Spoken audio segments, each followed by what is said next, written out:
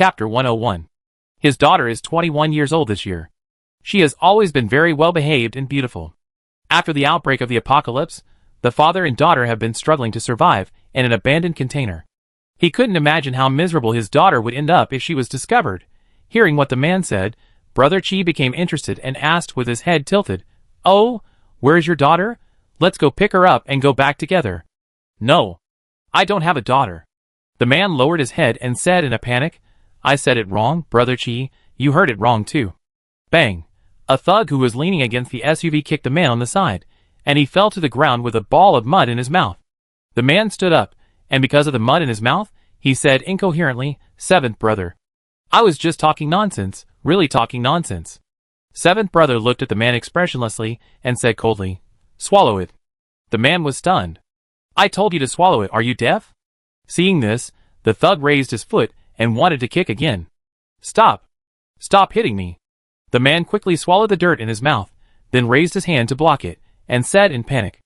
A few meters away, Chinyu and Uncle Wa squatted under the rotten road, staring at the men with their fists clenched into a ball.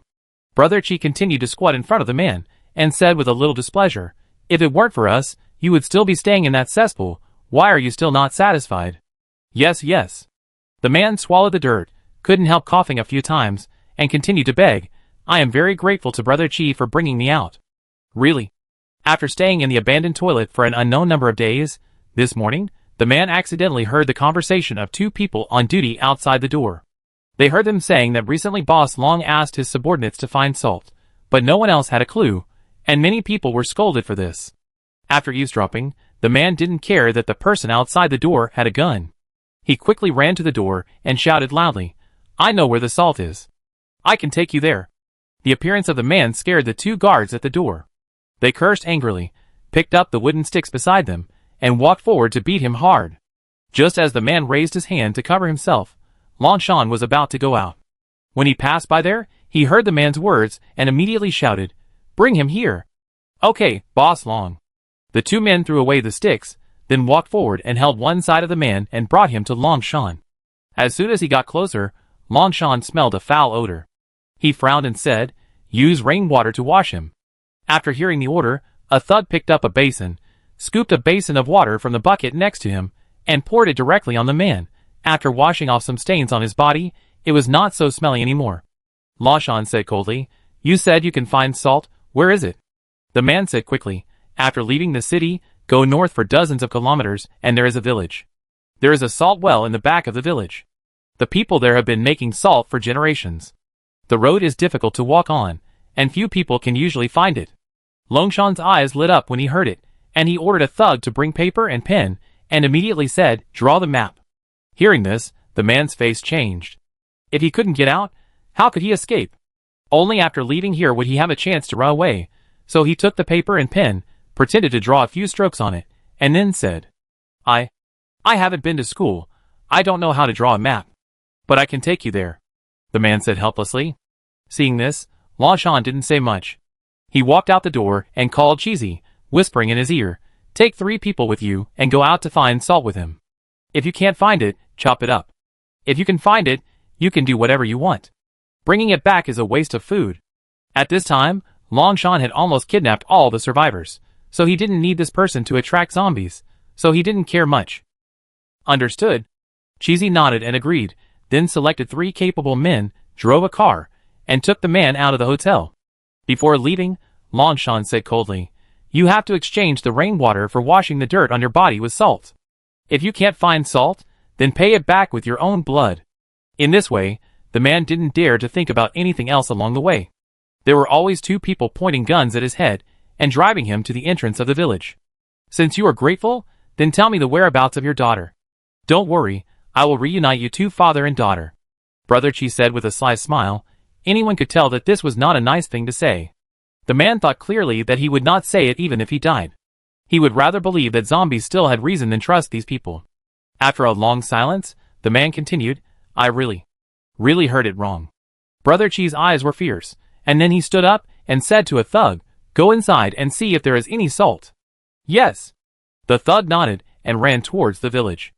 A few minutes later, the thug ran out with half a bag of salt and said excitedly, "Brother Chi, There is still half a room of unopened salt. We have done a great deed now. When the henchman came closer, Brother Chi took the salt, put a little on his finger, and put it into his mouth to taste it. It was a familiar taste. Then he smiled. Everyone can pick a girl when we go back. Thank you, Brother Chi. Brother Chi is awesome. Seeing the cheers of several people, the man on the ground dared to continue. Gentlemen, you found the salt. Can you let me go? Brother Chi took out a handful of salt and rubbed it directly on the wound on the man's body, causing him to scream in pain. Then the seventh brother continued to ask, say it or not. The man lying on the ground was in so much pain that his face turned pale. He said weakly, say it. Say it, you found the salt, didn't you? The man knew that he was going to die today. Before he died, he would never reveal the whereabouts of his daughter, and he would never say it even if he died. Fuck, you are still playing dumb with me. The seventh brother kicked him and then cursed, beat me. Boss Long said that we have found the salt, and we can do whatever we want with the people. The three thugs shouted and rushed forward to bid violently, not disguising their violent means at all. 2 minutes later, the man on the ground was breathing less and less, lying on the ground, twitching with blood foam at the mouth. A few seconds later, the man stopped moving and no longer struggled. Chin Yu, who was hiding in the distance, punched the soil in front of him and said gloomily, what should we do if they find the salt? Don't worry, I have a way. Uncle Wa also said gloomily. A thug took out a dagger and stabbed it into the temple of the man on the ground to prevent him from turning into a corpse. Then the four of them walked into the village together to move the salt. The car could not drive in, so they had to park outside. After they walked away, Uncle Wa climbed up with Chinyu. Chapter 102. Chinyu walked to the side of the car and took a look at the man on the ground. His right eyeball had been blown out, and blood was flowing from his left eye. Seeing this miserable appearance, both of them felt bad. Don't be sad. Uncle Wa walked to Chinyu, put his hand on his shoulder, and said in a deep voice, in the end of the world, it is normal for people to die. Chinyu whispered, but even if you are bitten to death by zombies, it is better than being beaten to death like this. Hearing this, Uncle Wa also fell silent. What is the method you just mentioned? Chinyu turned around and stopped looking at the man on the ground, and asked Uncle Wa. I said, only one of us and them can survive. Uncle Wa took out a dagger, and said in a cold tone, boy, watch out, now is the killing technique. After saying this, Uncle Wa turned around and walked towards the entrance of the village. Although the car was parked at the entrance of the village, it happened to be next to a bend. Unless those people came out, Chinyu and Uncle Wa would not be seen. Uncle Wa walked around the car and walked a few steps into the village, then looked at the footprints on the ground and squatted down. What are you going to do? I help you. Chinyu came over, he also wanted to help. No, just watch. Uncle Wa took out a dagger and started digging at the footprints. He lowered his head and said, I want to bury a landmine. Landmine? Where did the mine come from? Chinyu was startled and looked at Uncle Wa's waist. He didn't have a bag on him, so where did the mine come from? Who said that only real thunder can kill people? Uncle Wa raised his head, looked at Chinyu and smiled. About a minute later, Uncle Wa quickly dug down 3 centimeters according to the size of the footprint. Then, he picked up a thin and long dead branch, put a small stone in it, put the dead branch on top, and covered one end with wet soil. Uncle Wa stood up and picked a few leaves from the grass pile next to him, returned to the small pit, put the leaves on it, and then covered the leaves again with wet soil on one side. It looked exactly the same as before. Can this kill people? Chinyu was a little confused, and then said, what if they don't step on this footprint? Uncle Wa took out the last bit of fishing line from his pocket. Every time he went out, Uncle Wa liked to carry it with him, and it was very useful. One of the 4 people will step on it. Uncle Wa walked to a small tree on the side of the road and said, it won't work alone, but there are other things to cooperate with it. Go and cut a dozen branches as thick as fingers, make them longer, and sharpen one end of them. Chinyu nodded, and walked to a tree next to him. Uncle Wa set the fishing line 2 centimeters in front of the footprints, raised it a little, and then connected the trees on both sides of the road. Then he tied the fishing line to a small sapling on the right-hand side, clamped the sapling with a barbed wood, and bent it. Then he used thin branches to make an oval at the sapling position, smeared some mud on it, and clamped it with a wooden stick. At first glance, it looked a bit like a grenade. Chinyu quickly walked back, and looked at what Uncle Wa was fiddling with on the ground. He said, look carefully, it doesn't look like a grenade. Just looking at it is not enough. Uncle Wa stood up, picked up a small branch and broke it. Hearing the sound of clicking, Chinyu immediately understood, this sound. That's right. Uncle Wa nodded and continued. It sounds like the sound of stepping on a landmine. 1 second before they step on the footprint, the fishing line will be driven, triggering the mechanism on the right, and then the fake grenade will pop up. This has no lethality. Chinyu admired Uncle Wa's idea, but he saw at a glance that it was just a wooden mine. That's why you need to cut the branches. Uncle Wa took the sharp branch from Chinyu's hand and walked to the left. Uncle Wa stuck the thin branch into the ground on the left side of the bad road, with the sharp end facing up. He said, ordinary people usually don't dare to move when they step on a landmine, but what if the landmine jumps up on the right side? Then he will quickly fall to the left? Chinyu's eyes lit up, and he understood something and said immediately, no one will look carefully at what is jumping up. They will only believe their ears and forget their eyes. Uncle Wa stuck a dozen sharp sticks in place and stood up and said, these sticks are inserted every 20 centimeters or so, crosswise into the ground. Although they may not hit the vital points, they can delay the action. Uncle Wa looked at Chinyu and continued. Hearing the word vital points, Chinyu suddenly thought of a way. He saw Uncle Wa preparing to cover the sharp sticks with grass and hurriedly said, don't cover it yet, wait for me. Then he ran back to the way he came. If he remembered correctly, there was a zombie that they had killed a few dozen meters away from here. Soon Chinyu ran back, holding the zombie arm in his hand, dripping smelly blood on the ground. When he came to the trap, Chinyu smeared the zombie blood on the wooden sticks one by one, then threw it aside and said, this will be fatal. Good idea. Uncle Wa patted Chinyu's shoulder approvingly and said, evil people like them deserve this fate. Chinyu clenched his fists and said. Afterwards, Chinyu and Uncle Wa continued to squat down by the roadside, but this time, Uncle Wa did not choose to stay here. He said softly, it's not convenient to sniper here. I have to find a high point nearby. Sniper rifles are not easy to use at close range. This time, Uncle Wa only brought a dagger and a sniper rifle, but no pistol. Chinyu nodded and replied, you go, I can handle it here by myself. To prevent Uncle Wa from worrying, Chinyu pushed him.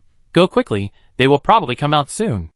Uncle Wa hummed, bent down and left quickly. A few minutes later, Chinyu saw the figures of those people. Each of them hugged dozens of bags of salt with both hands, walked out laughing, and heard vulgar words from time to time. This time when I go back, I will make that woman cry until all her tears dry, haha. An ugly-looking thug with yellow teeth said obscenely. When he turned his head to look at his companions behind him on the left, he did not notice the footprints in front of him. The next second, he stepped on them directly. Crack! The wooden stick was broken by the step, making a crisp sound. When the seventh brother, who was walking in front, heard the movement, his heart trembled suddenly. He was too familiar with this sound. A thug had stepped on it in the city before. That time, it was a real mine buried by Uncle Wa. Unfortunately, there was only one. He turned around and quickly shouted to the henchman, don't move, it's a mine. But unfortunately, the mechanism next to him was triggered, and a fist-sized object quickly popped up on the right-hand side. Brother Chi noticed it, but he didn't have time to take a closer look. A sense of fear surged in his heart, and he quickly fell forward. Chapter 103. The henchman dared not move after hearing what Brother Chi said, but the next second, he saw Brother Chi fall to the ground, and a small object appeared in the air on his right hand. He did not hesitate, and quickly threw the salt in his hand to the ground, and then jumped to the left. The remaining two henchmen, one lay at the back and dared not move, and the other followed the person in front and jumped to the left, but soon his right hand was directly pierced by a sharp wooden stick. Ah! A painful scream rang out, and the fingers were connected to the heart, not to mention that the hand of this henchman was directly pierced by the wooden stick.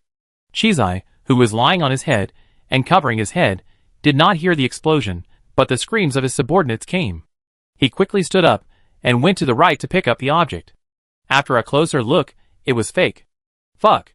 Feeling that he was being fooled, Chizai crushed the fake grenade, then ran to the side of the henchman and quickly asked, what's going on? As soon as Chizai ran closer, Chinyu took out a pistol, quickly aimed at his body, and pulled the trigger directly. Bang! The gunshot sounded, and the bullet hit the open space next to Chizai's calf. The first time he aimed at someone, Chinyu's shot was off target. The shooting was exposed, and another uninjured henchman picked up a pistol and aimed at Chinyu's position to fight back. The bullet hit the bad road, and Chinyu lowered his head and dared not show his face. Although Chinyu's shot did not hit, it successfully scared Chizai. He slipped and fell directly into the trap. Just when his head was about to pierce the wooden stick, Chizai's waist burst out with strength, and he twisted his body in the air and fell sideways. His body was just stuck in the gap between the wooden sticks, but soon, Cheesy felt pain in his hand, and when he looked up, he saw that his left palm was pierced by the stick. On a tree in the distance, Uncle Wa sat on a branch as thick as his arm, with his left hand wrapped around the trunk, holding up his left arm with his right hand, and holding up the sniper rifle. He saw the scene in the trap through the scope and said dissatisfiedly, "It should be inserted more densely." Then Uncle Wa aimed directly at Cheesy's head, and quickly pulled the trigger. When the bullet flew quickly, Cheesy did not stay where he was, but pulled out his palm and rolled to the side quickly, his body crushing the sticks. Bang! The bullet hit Cheesy's ear, just a few centimeters away. Cheesy immediately recognized the sniper from the distant shot. He took the automatic rifle slung over his back, raised his left arm, and fired a burst of bullets in the direction of Uncle Wa. Bang, bang, bang. The bullets hit the tree trunk, causing the tree to shake. Uncle Wa leaned against the tree, waited for the gunshots to stop, quickly adjusted his posture, continued to hold up the sniper rifle, aimed at another subordinate, and shot him when he was about to run around the corner and hide in the village. Ding! Uncle Wa shot the pistol that the subordinate just raised, and it fell to the ground. The bullet flew past his cheek, and the hot temperature instantly drew a line of blood. But the man did not stop, and still ran into the village. Fuck. This can be blocked. Uncle Wa saw it clearly through the sniper scope, and cursed irritably. Good people don't pay for their lives, and the disaster will last for thousands of years. Then Uncle Wa turned the sniper rifle, and looked at Cheesy's position. There was only one body there, and the other two people had already hidden behind a slope. The corpse was the thug who stepped on the stick first. When he laid down to the left, he actually spread his limbs, and threw himself forward in a big shape. He was stabbed to the bone on the spot. His throat was pierced instantly, and he died without even a scream. When Cheesy raised his gun and fought back towards the mountain, Chinyu stood up with his pistol, but due to the angle, he could not hit Cheesy, and could only see the fire from the muzzle. After running a few steps to the side, Chinyu climbed up to the main road, then quickly ran behind the car, raised his gun and prepared to shoot Cheesy. Just as Chinyu exposed his body and prepared to shoot, the henchman, who was also pierced in the right hand, had already stood up. The moment he saw Chinyu, the injured henchman took out the pistol with his left hand, and quickly started shooting at Chinyu. Fortunately, he used his left hand, and the bullets basically hit the car body with a crackling sound. Chinyu was anxious for a moment, and exposed most of his body. The moment he heard the gunshot, he directly shrank back.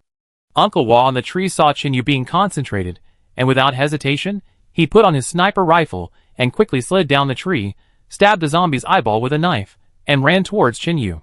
Compared to Chinyu Washu, Chizai and his men were much better equipped.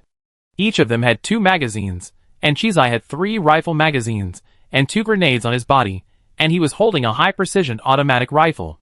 Chizai, who had emptied a magazine, heard his men next to him firing at the car body. He turned his head, and saw a pair of legs under the car. Seeing this, he took out a grenade with his right hand, bit the ring with his teeth, and threw it directly towards the car. "Let's go!" Cheesy quickly took the magazine of the dead henchman. Since the pistol was in the abdomen, it was difficult to take it out, so he only took the magazine, helped the injured henchman up with one hand, and immediately led him to retreat to the abandoned village. Cheesy took his henchman with him not to save him, but if there was no other way, he would shoot his henchman's legs and leave them to attract zombies so that he could survive. A round grenade rolled under the car. When Chinyu saw it, he was so scared that his hair stood up. His legs were out of control, and he ran towards the roadside desperately. Just after running a few steps, Chinyu's heart started beating wildly. He jumped up and quickly lay forward. The next second, the grenade behind him exploded. A loud bang. All the zombies on the mountain were startled by the gunshots and explosions, and walked down the mountain step by step. Fortunately, the shock wave of the grenade explosion was partially blocked by the car, so Chinyu was only blasted forward a few times, and was not seriously injured. After rolling a few times, Chinyu touched his body, and the pistol fell to the ground. He looked back and saw that the bottom of the car was burning. Seeing this, Chinyu gritted his teeth and stood up quickly, and then ran forward. If Chinyu guessed correctly, the car was about to explode. Sure enough, just 2 seconds later, a more violent rumble was heard. This time, the car explosion was more powerful than the grenade. Since the off-road vehicle was fully fueled and detonated, it was no less than a medium-sized bomb. Uncle Wa had just run onto the bad road when he saw the car explode instantly.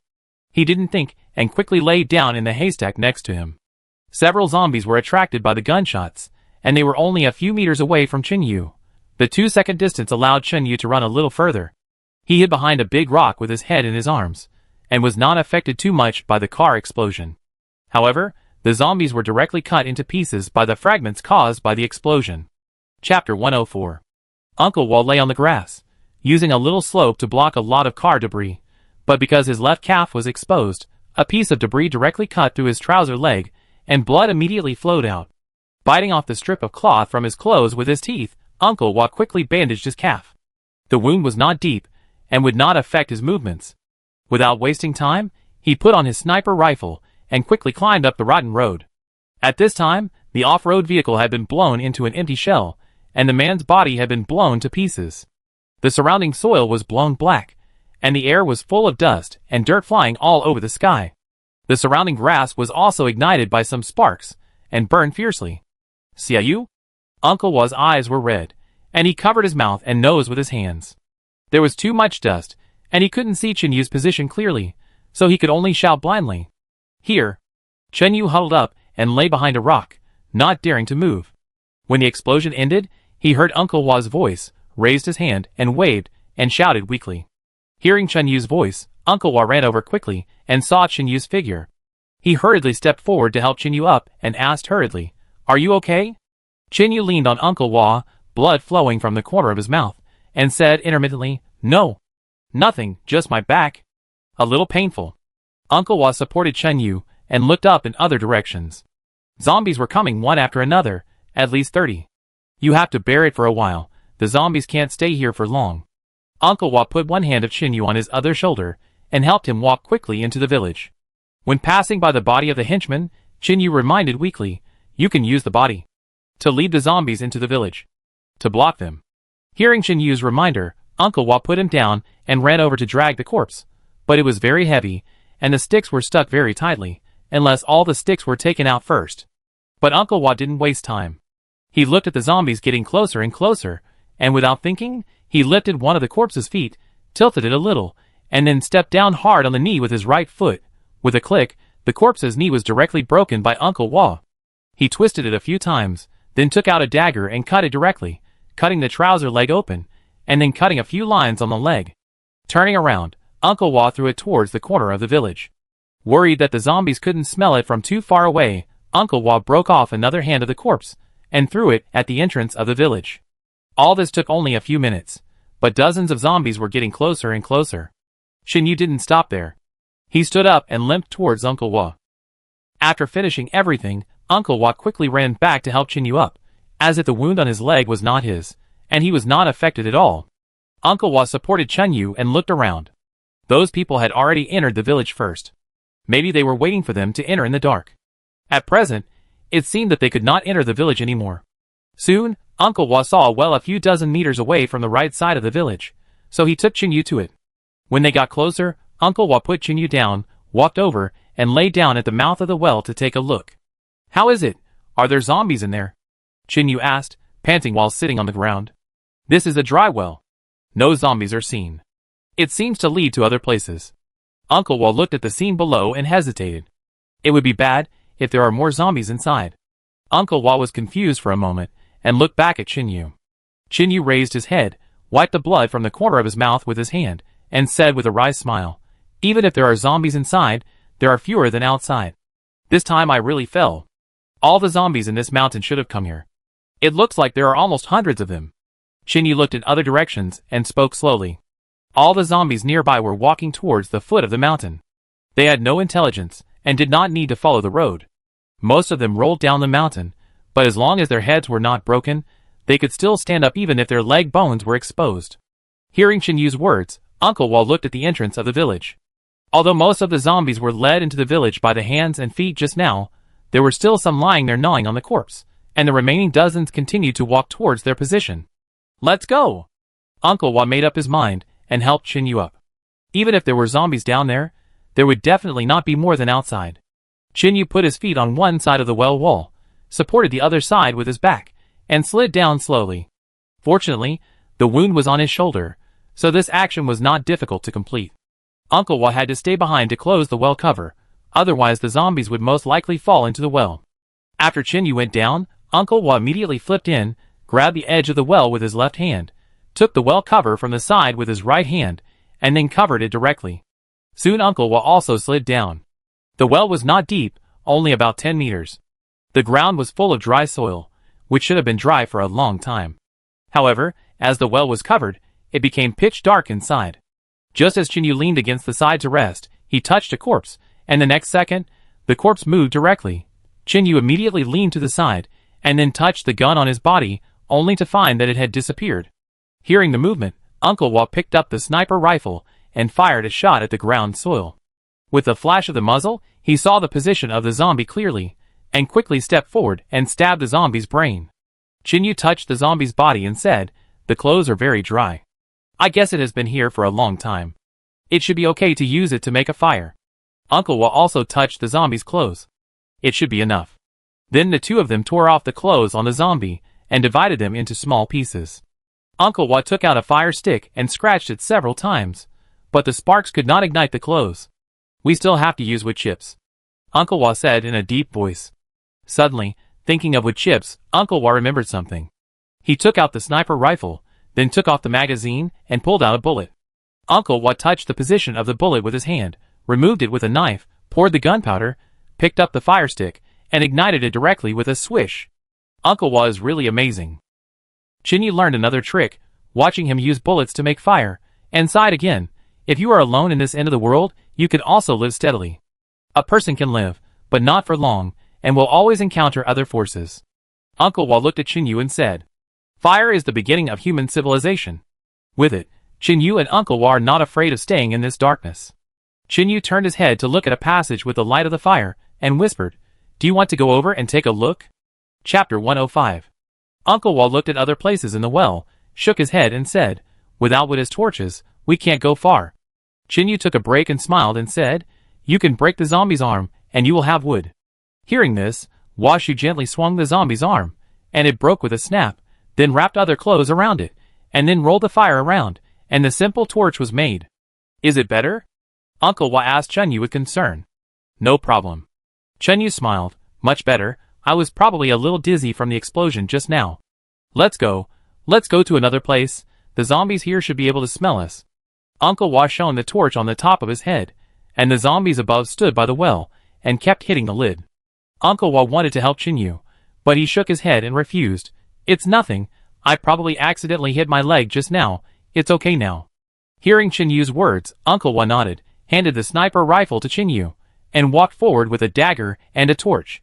This passage is about 1 person high, and can accommodate 2 people walking side by side. The ground is paved with stones, and most of the moss on it is dead. After walking for a few minutes, the two came to a larger area, which is about 10 square meters in size. There is a pool in the middle, and there are stone stairs leading up next to it. Some light shines down from the stone stairs. "There is always a way out," Chinyu said with a smile while looking at the stone stairs. "Haha, let's go." Uncle Wa was also very happy.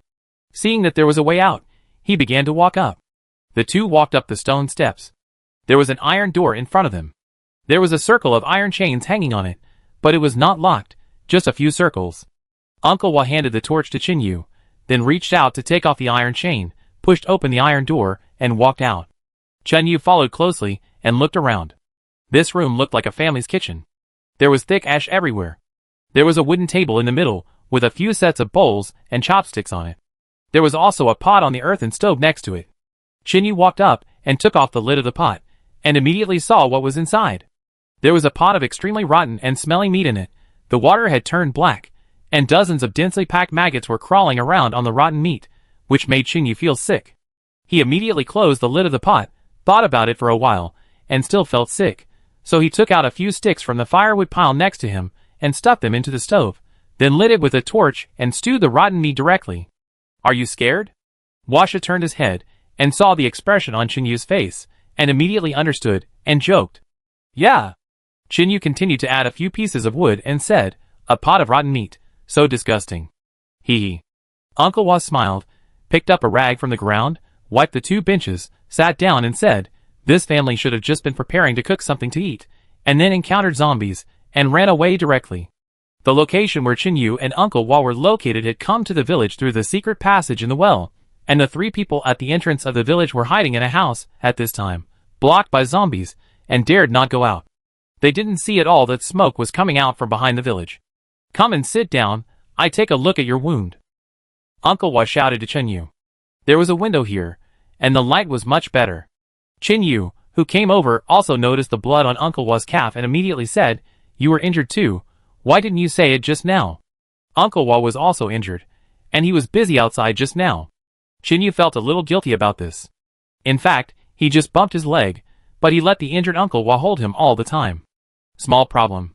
Uncle Wa just glanced at his calf and continued, "Injury is commonplace. My injury is not worth mentioning. It's a big win if one of them dies."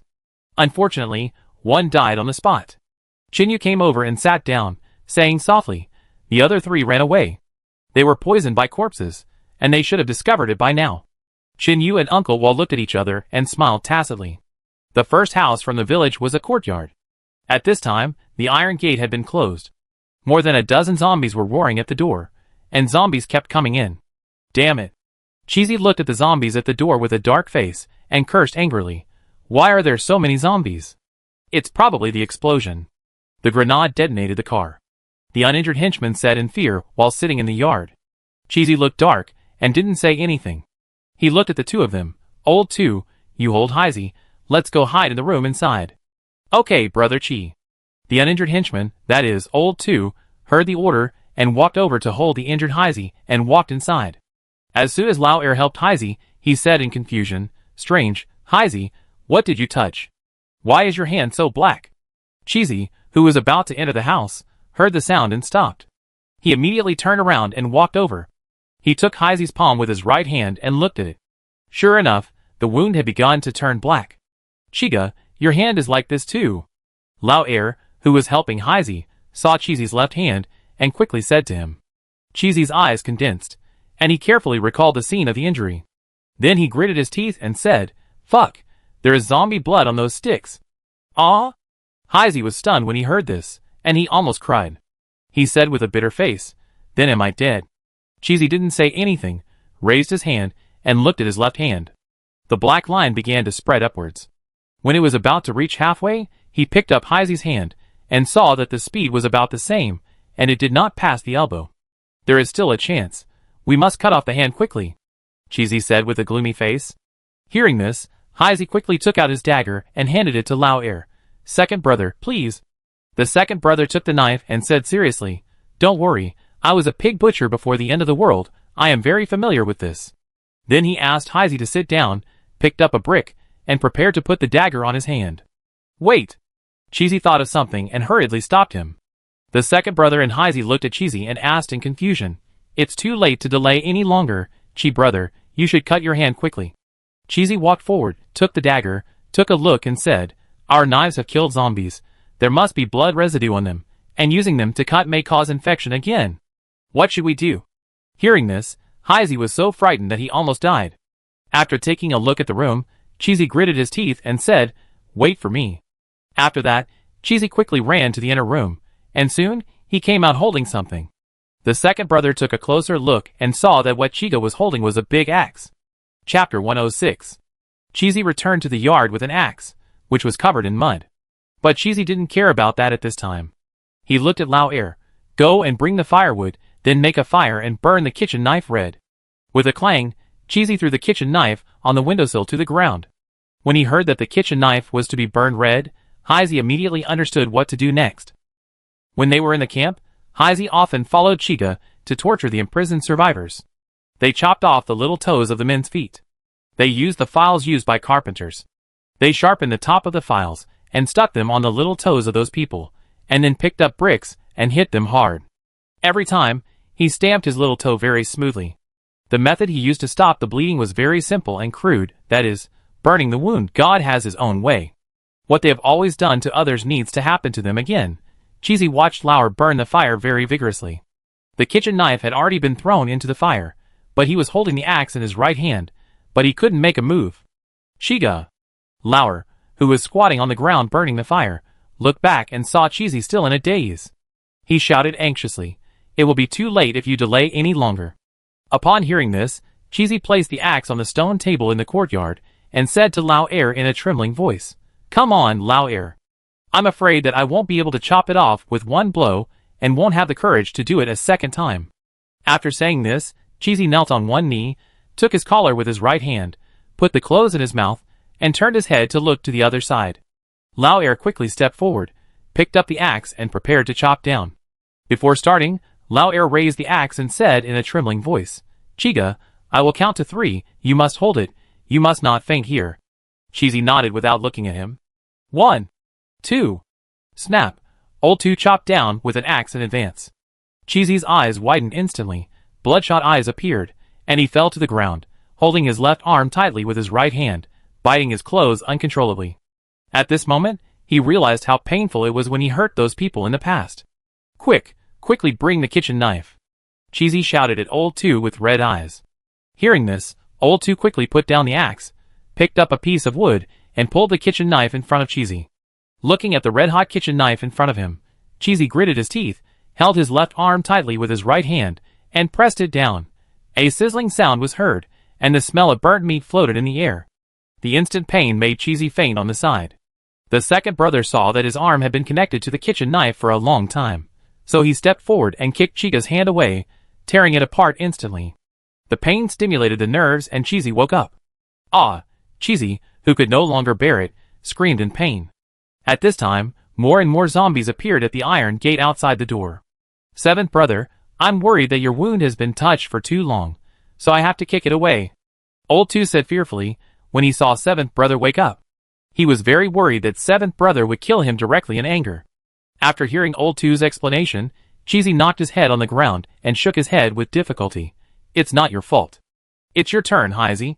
Cheesy raised his head and looked at Heisey, who was already scared to death, with red eyes. Because the method was too rough, Cheesy's face was very distorted at this time, and the whole person became more gloomy. Yes, Heisey cried. The second brother continued to kick the kitchen knife into the fire, then picked up the axe and walked to Heisey, aiming at the arm on the stone table, and chopped it down directly. A few minutes later, Heisey, who had also fainted, was also awakened by the kitchen knife kicked away by the second brother, and screamed in pain. "Don't scream." Cheesy, whose face was pale and lips were seriously pale, couldn't bear it anymore, so he turned his head and yelled at Heisey. "It hurts. It hurts so much, Chiga." Heisey knelt on the ground, holding his right arm tightly with his left hand, and cried to Cheesy, "Any pain we suffered today, I will return it to those 2 men 1,000 times." Hearing his subordinate's words, Cheesy himself was also very irritated. He said with a gloomy face, "Chiga, look over there, why is there smoke?" The second brother brought out a basin of water and poured it on the fire.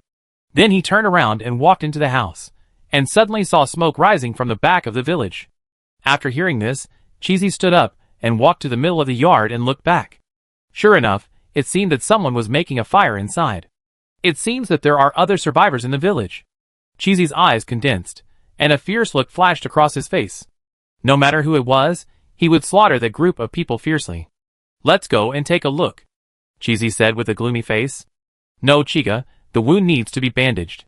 Lao Er saw this and couldn't help but said.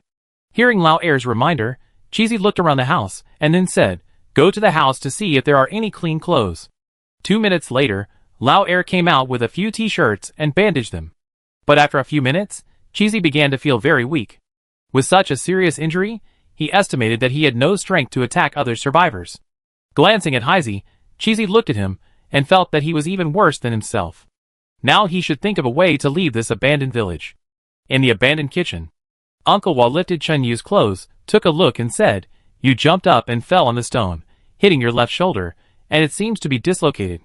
No wonder I thought you hurt your hand when I saw you didn't move your left hand much." Uncle Wa had noticed that Chun Yu hardly moved his left hand. Even when he lifted the pot lid, he held the torch with his right hand and lifted it with his little finger. Dislocation. Chun Yu heaved a sigh of relief when he heard Uncle Wa's words. "I was so scared that I thought my hand was broken." "Dislocation is also very serious, don't you understand?"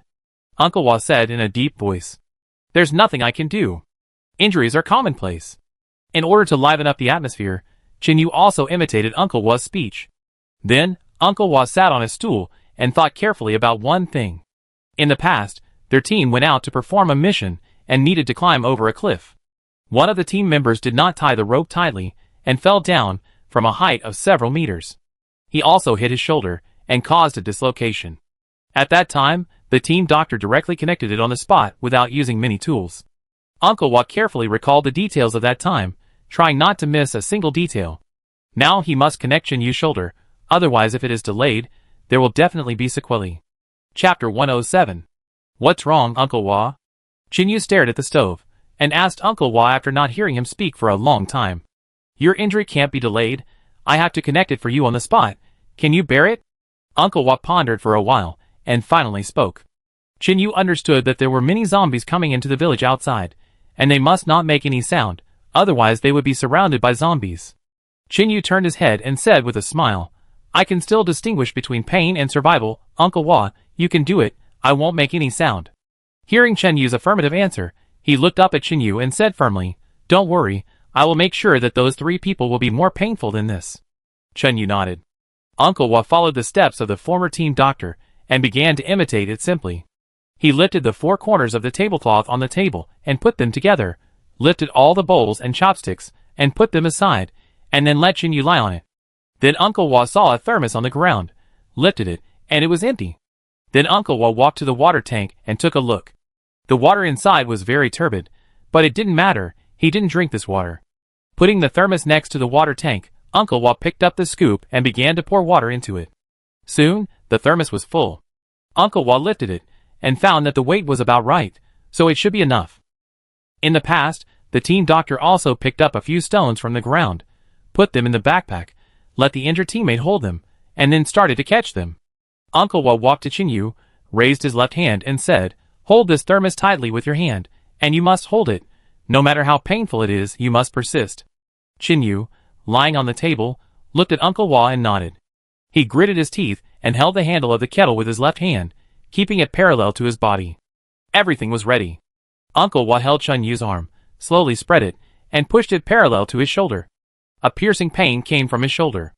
Qinyu held his left hand tightly, staring at the roof in front of him, holding on hard, and didn't make any sound. Click! Hearing the familiar sound, Uncle Wa let out a long sigh. Okay, it's connected. Qinyu supported the table with his right hand, sat up and moved his left arm. It didn't hurt so much, but it was still a little bit uncomfortable. Seeing this, Uncle Wa said, Be careful not to get hurt again in the next 2 days. I deal with the zombies, you just hide behind me. Hearing Uncle Wa's words, Qinyu shook his head. There are too many zombies outside. I guess the zombies on other mountains are also rushing here. You can't kill them alone. Help me make a weapon, and I can also help. What weapon? Uncle Wa did not make false excuses. He was not sure about the number of zombies this time. If he continued to show off, he might end up killing Qinyu. Help me make a wooden spear with a few fruit knives and sticks. I don't know where my dagger fell. Uncle Wa nodded and turned to search in the kitchen. He found 3 knives, about 30 centimeters long. Qinyu was not idle either. He walked around the house for a while, and then found a wooden stick behind the door. Qinyu looked outside the house. It looked like it was used to hang clothes. It was about 3 meters long and about the thickness of 4 fingers put together. It is not convenient to use force with the left hand, so Uncle Wa will do the tying. What to tie this with? Uncle Wa has never done this before. He looked around the house, then picked up a bundle of hemp rope and asked Qinyu, Use this? Qinyu took the hemp rope, looked at it, and said, This won't work. The rope will be stained with zombie blood for a long time, and it may cause the wooden spear to stink. I can't stand carrying a corpse stinking stick every day. After saying that, Qinyu looked at a big piece of wood on the stove. There were many nails nailed on the wood, and several iron wires were hung on each of them. On the iron wires were some highly rotten meat. Qinyu estimated that this should be used to smoke meat in the past. Use this wire. Qinyu moved a stool, stepped on it, and took out all the wire. By the way, he covered his nose and lifted the lid to take a look. The black water was boiled dry, and the maggots were all dead, stewed with rotten meat into a pot of rotten meat. Keeping the lid closed to prevent the smell from spreading, Qinyu picked up the pieces of meat and threw them on the wooden table. He pressed the wood with his left hand and took out the wire. Thank you for your hard work, Uncle Wa. It's okay, I have to tie the dagger longer later. Uncle Wa went up to get the wire and started tying it up. Wait a minute, use this. Qinyu came out of another room, holding a pair of pliers and a saw, and said. With the help of the pliers, the 3 knives were quickly tied together, with the blades facing different directions. What do you think? Uncle Wa handed Chunyu a wooden spear. Picking it up and waving it, Chunyu said softly, "It's a bit long, I cut it shorter." "Okay." Uncle Wa nodded and said, "I can also use the remaining wood." Using the saw he found, Chunyu stepped on the stick with one foot and pressed it on the stool, and cut it directly from the middle. Chunyu sawed it off in a dozen seconds. He waved the wooden spear and said with satisfaction, "It's good now. The distance is just right, and the feel is also very good."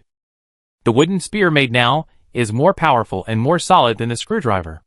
After Uncle Wa tied it up, the two of them roasted the stick with fire to prevent it from having barbs, and then prepared to leave. Before leaving, Chunyu put out the fire in the stove with water.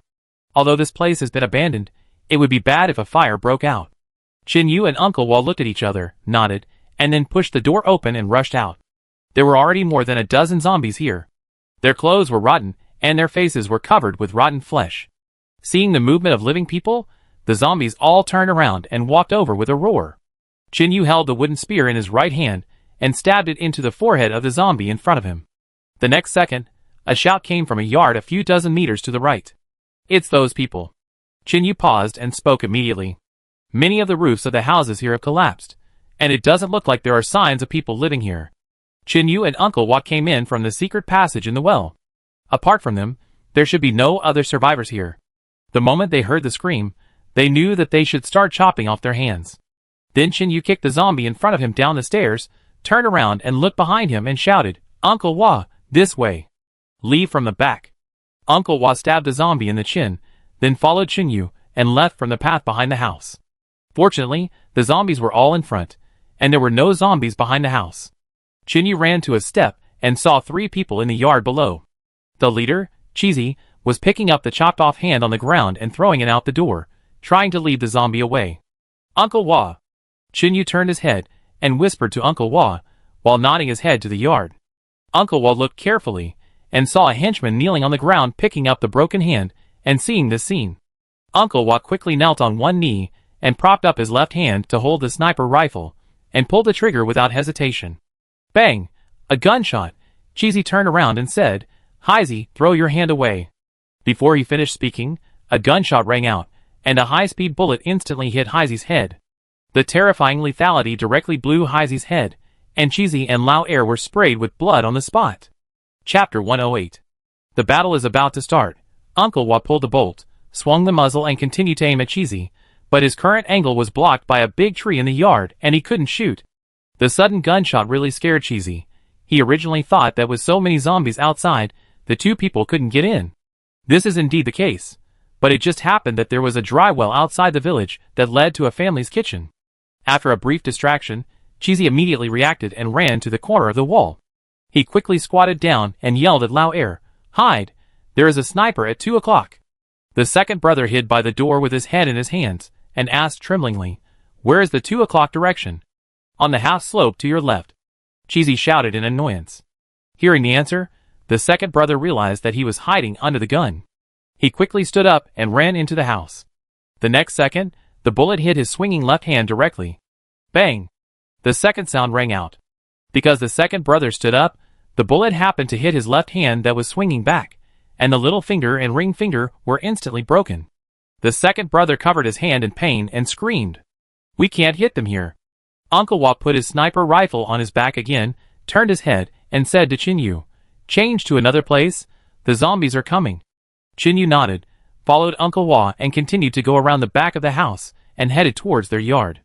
2 gunshots also attracted other zombies. Cheesy hid under the wall and noticed that they had changed places. He quickly took the ladder next to him and climbed up directly from the wall. Lao Air leaned against the inner room and saw that Chi Gu had left him and ran away.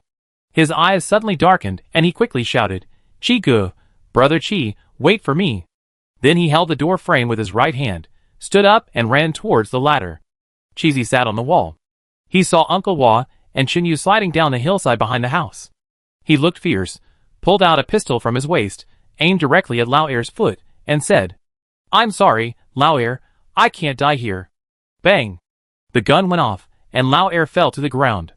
Then Cheesy bent down, dragged the ladder up with force, put it on the other side of the wall, and slid down quickly. 10 seconds later, Uncle Hua and Chin Yu had already climbed in through the back window of the house. The crying Lao Er, who was lying on the ground, saw the two people appear and finally saw who had been attacking them all along. Looking at the dark-faced middle-aged man who was leading the group, Lao Er was so scared that he wet his pants on the spot. The dark-faced man, who often attacked them secretly. Kneeling up quickly, Lao Er had no intention of resisting. He threw his pistol aside and said in panic, "I give you all the guns. I just want to live. Please." While talking, Lao Er was knocking his head on the ground, as if he was afraid that they couldn't hear him, and he didn't care even if his scalp was broken. Uncle Hua walked forward with a gloomy face and said coldly, "When that man knelt down to beg you just now, did you let him go? When those girls knelt down to beg you, did you ever stop tearing their clothes? Ah, I'm asking you a question, stop knocking your head." Uncle Hua walked forward quickly, picked up the sniper rifle in his hand, and hit Lao Er's ribs from the side. With a snap, several of Lao Er's ribs were broken, and he fell to the side howling in pain. Chin Yu, who was standing by, heard Uncle Hua's angry shout, and directly pulled out a kitchen knife from the fire that had not been completely extinguished, then wrapped it with clothes on the ground and picked it up, walked over and pressed it on Lao Er's arm. The sizzling sound rang out again. Ah, Lao Er couldn't help screaming.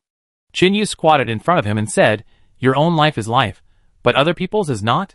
You begged for mercy when you were dying, but what about others when they were dying? Aren't you smiling happily?" Chin Yu remembered the man kneeling beside the car, begging bitterly. What did he do wrong? He just wanted to live, he just missed his daughter. Chin Yu said softly. "Yes, brother, what you said is." The second brother endured the severe pain, lying on the ground and continued to beg, "I will never kill anyone again, let alone bully others. This time I will quit them when I go back, and you will never see me again in your life." Heh. Chin Yu smiled lightly. He thought of a way. Then he stood up, walked to the side, picked up the pistol, and said to Uncle Hua, "Let's go. He has decided to reform. Give him a chance. Have you forgotten what I told you? This group of people." Uncle Hua was full of doubts. "No, let's go." Chin Yu looked into Uncle Hua's eyes and nodded. Climbing up the big tree in the yard, Uncle Hua stood on the wall. He still couldn't figure out why Chin Yu suddenly said such a thing. Hearing the second brother's thanks below, he wanted to kill him right away. Then Uncle Hua saw Chin Yu standing on a branch, took out his pistol and aimed at the iron gate. Bang! This time, Chin Yu aimed very accurately, and the bullet directly broke the chain on the iron gate. The zombies immediately pushed the door open and rushed in. Hearing the gunshot, Lao Er raised his head and glanced at the iron gate, and suddenly dozens of zombies came towards him.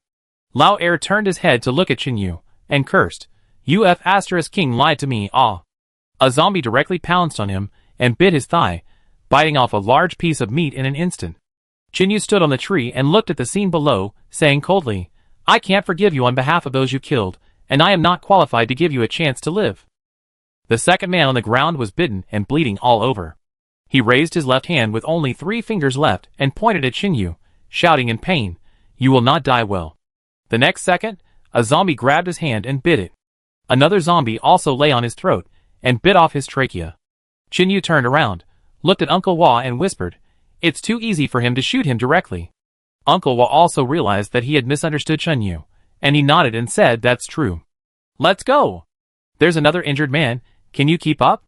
Chin Yu walked over from the tree branch and stood beside Uncle Hua and asked. Looking at the intermittent bloodstains on the ground, Uncle Hua nodded. "Okay, he's injured and can't walk far." Then the two of them jumped directly from the wall, and followed the bloodstains to chase Cheesy. Since the iron gate was opened by Chin Yu, the second brother in the yard happened to help them attract most of the zombies outside, and many zombies squeezed into the yard, leaving only a dozen or so outside. Chapter 109. Chin Yu put the pistol on his back, and used a wooden spear for self-defense. After leaving the yard, Chin Yu and his team followed the blood trail to a bad road, and came to a fork in the road. There were 2 paths leading down, the left one had bloodstains, and the right one was clean. Chin Yu took a look and prepared to walk to the left path. Wait a minute. Uncle Hua grabbed Chin Yu's hand and said, "There's something strange." Chin Yu looked back and wondered, "Isn't this bloodstain very obvious? It's obvious that he went to the left. Something is wrong, look over there." Uncle Hua pointed to the left side of the path a little distance ahead, where a few pieces of grass were trampled down, and it looked like they were heading to the right. What if it was trampled by zombies? Chinyu walked over and took a look at the grass, then turned back and said, "It looks like it was just trampled out. Look a little ahead of the left side of the path. Is there any blood?"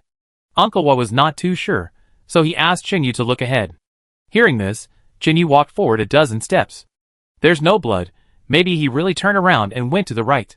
Chinyu turned around and shouted, "This guy doesn't look simple." Chinyu and Uncle Wa continued to walk to the right path, and he said as he walked, "Few people who can become leaders are easy to mess with." He chopped off his own hand, and was still so calm. "He is a strong enemy. We must not let him go." Uncle Wa ran in front and chased quickly. More than a minute later, Uncle Wa and Chinyu ran to a mud house with a thatched roof. This is the only place nearby where people can hide. Uncle Wa took a wooden stick and killed the zombie next to him with a knife, then said in a pause, "Cheesy, don't hide, you will definitely die today." Uncle Wa took out his sniper rifle and shouted loudly from the outside wall. It was very quiet. No one answered, but the zombies in the distance began to walk towards this side. Could it be that we really went the wrong way? He is not here? Chinyu squatted next to Uncle Wa, holding the pistol in both hands and asked. "No, look over there, 10 o'clock. Uncle Wa moved the muzzle of his gun and pointed in a direction. Chinyu looked carefully, and saw a zombie lying in the corner of the yard with a wound on its head. "I have never killed any of your people. Why are you chasing me?" After a long silence, Cheesy in the thatched house finally spoke. Judging from his shooting skills and pursuit ability, Cheesy felt that the person he met this time was not an ordinary person, so he began to speak and deal with him. "Your men have killed him before." Uncle Wa also replied coldly. "What do they have to do with me?" Cheesy shouted unconvinced. "Being able to beat a dog depends on the owner. If you can't take care of your dog, someone else will take care of it." Uncle Wa squatted and moved a little to the side.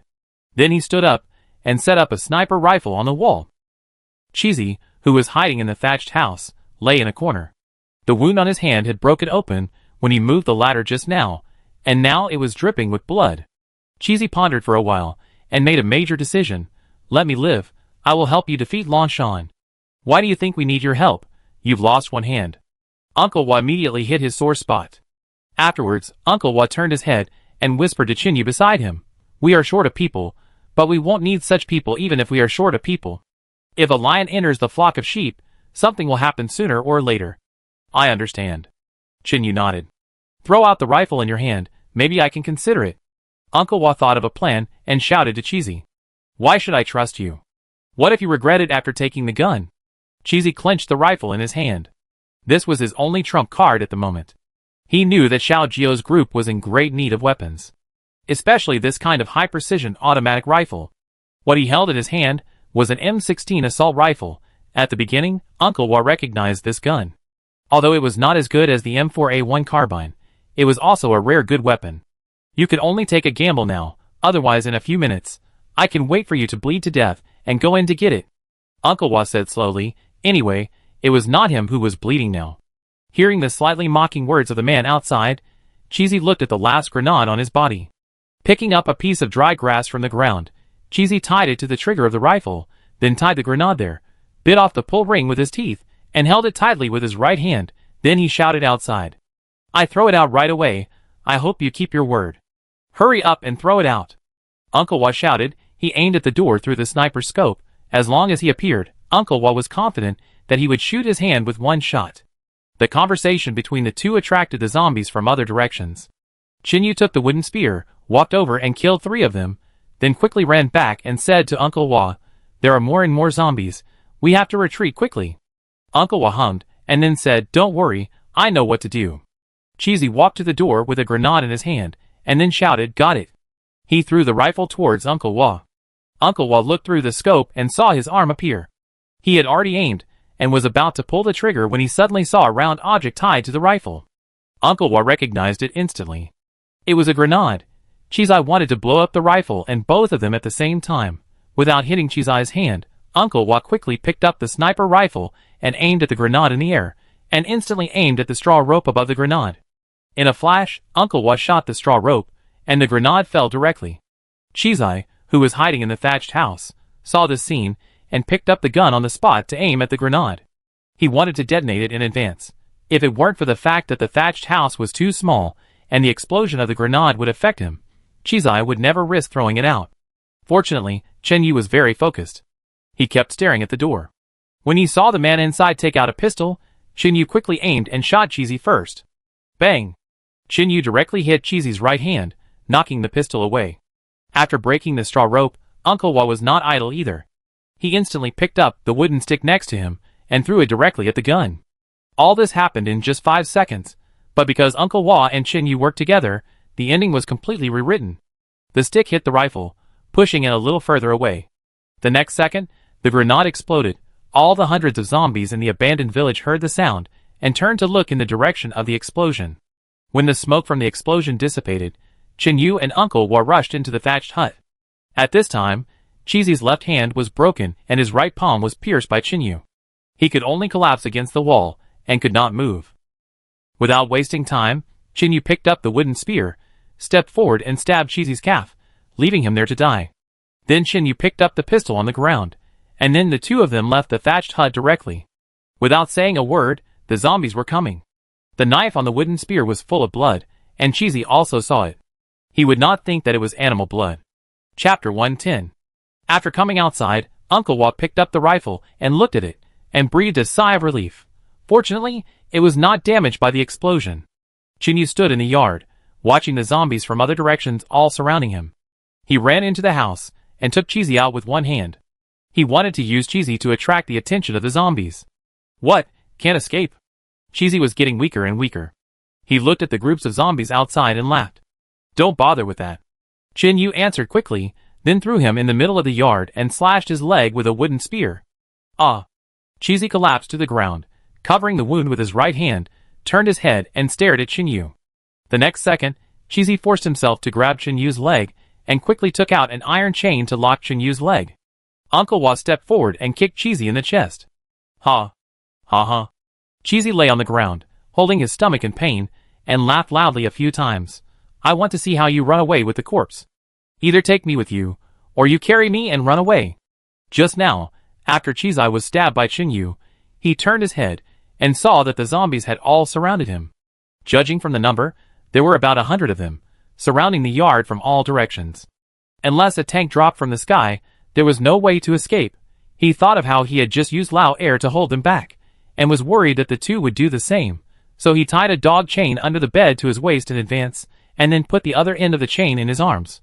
Seeing that Chen Yu was forcibly locked by Cheesy, Uncle Wa picked up a wooden stick and pressed it against his chin and shouted, You have been poisoned by the corpse, and you will definitely die now.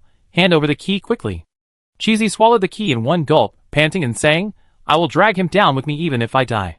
Chen Yu picked up a stone from the side and hit the chain hard, but it was still intact. He did want to use Cheesy's body to attract zombies, but he didn't pay attention for a while, and he was tricked by him. Anyway, he had already poisoned Cheesy with zombies, so he couldn't care less at this time. He picked up the wooden spear and walked forward, ready to stab Cheesy in the stomach. Oh, don't waste your energy, it's useless, unless you can cut my waist, otherwise you will still have to drag my body. Seeing Chen Yu holding a knife with a dark face, Cheesy knew what he was going to do, spit out a mouthful of blood, and then said nonchalantly. Hearing the chopped off, Uncle Wa's eyes lit up. He turned and shouted to Chen Yu. I go over there to pick up the axe, you wait here. No! Chen Yu grabbed Uncle Wa. There are more zombies over there. It's too dangerous for you to go over there. It's really too late if you delay any longer. Uncle Wa glanced at the zombies that were coming over, and said hurriedly. Chen Yu looked at the chain on the ground, which was about 2 meters long, and then he thought of a way. Uncle Wa, go over there, and take off the belt from the zombie, then drag the zombie into the house, and chop the body into pieces. Chen Yu said quickly to Uncle Wa. He thought of the last time in the parking lot, when Chen Yu picked up the zombie's pawn that scared Li Yao, and threw it at other zombies. It didn't stop its steps at all. It can be seen that zombies are likely to be uninterested in the corpses of the same kind. Uncle Wa heard Chen Yu's instructions, and immediately thought of this. Hey! What do you want to do? Cheesy was lying on the ground fearlessly, but when he saw the expressions of Chen Yu and Uncle Wa, he began to panic. The wooden door to the yard was closed, but it didn't last long. Chen Yu saw that the door was pushed a little crooked by the zombies. Without wasting time answering Cheesy, Chen Yu stepped forward and bent down, dragging him to the front of the thatched house. Cheesy began to struggle violently. Seeing this, Chen Yu directly picked up the wooden spear and continued to stab him in the limbs. You, what are you going to do? Cheesy was terrified, and his whole body was crippled. He lay in front of the thatched house and screamed like a puddle of mud. Chinyu kicked him in the mouth, then took the belt handed by Uncle Hua, bent down and tied Cheesy's neck to the pillar together. After tying him up, Chinyu stabbed Cheesy's arm with a knife, causing him to continue screaming. Then he quickly returned to the thatched house.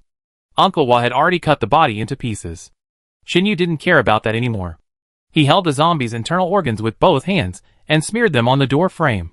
Uncle Hua quickly pushed the only table in the house, turned it over to block the door, and then directly put the zombie's limbs on it. Next, the wooden door of the yard was pushed down, and a large number of zombies rushed in. Chinyu and Uncle Hua had been smeared with a lot of zombie meat, which became extremely smelly. The two of them hid by the door on each side and dared not move. Hearing the zombies getting closer, Cheesy couldn't help but struggle, but soon, a zombie bit his calf. Ah! Cheesy's screams resounded throughout the abandoned village. You go in and bite them, you beasts! A dozen zombies were lying on Cheesy, and he shouted loudly, trying to let these zombies find the people in the house. But zombies have no intelligence, they only know that there is food in front of them, and the same stench of corpses coming from the direction of the door. Time passed quickly, and the sky gradually darkened. The yard outside the door was still full of zombies, and dozens of zombies were walking around in the yard. At this time, Cheesy had been eaten to the point that only a skeleton was left, and he no longer looked like a human.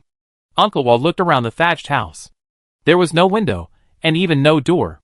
Then he leaned over to Chinyu and whispered, I understand now. He was planning to take us down with him from the beginning. That shouldn't be the case, right? Chinyu leaned against the table, and heard the zombies at the door gradually walk away. He whispered to Uncle Hua, if I hadn't been careless and tied up by him, we should have been able to escape. No. Uncle Hua shook his head and continued, have you noticed that the zombies come in batches after batches, and there are new zombies every time? Chinyu nodded. Because the grenade exploded, all the zombies heard it. Uncle Hua sat down against the mud wall next to Chinyu and whispered, 3 explosions, all in the wild, their sounds are estimated to have spread more than 10 kilometers. All the zombies nearby are rushing here at this moment. We have a tough battle to fight next. Uncle Hua looked at Chinyu and said in a pause. Chinyu patted Uncle Hua's knee and said seriously, there must be a way to get to the mountain. We are all alive, and not too injured. We killed all 4 of them. This is very lucky. Hearing Chinyu's comfort, Uncle Hua handed the rifle in his hand to Chinyu. That's right, next, you should practice with the rifle. Chapter 111. No words were spoken that night. Chinyu and Uncle Hua hid in the thatched hut for a night. In the basement camp, Li Yao hid her dagger and planned to go find Chinyu. It had been 2 days, and he hadn't come back yet. She couldn't wait any longer. Sister Xiaoyao, don't worry. Uncle Hua can take good care of Chinyu. In Xiaoyin's room, she held Li Yao's hand and stopped her from leaving, and said hurriedly, Xiaoyin, tell me the truth. Where did they go? Can you practice shooting for 2 days? Li Yao shook off Xiaoyin's hand, held her shoulder, and asked anxiously. I don't know. Xiaoyin was panicked by Li Yao's question and looked at the ground. Li Yao, don't worry, Dazhuang has already set off. Xiao Jiao pushed the door open and stood by the door and said with a smile. Dazhuang? Hearing Xiao Jiao's words, Li Yao turned his head and looked at him, asking in confusion, when did it happen? Just now. Xiao Jiao said in a pause. Brother Dazhuang knows the secret passage, and 1 person can leave. If you go alone, it is easy to go the wrong way and be discovered. Hearing this, Li Yao had to give up. Xiaoyin pulled Li Yao to sit on the bed and held her hand tightly. Don't worry, Dazhuang brother is gone, I will definitely not sneak away again. Li Yao had no choice but to hug Xiaoyin and coax her. On the day Chinyu and Uncle Hua left, Li Yao had been wanting to tell Chinyu something, but he didn't come back until dark. She went to Xiao Jiao to ask a few questions. Xiao Jiao said that in order to prevent being discovered, he walked a little further away and told Li Yao not to worry. At noon the next day, Li Yao was still worried, so she sneaked out of the basement alone. After entering the sewer, she took the wrong road and finally walked towards the city center. When she reached the ground, she was discovered by Longshan's men on the spot. Fortunately, Xiuhu was standing on a rooftop and watching, and found Li Yao in time. Several of Longshan's men were moving towards her. At the critical moment, Xiaohu hid on the rooftop and tied a big firecracker to the arrow, which attracted the zombies from other streets and blocked a road. Then Xiaohu ran down and took Li Yao away from the prepared evacuation point. After returning to the basement, Xiaoyin was shocked. Li Yao left not long after she left. If something happened outside, Xiaoyin would not have the face to see Chenyu. Xiaoyin thought that no matter how much she said, she could not save the situation after someone saved her life and her friend got into trouble. After Li Yao came back, Xiaoyin followed her all the time and refused to go anywhere, so Li Yao could not do anything about her. Xiao Jiao went out to check the sewer facilities to prevent zombies from sneaking in, and came back when it was almost dark. Dazhuang also heard about Li Yao's sneaking out, and he was also worried about Chenyu, so he went directly to Xiao Jiao and said that he wanted to find them. According to the time budget, it was almost 2 days and 1 night, and it was time to come back, so he asked Dazhuang to carry a shotgun plus his own equipment, and then drew a map and asked Dazhuang to meet them in Xiaoyin's room. Xiao Jiao stood by the door and told the whole story. After listening to the story, Li Yao finally understood that they went out not only to practice shooting, but also to find edible salt. But Li Yao was still a little confused. She asked curiously, "Why do you need salt so much? I think everyone has hardly eaten salt so far." Xiaoyin sat next to Li Yao. She said with a smile, "How could you not have eaten it? We each have a bowl of soup every night, and it is added in. Salt is a necessary substance for the human body. If you don't take salt for a long time, your body will lack sodium. Over time, it will lead to weakness in the limbs and other symptoms, which will affect your health." Xiao Jiao looked at Li Yao and explained patiently, "Strength is important, and physical strength is also important." Xiao Jiao walked into the house and added, "That's true." Li Yao nodded. "If everyone is out of strength because of lack of salt, in the end, let alone arm wrestling with other bad guys, even zombies may not be able to escape. We are running out of salt. In this city, almost all the places with salt have been robbed. There are too many zombies in the remaining large shopping malls, and we may not be able to rush in." Xiao Jiao said softly. "There is only one place with salt outside the city." Xiao Jiao sat on a stool, folded his arms and said, "After a long time, it is inevitable that Lan Shan and his men will get there first. Chenyu and Uncle Wa have been hiding in the thatched house. They did not leave until dawn. It was about 9 o'clock in the morning when the number of zombies in the yard began to decrease. Chenyu dragged the iron chain in as usual. Although the chains on his feet could not be removed for the time being, he could at least leave.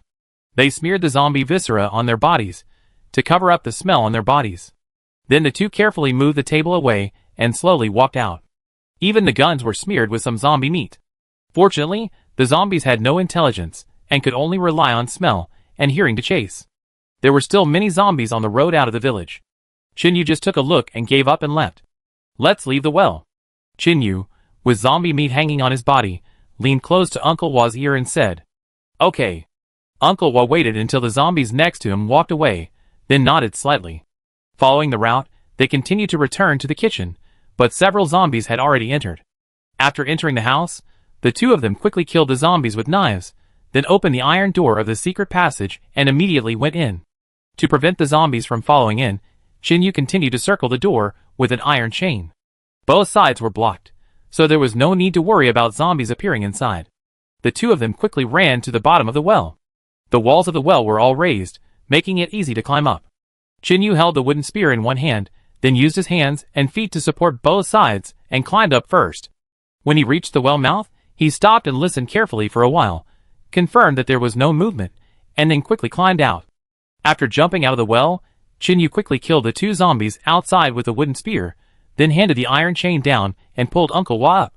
While the other zombies in the distance had not yet reacted, Chenyu and Uncle Wa continued to cut open the zombie bodies and reapplied some of the internal organs. Then he staggered towards the intersection.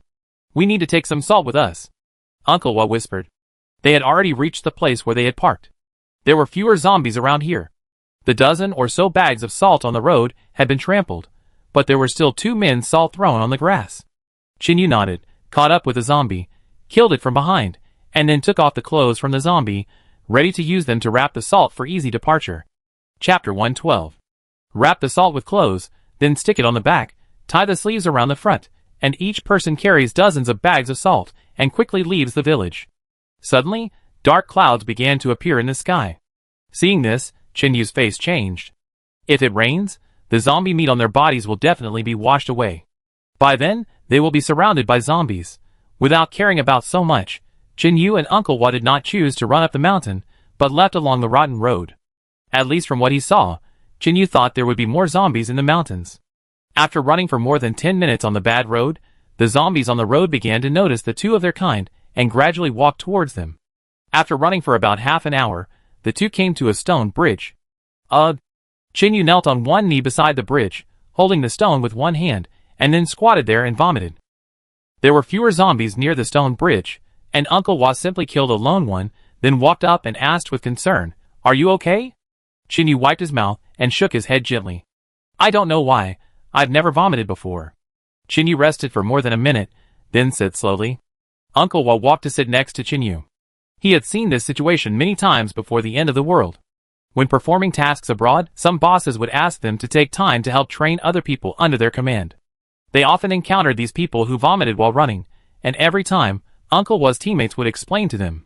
Now, it was Uncle Wa's turn to explain himself, he said softly.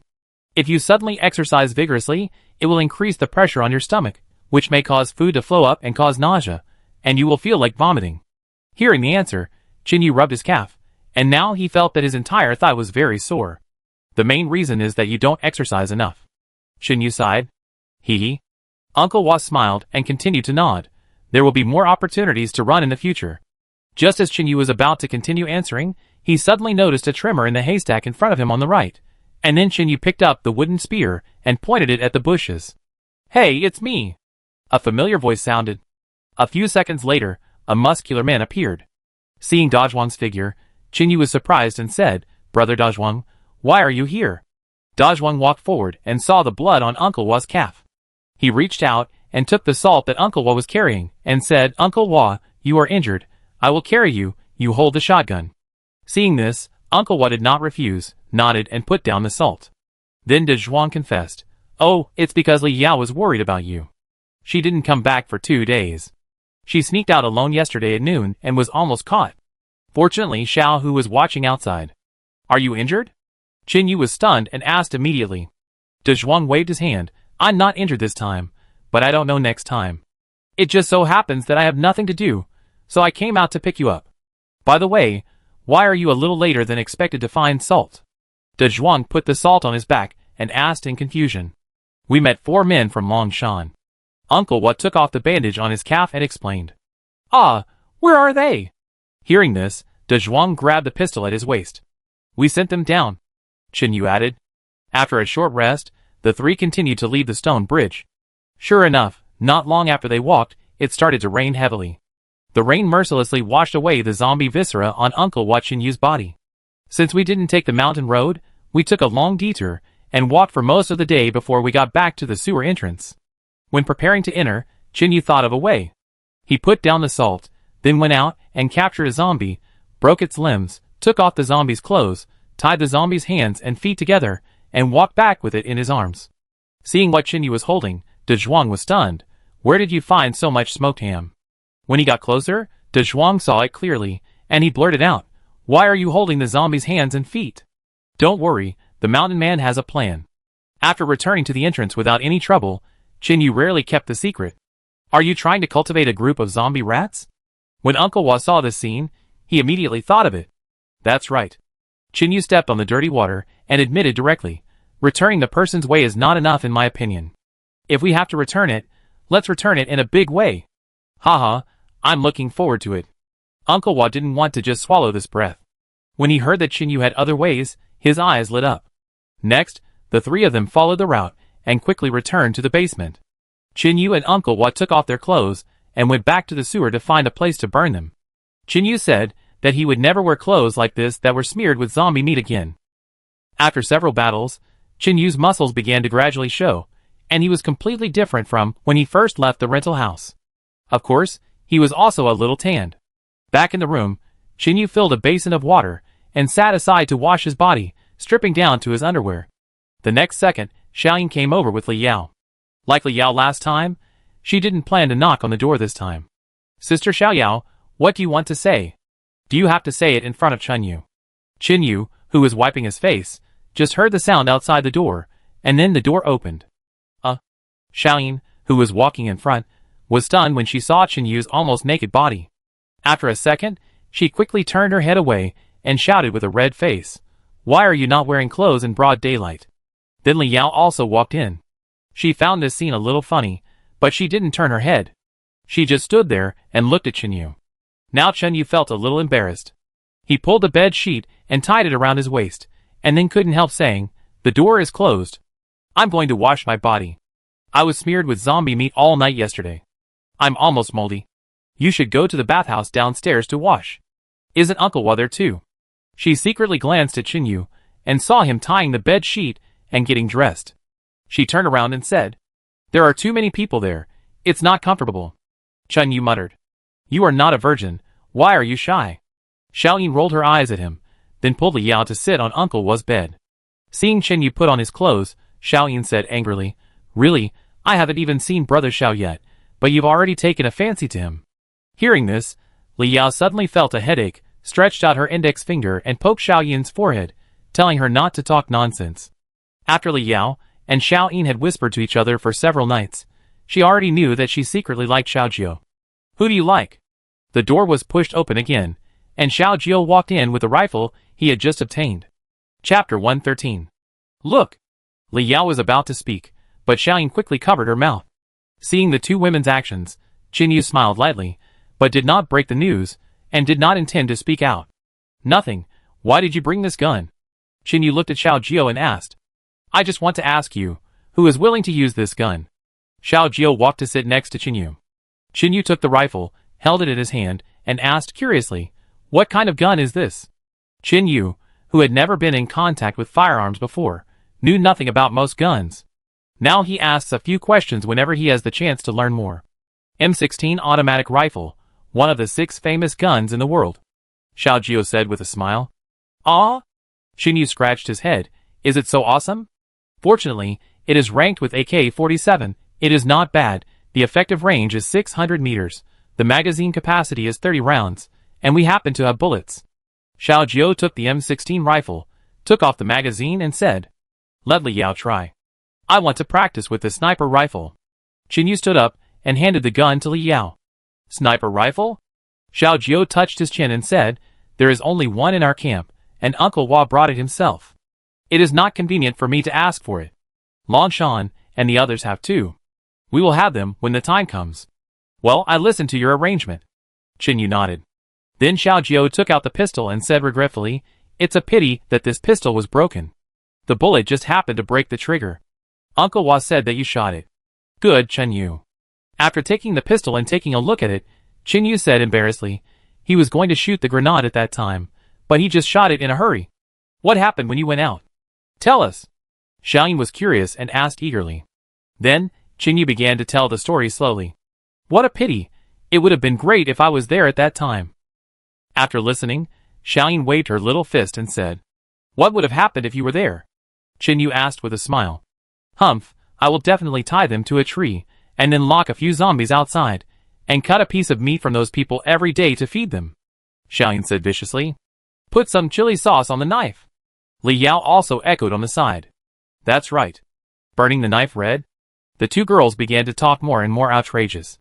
"By the way, what do you want to tell me?" Chenyu looked at the two people chattering for a while and asked. Li Yao clapped her hands lightly, and then she remembered that she had forgotten the main thing. She said, "We can modify the car and embed some wooden sticks, iron bars, and the like on the body, so that we don't have to worry about zombies coming over." "Then what?" Chenyu asked again. He knew it wouldn't be that simple, otherwise she wouldn't have waited until he came back to tell him. Use a wooden stick to block the accelerator, then stuff some dead rats in the car, and send them a big bomb directly. Chenyu was immediately excited when he heard this method. He had been thinking about how to send the dead rats in, but now he is away. Then Chenyu turned his head and asked Xiaojio, "Brother Xiao, where is the camp of the Lanshan group? How about you tell us?" Xiaojio nodded, looked at his watch, and then said, "Wait a few minutes, everyone will come over for a meeting. It's time for us to prepare for a counterattack." While he was free, Chenyu stood up and took the water out. After returning to the house, Uncle Wa, De Zhuang, and Xiaohu all came in soon. Fortunately, the house was big, with 2 beds and a small stool, so there was room for people to sit. Then Xiaojio began to talk. The group of people in Lanshan lived in an abandoned hotel with 6 floors and a rooftop. There were people on guard 24 hours a day. It was located in the city center near a gymnasium. They have led away most of the zombies over there, and many of them are trapped in the gymnasium. Xiaojio simply laid out the map and pointed to a place. We are about 5 kilometers away from them. There are many alleys on the way, and many houses have rooftops. No one knows which building their people are hiding in. It is not easy to attack during the day. What about at night? Shinyu asked. Once it gets dark, there are too many zombies nearby, and we can't use flashlights. Once we make a sound, we will definitely be surrounded by the zombies. Xiao Jiu shook his head slightly. We can smear the zombies' internal organs on our bodies, and then follow the zombies to that side. Uncle Wa said. Huh? Xiao Yin frowned just by hearing the description. Not everyone needs to be smeared with zombie flesh. 3 people can go over to lure the zombies, go near their hotel, put down firecrackers, pour some gasoline on the fuse, and then shoot bullets at the ground from a distance, and ignite it with sparks. Xiao Jiu pondered for a while and continued. What if it rains? Mouse asked. Everyone was silent. Indeed, if the firecrackers got wet, they would probably be wasted. We can catch a few mice and tie them up there. Chinyu thought of a way and said immediately, non-mutated mice are actually meat, and zombies will like them just as much. That's right. Mouse clapped his hands and said excitedly, there are a lot of mice in the sewer near the room where my brother Dazhuang and I live. It squeaks non-stop in the middle of the night, just in time to wipe them out. It's a mouse. I thought you were grinding your teeth at night. Dazhuang suddenly realized that he often heard strange noises at night these days, which made him unable to sleep. Of course not. The mouse rolled his eyes and said, I have been sleeping well since I was 7 years old. I brought back some zombie limbs from outside. Chop some of them into mud. We can smear them on the bows and arrows. As long as they hit, they will die. Chinyu told his plan. Use a knife to cut the other half, so that the knife has zombie blood on it. Stab them into the iron bucket, and then throw the rats in. Seal the mouth of the bucket with glass, and roll a few times. The rats will be scratched by the knife, and then roll directly to the vicinity of their hotel. Chinyu said excitedly. He could already imagine what the expressions of those people would be when they saw these rats. But I am worried about one thing, whether innocent people will be killed by mistake. Chinyu still expressed his concerns. That won't happen. Xiao Jiu shook his head and said, Longshan and others moved all the survivors to the basement the day before yesterday. Not to mention rats. Even mosquitoes can't fly in there. Chapter 114. This can be avoided. Those people deserve to die, and the imprisoned survivors should not suffer any more. Chinyu said in a low voice. Afterwards, the few people continued to discuss according to the plan, and left at around 8 o'clock in the evening. Everyone left, and only Li Yao and Chinyu were left in the room. Uncle Wa went to see the hole that was dug by the corpse rat last time. What's wrong? Chinyu looked at Li Yao sitting on his bed without saying anything, and couldn't help but ask curiously. Your first time? Li Yao lowered her head and asked. Bang! The door was pushed open by Xiaoyin. Sister Xiaoyao, why are you still here? I've been looking for you for a long time. Xiaoyin walked over, sat next to Li Yao, took her hand and said. Beautiful girls are sympathetic to each other, and Li Yao is also a college student, not much older than Xiaoyin. After spending the past few days together, their relationship has become better and better, and they are basically stuck together every day. You go back first. I have something to say to Chinyu. Li Yao touched Xiaoyin's hair and said softly. What are you doing? Xiaoyin suddenly understood something, and she shouted, You don't want to spend the night here, do you? I told you that Uncle Wa will be back soon. Before she finished speaking, Li Yao blushed and pushed her, scolding, You keep talking nonsense all day long. If you keep doing this, I will move the bed away when I get home. Xiaoyin muttered, It seems that I was right. You dare to say that? Li Yao glared at her. Seeing Li Yao's expression, Xiaoyin quickly let go of her hand and stood up. I go back to warm the bed first, remember to come early later. Li Yao raised her hand to pat her, but Xiaoyin jumped away in time, smiling and said, Hey, I can't hit you. Then she ran out in a flash. Hee, you still sleep together? Chinyu put the stools in the room, then sat on a small stool and asked with a smile. I guess there was no one close to her age here before, and she lacked friends to talk to. Now that we are here, she is getting more and more attached to me. Li Yao was a little helpless. Although she didn't dislike Xiaoyin's behavior, this girl always talked nonsense. Today, she even said something like spending the night together. This is also good. More friends mean more ways. Chinyu said while sitting on a stool. He lowered his head and looked at the broken pistol. The trigger of the gun was broken, but it could still be used for disassembly practice, so it was left to Chinyu. I'm not saying that this is bad, but... Just... Li Yao hesitated to speak. It's just that Xiaoyan always said that Li Yao liked Qinyu, but her childhood friend Chanfeng had just died not long ago, and her good friend Yuan was gone too. She had no time to think about other things. She wanted to follow Qinyu and the others to get revenge first. But Li Yao still didn't say this thought.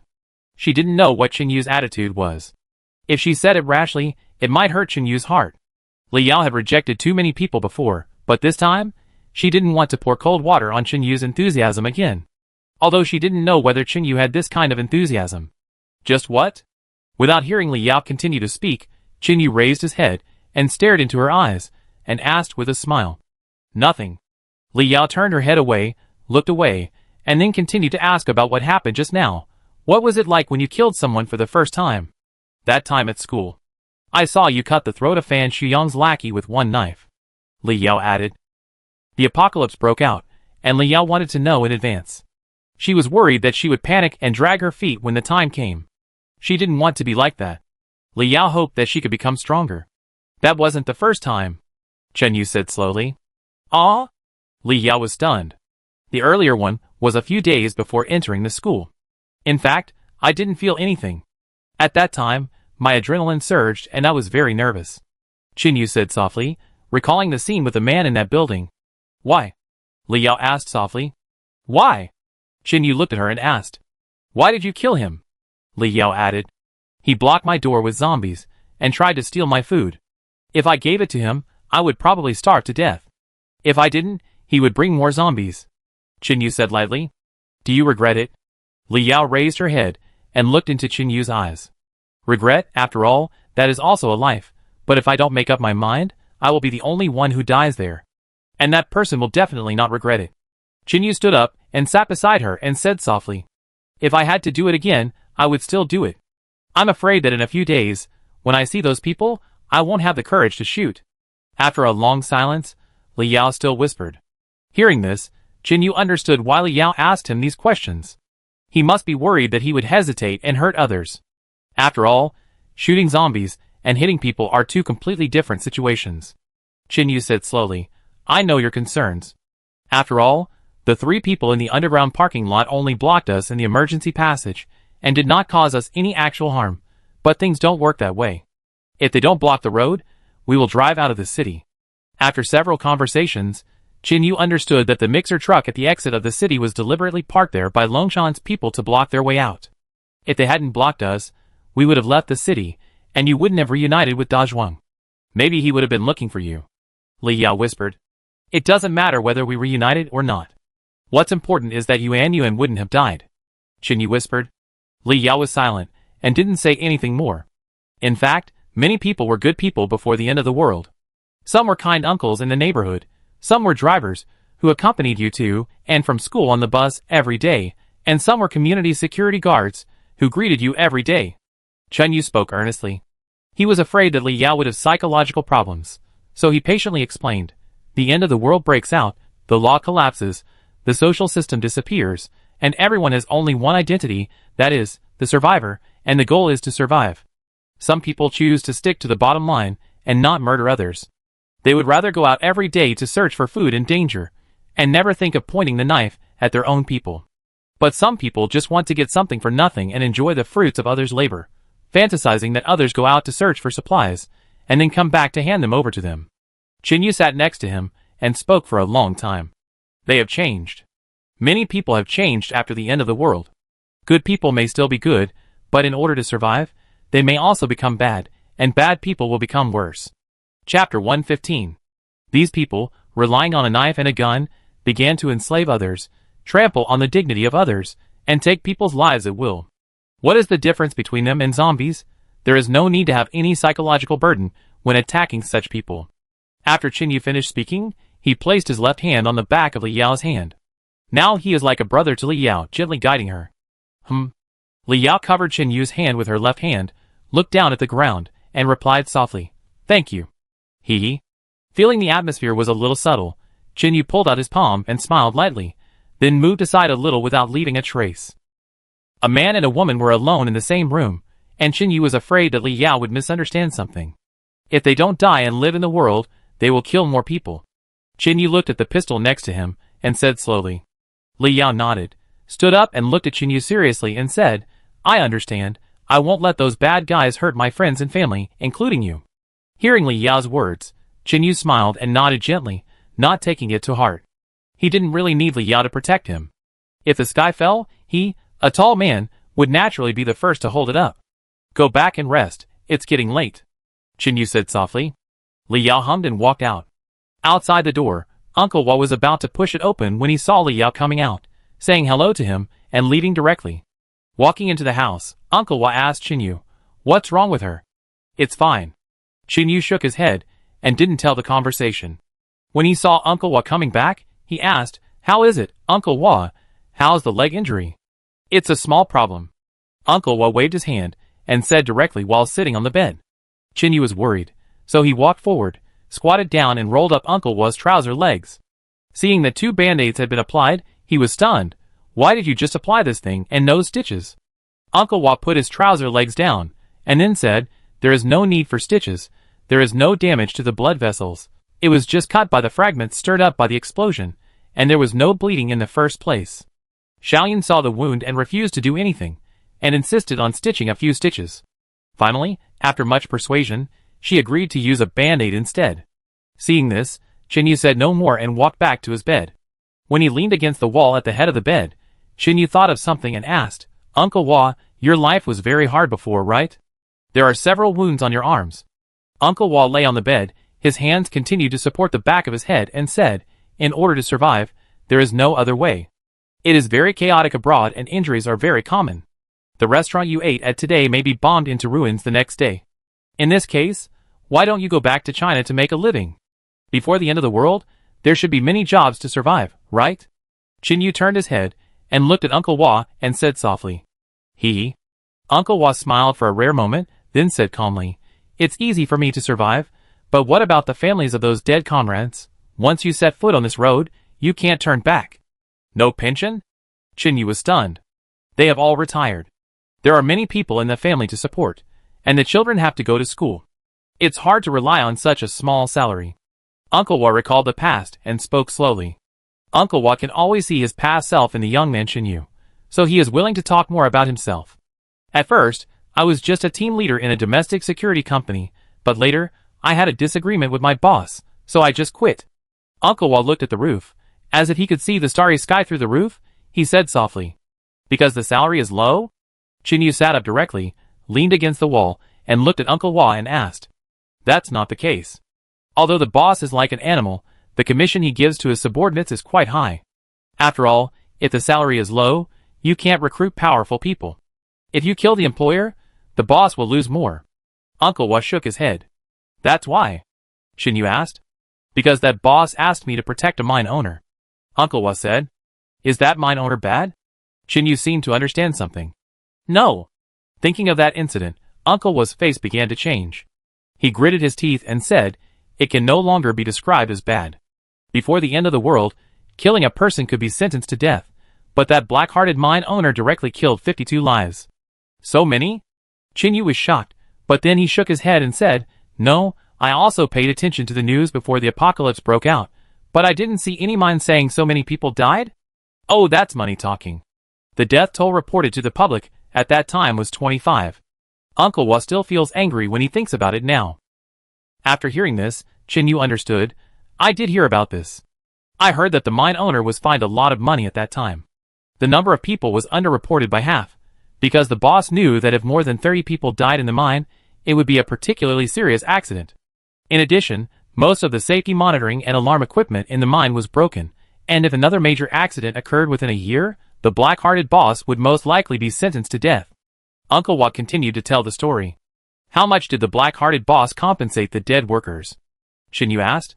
Haha, not much, only 25 people, less than 2 million in total, ironic, right? The villa he gave to his mistress is worth tens of millions. So many lives have been lost, but it is not worth as much as his car. Uncle Wa said calmly. Although Uncle Wa's tone sounded very calm, Chinyu still heard a little bit how angry he was under the calmness. Didn't the families of the other 27 dead workers sue him? Chinyu was angry when he heard it, and he was puzzled. He kidnapped all the children of those families, and sent a few gangsters to watch them every day. Every few days, He sent a photo to their families. If they agreed to the conditions and didn't make trouble, they could see the children and 75,000 yuan. If they didn't agree, the black-hearted boss didn't care. Anyway, the assets had been transferred, and his brother-in-law could take the blame. Uncle Wa spoke word by word. Just like that, with threats and intimidation, those people had to agree. The man and the family had died, and they had elderly parents and young children to take care of. In order to survive, they could only be forced to swallow their anger. Uncle Wa became more and more excited. At that time, there was an anonymous person under the black-hearted boss, who still had a little conscience. He sent a lot of evidence of the boss's money laundering, murder, bribery, etc. directly to the police, which quickly caused an uproar. Although the action was very quick, only some shareholders and henchmen were arrested. The boss had already fled across the border. Uncle Wa looked at Qinyu and said slowly. Chapter 116. What happened next? Did he just get away? Qinyu asked. I left the security company the next day and learned that one of my comrades was among the miners. Uncle Wa closed his eyes and whispered. He was my former squad leader. After retiring, he drove a long-distance truck to make a living. The couple lived a prosperous life, but the good times didn't last long. The child fell seriously ill and urgently needed expensive medical expenses. However, there were fewer goods at that time, so the old squad leader had no choice but to invite many people to dinner, hoping to help introduce more work. Uncle Wa muttered. Later, Uncle Wa turned his head to look at Qinyu. The man in his 40s was now in tears. He said, later, a black-hearted intermediary took 300 yuan from the old squad leader and introduced him to a job of hauling coal. Go to that black-hearted coal mine? Qinyu understood. Well, Uncle Wa pondered for a while and continued, later, when I was looking for a job on the street, I happened to see the old squad leader's wife selling lunch boxes on the street. It was almost 40 degrees Celsius. She was a woman with a 3-year-old child, pulling a tricycle, shuttling through the alleys. She makes 3 yuan profit from a lunch box. She has to sell 1,000 to buy medicine for her child for a week. But she can only sell 30 a day at most. To do this, she has to sell lunch boxes during the day, make clothes at night, sleep 3 hours a day, and go shopping for ingredients in the early morning. Uncle Wa narrated slowly. To this day, he can still remember that when he stuffed money into the old squad leader's wife, she knelt down and kowtowed more than a dozen times in tears. Qinyu heard this and did not respond. Life for poor people has never been easy. Qinyu, who lived alone before, ate most of the lunch boxes on the street because they were cheap and filling. At that time, I gave my sister-in-law 200,000 yuan, which was the most I could give her. I lied to her and said that this was the money that the old squad leader had lent me privately before, and now it was time to pay it back, but my sister-in-law didn't believe it. She tried to refuse and said, Wazi, I know what the situation is in our family. Where can I find this 200,000 yuan to lend you? Even if you sell Gongzi, you can't get this money. Take it back quickly. Sister-in-law can't accept this money. Finally, I said with a sullen face that if she didn't take the money, then I would guard her stall every day in the future, and I would buy all the goods every time she opened the stall. In the dark room, Uncle Wa said slowly in a low voice. After the money was paid, the matter could not be left alone. I found the black intermediary and forced him to return the 300 yuan. When the black intermediary heard that the man was dead, he felt guilty and returned the money happily. Then I stuffed the money under the seat of my sister-in-law's tricycle in the middle of the night. Will it be okay if it is returned? It's really a bargain for him to kill a life. Qinyu was a little indignant. Heh. Uncle Wa's mouth moved, and he said tiredly, after all, he can say that he had no knowledge of it, and he only received 300 yuan. Even if he is detained for a few days, it will be useless.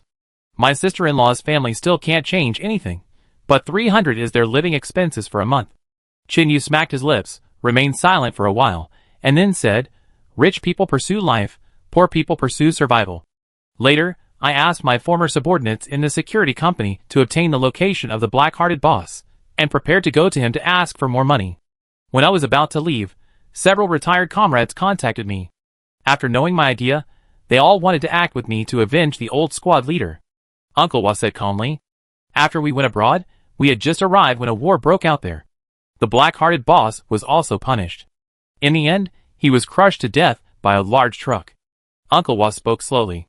Then you worked abroad? Qinyu asked. Yes. Uncle Wa nodded. Some places there are very chaotic, and there are frequent wars. You can buy anything with money. The rich are most afraid of dying inexplicably one day, so private bodyguards are very popular abroad, and the price is very high. Hearing these words, Chinyu was a little bit unable to let it go. After making some money, we set up a security organization. We will carefully investigate every employer and confirm that they have not done anything harmful before accepting them. With strong military qualities, we quickly gained a foothold, but at the same time, we also lost some comrades. After the story was told, Uncle Wa became silent again. Actually, Uncle Wa was not of this character before the end of the world, but there was no way. He had seen too many separations and deaths, and too many teammates and friends died in his arms, so his character was gradually affected. After a while of silence, Uncle Wa sat up, and then looked at Chinyu on the right. He said softly, "We were not born in a peaceful era, but in a peaceful country. There are many people outside who have problems even getting enough food, not to mention going to school. Although there were some bad people in China before the end of the world, there have always been many people working hard to make everyone live better and safer. It is undeniable that we don't need to worry about a rocket suddenly flying from a distance when we walk on the street." Uncle Wa added again. "I understand." Chinyu nodded heavily. "You have to become stronger to protect more people." Uncle Wa repeated what he said last time. He didn't want Chinyu to experience what he experienced, and didn't want too many people to die. No words were spoken that night. Chinyu got up early the next morning and followed Uncle Wa to the training room to practice shooting. This was almost the last time to practice indoors. After all, the zombies outside would be better targets. At about noon, Chinyu simply ate a few biscuits and followed Xiao Jiao out of the training room. "Where are they going?" Li Yao shot a ping-pong ball at a distance of 20 meters, then turned to ask Xiaoyin next to her. She was loading her pistol alone with a bitter face, and it had been several minutes, but she still couldn't load it properly, and she was so anxious that she almost cried. When she heard Li Yao ask her, Xiaoyin puffed her cheeks and said gloomily, "Going out for a date." Seeing Xiaoyin like this, Li Yao put down the gun, shook his head gently, and walked over to her side. "Look, first do this, then do this, isn't it good now?" Li Yao installed the pistol neatly, then pulled the bolt and said, "I practice my shooting skills well. I don't understand why I have to keep learning to install the pistol." Xiaoyin took the gun from Li Yao, raised it with one hand, aimed at the ping-pong ball 10 meters away, and shot it directly. "Although my shooting skills are not as accurate as yours, Xiao Yao, but the zombie's head is so big, I can definitely hit it." Xiaoyin put down the gun, gestured exaggeratedly with both hands, and muttered. Chapter 117. "You?" Li Yao had no choice but to caress Xiaoyin's nose lovingly and said, "Brother Xiao just wants you to be more powerful and protect yourself better. He also said that you should check your gun before taking action. If it jams or malfunctions when facing the enemy, you won't have a chance to check it again." "Got it." Xiaoyin continued to pick up the pistol and disassembled it. "Come on, follow me." Li Yao also disassembled his gun and continued to teach Xiaoyin patiently. Chinyu followed Xiao Jiao for a while, and then came to the utility room further inside. Half of the area was empty, and the left side was very large, with some facilities placed there. Glancing around, Chinyu saw a hanging sandbag, 2 large stones on the ground, and several ropes. The stone looked like a dumbbell, one on each side, connected by a wooden stick in the middle. At this time, De Zhuang was holding the stone in one hand and doing exercises. Seeing Chinyu coming, De Zhuang gently put the stone down and greeted him. "Here you are, Xiao Yu. I've been waiting for you for a long time." "Well, Da Zhuang, you are so muscular, why are you still training this?" Chinyu asked with a smile. "Oh, I'm trying to get a feel for it." "This is for you," Da Zhuang said with a laugh. "Aw?" Chinyu looked at the 2 stones and was stunned. Xiao Jiao next to him smiled and said, "Brother Da Zhuang is here to learn fighting. He has strength, but lacks fighting skills. When he meets 3 men in close combat, he can only surrender. And you are even weaker. While there is still some protein powder in our camp, Halsey has also found some steaks that are about to go bad, and no one eats them. It's just right for you to replenish your nutrition and physical strength. After all, training is very tiring. You are really lucky. If you go to other places, these foods will never be wasted like this." Xiao Jiao looked around Chinyu, then touched his chin and said, "Strange, food is so scarce, how come no one eats steak?" Chinyu asked in confusion. "It's like this, we try to eat those foods that are not easy to preserve first in the camp. After all, there is no refrigerator now, but the temperature in the basement is very low, and we dug a little deeper, which can barely extend the shelf life of the food." Xiao Jiao explained with a smile. "Usually, We will eat more meat to increase our physical strength when we need to go out. Before you came, only Uncle Hua, Haozi, Xiuhu, and Xiaoyin would eat that meat. When we don't go out, everyone eats steamed buns in the morning, biscuits at noon, and stewed soup with meat in the evening. Xiaojiu put his hand on Qinyu's shoulder and said, "Is that so?" Qinyu nodded. Recently, everyone else has known that we have a tough battle with Longshan's people. Almost everyone has had relatives killed by Longshan and his people. When they heard that we were preparing to fight back, everyone spontaneously chose not to eat meat and left it for us to replenish our strength. Xiaojiu walked to the sandbag, touched it, and said softly. He saw everyone's actions, and was very moved. A few days ago, Qinyu saved Xiaoyin again. Xiaojiu later proposed to train Qinyu, so Uncle Hua, Haozi, Xiaoyin and Xiaohu also agreed to leave the steaks to Qinyu. It was not much, only a dozen pieces, but it was enough with half a can of protein powder. "Thank you all for me," Qinyu said gratefully. He understood how important food was in the end times. These were things that everyone would rather starve for a while than save. They are also very grateful to you. The old people, women and children in the camp, when they heard that you joined us and wanted to avenge their relatives, they all hoped to give you more nutrition so that you could kill more enemies. Xiaojiu said with a smile. I seem to be the weakest among the three of us. My spear skills are not as good as Li Yao's, and my strength and stamina are not as good as De Zhuang. Qinyu scratched his head and said a little embarrassedly, "It's nothing. People will grow up. You still have potential worth developing. Come on, let's start practicing today. I still need to recover from this gunshot wound for about half a month. The days ahead may be hard." Xiaojiu looked at Qinyu and said earnestly, "But I hope you understand that the iron must be hard to forge. Only by becoming stronger can you lead the team to survive in this doomsday, and you just happen to have this opportunity now." Xiaojiu added again, "What I'm least afraid of is suffering. Everything is up to you, brother Xiao." Qinyu looked at him and smiled. Basic training is divided into 4 stages: strength and jumping, endurance and explosive power. Xiaojiu said seriously, "Brother Dazhuang has both strength and explosive power. He doesn't need them. It's mainly you." Qinyu nodded. Without strength, a punch is meaningless. Hitting someone is like tickling. If someone punches you, you will probably go into shock on the spot.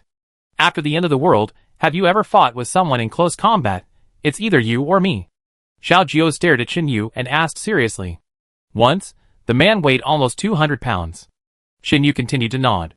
"I think."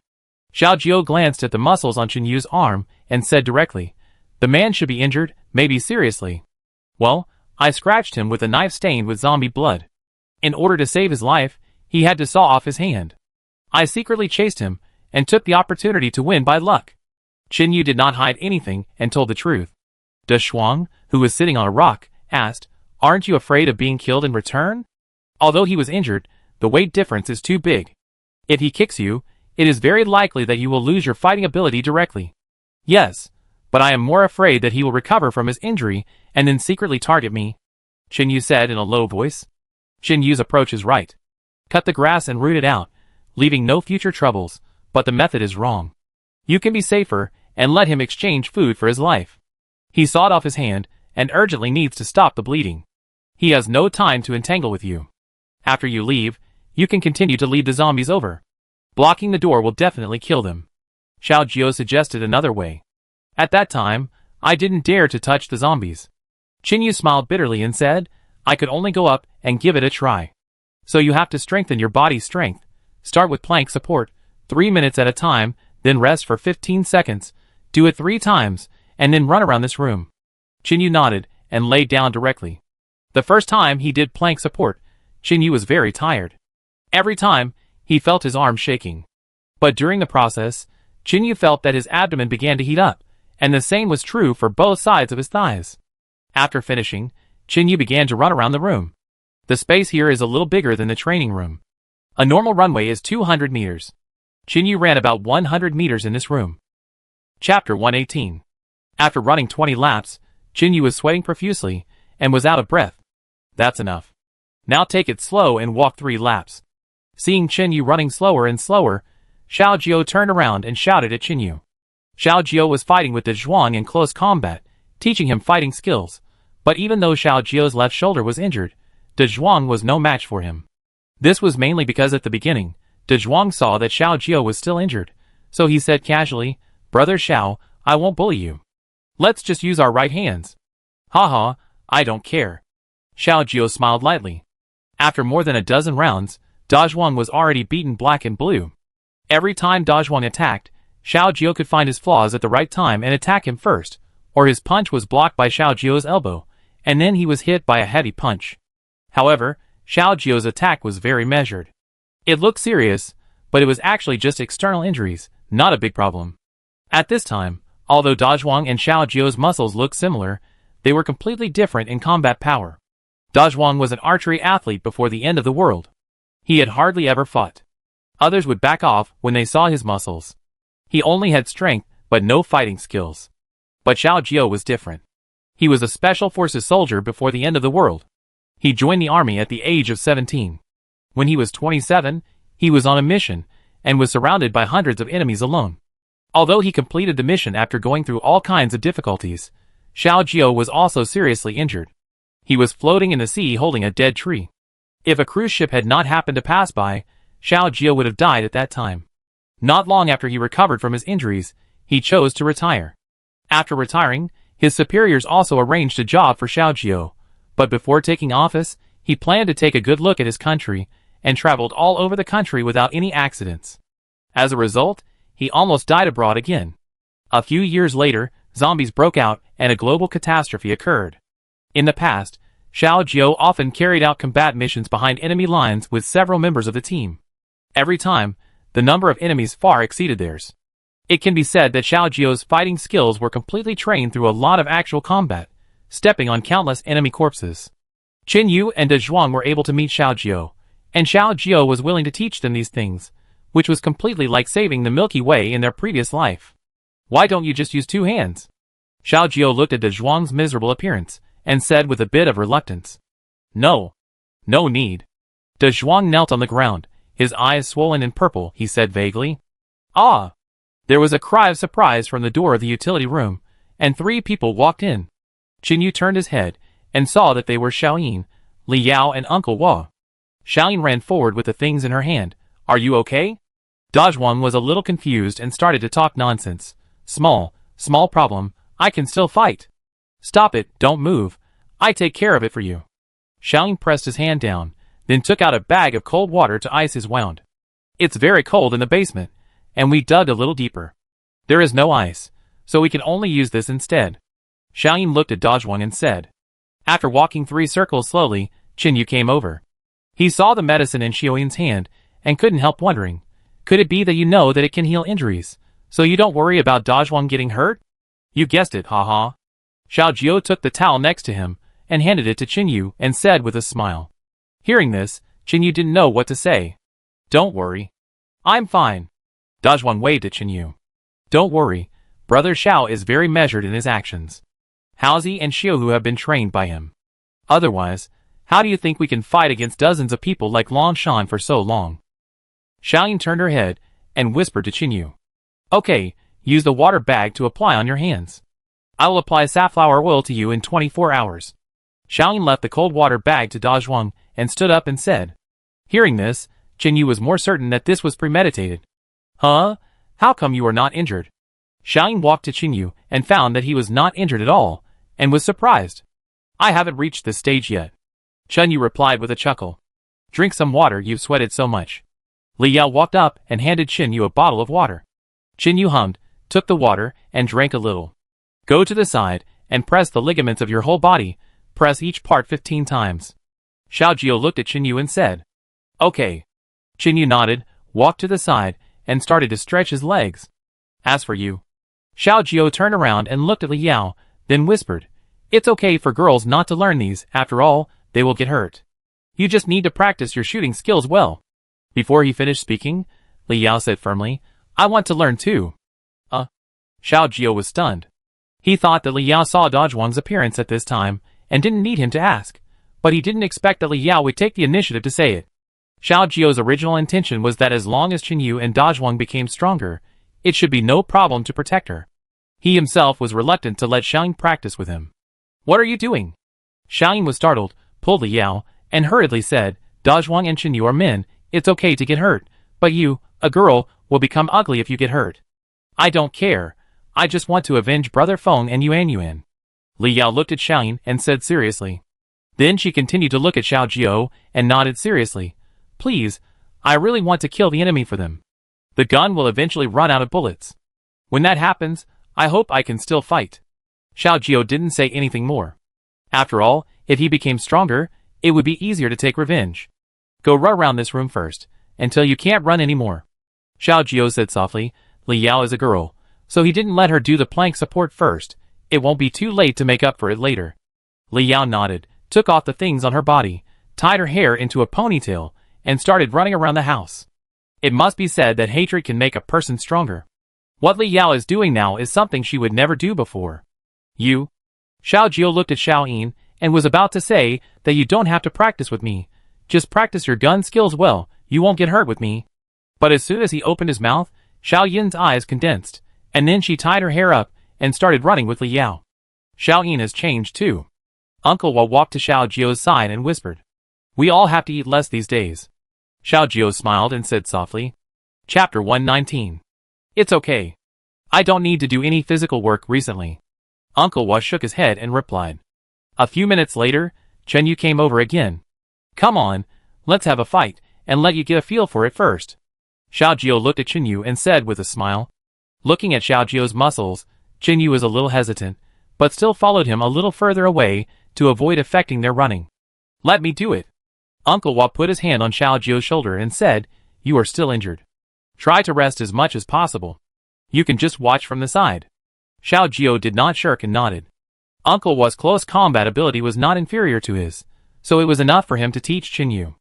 Are you ready, Xiao Yu? Uncle Wa and Chen Yu came to the right area and drew a square line on the ground. Come on. Chen Yu stood back a little with his right foot, clenched his fists, pointed his left hand forward, bent his body slightly, and tightened his muscles. He said seriously.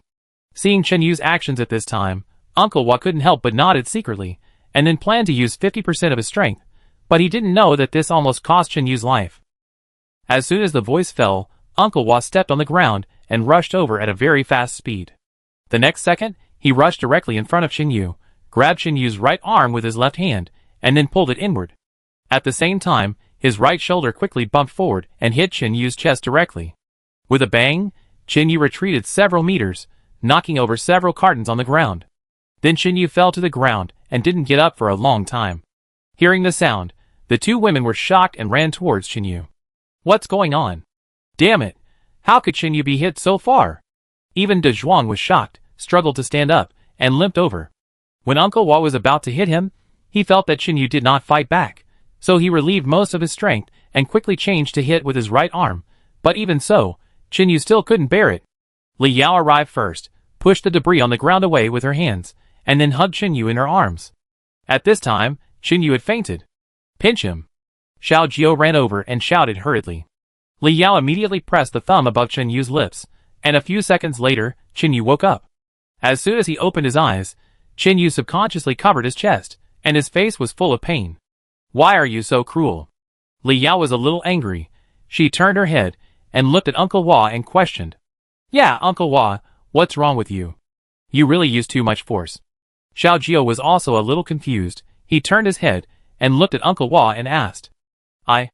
Uncle Wa was also a little at a loss when he saw this situation. He said guiltily, I saw Xiao Yu's preparation movements were very professional, and he thought he had learned fighting. Sorry. I didn't mean it. No. It's okay. Chen Yu took a few deep breaths, and then slowly said, Don't blame you, I was just showing off. I saw the moves in the movie before, and I just used them on impulse. I saw that you had no defense, so I changed to using my right arm to hit you, dissipating most of the force. Uncle Wa said embarrassedly. You knocked me so far even after dissipating the force, it's amazing. After resting for a while, Chen Yu felt much better, and helped Li Yao stand up. The enemies Uncle Wa fought before the end of the world were all those terrorists, and they were so ruthless. I'm really glad that he changed his attack method in advance, otherwise if he hit me with his shoulder, we would have to prepare to dig a hole for you now. Seeing that Chen Yu was fine, Xiao Jiao walked up to him and helped him speak quickly. Oh, that's good, you can have your feast. In order to ease the atmosphere, Chen Yu made a little joke. Eat your head. Hearing this, Li Yao stretched out her hand and pinched the flesh on Chen Yu's waist, shouting at him with red eyes. Yu gasped and begged for mercy. Don't put on those fancy tricks in the future, they look good but are useless, and almost killed you. Li Yao continued to help Yu walk to the side, and warned him seriously. Yu smiled and nodded in agreement. Brother, how did you feel just now? De Zhuang came over, holding an ice pack in one hand, and covering his left eye, and asked. It was just like being hit by a cow. Yu recalled the scene just now, and said with a wry smile. At that moment, Yu really felt that he was like a kite, retreating uncontrollably. After helping Yu sit down, Uncle Hua quickly stepped forward, squatted down and touched Yu's chest, lifted up his clothes and took a look, and breathed a sigh of relief. Fortunately, it was just a fainting caused by the force for a moment. It's not a big deal, just rest for a while. Li Yao nodded and whispered, I was a little anxious just now, and my tone was a little heavy, sorry. Uncle Hua shook his head. It's nothing, your anxiety shows that you care about Yu. I blame myself just now. Uncle Hua then continued to say to Yu, you take a rest first, in return, I will teach you all my fighting skills later. When Yu heard Uncle Hua's promise, he said gratefully, Thank you, Uncle Hua. Xiao Jiao, who was standing aside, heard this and immediately smiled and said, Yu, this is a blessing in disguise for you. Uncle Hua's close combat ability is not inferior to mine. In his heyday, I could only fight him to a 50-50 tie. Uncle Hua is also proficient in Krav Maga. He has been abroad for many years. This thing is very powerful. Xiao Jiao continued. Brother Xiao, you are also very powerful. You can fight to a draw even if you know less martial arts. Yu took a sip of water and smiled at Xiao Jiao. Of course, the martial arts of our country's army are also very strong, but I am over 30 years old. It is meaningless for me to learn those foreign ones. You are still young now, and it is better to have more skills. Xiao Jiao squatted down, patted Yu, and said earnestly. Yu nodded, and then continued to say to Li Yao, you can continue running. Don't worry, I'm fine. I'll be fine after a rest. Hearing Yu's instructions, Li Yao glanced at him, then nodded, and left with Xiaoyin.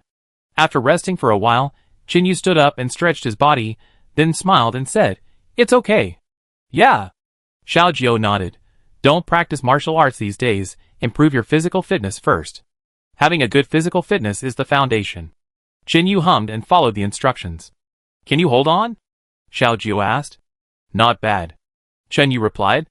Okay, let's do some push-ups and call it a day. How many? Yu lay down and got ready. Until you can't do it anymore. Xiao Jiao said seriously. Chapter 120. After doing 77 push-ups, Yu was exhausted and lay on the ground gasping for breath. Li Yao and Xiaoyin had also finished running, and the two girls were massaging each other's legs. That's all for today, we continue tomorrow. Xiao Jiao continued to put the towel on Yu and said with a smile. The result of Yu's training today did not surprise him. It was almost within the normal range for an ordinary person. You have to eat one bite at a time, so Xiao Jiao did not let him continue training. As for Li Yao, he was a little impressed. When Xiao Jiao was selecting special forces before, the toughest one was to carry a 70-kilogram load for 10 kilometers. Of course, the times have changed now, so it is not appropriate to train in the same way, and Xiao Jiao will also optimize those. If it's just these, I can stick to it. Yu turned over and lay flat, panting. Hee hee. Xiao Jiao continued to laugh, without saying anything. How can you grow up quickly with such training? If you want to be more powerful, you have to endure more hardships. Xiao Jiao also made other plans. Turning his head to look at Li Yao, Yu asked curiously, how many laps did they run? Xiaoyin 16 laps. Xiao Jiao pulled Yu up and said, as for Li Yao, she should scare you. How many? 20 laps like me. Yu was startled and asked casually. She ran 30 laps. Xiao Jiao said softly. Huh? Yu was stunned, then turned his head to look at the beautiful girl. Several people left the utility room one by one. Xiaoyin supported Li Yao and said angrily, why do you have to work so hard? Brother Xiao and Brother Qin will hold up the sky if it falls. But they will also feel pain and tired, right? Li Yao's face was pale, and she wiped the sweat from her head and said softly. Hearing this, Xiaoyin opened her mouth and was startled. She didn't continue to speak. She felt her heart twitch slightly, and then quietly looked at the back of Xiao Jiao in front of her. With strong and powerful steps, and a strong and sturdy body, he led the three of them forward. Xiaoyin used to think that as long as he was there, all dangers would not come. But now, Xiaoyin's heart was touched, and she also wanted to share some of the burden for Brother Xiao. What are you thinking about? Li Yao hadn't heard Xiaoyin speak for a long time. She turned her head, and saw that she was staring blankly in the direction ahead, so she stretched out her left hand, and waved it in front of her. "Aw, nothing." Xiaoyin reacted and continued to help Li Yao walk outside. The next day, the four of them continued to come to the utility room. Dazhuang's swelling had subsided a little, and the whole person was not as serious as before. "You three should do a plank first, 5 minutes each time, rest for 10 seconds, do 5 times, girls can do 2 less times." Xiao Jiao looked at the 4 people in front of him and said, "No, we can do it," Xiaoyin said seriously. Hearing this, Li Yao next to her was slightly startled and looked at her. "Are you sure?" Xiao Jiao looked at her with a smile. At least once." Xiaoyin looked at Xiao Jiao's smiling expression, relieved a little, and said weakly. Half an hour later, all 3 of them leaned against the wall, gasping for breath. Dazhuang next to them continued to practice with Uncle Hua, and screams were heard from time to time. Seeing that they were almost done resting, Xiao Jiao took out a few things from the cardboard box next to him, and threw them in front of the 3 people. "Qinyu, take the 5 Jinwan, Li Yao and Xiaoyin, just take the 2 Jinwan, tie it to your calves and run. Don't be too stubborn this time, otherwise it will cause permanent damage," Xiao Jiao said seriously. Several people nodded, walked forward and took the sandbags. They were called sandbags, but in fact they were just a few pieces of cloth sealed with some dry soil. After all, in the current environment, it was difficult to find the conventional equipment for training. Wait a minute. After Qinyu was tied up, he was about to go for a run when Xiao Jiao called him. Qinyu turned his head. "What's wrong?" "You have to use unique methods to train a stronger body." Xiao Jiao patted Qinyu on the shoulder, then bent down and took out a vest from the carton and handed it to him. Qinyu took it and saw that there were several bags sewn on it, and some more soil was added. He weighed it, and it was about 4 kilograms. Seeing this, Qinyu's face darkened, and he smiled bitterly. "I knew it wouldn't be that simple. You haven't been a soldier, so you don't know.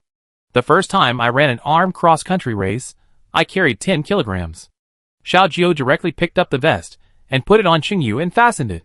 "What is the maximum load?" Qinyu turned around and asked. "About 70 kilograms. Xiao Jiao smiled and replied. After hearing that, Qinyu didn't want to talk anymore, and went over to start running. The next day, Xiaoyin ran 22 laps, Li Yao 32 laps, and Qinyu only ran 17 laps because of the extra weight, but he was more tired than Li Yao and sweated more. After a short break, Xiao Jiao asked Qinyu to start lifting stones, including front and side raises. He also made smaller stones for Li Yao and Xiaoyin. After a few hours, the 3 of them were exhausted, but Xiao Jiao didn't let them stop. "Now I teach you some fighting techniques, pay attention." Xiao Jiao clapped his hands and called Dazhuang over. Fighting techniques also refer to fighting and combat techniques, such as our martial arts, Sanda, and foreign Muay Thai, Brazilian Jiu-Jitsu, Krav Maga, etc. Xiao Jiao told them earnestly. Before the end of the world, people practice martial arts to win championships or to protect themselves. But now the times are different, and the environment is different. We learn martial arts just to survive, so that those evil people can't take our lives at will. Xiao Jiao shouted loudly. There are many kinds of martial arts, but their ultimate goal is to kill the opponent as quickly, cruelly, and effectively as possible. Next, Dazhuang and I will demonstrate it to you. Xiao Jiao waved at Dazhuang. Dazhuang's mouth twitched, and he walked over reluctantly. An hour later, Dazhuang sat aside, with a cold water bag covering his right eye. Li Yao and Xiaoyin practiced against each other, while Qinyu practiced against Xiao Jiao. The result was the same as yesterday. Today, Xiao Jiao also beat Qinyu black and blue. He said seriously, "It's better to suffer a little pain now, than to be stabbed in the future. In the future, hot weapons will become less and less, and bullets will be more difficult to find. Cold weapons are the king." Qinyu was knocked back several steps by Xiao Jiao's punch. After stabilizing his body, he rubbed his shoulders and asked with a bitter face, "How many enemies can you deal with at the same time?" Chapter 121. Are you talking about ordinary men or terrorists with weapons? Xiao Jiao asked. Both. Qinyu sat down and continued. Ordinary men, less than 10 can't get close to me, and terrorists with daggers, I can deal with 4 at most. Xiao Jiao said truthfully. When Qinyu heard it, he nodded as if he understood, and then asked, what about those like Dazhuang brother? At least 11 will be enough. Xiao Jiao thought for a while and said, Damn, if there are 10 of my brothers, we can crush you to death, okay? When Dazhuang heard this, he shouted unconvinced. Hey, how many times have you been hit by me? Xiao Jiao turned around and asked with a smile. I don't know, dozens of times. Dazhuang curled his lips and said. Xiao Jiao continued to chuckle and whispered, what if I change my fist to a knife? Hearing this, Dazhuang was startled. Yes, if Xiao Jiao used a knife, then he would be injured every time he attacked, and he would not be able to hold on after 2 hits at most. You want to win by relying on the human wave tactics, but in reality, in a small space, more people can't help you, but will limit your position. Xiao Jiao continued to speak loudly. Li Yao, who was far away, heard this and couldn't help but slow down a little.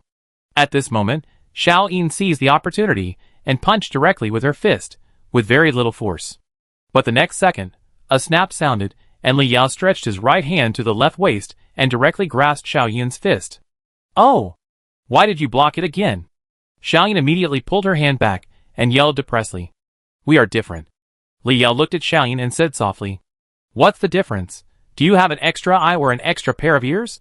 Let me see. Xiao Yin walked forward and leaned in front of Li Yao curiously. You learn fighting to protect yourself, and I learned to avenge them. Li Yao lowered her head and whispered. Hearing this, Xiao Yin was startled, then hugged Li Yao directly, and whispered softly in her ear. Sister Xiao Yao, hatred should not be forgotten, but we can't be blinded by it. When you focus too much on revenge, you may end up not being able to see the trap under your feet and lose your life. Li Yao listened quietly, then whispered, Thank you, Xiao Yin. Oh, let's not talk about this. Let's continue practicing. Xiao Yin patted Li Yao on the back, then stepped back, waved and said. Xiao Jiao on the other side slowly narrated. This is the difference between ordinary people and professional soldiers. When soldiers encounter enemies, they aim to kill them quickly. If they have the opportunity to stab the heart, they will never kick him. If they can cut the throat with a knife, they will never wait to aim with a gun. When getting close, which is faster, the gun or the knife? Qin Yu asked curiously, thinking of something. Before Xiao Jiao could answer, Dazhuang said directly, I know this. Guns are faster at 7 steps away, and knives are faster at 7 steps, am I right? Then he turned his head and looked at Xiao Jiao. Haha, all wrong. Xiao Jiao laughed and shook his head. Ah, isn't it? I see that everyone in the movies is like this. Dazhuang smacked his lips. You still like to use a pistol. I tell you, even if you get close, the gun must be faster. Don't be stupid and compete with others in speed in the future. There is only one situation where the knife is faster, that is, you are holding a knife and the enemy's gun is still in the holster. Xiao Jiao touched the pistol on his waist and said. But in this case, you can also counter it, that is, just retreat and draw your gun while retreating. But what if it is within 2 meters? Qin Yu asked. Then the knife is faster. Xiao Jiao turned around and said seriously. Okay, come here. Seeing that the time was almost up, Xiao Jiao clapped his hands, and Li Yao and Xiao Yin came over. At this time, Qin Yu was also sitting on the ground, holding the cold water bag sent by Uncle Hua and applying it to his face. Next, I tell you how to defeat the enemy quickly. Xiao Jiao took out a small blackboard from somewhere and wrote on it with chalk. First, the chin. Hitting this part quickly and hard will cause the enemy to go into shock on the spot, or even die. Unless you are sure he is your enemy, don't use this move. If you can't control the force well, it is easy to kill someone. Second, the throat. If it is hit hard here, it will cause suffocation or even death due to lack of oxygen in a short period of time. When fighting an enemy, don't be merciful. In a hurry, grabbing dirt from the ground and throwing it at the eyes can also work. If you are merciful for a moment, you may lose your life. For male enemies, you can directly attack his lower body. After listening to the story, Qin Yu thought of the fat man last time. At that time, Qin Yu subconsciously punched him, and the fat man immediately lost his fighting ability. Li Yao, who was concentrating on listening to the key points, was stunned, and then said, Where is the lower body? Thighs? Hearing Li Yao's question, all the men present were stunned and no one spoke. Xiao Yin, who was standing by, blushed, pulled Li Yao, and then whispered something in her ear. After hearing the explanation, Li Yao blushed instantly, lowered her head and whispered, I know. I know. After talking about how to defeat the enemy quickly, Xiao Jiao talked about how to hit the enemy. The elbow is one of the hardest parts of the human body. In many cases, it is more useful than the fist. Don't forget this. Several people nodded and wrote it down. When the enemy in front of you is much stronger than you, and you don't have a knife, punching him is not very effective. At this time, there is still a trick, Xiao Jiao said, turning around and writing 2 words on the blackboard. What trick? Chen Yu asked curiously. After Xiao Jiao finished writing, he directly stepped aside, and then several people saw the 2 words clearly. Knee? Xiao Yin said aloud, if you kick the knee, will it take a lot of strength? Xiao Jiao shook his head. No, you just need to kick his knee hard from the side, and it will break on the spot. Remember, you must kick from the side and do your best. After talking for a long time, Xiao Jiao left with a small blackboard. The children outside still needed to go to class, and the blackboard could not be occupied for a long time. Li Yao was packing up the goods nearby, and Chen Yu walked up and asked softly, Li Yao, I haven't asked you why you want to avenge Cheng Feng. He was killed by Fan Shuyang, and didn't Fan Shuyang die a long time ago? Hearing Chen Yu's question, Li Yao picked up the sandbag on the ground and walked towards the cardboard box. She said calmly, they are all evil people, what's the difference? Fan Shuyang is, Long Shan and the others are also. Killing one Yuan will also kill more people. If we leave them alone, they will definitely become a more terrifying evil force over time. Chapter 122. Chen Yu was slightly stunned, looking at Li Yao's figure without saying a word. When he returned to the room to rest, Uncle Hua was ready to teach Chen Yu Krav Maga. At the beginning of the practice, Chen Yu curiously asked, why don't you take them to learn together? Uncle Hua took off his coat, revealing his strong muscles, and said softly, Krav Maga is the most fierce self-defense technique in the world. It is not suitable for novices to learn. For people like you who are new to fighting, learning this is to seek death. It is basically useless in the early stage. I will teach you first, and then you can take time to practice frequently. I won't care who you want to teach in the future. I only have one request. After hearing Uncle Hua's words, Chen Yu said seriously, you say. This technique cannot be taught to extremely vicious people, and if someone uses Krav Maga to harm others, I need you to clean up these evils. Of course, if you are not strong enough, you can take action later. Uncle Hua said in a deep voice. Chen Yu nodded, I understand. Then Uncle Hua began to demonstrate the movements. In the small room, Chen Yu stared at Uncle Hua's swinging posture. From this moment on, Chen Yu was completely different from before. In the following days, Xiao Jiao's devilish training became more and more abnormal.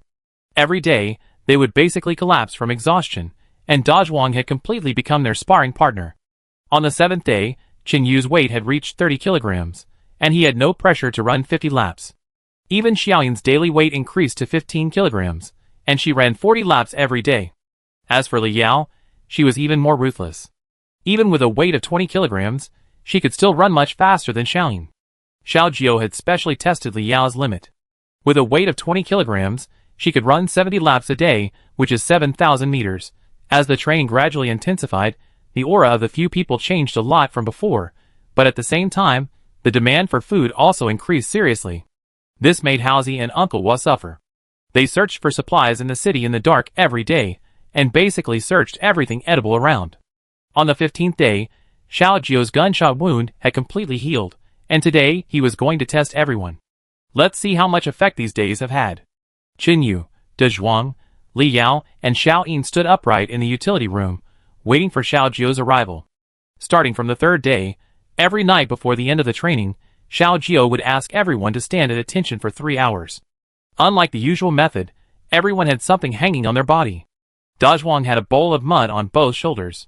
If he moved slightly, the mud would fall to the ground, and Xiao Jiao would ask him to restart the time. Chen Yu stood half a meter away from the wall. There was a small hole in the wall, and a wooden stick was stuck in it. A pin was hung on the top of the wooden stick, tightly against the tip of Chen Yu's nose. The pin would pierce the skin with the slightest movement. At the same time, Chen Yu held small stones in each hand, each weighing about 5 pounds. Li Yao and Xiao Yin only needed to stand in military posture for an hour, and then change to another way to keep their bodies still. Li Yao held the M16 assault rifle, with a rope tied to the gun head, 2 bricks hanging under the rope, and a shell on the barrel. Whenever the shell fell, half a brick would be added. Xiao Jiao's purpose was to train Li Yao's muscle memory, so that she would not need to aim in the future, but could quickly raise the gun and aim at the enemy's vital points with just movements.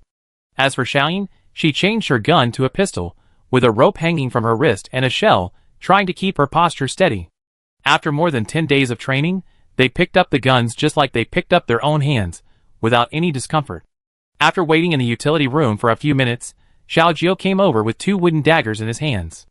After half a month of training, you guys are pretty good, but it's a pity that the time is too short and I can't train you for a long time. If it's before the end of the world, I have the confidence to train you to be second only to special forces. Xiao Jiao stepped forward and stood in front of the 4 people and said, I don't think it's difficult to be a special forces soldier. If I had known, I would have joined the army. De Zhuang heard this and said, Heh. Hearing this, Xiao Jiao smiled. He looked at the few people and asked, Do you all think you have the foundation to become a special forces soldier? Qin Yu hesitated for a moment, then nodded slightly. On the last day of training yesterday, Qin Yu was able to run for an hour and a half with a weight of 40 kilograms, and was almost able to run 10,000 meters. The consequence is that Qin Yu can fall asleep as soon as he touches the bed these days. Li Yao and Xiao Yin thought for a while and nodded. Dream on. Xiao Jiao scolded in a rare way. Do you think that special forces can be promoted just by running and doing a few push-ups? Xiao Jiao shouted with a dark face. If they are not taught a lesson now, if they really encounter mercenaries among the bad guys in the future, they may lose their lives. So Xiao Jiao changed his usual gentle expression. How can there be dozens of them? I have to do hundreds of them every day. Qin Yu muttered in a low voice. He felt that Xiao Jiao looked down on them a little too much. Li Yao on the side poked him with his elbow, signaling him not to speak. But Xiao Jiao still heard it. He frowned and glanced at Qin Yu. Special forces soldiers must first be courageous. It is common to spend the night among the dead. Secondly, they must be able to eat living things.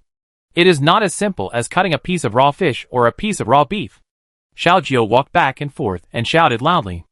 I tell you, in the wild, the food chooses you, not you choose the food. If you catch a bug on the ground, you must swallow it immediately. After that, you need to master a lot of military professional skills. Let's put it this way, special forces are almost omnipotent. Blind arrogance will make you lose your life sooner or later. Xiao Jiao continued to yell with a dark face. Then he pointed at Dazhuang. Come here, let's practice. Today is the last day. I hope you all show your true skills and treat me as your enemy. After saying this, Xiao Jiao threw the wooden dagger in his hand directly, and Dazhuang caught it and walked towards Xiao Jiao. Dazhuang held the wooden dagger in his backhand, staring at Xiao Jiao. The next moment, Xiao Jiao moved, rushed to him at a very fast speed, and stabbed his neck with the wooden sword in his right hand. Dazhuang reacted quickly and raised his left arm to push upwards. While holding the knife in his right hand, he stabbed at Xiao Jiao's shoulder. Xiao Jiao's right hand was just blocked by Dazhuang, so he let go of it, and the wooden sword fell down. Then he caught the wooden sword with his left hand and stabbed it upwards quickly. In less than half a second, the wooden sword was attached to Dazhuang's chin. Although Dazhuang's wooden dagger was faster, it was only attached to Xiao Jiao's shoulder at this time. Chapter 123. When he felt the wooden knife stabbing at his chin, Dazhuang quickly leaned to the side, and at the same time, his right hand holding the knife directly slapped Xiao Jiao's arm, trying to stop him. You are already dead. Xiao Jiao turned the wooden dagger in a direction with his left hand, and then slapped the area below Dazhuang's neck with the back of his hand. After being hit by Xiao Jiao's palm, Dazhuang staggered back. He regretted a little that he should have aimed at the heart. Are you regretting not stabbing me? Xiao Jiao glanced at him and said. Dazhuang nodded. I deliberately exposed my weakness to let you attack my shoulder. Do you think there are so many opportunities for you to attack me again? Xiao Jiao stood with his hands behind his back, and said in a deep voice. When fighting with the enemy, the most important thing is how to quickly make the opponent lose his fighting power. Do you think this is a cat catching a mouse, and playing with a mouse? Xiao Jiao roared. What the hell? Where did the cat catch me? Coincidentally, just as Xiao Jiao finished speaking, Haozi came over with a bucket of cold water bag, and he asked in confusion. Nothing, go to the side and test Li Yao and Xiao Yin. Be careful, don't let the water go, otherwise I will let you drink this bucket of water. Xiao Jiao pointed to the side, and motioned Haozi to go over. Don't worry, brother Xiao, my hands have been itching for a long time. Haozi said with a smile. Xiao Jiao nodded, then looked at Qin Yu. It's your turn. Stepping forward to take the wooden sword from Dazhuang, Qin Yu walked to Xiao Jiao and stopped. Qin Yu held the dagger straight, with the blade facing forward, and stared at Xiao Jiao carefully. 3 seconds later, Xiao Jiao held the wooden sword in reverse, rushed forward quickly, jumped up, raised his right leg, and pressed down hard at Qin Yu's position. Feeling the pressure coming, Qin Yu did not choose to resist, but quickly stood sideways, and at the same time clenched his left fist, and swung it hard at Xiao Jiao's right ankle. But the next moment, Xiao Jiu's body tilted, his right leg bent, and his knee pushed forward quickly. Qin Yu had to choose to retreat before his left hand touched his leg. That was close. If Qin Yu hadn't withdrawn his attack just now, although his left fist could have touched Xiao Jiu first, the opponent's knee would have hit his chest in the next second. Beautiful. De Zhuang, who was standing by, couldn't help but praise loudly when he saw Qin Yu resolve Xiao Jiu's attack. Qin Yu had no time to rest, as Xiao Jiu's next attack was already in front of him. He missed his right knee, stepped forward with his left leg, then knelt on one knee with his right leg, and swung the dagger in his right hand towards Qin Yu's leg.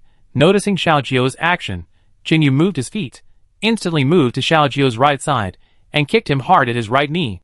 This move was taught to him by Xiao Jiu. Sorry, I won this battle. Qin Yu shouted excitedly, and his left foot was about to kick his knee. Heh. Xiao Jiu laughed in a low voice, leaning forward, and his right leg also touched the ground and rolled to the side quickly. Although Qin Yu successfully kicked Xiao Jiu's knee, due to the angle, he could not break it, but it was like stepping on it. In an instant, Qin Yu felt the crisis coming, and he didn't have time to think, and stabbed to the side with the knife in his right hand. But it was too late. When Qin Yu stepped on Xiao Jiu's right leg, his whole body had gradually lost balance, with his right foot on the ground and his left leg on his leg. Xiao Jiu supported the ground with his left hand, quickly moved his body, and swept Qin Yu's right foot with his other foot. Then he turned his body, grabbed Qin Yu's ankle with his left hand, and moved forward with the force. He pounced on him like a cheetah. When he was about to fall, Qin Yu put his right hand close to the side of his head, and then made a close contact with the ground. The next second, Xiao Jiu's dagger was already at his throat. At this point, Qin Yu was defeated. I lost, Qin Yu said sadly. Humph.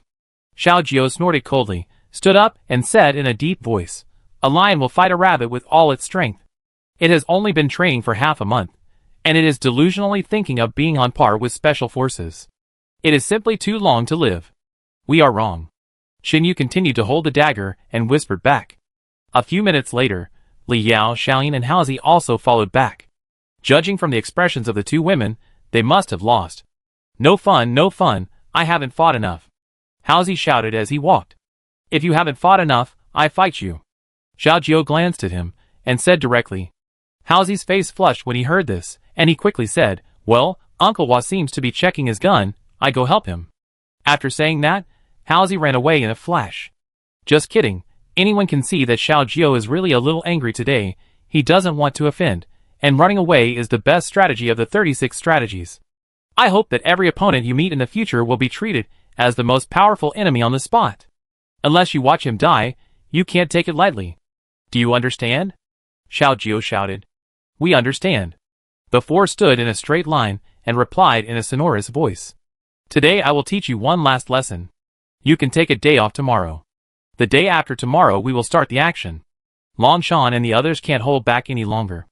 After saying that, Xiao Jiu's expression eased a lot, and he spoke. I have a question. Qin Yu still wanted to understand this question, so he asked. Speak. Xiao Jiu looked at him and nodded. Why is there a straight grip and a reverse grip when holding a dagger? Qin Yu asked. If you hold a dagger and want to stab someone, what would you do? Xiao Jiu did not answer this question directly, but continued to ask Qin Yu. Qin Yu held the dagger, then bent his wrist down a little and swung it forward. Li Yao, who was next to him, saw the action and immediately said, I understand, holding the dagger straight will use the strength of the wrist and arm. Xiao Jiu nodded approvingly. Yes, this posture requires you to bend your hands downward, which sometimes makes you unable to exert your strength. And the reverse grip of the dagger relies on the flexibility of the wrist and the strength of the shoulder and back. Due to the different ways of exerting force, the wound caused will be deep enough. Xiao Jiu continued to add. If that's the case, can it be understood that holding the dagger straight is a deterrent, and holding the knife in the reverse hand is desperate? Qin Yu suddenly realized and spoke. That's about it. The reverse grip can also make your attack more convenient, and cut the wound much easier. Xiao Jiu nodded. Okay, it's almost over for today. Everyone go back and rest early, and we make a battle plan tomorrow. This time, we decide not only who wins but also who dies. Xiao Jiu clapped his hands, then walked out. Qin Yu and De Zhuang stepped forward and took a cold water bag, one to apply to the right arm and the other to the chest. Chapter 124. After a night's rest, the next morning, several people started to get busy and prepare to catch mice. Uncle Hua and Xiao Jiao stayed in the basement to tie up the iron barrel, while Haozi led them to the sewer to set traps. Xiaoyin walked behind Qin Yu, glanced at his figure, and said with a smile, "Qin Yu, your figure seems to be getting better and better." Hearing the voice behind him, Qin Yu raised his arm and looked at it. It was indeed much stronger. He smiled and replied, "I have shed so much sweat and eaten so much meat. I can't waste it, right? By the way." Before Xiaoyin could answer, Qin Yu continued to ask, "Are you running out of food?" Fortunately, Uncle Hua and Uncle Haozi have found a lot of food outside these days, so the slowdown is acceptable. Xiaoyin thought for a while, then spoke. "But you don't have to feel stressed. When the time comes, we will take the supplies in the department store, which will be enough for us to eat for a long time." As soon as the voice fell, Xiaoyin said excitedly, "Brother." Haozi, who was walking in front, slowed down his pace, came to the back, hugged Qin Yu's shoulders, and said casually, "I'm not being nosy. Uncle Hua and I almost died outside when we were searching for supplies. You have to be serious this time. Don't waste our efforts in vain." Qin Yu nodded and said solemnly, "Don't worry about this, we will naturally go all out. Not to mention that they have no worries about food and accommodation for so many days. The changes in just a few people are completely different from before." At this time, Li Yao was holding an assault rifle in her hand, walking alone behind the team, wearing a black baseball cap and a dagger on her waist. The whole person's momentum has completely changed. Who would have thought that before the end of the world, Li Yao was still the top student in the school with the best grades in her major? Smart people learn everything quickly. Although her strength is not enough, Li Yao is very flexible. The three ordinary men can't catch her at all. After walking for more than 10 minutes, Haozi led everyone to a pipe opening, which was also closed with iron bars. As soon as he approached, Qin Yu smelled the stench of rotting meat. Xiaoyin, who was behind him, held her breath and said, "If we can't catch the mice at this rate, we will be stinking to death. Here, put this on." Li Yao walked up from behind, took out a silk scarf from her bosom and handed it to Xiaoyin. "Aw, Sister Xiaoyao is so nice, come on, kiss me." Xiaoyin took the silk scarf, then leaned over to Li Yao's cheek and kissed her. "Go, go, go!" Li Yao shyly raised her hand to stop him, but Xiaoyin suddenly had an idea and kissed him from the other side. Seeing this, Li Yao had no choice but to glare at her with a slightly red face. Xiaoyin stuck out her tongue and covered her mouth and nose with the scarf. "Hey, this scarf smells so good." Xiaoyin immediately felt the smell was different, and then said, "Sister Xiaoyao, this is your body fragrance, right?" Hearing this, Li Yao felt a headache. She stretched out her finger and poked Xiaoyin's head, and said angrily, "What nonsense are you talking about? I borrowed some perfume from Teacher Lily before I left. But you do smell really good. When I hold you in my arms to sleep at night." Xiaoyin continued to talk as if she didn't hear anything. Li Yao quickly covered her mouth with her hand, then leaned close to her ear and said anxiously, "Why do you talk without knowing the occasion?" Xiaoyin took Li Yao's hand and said with a smile, "Oh, we are all family. This is no big deal." "Then you and brother Xiao are also family?" Li Yao was immediately happy when she heard it, and she said directly, This." Xiaoyin's cheeks were slightly red, and she spoke a little intermittently, "How should I put this?" Haozi had already taken down the iron bars, and said with his head down, "It seems that there are more rats down here." "No way." Qin Yu took out the dagger and held it in his hand. He pinched his nose with his left hand and walked forward to take a look, then continued, "A place like this is the most attractive to rats, and they reproduce very quickly. 1 litter lasts 21 days, and they can have up to 8 litters a year. There's an old saying that a male and a female mouse can give birth to 250 in a year." "How do you know so much?" De Zhuang came over with a flashlight and shone it, then turned to ask Qin Yu. "The neighborhood where I lived used to be plagued by mice. People from the mouse-catching company came every few days. After chatting with each other, I learned a little bit." Qin Yu nodded and replied, "I hate mice the most. It would be great if all mice died." Xiaoyin also walked forward and muttered, "Are you afraid of cockroaches?" Li Yao asked Xiaoyin standing next to her. "Yes, there is no girl who is not afraid of cockroaches.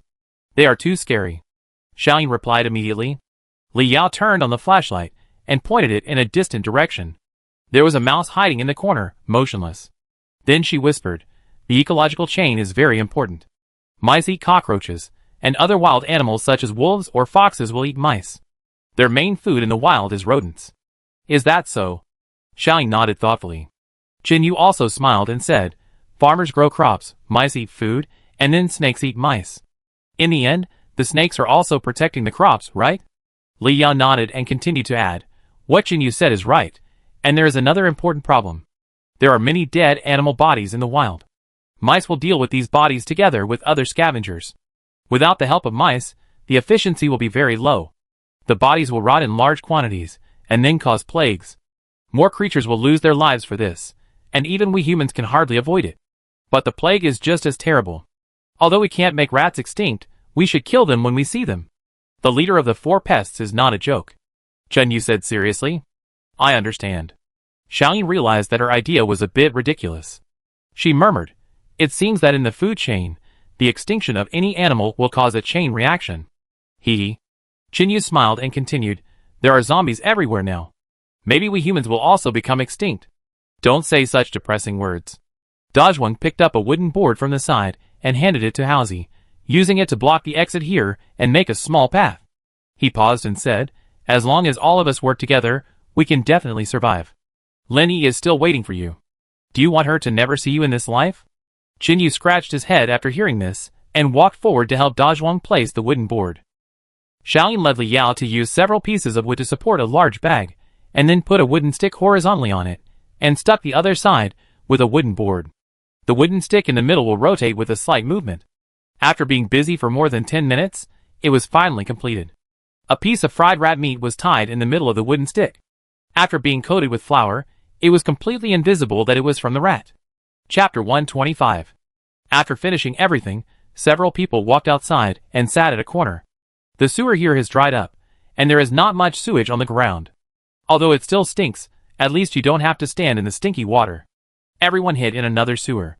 Chinyu secretly glanced at the direction of the trap. It was very dark, and there was no movement at all. So he wondered, can you catch the mice like this? I didn't see them move. Don't be impatient. The mouse sat on the ground, holding a dagger and sharpening the blade on the ground. He smiled lightly and said, you can't eat hot tofu in a hurry. Chinyu continued to look at it, then walked back and sat down, asking, what is the principle of catching mice? I thought they would use a mousetrap.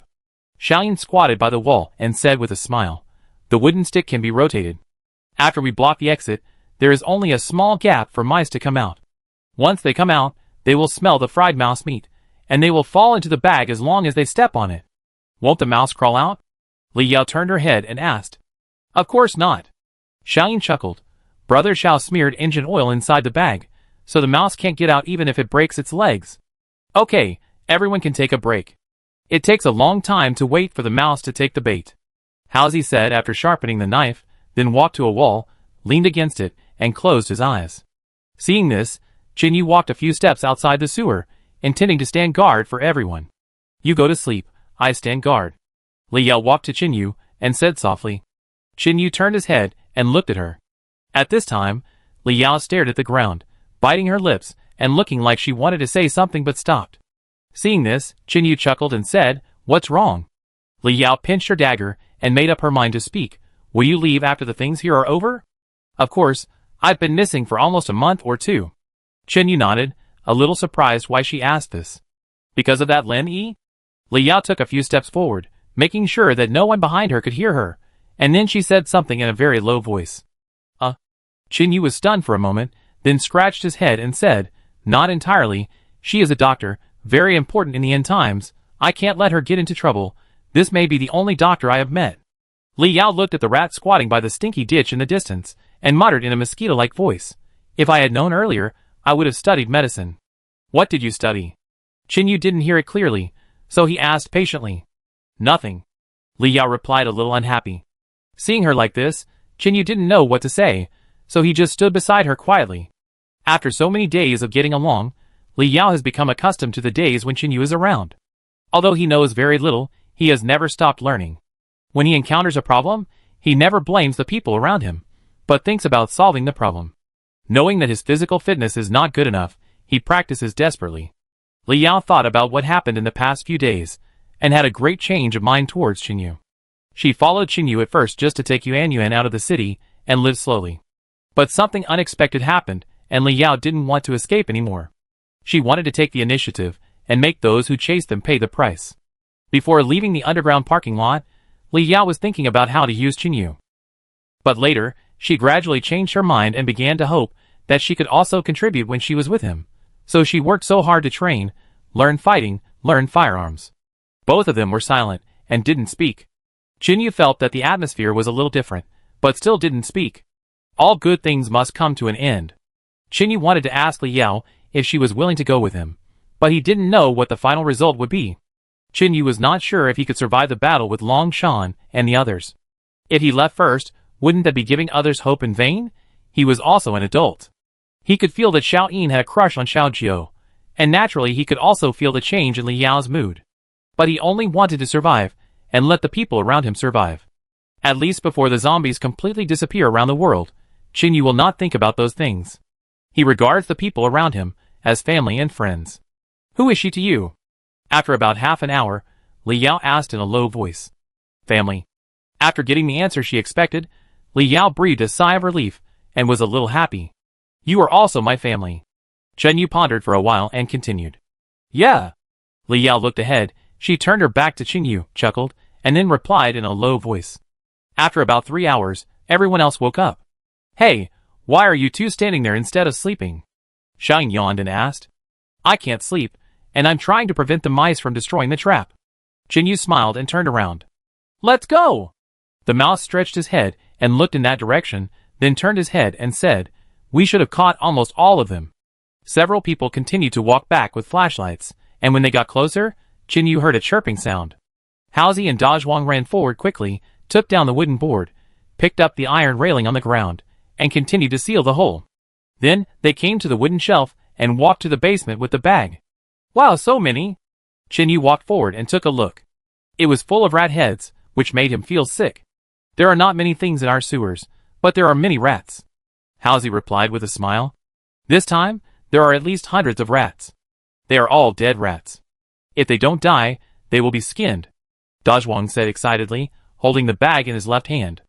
Xiaoyin followed Li Yao and shone the bag with a flashlight, then said in shock, Oh no, the bag is going to break, they are moving too violently. Hearing Xiaoyin's reminder, Jinyu quickly took off his coat and stepped forward to block the hole. No, brother Dazhuang, let's go faster. Haozi took a look and said anxiously. Although Jinyu blocked it with clothes at this time, it could only delay it for a while.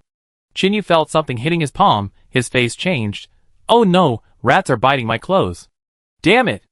Haozi cursed loudly, holding the bag in his right hand and running forward quickly with the zhuang, picking up a piece of wood on the ground with his left hand and stuffing it into Jinyu's hand. He said loudly, I wonder if these rats have eaten zombie meat and become extremely violent. Chapter 126. Everyone ran forward quickly, fearing that they would run too slowly. The exit of the basement was close to the sewer. Xiao Jiu and Uncle Hua were waiting here. Suddenly, a burst of anxious footsteps came from the cave entrance. Oh no, something seems to have happened. Xiao Jiu listened carefully, his face changed slightly, and he and Uncle Hua ran over with a large iron bucket. A few seconds later, Xiao Jiu and his friends met Haozi and others. Jinyu followed behind, holding a wooden board in his hand, and lifted the bag with Haozi Dazhuang, and quickly poured the mice into the large iron bucket. Huh? Xiaoyin ran over from behind, and saw that the mouse didn't fall out. She covered her chest and said in fear, Luckily we caught up. If the mouse ran out, we would be useless even if we turned into cats. Xiao Jiu quickly ran back to get the glass cover, and then covered it directly, and asked in a deep voice, What's going on? Haozi also took the tape and stuck it along the edge of the glass cover, and then said seriously, This batch of mice is more ferocious. In the past, the bag was coated with engine oil, and they couldn't climb, and would only fight inside, but now they know how to bite the bag. After listening to this, Xiao Jiu nodded and continued, Then we can't move this barrel of rats in, we can just put it here. Jinyu squatted down and took a look at the iron barrel, and said, The knife in it should not be used anymore, we can pull it out and wait for them to mutate. After catching rats in the morning, several people prepared to catch zombies in the afternoon. Jinyu had attracted zombies before, and after summarizing his experience, he made a series of plans. Next to Xiao Jiu's bed, the bed curtain had been drawn. Jinyu stood in front of the wooden table and said to several people seriously, There is an exit position, one side is a wall, the other side is a fence. I don't know if you still remember it. Xiao Jiu nodded. Of course, I followed Uncle Hua to set up the place. Do you have a truck with a compartment? Jinyu thought of something and asked him. There is a high-sided truck parked on the street, not far from the exit. Are there many zombies? Xinyu asked. Xiao Jiao thought about it carefully and said, there are a lot of zombies. In the past, we tried our best to leave the zombies there to prevent them from surrounding the exit. Hearing the answer, Xinyu pondered for a while and shook his head. The risk is greater than the reward. We go to lead the zombies just to waste their bullets, but it is too dangerous. Let's try another method. What to change? Haozi sat on Xiao Jiao's bed and asked. Let me think about it. Xinyu looked at the map on the table, lowered his head and pondered. A few minutes later, Xinyu clapped his hands lightly. Got it. Huh? Xiao Jiao looked at him in confusion. We don't catch zombies, just catch some of them. I don't know if you have noticed that even if the lower half of the body of a zombie is broken, it can still crawl on the ground. Xinyu said with a little excitement. Haozi stood up and walked over to add. When I was in Xiuyin's neighborhood, I detonated a bus and a zombie head flew in front of me. Although its neck was broken, it was still baring its teeth. Isn't that right? Xiao Jiao stepped forward and took a look at the map, then said directly, if we cut off the lower body of the zombies, how can we transport them? As mentioned before, there are many zombies near the truck. No, we don't transport zombies. Xinyu walked around the house, then walked over and came back with an axe. Ah? Xiaohu glanced at Xinyu, then his eyes lit up, and he quickly said, do you want to chop the zombies off on the spot? That's right. Xinyu took the axe and threw it on the table. Uncle Wal leaned against a pillar nearby and said in a low voice, even so, we still need to transport the zombies in. Without legs, they move slower. The people in Longshan only need to block them with iron sheets, and there is no need to waste bullets to kill the zombies. Hearing Uncle Wal's reminder, Xinyu smacked his lips. I was just thinking about what method to use. Suddenly, Xinyu saw the slingshot on Xiaohu's waist, and he thought of something. Let's just make an oversized slingshot. Haha, that should be called a trebuchet. Xiao Jiao smiled and said. Trebuchet? Xinyu touched his chin and continued. Does anyone know how to make it? Everyone shook their heads. I haven't seen this thing before. Xiaoyin said depressedly. You haven't eaten pork, but you haven't seen pigs run. Xiao Jiao picked up Xiaohu's slingshot and looked at it for a few times, then said, just as Xinyu said, let's make an oversized slingshot. Then Xiao Jiao quickly ordered, Xiaohu, you and Haozi go collect wood from the basement, preferably as thick as an arm, and then find 4 pieces. Uncle Hua, take the Dazhuang brothers and collect our discarded bicycle inner tubes. Those are already rotten, and they should be enough to make slingshots. Xiaoyin, you and Li Yao go cut off some discarded sheets, rectangular in size, preferably enough to wrap a person's body. Several people nodded and started to act one by one. What about me? Xinyu asked. Xiao Yu, follow me and draw the blueprint. Xiao Jiao took out a pencil and a piece of paper. I thought we could just do it directly. Xinyu stepped forward and said with a smile. Xiao Jiao simply drew the outline of a large slingshot and said, it doesn't matter if it's smaller. For a slingshot this big enough to shoot zombies out, we have to design a fixed point. Xinyu nodded, stepped forward to take a look, and then pointed to a place and said, it should be farther away. If it's too close, it might scratch the wood next to it, and the blood will spill on people, which is not good. How about 2 meters? Xiao Jiao smeared the eraser and drew again. The two discussed for a few minutes and finally decided on the basic model. Haozi and the others also came back with tools in their hands. Xiao Jiao placed the wooden sticks on the ground and then linked them with another stick. He originally planned to tie them with a rope, but Xinyu said that he couldn't take it lightly. If it fell apart, the plan would be ruined. So several people removed the nails from the rotten wood and fixed the slingshot. Fortunately, the old city is above the basement, with many old houses, and they are gradually collapsing. Many beams have fallen down, and the nails can be taken out by splitting them with an axe. After a busy afternoon, a slingshot with a height of 2 meters and a gap of 2 meters in the middle was made. A piece of wood connected the 2 sides at the bottom, the middle part was sawed open, and then nailed with a hinge removed from the door. In this way, the slingshot can be put together for easy movement. 2 thick wooden boards were nailed forward at the bottom of the slingshot bracket. When the time comes, as long as 2 people sit on the wooden boards and hold a rope on the top of the slingshot, the other 2 people can use the slingshot to eject the zombies. Chapter 127. When it got dark, Xiao Jiao and De Zhuang transported the big iron barrel away overnight. Taking advantage of the night, they transported the barrel full of dead rats to the vicinity of Longshan Hotel in advance, and then drove over to load it. The 4 wheels of the 2 abandoned bicycles were removed and clamped together with iron rods. A large wooden board was placed in the middle, and then the iron barrel was placed on it. It didn't take much effort to push it. Along the way, Chin Yu and Haozi were alert, one in front and one behind, with the front leading the way and the back covering the rear. It was not convenient to move late at night, so only the 4 of them came out this time, and the others stayed in the basement to cut as many thin and long wooden sticks as possible to make bows and arrows later. At about 2:30 in the morning, Xiao Jiao and the other 4 came back. "How is it? How many sticks have you cut?" Chin Yu walked forward, picked up the thin wooden sticks on the ground and asked. 276 sticks. Xiao Hu said. "Well, that's enough." Chin Yu nodded and continued to instruct. "I will modify the arrowhead part later. Then you, De Zhuangge, and Xiao Yin will be responsible for attacking them secretly." "Okay," Xiao Hu replied. After a few simple words, Chin Yu walked toward Xiao Jiao again. As soon as he approached, he heard him and De Zhuang talking. "I plan to tie 2 nails to the arrowhead and put some corpse blood on it. This will make it easier to get infected. What do you think, brother De Zhuang?" Xiao Jiao asked. De Zhuang picked up the nails on the table and looked at them for a while, then shook his head and said softly, "The word bow and arrow, although the bow is in front and the arrow is in the back, the arrow is actually more important. At present, there is no place to find the most standard arrow to use, but you also need to pay attention to 3 points: straightness, center of gravity, and weight." Chen Yu came over and listened to De Zhuang's explanation patiently. If the arrow is too heavy, it is easy to deviate from the target. The arrows Xiao Hu usually uses do not need to be equipped with arrowheads, but only need to be sharpened.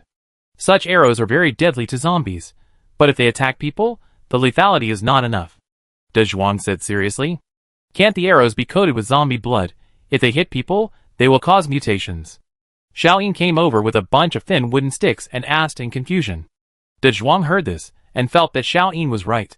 When he was hesitating about how to answer, Jin Yu spoke first. "Arrows are different from guns. Unless they hit the torso, the former is not likely to mutate. If they hit the arm, they can survive by cutting it off. But even so, they are seriously injured." Xiao Yin asked again.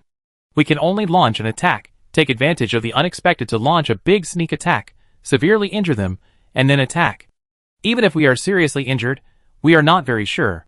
Xiao Jiao's face was slightly heavy, and he said in a low voice, "Everyone knows that there is not only a gap between us and them in terms of numbers, but also a big gap in weapons." Xiao Jiao added again. "I heard from Xiao Hu that they seem to have an RPG rocket launcher." Uncle Hua beside him also said something. "Really? They have even made a rocket launcher. Who is Long Shan? Does he have such great power?" Chin Yu was stunned, then asked in confusion. Xiao Jiao turned to look at him and said, "I heard that when he opened a shooting range before the end of the world, he met a foreign dealer who dealt in second-hand arms. The zombie outbreak outside was more intense, and the dealer took the opportunity to stock up a lot of guns. At that time, Long Shan got a can of gold paint from somewhere, and painted a lot of iron blocks with it to make it look like gold. Then Long Shan took a photo with a Polaroid camera, deliberately made it very blurry, and went to order a gun with a piece of real gold on him." Xiao Jiao recalled the past and told the story slowly. Originally, the dealer was not so easy to be fooled, but he urgently needed to cash in the guns and move them to a deserted island, but he was robbed in the end. Uncle Hua said lightly. "How do you know so much?" Chen Yu asked curiously. "A lackey named Fan Jiang accidentally revealed it. Xiao Hu was hiding in the toilet of an abandoned supermarket and happened to hear it." Xiao Jiao replied. "If that's the case, the gap in weapons is too big, so we should try to reduce their numbers as much as possible, and it would be best if we can turn minor injuries into serious ones." Chin Yu lowered his head, looked at the wooden stick and said in a deep voice, "I have a way." De Zhuang thought for a long time, then suddenly spoke. "What method?" Chin Yu turned his head and asked him, "Have you ever heard of the three-edged military dagger?" De Zhuang looked at Xiao Jiao and said. Xiao Jiao and Uncle Hua nodded at the same time, and then the former said, "I have heard of it, but this weapon has been banned for many years. It was difficult to find it before, let alone now." "Well, Brother Xiao, you can explain it to everyone." De Zhuang nodded and signaled him to continue. Although Xiao Jiao didn't know what the big dagger was used for, he still talked to everyone for a few more words. After all, knowing more about other weapons would only benefit people in the apocalypse. The three-edged military dagger has 3 blood grooves. 95% of people who are stabbed with this weapon die from rapid blood loss. Xiao Jiao said. "So scary? Can't the wound be stopped?" Qin was surprised and asked quickly. Because the wound it causes is different from ordinary knife wounds. Normally, the wound caused by a dagger is just a slit. But the bayonet is different. It will cause a square wound. This type of wound will be more difficult to stop bleeding. Then it can also stir the body, causing more serious injuries. However, the reason it is banned is not because of its strong lethality, but because this weapon can only stab, not chop or split, and the attack form is too simple. Xiaojio finally added. That's right, its attack form can only stab, and the same is true for bows and arrows. We can completely wrap the arrowhead with iron sheets, and then cut 2 small slots with a knife. Dazhuang also said. Like the barbs of a fish hook? Qinyu's eyes lit up. Right. Dazhuang nodded excitedly. Xiaoyan thought about it carefully, and then said, but there are few iron sheets in our basement, and some of the iron sheets are thicker.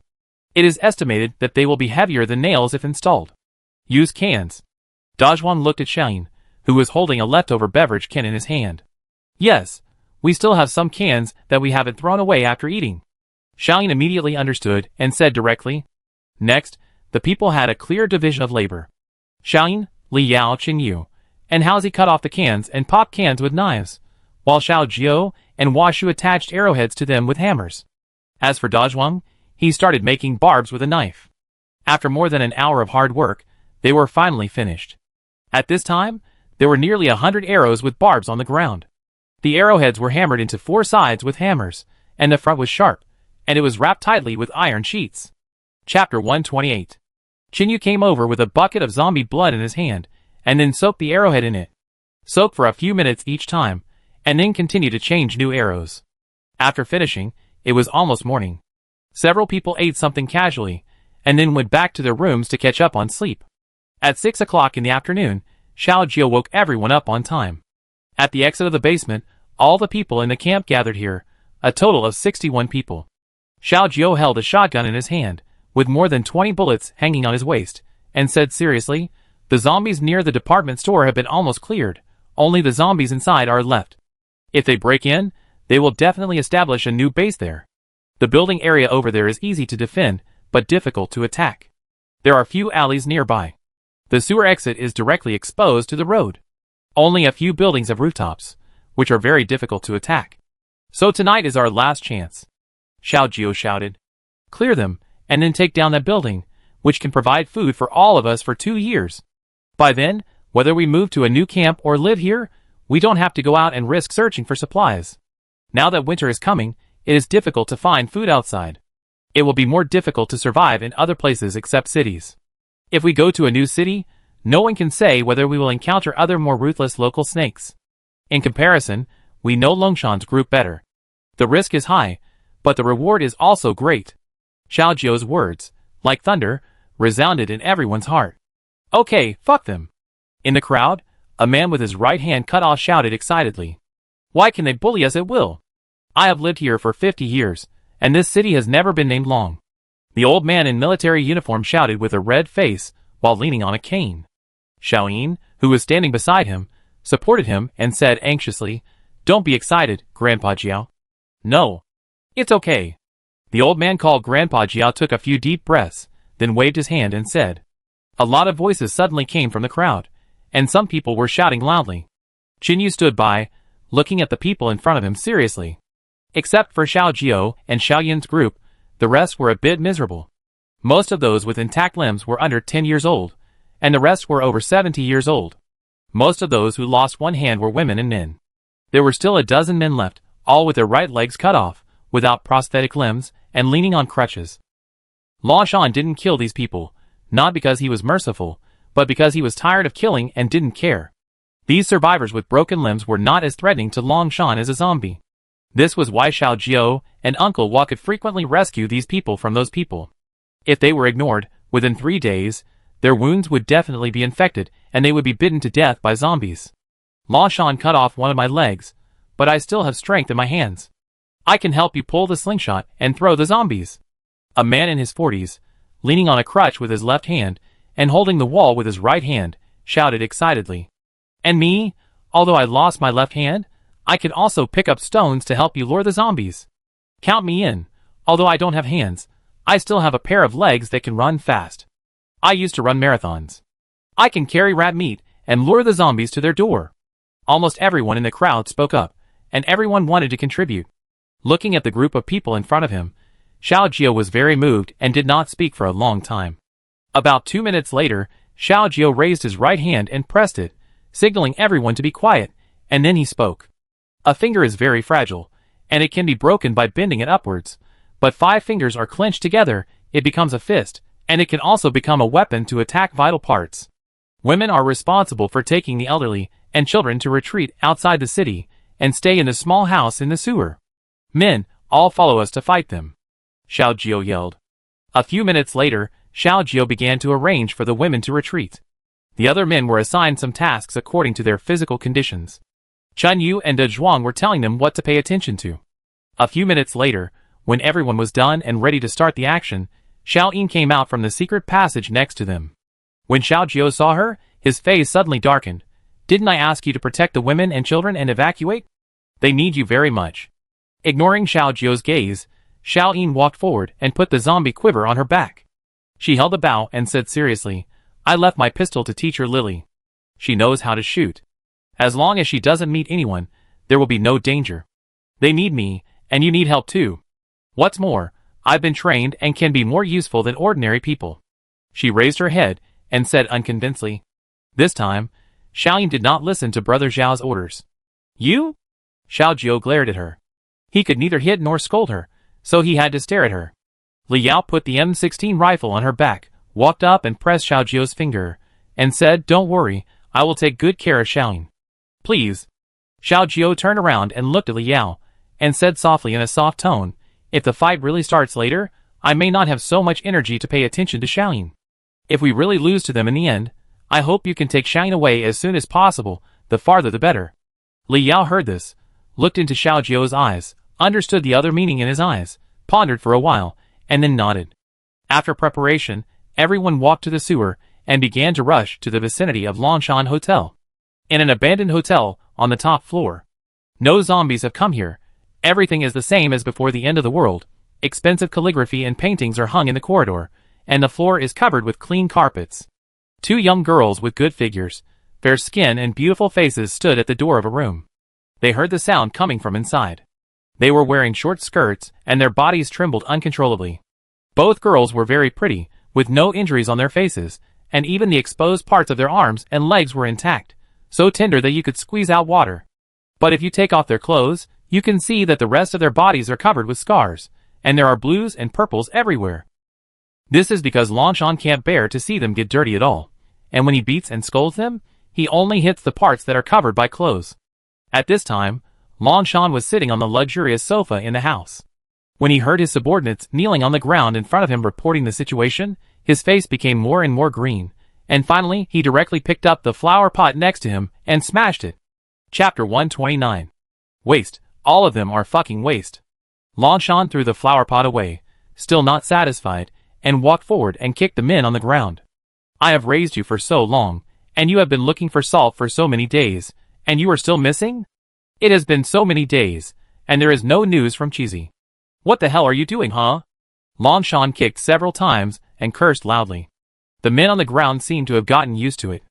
They curled up into a ball, protecting their heads with both hands, begging for mercy. Get out, all of you, get out. Longshan was tired of kicking, and finally cursed loudly, then walked to the sofa and sat down. Another subordinate standing next to him hurried forward to help the person on the ground, bowed to Longshan, and then quickly retreated. Longshan looked at their backs with a gloomy face, and then saw the murals on the wall, and suddenly he was furious, picked up the empty wine bottle on the ground and smashed it. Paw! The sound of the bottle breaking scared the 2 girls outside. Chinger, come in! Hearing the voice that sounded like a demon descending, the girl on the right trembled all over, turned her head to look to the left, her eyes full of tears. Save me! She had been called by Longshan several times in the past few days, and he would beat her up after that. Now she couldn't bear it anymore, so she had to beg the girl next to her. The girl on the left was named Xiaoning. She glanced at Chinger, who was still bleeding from her thighs at this time, and was so scared that she'd lost her mind. Xiaoning took a deep breath, reached out and held Chinger's hands, and said softly, You go hide in the corner. After saying this, Xiaoning opened the door and walked in. Looking at the girl in front of him, Longchamp said with a dark face. Didn't I say to let Qing in? Are you deaf? She came and went to the toilet. Xiao Ning looked at him, with no other expression on her face, not too much respect, nor too much fear. You better tell the truth. Longchamp stood up, walked to Xiao Ning's side, glanced at her, and then walked towards the door. He opened the door and looked outside. There were indeed a few drops of blood on the ground. There was no one in the corridor. Then he closed the door and went in. Take off your clothes. Longchamp walked to the cabinet next to him, took out a cowhide whip, and then spoke. Xiaoning took off her clothes skillfully, revealing a flawless body covered with whip scars. Kneel down! Longchamp shouted. Xiaoning endured the pain in her body and knelt down, facing the window with her back to Longchamp. Snap! The sound of the whip hitting her body rang out. Xiaoning endured the pain and didn't make a sound. The second whip followed closely, hitting Xiaoning's shoulder hard. She still gritted her teeth and didn't scream. Scream! Longchamp was furious and whipped her again, with even more ferocious force. I told you to scream. Why the hell did you endure it? The fourth whip continued to fall. Xiaoning's eyes were dazed, blood flowed from the corners of her mouth, and she fell to the ground after being whipped. Then she propped herself up and stood up. 3 days ago, when she was hiding in the container, it rained that day. She came out in the middle of the night to collect water with a bucket, but by chance, she ran into Longchamp's men going out, and was arrested on the spot. After returning to the hotel, Longchamp was very happy to see the beautiful girl presented by his men.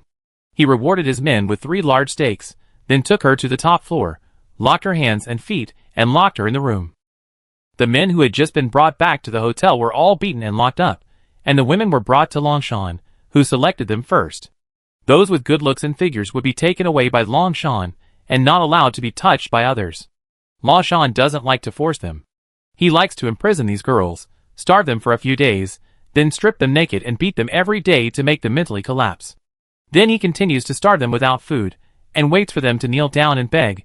Then Longchamp will give them a bite of food, wash the girls, and then proceed to the last step.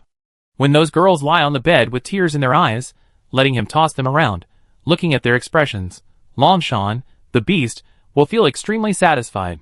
This is why Xiao Jiao and Uncle Hua are reluctant to let him go. In the end times, survival is important, but if such a demon is allowed to develop freely, who will bear the consequences over time? Will it not be the survivors? Xiao Jiao can't stand what Longchamp and his gang did. Xun Yu can't stand it either.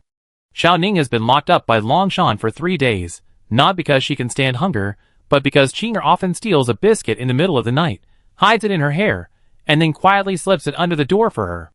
Relying on the rain from the past few days, she managed to hold on by catching some with her hands, and she never opened her mouth to beg Longchamp. Today was the 3rd day, and Longchamp heard the news from his men again, and still couldn't find Cheesy, which made him extremely irritated. The girl kneeling in front of him never made a sound every time she was beaten, as if he was hitting cotton. Okay, you have backbone, you have strong bones, I see how long you can hold on. Longchamp yelled with curses, walked to the toilet, and scooped a basin of water, then took out a handful of salt from the cabinet, and threw it in. After stirring it with his hands for a few times, Longchamp put the whip in, and soaked it for more than 10 seconds, then walked back to Xiaoning's back, and whipped her hard on the waist. The whip hit Xiaoning's body, and a bloody mark immediately appeared, which was shocking. Hiss. Then, the salt water was stained on the wound, and Xiaoning's body trembled violently, and then she screamed uncontrollably. Aren't you very patient? I see how long you can endure. Longchamp was holding back a ball of fire in his heart. He didn't plan to wait any longer, and he would take her down tonight. He walked forward and grabbed Xiaoning's hair, lifted her up, and then Longchamp dragged Xiaoning to the bed. Xiaoning held Longchamp's hands tightly with both hands, struggling all over. Letting go of her hair, Longchamp walked in front of Xiaoning and kicked her in the stomach. The next second, Xiaoning twitched, then turned her head and spit out a mouthful of blood on the ground. Not satisfied yet, Longchamp lifted Xiaoning's hair with his left hand, and then slapped her cheek with his right hand. Xiaoning felt dizzy and stopped struggling. Then Longchamp grabbed one of her hands and threw her directly onto the bed. Xiaoning's eyes were dazed now, and she collapsed on the bed without moving. Longchamp quickly untied his belt, took off his pants, and prepared to go forward. At this moment, a sharp whistle came from the sky outside, and a bow and arrow with a light blue tail, and a flame flew towards Longchamp's window at a very fast speed. With a click, Dazhuang's arrow, because of the anger, pulled the bowstring to the full, making the attack power more terrifying. The glass of Longshan's room was directly shot through, and the bow and arrow quickly stuck on the sofa, and instantly the flame shot up into the sky. Chapter 130. There was a fire in the house. Longshan was shocked. He quickly put on his pants, and went forward to pull the curtains. It was dark outside, and he couldn't see how many people there were. He quickly walked to the drawer next to the bed, took out a pistol from it, and put it on his waist. He turned his head, and looked at Xiaoning on the bed. At this time, she was still unconscious, with blood flowing from the corners of her mouth, lying there without any reaction. Bah, I deal with the people outside first, you be in trouble later. Longshan spat at the girl on the bed, then ran out of the house. Qinger hid in the corner, trembling all over. Suddenly, she heard the door open, and then quickly closed. She slowly stretched her head out, and saw Longshan running downstairs in a panic. Gritting her teeth, Qinger ran out of the corner, pushed open the door and ran in. Xiaoning, how are you, Xiaoning? As soon as she entered the house, Qinger saw a big fire in front of her. The increasing smoke made her cough a few times. She quickly glanced and didn't see Xiaoning. There was only a skirt left next to the sofa. Qinger covered her mouth and nose, tears came out of her eyes. She quickly picked up the short skirt, and ran to the bed. As soon as she ran to the bed, she saw Xiaoning lying there without any reaction. Xiaoning! Qinger's eyes were red, she yelled, then ran forward and knelt on the bed, holding Xiaoning's body with one hand, shaking it hard a few times. But Xiaoning had not eaten well for a few days, and had been beaten several times.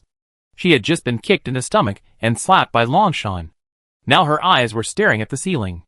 The fire gradually grew bigger. Qinger turned her head and took a look, made up her mind, quickly put the skirt on Xiaoning, then grabbed her hands with both hands, and then pulled the girl to her back. She couldn't let Xiaoning die here. Qinger, who was also very thin, burst out with extremely rare strength at this time, carried Xiaoning, who was almost the same weight as her, and ran to the door with gritted teeth. After coming to the corridor with difficulty, Qinger carried her to the stairs, came to the 6th floor, entered an empty room, and put Xiaoning on the ground. Then she quickly returned to the 7th floor, collected the blankets on the ground, opened the burning room, and threw the blankets in. Qinger wanted to expand the fire. After finishing all this, Qinger quickly returned to the 6th floor. The wound on her leg was bleeding more and more due to the sudden exertion and running, but her pace did not slow down at all. Back to the room just now, Qinger rushed in to support Xiaoning, knelt beside her and cried, "Xiaoning, are you okay? Xiaoning, wake up." When Qinger was shaking her hand, the door behind her was suddenly kicked open, and a man about 1.65 meters tall and very strong walked in. Qinger heard the noise, jumped to the side, holding a bottle of wine, and turned to face the door, shouting in fear, "Don't come over." The man at the door took out a lighter and ignited the candle in his hand, and then a trembling voice sounded, "Qinger. It's me." Hearing the familiar voice, Qinger burst into tears, threw away the bottle and threw herself into the man's arms. "Brother Go, you are finally here." Woo-woo. The candlelight illuminated the man's face. If Xinyu was here, he would definitely recognize that this was the man in the factory at that time, named Go Li. "I have been chasing you for a long time. I only found your clue today. I sneaked in at night, and tied someone up before I knew you were locked up on the roof. I just heard the sound of glass breaking. Are you okay?" Go Li held Qinger's shoulder, and asked with concern. Since leaving the factory, Go Li walked farther and farther by himself. Later, he encountered 6 zombies surrounding a car. Go Li rescued the person in the car, that is, Qinger. Later, the two depended on each other, and came to the vicinity of Sanjiang City. After setting up the camp at night, when Go Li went out hunting, Qinger was captured by Longshan's people. He followed the footprints for many days, before he found the final clue. Finally, tonight, he successfully found Qinger. Save her, she seems to be dying." Qinger wiped her tears, then turned around and shouted to Go Li. On the roof of a house more than 100 meters away, Dazhuang successfully ignited the sofa with an arrow, then turned his head and shouted to the side, "Shoot!" At this time, the slingshot was already erected. 2 men who were missing one leg sat on the wooden board in front, holding the rope tightly with their remaining hands to fix the slingshot. The man who said he was very strong some time ago held the slingshot with both hands. Hearing Dazhuang's order, he quickly let go of his hands, and half of the zombie flew into the hotel at a very fast speed. With a snap, the half of the zombie hit the door on the 1st floor of the hotel directly, supporting himself with both hands and crawling forward with great effort. Two men who were also missing one leg sat at the entrance of the rooftop, each holding a big axe in his hand. Xiao Jiu grabbed the zombie head and sent it up one by one. Xiao Hu dragged the zombie over and pinned it to the ground. Then the two men beside him raised their axes and chopped it down fiercely. After the two men chopped off the lower half of the zombie, another man, with a missing left hand, quickly stepped forward to pick up one of the zombie's hands and pulled it towards the slingshot. In just a few dozen seconds, more than a dozen zombies had been sent in by Xiao Jiu and his men. Although it was not easy to attack people, they would keep crawling. If they were not killed, it would be a hidden danger. In the courtyard of the abandoned hotel, the sudden sound of the zombie falling to the ground alarmed many people. Several men did not even put on their pants and ran out to check what was going on. Just as they appeared at the door, a gunshot was heard from the roof of an office building more than 800 meters away. The bullet flew over quickly, and the next second, the glass at the door of the hotel was directly shattered. A subordinate, who was holding up his pants, had not reacted yet, and his head exploded like a watermelon on the spot. At this time, Fan Jiang had just walked out of the room next to the first floor, and just saw the subordinate being sniped. Fan Jiang was shocked and quickly roared, "Hide! There is a sniper outside!" As soon as the voice fell, the second shot followed closely, and another bullet from Uncle Hua had already flown out of the muzzle. A strong man, with a shaved head, half of his body just shrunk behind the left wall. The bullet hit his right chest, his heart was pierced on the spot, and the whole person fell forward for a distance, with his eyes open, and died. Fuck! 2 people died in an instant, and Fan Jiang's eyelids twitched wildly. The man opposite was probably the one who injured Wang Motzi last time. Fan Jiang took off his slippers and threw them hard to knock down the 2 candles in the front area, and the whole first floor fell into darkness. Chapter 131. Heh, you're quite smart, Uncle Hua said as he saw the candle being knocked down through the sniper scope. Then he moved a few meters to the side, changed the location of the gun, and turned the gun to continue aiming at the hotel. Goli heard Chinger's reminder and said quickly, "Their people are coming up soon. I can only take you away. No one else can save you." Chinger held his hand and stopped him from leaving. She cried and said, "She saved me. If it weren't for Xiao Ning, I would be the one lying on the ground now. Please save her." Hearing the plea again, Goli clenched his fist and immediately said, "Forget it, run to the elevator on the 6th floor. There is a small gap in the elevator door that I have blocked. Move the cabinet, and you can go directly to the 5th floor and wait for me in 507. Chinger nodded, and then prepared to go forward and continue to carry Xiao Ning. Goli grabbed her hand, handed the candle to her, and shouted, "Run quickly, I will carry her." Goli walked forward quickly, picked up the girl's hand on the ground, but after looking at the injury, he did not choose to carry her, but passed his left hand through his armpit and his right hand through his knees, picked her up and ran towards the stairs. Chinger had already entered the elevator and slid down the wire rope. Goli held Xiao Ning in his arms and just ran into the stairs when he met 2 people running up with buckets of water to put out the fire. "Who is it?" the 2 people in front of him shouted. Having been discovered, Goli quickly put Xiao Ning down, drew his knife, and rushed up directly. Seeing the strange face in front of him draw his knife without saying a word, the 2 men shouted, threw away the bucket, and ran downstairs. They came up to put out the fire without any weapons, and when they saw Goli holding a knife, they ran away on the spot. After scaring the 2 away, Goli returned and picked up Xiao Ning, and walked to the door of room 507. Chinger, who was hiding inside, heard the footsteps and opened the door directly. Goli ran in with the girl in his arms, quickly put her on the bed, took the candle and looked at it, and immediately felt something was wrong. "It's bad." "What's wrong?" Chinger was crying anxiously beside him, and asked hurriedly. "She has started to twitch, and her breathing has become rapid. We must ventilate here.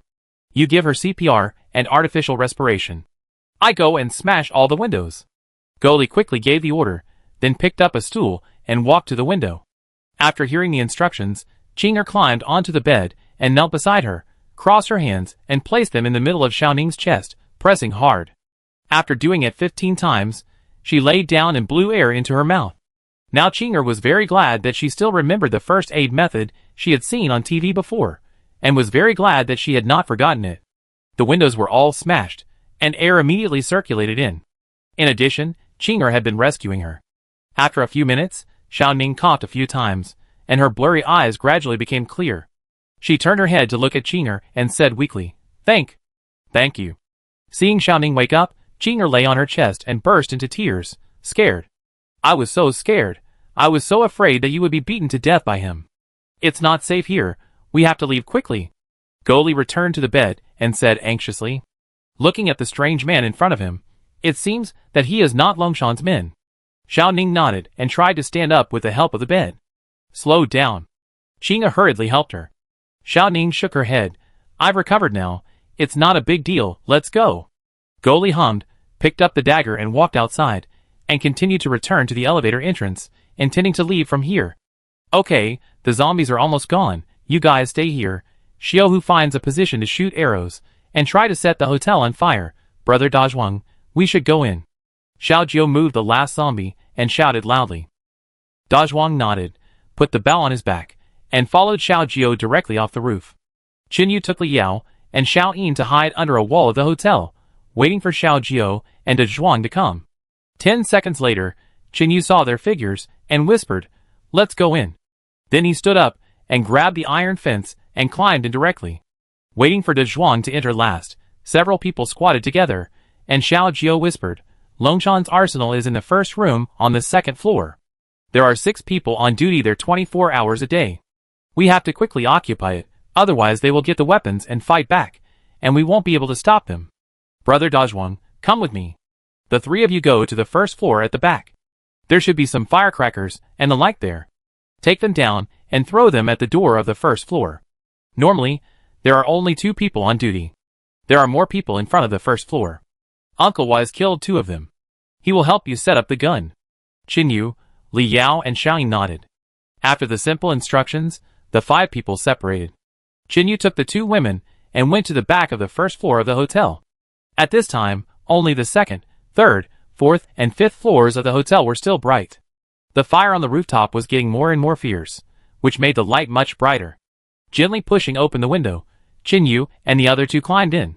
Closed their eyes, waiting for their eyes to get used to the darkness. Then Qinyu opened his eyes and said, let's go.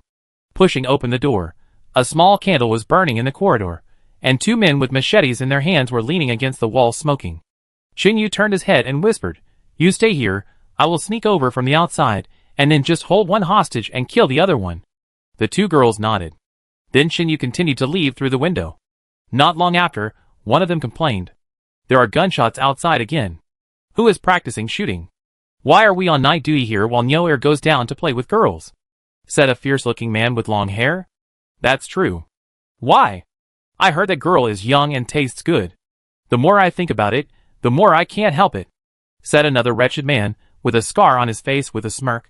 Hee, you haven't seen how miserable she cried when I played with her. Said the long-haired man, with a crooked mouth, extremely disgusting. Next time, I hang her up. The long-haired man leaned against the wall, and took a puff of cigarette, just about to continue. Suddenly, in the darkness of the corridor in the distance, an arrow flew out quickly, and shot directly through the long-haired man's throat. Why aren't you talking? The scarred man lowered his head to light a cigarette, and asked after not hearing any words for a long time. The next second, he heard a sound, and then turned his head to see the long-haired man lying on the ground with his eyes wide open. Seeing the arrow stuck in the man's throat, the scarred man opened his mouth and was ready to shout. Don't move. Qinyu rushed out of the next room, holding the man's knife-holding hand with his left hand, and whispered with a dagger against his throat with his right hand. Big brother. Feeling the chill on his throat, the scarred man said fearfully. Then 2 beautiful girls walked out of the darkness. Although the scarred man was held at knife point, he couldn't help swallowing his saliva when he saw their figures and faces, and his eyes were full of obscenity. Chapter 132. After approaching, Xiaoyin saw the wretched appearance of the man in front of her, and her face was straight down, and she said coldly, turn your head away, don't look at us. Li Yao next to him was too lazy to talk nonsense, walked up to him, took the knife in his left hand, and squatted down directly. When the scarred man saw the beautiful girl squatting in front of him, he seemed to have forgotten that there was a knife on his neck, and said wretchedly, Beauty, why are you squatting down? Are you going to give me some pleasure? Stop talking. Qinyu cursed, moved the dagger towards his neck, and then covered his mouth with his left hand. Li Yao raised her head and smiled at him, then her eyes narrowed, and she held the machete in her right hand and chopped down hard on the sole of his foot. The scarred man was covered by Qinyu's mouth, unable to make a sound. The severe pain made his entire upper body bend and his eyes widen. The beautiful girl in front of him actually chopped off all the toes of his left foot with one knife. Chinyu covered the man's mouth and took him into a room. Xiaoyan and Li Yao followed in with a candle. He threw the man to the ground and closed the door. The scarred man covered his feet in pain, clenched his teeth, and dared not make a sound. He knew that if he shouted, the three people in front of him would kill him directly. Who are you? The scarred man took off his clothes and covered his feet to try to stop the bleeding. He stared at Chinyu with extreme resentment. She is so beautiful, but she is so cruel. The scarred man stared at Li Yao and whispered. Still watching? Li Yao's expression turned cold, and she was ready to step forward with a knife in hand. Wait a minute.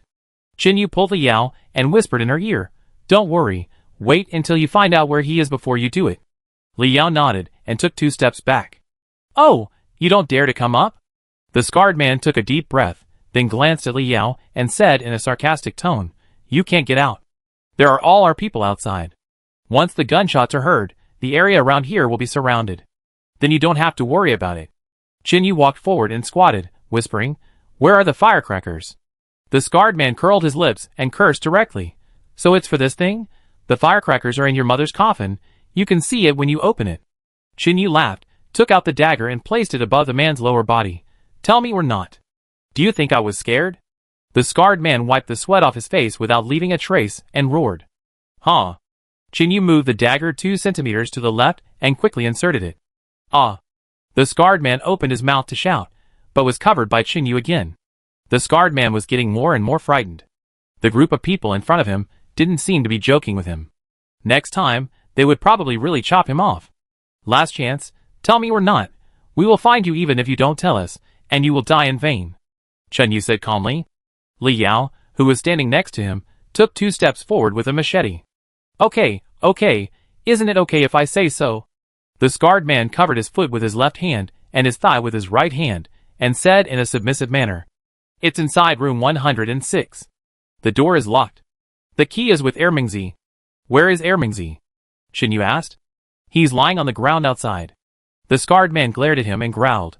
I say you're too cruel, right? He shot through the throat with one shot. Xiaoyan, go get the key. Chinyu continued to stare at the scarred man and spoke. A dozen seconds later, Xiaoyan came back with a key. I got the key. I opened the door and took a look. There was a strong smell of gunpowder inside. I've got everything. How about you spare my life? The scarred man was lying on the ground, begging Chinyu. Before Chinyu answered, Li Yao asked. Where is Niu Er? Where is the girl you just mentioned? The scarred man was stunned for a moment, then closed his eyes, and didn't want to continue. You won't tell me again? Okay, Li Yao, I leave him to you. Chinyu didn't want to waste time, so he stood up, said something and walked out. Wait a minute. The scarred man opened his eyes, and said hurriedly. He looked at Li Yao's expression, and the machete dripping with blood. He had no doubt that the girl in front of him would chop him alive. There is a secret passage in room 109 that leads to the basement. There are 3 people on duty inside, plus Niu Er, which makes 4 people. Every time you enter, you need a secret code to open the door. The scarred man was so scared that he blurted out everything. What's the secret code? Chinyu turned around and asked. It's useless for you to know the secret code. The people inside won't open the door if the sound is not right. The scarred man shook his head and said. Chinyu turned around and mentioned the scarred man. In that case, then you come with us. The scarred man said with a bitter face. If I help you open the door, Longshan will definitely feed me to the dogs. Can you be sure to let me go? Stop talking nonsense. Open the door first. Chinyu kicked him and growled. Arriving at the door of 109, he opened it and walked in. Sure enough, there was a staircase leading downstairs in front of him. Chinyu pressed the dagger against the man's waist, and the 4 of them walked down. Arriving at the door, Li Yao knocked on it, and then a man's voice came from inside. Who? Brother Niu Er, it's me, Lao Chi. The scarred man glanced at Chinyu, and then spoke. Then there was a sound of pulling the bolt from behind the door, and Niu Er, naked from the lower body, said, Come in, the door is open. The scarred man turned around and whispered, Is it okay now? As soon as the voice fell, Chinyu covered the man's mouth with his left hand, pushed him against the wall, and then held the dagger in his right hand and stabbed it into the scarred man's neck. As soon as his hand loosened, the man fell directly to the ground, his eyes full of resentment. Xiaoyan stepped forward quickly and stabbed the man's head with a knife to prevent the corpse from spreading. Why are you hesitating? Are you going to come in or not? Nyo Air inside yelled. Bang! Chin Yu stepped forward and kicked the door open quickly, and the three of them could see the scene in the room clearly. For candles were lit in 4 directions, making the room brighter and the light better. A large wooden table was placed in the middle. A girl about 15 or 16 years old was stripped naked, her hands were tied and spread out on the table. A naked man was holding her legs with his hands, preparing to take the next step. When Chin Yu saw this scene, his eyes immediately turned red, and he shouted loudly. Then Chin Yu swung the dagger and threw it away. He rushed out like a cheetah, bursting out a speed beyond the limit of his body, and quickly rushed in front of the man. Nyo Air looked back and saw 3 strangers appear. He was stunned, and then he saw the man throwing a flying knife. He let go of the girl's legs and stretched his right hand to the side, ready to take the pistol on the stool. But at this time the flying knife hit his left waist, and the whole person staggered to the right, and his right hand grabbed nothing and moved a few steps to the side. Then Chin Yu rushed in front of him, propped up the wooden table with his left hand, lifted his body into the air, and clenched his right fist with even more terrifying force, hitting the man's temple. Nyo Air's eyes panicked, and he raised his left arm to block it, but the next second, he felt as if he was hit by a big hammer. Crack! The sound of bone fracture rang out. Nyo Air's arm was broken on the spot by Chin Yu's extremely angry punch. With such amazing force, Chin Yu's right hand was also broken. After punching down, Chin Yu ignored the pain and kicked the man's abdomen with his left foot, kicking him back several meters. Xiaoyan saw this scene and reacted quickly. She ran forward, took off her coat, and covered the girl with it. Then she cut the ropes on both sides with a knife, held the girl in her arms and murmured, "It's okay, it's okay." Nyo Air was kicked by Chin Yu, and then he wanted to get the knife next to him, but Li Yao had already rushed in front of him, holding a machete on his neck, and shouted in disgust, "Don't move." Chin Yu's right hand drooped to the side, then he raised the stool with his left hand, walked forward and smashed it hard on the man's head. Ah! The man covered his head and howled on the ground. The girl gradually recovered after hearing Nyo Air's screams. She raised her head, looked at the stranger holding her, and said in a trembling voice, "Big sister, are you an angel? Mom said that when I was bullied, an angel would come out to save me, but I waited for a long time and never saw the angel come. It's so dark and cold here. Those people beat me, took off my clothes, and tied me up here. I was so scared. But now I'm not afraid anymore. Mom didn't lie to me. The angel's sister really came." Hearing the girl talking to herself, the 3 people present all shed tears. Xiaoyan gently put the girl down, then picked up another stool, walked forward and smashed the man's lower body. Ah! Nyo Air was lying on the ground, and this scream was even more tragic. The girl sat on the wooden table, watching the 3 people over there desperately beating the big bad guy. She reached to the side with her right hand, and picked up the knife that Xiaoyan left here. "What are you doing? Put down the knife quickly." Li Yao turned her head, and happened to see the girl picking up the dagger. She had a bad premonition in her heart and shouted loudly. The girl hadn't smiled for a long time, but today, she smiled again. The girl said softly, "Thank you for coming and bringing me hope. Thank you very much, but I have to go find my mother. Big brother, big sister, angel sister, goodbye." The girl smiled and waved her left hand, then took the knife in her right hand and stabbed it into her throat without any hesitation. "No." Xiaoyan dropped the stool, ran over and caught the girl who was about to fall off the table, crying loudly. Chapter 133. Seeing the girl commit suicide, the man on the ground wanted to escape immediately. He didn't care about the pain, and crawled on the ground with his hands and feet, trying desperately to run to the door. Li Yao was quick-witted and took 2 steps forward, aiming at the man's heel and swung it down. With one slash, the man's tendons were directly cut. "Ah!" Nyo Air screamed again. Chin Yu looked at the girl's body in the distance, his mouth moved, but he still didn't speak. Then he walked to the side, picked up an axe placed by the wall, and walked towards Nyo Air on the ground. "No. Don't blame me. She committed suicide herself. It's none of my business." Nyo Air curled up on the ground, and when he saw Chin Yu holding an axe, he spoke incoherently. "Why?" Chin Yu raised the axe in his left hand, and asked in a deep voice in front of Nyo Air. "What? Why?" Nyo Air's face was pale, and sweat kept dripping. He asked in panic, "Why do people like you like to bully those who are weaker than you?" Chen Yu continued to ask with a gloomy face. Nyo Air could hardly bear the pain, and he was very weak. He begged, "Please. Stop the bleeding for me first, I'm really bleeding to death. Chinyu didn't answer him, but picked up the axe with his left hand and smashed the man's right foot with the back of the axe. With a snap, Nyo Air's instep came into close contact with the concrete floor, and even a small hole was smashed into the ground. Ouch! Nyo Air's upper body bounced up directly, screaming wildly. Madman, they are all fucking crazy. How can there be so many Ys in this world? The strong prey on the weak, this is their fate. Nyo Air was close to madness, and he cursed directly at Chinyu. Before the end of the world, people like you had laws to restrain you and police to watch you, and at most you would do some small fights and sneaky things. Since zombies appeared all over the world, in the end of the world, without restraint, the evil in your hearts will be infinitely magnified.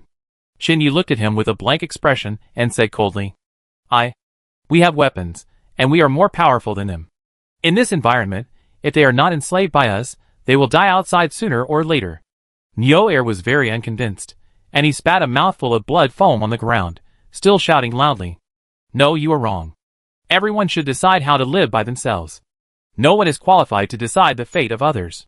Before the end of the world, there are laws to deal with you and judges to punish you. But now, all of these are gone. Chinyu looked at Nyo Air, who was no longer human on the ground, and said in a pause. Ha ha ha, you also know that they are all gone, so what's the point of saying this? You killed me, so aren't you also a murderer? What's the difference between you and us? Nyo Air crawled a little to the side, leaning his upper body against the wall, and laughed coldly. No, you are wrong again. People like you can no longer be called human beings. They are no different from animals. I won't have any psychological burden if I kill you. Chinyu closed his eyes and said slowly. There is always too much darkness in the world, but there are still people who will stand up and dare to fight against injustice head-on. As soon as Chinyu finished speaking, he opened his eyes and felt a chill on his body. He ignored his injured right hand, held the axe with both hands, and raised it above his head. What are you going to do? Nyo Air was startled and shouted with red eyes. On behalf of the judge, I will send you to death. Chinyu shouted, aimed the axe at the man's knee, and chopped it down quickly. 1, 2. Chinyu smashed all the joints of Nyo Air's limbs, chopped off his lower body, cut open his stomach, and stuffed it directly in. Then she used the back of the axe to smash the evil man to death. Li Yao and Xiaoyin took a few steps back, and the two stood together, looking at Chinyu with a little fear. At this moment, they felt a little strange. Nyo Air on the ground had already stopped breathing, and Chinyu smashed him into a ball of meat paste. What's wrong? Chinyu turned his head and looked at them with a numb expression. Are you still Chinyu? Xiaoyin asked with a trembling voice. I have always been the Chinyu you are most familiar with. He wiped the blood off his face and replied with a smile. They breathed a sigh of relief when they heard the answer. At that moment, they were really afraid that Chinyu had changed, become bloodthirsty, and become more terrifying. Wipe it off. Li Yao took off her coat and walked up to Chinyu and handed it to him. You are covered in blood. After taking the clothes and wiping them briefly, Chinyu walked to the girl's body. Xiaoyin had destroyed the brain of the corpse, so it would not turn into a corpse, and took her coat and covered her upper body and head. Chinyu walked forward and gently put the coat in his hand on the lower body of the corpse to cover it, but it was not enough, and the hands and feet were still exposed. Then Chinyu prepared to pick up the man's clothes on the ground and continue to cover it. But Li Yao whispered, Don't let the bad guy's clothes touch her again. Chinyu nodded, threw the man's clothes aside, then took off his coat, stuffed the corpse's hands under the clothes, and covered the legs again. Strange, didn't the man outside just say that there were 4 people inside? We have been here for so long, and there is only this Nyo Air alone. Seeing that the matter was over, Li Yao asked a little puzzled. Not sure. Chinyu handed his pistol to Xiaoyin, picked up the man's gun, and looked at it, shook his head and said, Maybe it was just that scarred man who was deliberately threatening us, but I saw Nyo Air desperately trying to pull the rope on the wall just now. Maybe he wanted to open the secret passage and crawl in. How about this? You hold those firecrackers, leave the hotel quickly, find a place to light them, and throw them at the door to lure the zombies over. I will find a mechanism in this room. Maybe there are Longshan's men in there. We can't let them leave. Chinyu pondered for a while and spoke. No, your right hand is injured. What if something goes wrong when you act alone? Li Yao immediately rejected it, and refused to accept such an arrangement. We have been delayed here for a few minutes. They have probably reacted. We have to bring in the zombies to distract them. We must act as soon as possible. Chinyu looked at her and said firmly. Without saying anything more, Chinyu pushed the two out directly. Then Chinyu returned to the house, holding a candle in his left hand, walked to the place where Neo Air wanted to pull the line just now, and looked around. Putting the candle on the ground, Chinyu groped along the wall with his left hand. Then he touched a very thin rope. After a quick look, it seemed to lead to the back of the wall. He pinched it, and pulled it down a little, and immediately heard a click. Chapter 134. After waiting for a while, the wall in front of him still did not respond. Chinyu stretched out his hand and pushed it, and the wall suddenly opened inward. Just as he was about to enter, he heard the sound of running from behind. Chinyu quickly returned to the wooden table in the middle, turned the table over, and hid behind it. A few seconds later, a man came into the room and shouted loudly, "Neo Air, stop playing, Boss Long has spoken, hurry up and get out with your weapons." After shouting this, the man was ready to step out. Chinyu blew out 2 candles in the house, and one was taken away by Li Yao and the others, so there was only 1 candle left in the house. The light became much dimmer, and the man standing at the door could not see clearly what was going on inside. If it was someone else standing at the door, they would smell a strong smell of blood on the spot, but these people were different. Each of them had several lives under their command, so they were accustomed to this smell, and did not suspect anything. They shouted and walked away. But the man walked a few steps, and did not hear any answer, so he returned to the house and shouted, "Boss Long is really angry this time. Several of our people were sniped and killed. If you are slow, be careful that he will skin you alive. Did you hear that? Neo Air?" The man felt a little strange, pulled out his pistol, and slowly walked into the house. After approaching the wooden table, the man saw a corpse on the ground. He frowned and shouted, "You fucking killed someone again. There will be fewer and fewer people in the future. What are we going to do?" The man cursed and walked in. Suddenly, he saw a pile of liquid next to the candle, and looked at the pile of clothes on the bench in front of him. His heart was pounding, and he ran to the back directly. But it was too late. Chinyu had already walked around the wooden table, and came to his side. He raised his right foot, and kicked the man's knee. With a click, the knee was broken by Chinyu. The man stepped aside in pain, and pulled the trigger, with the pistol pointed forward. Bang! A distance into the secret passage, there was a room of more than 10 square meters. 3 men were sitting here, drinking and playing poker around a table. There was a woman in a bikini next to each man, holding a bottle of wine and pouring wine into the glass from time to time. A man with a cigarette in his mouth and 2 fingers missing heard the sound and immediately stood up and shouted, "Are there gunshots?" Another man with a crew cut and crossed his legs touched the thigh of the woman next to him with his right hand, and then said casually, "I don't think it's that guy, maybe he is lighting firecrackers for fun. Hurry up and play your cards.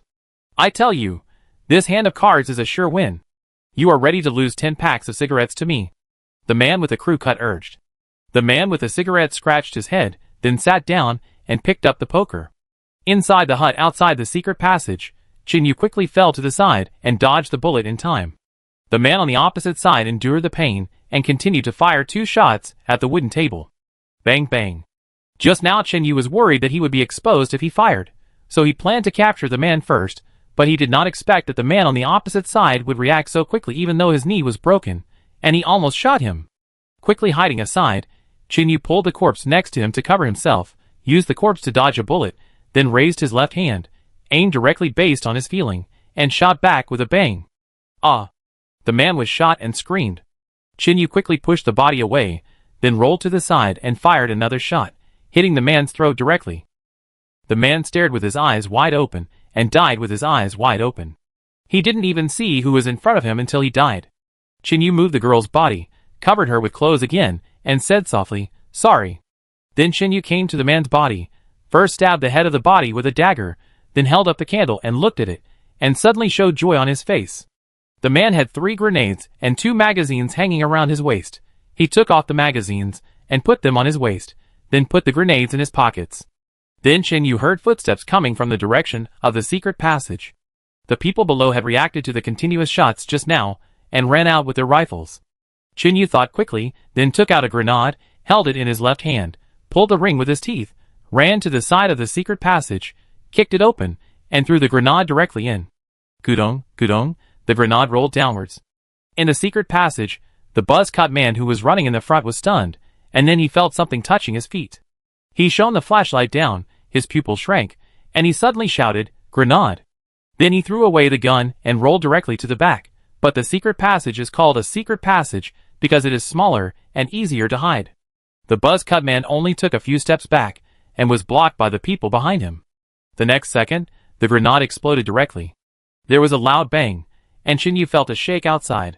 In the corridor on the second floor, Longshan held an M29 machine gun in his hand and fired dozens of rounds at the position where Xiao Jidazhuang was hiding, shouting at the top of his voice. "Come here, Xiao Laoshu, let's see who is stronger." Xiao Jiu and De Zhuang were pinned down by heavy firepower at the staircase, not daring to show their faces.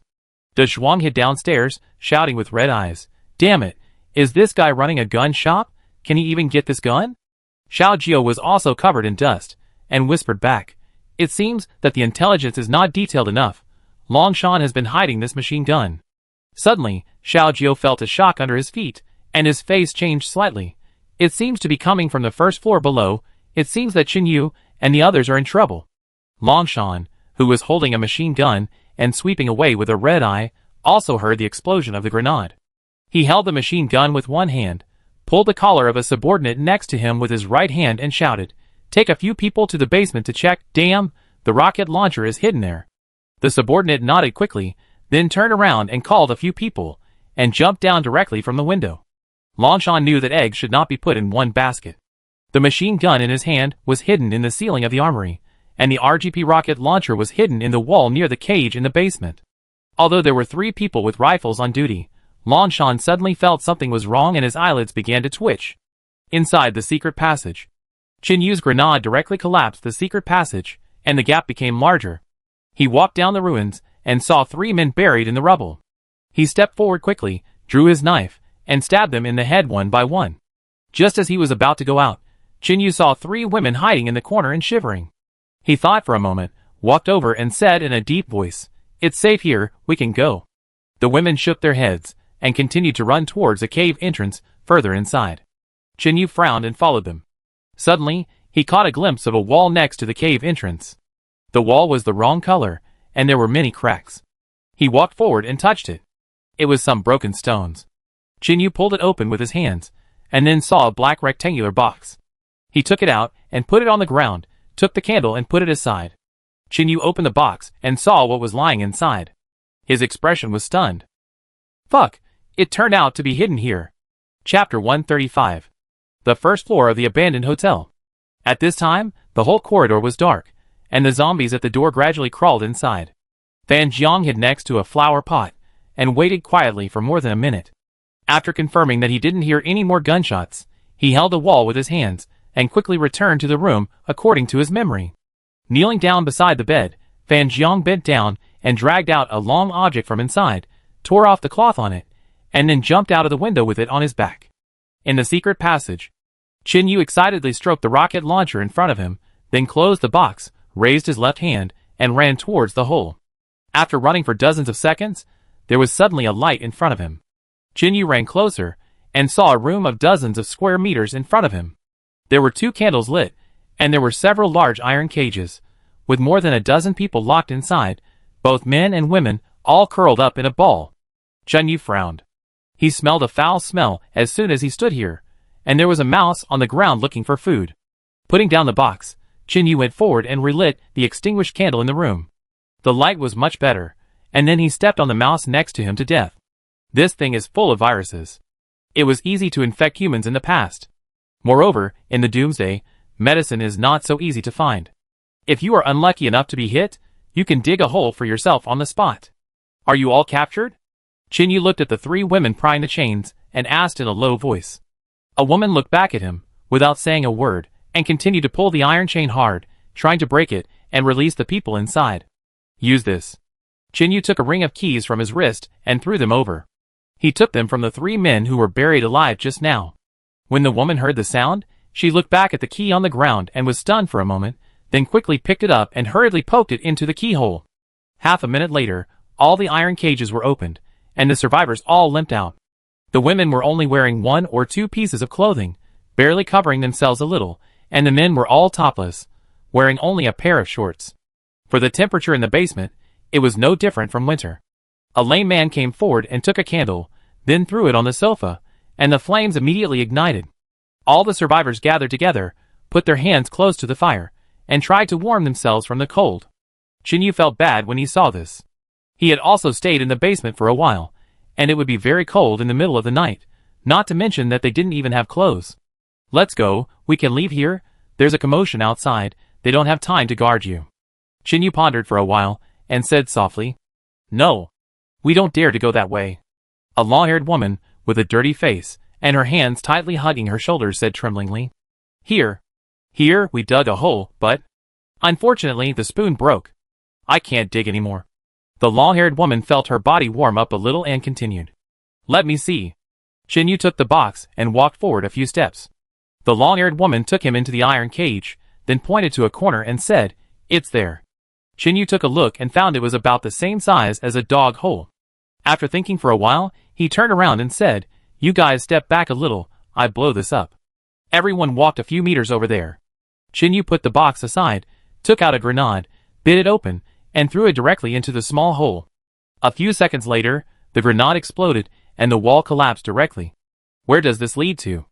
Xinyu covered his nose and turned around, asking. Wine, the underground parking lot of the hotel. The long-haired woman showed hope in her eyes, and answered quickly, then quickly left here with the people next to her. Thank you. When the woman passed by Xinyu, she said something in a low voice. Soon, all the survivors in the basement ran out. No one knew how they did it. They thought of digging such a big hole with a spoon. But Xinyu shook his head again. There was always a chance to survive if he dug it. If he gave up, he would just wait for death. He looked behind him, and seemed to hear footsteps again. Xinyu picked up the box and ran into the cage. He locked the chain again, and left the hole. Xiao Jiao squatted at the stairs and counted dozens of times in his heart. Then, he heard the gunshot stop. He looked up and saw Longshan hiding in the next room and changing bullets for the machine gun. Now, Xiao Jiao's eyes condensed, he raised his right hand and aimed the pistol, and 3 shots directly knocked down the candles in the corridor, which suddenly became much darker. Let's go to the other side. Xiao Jiao pulled the zhuang, and then the two of them quickly ran up the stairs. When they arrived at the 4th floor, there was a sudden shout from the side, and at the same time a big axe was swung down from the right. Xiao Jiao suddenly retreated to the right, and raised his hand to the right. Before the axe fell, he grabbed the axe handle first, then knocked it hard with his right elbow, stretched his right foot forward, and the person next to him was thrown to the ground. The person who attacked nearby was caught off guard, and had his weapon snatched away by Xiao Jiao. This is the difference between ordinary people and professional special forces. Even if they have the upper hand, they can easily be killed. Xiao Jiao grabbed the axe with his right hand, held it with both hands, and resolutely prepared to chop it on the head of the person on the ground.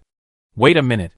De Zhuang suddenly saw 2 people walking out of a room, and found a familiar face among them, and quickly grabbed Xiao Jiao. Do you know this person? Xiao Jiao stopped and turned his head to ask. No, I know that girl. She was beaten by Longshan just now. She should be a survivor who was kidnapped. Da Zhuang looked at the 2 girls opposite, one of whom he had noticed just now. It's you? Qing'er supported Xiaoning, and saw the tail of the arrow behind Da Zhuang, and then said in surprise. Do you know him? Since he was not Longshan's man, Xiao Jiao would naturally not kill him. He reached out, and pulled the man on the ground up and asked. Qing'er shook her head. I don't know him, but I remember his arrow. The arrow on Longshan's sofa is like this, exactly the same as his. You set the fire in Longshan's house, didn't you? Qing'er looked at Da Zhuang and asked again. Well, I saw her. She was beaten by Longshan for a few times, and she was probably about to collapse, so she shot an arrow to attract his attention. Da Zhuang nodded and said. Thank you. Xiao Ning looked at the man opposite and said weakly. We have to leave here quickly, Longshan seems to be catching up. Xiao Jiao took out his gun, fired a few shots from the gap in the stairs, and then turned around and shouted. Come here. The man who was just thrown to the ground by Xiao Jiao was not angry, but whispered, then helped Xiao Ning up and walked to the room where they had just hidden. Chapter 136. Running into the house, there was a man's body lying on the ground, and there were several ropes made of sheets next to it. From here to the 2nd floor, where you can stand on the air conditioner outside, and then climb down from the 2nd floor. Goli picked up the rope and said quickly. You go, we still have a mission. Xiao Jiao helped them tie the rope, and then spoke. You finally had the opportunity to leave. Why are you still staying? Qing'er looked at them, and asked in confusion. We have to blow up his weapons depot, otherwise, He will definitely be reborn again after a long time, Xiao Jiao said firmly. Without saying anything more, Xiao Jiao continued to run to the other side of the stairs on the 4th floor with a gun. De Zhuang glanced at Xiao Ning, said nothing, and followed Xiao Jiao away. Xiao Ning looked at his back, wanting to say something but couldn't. She had a hunch that these two people might have seen her father. Qinyu ran out of the underground parking lot. All the survivors were gone at this time.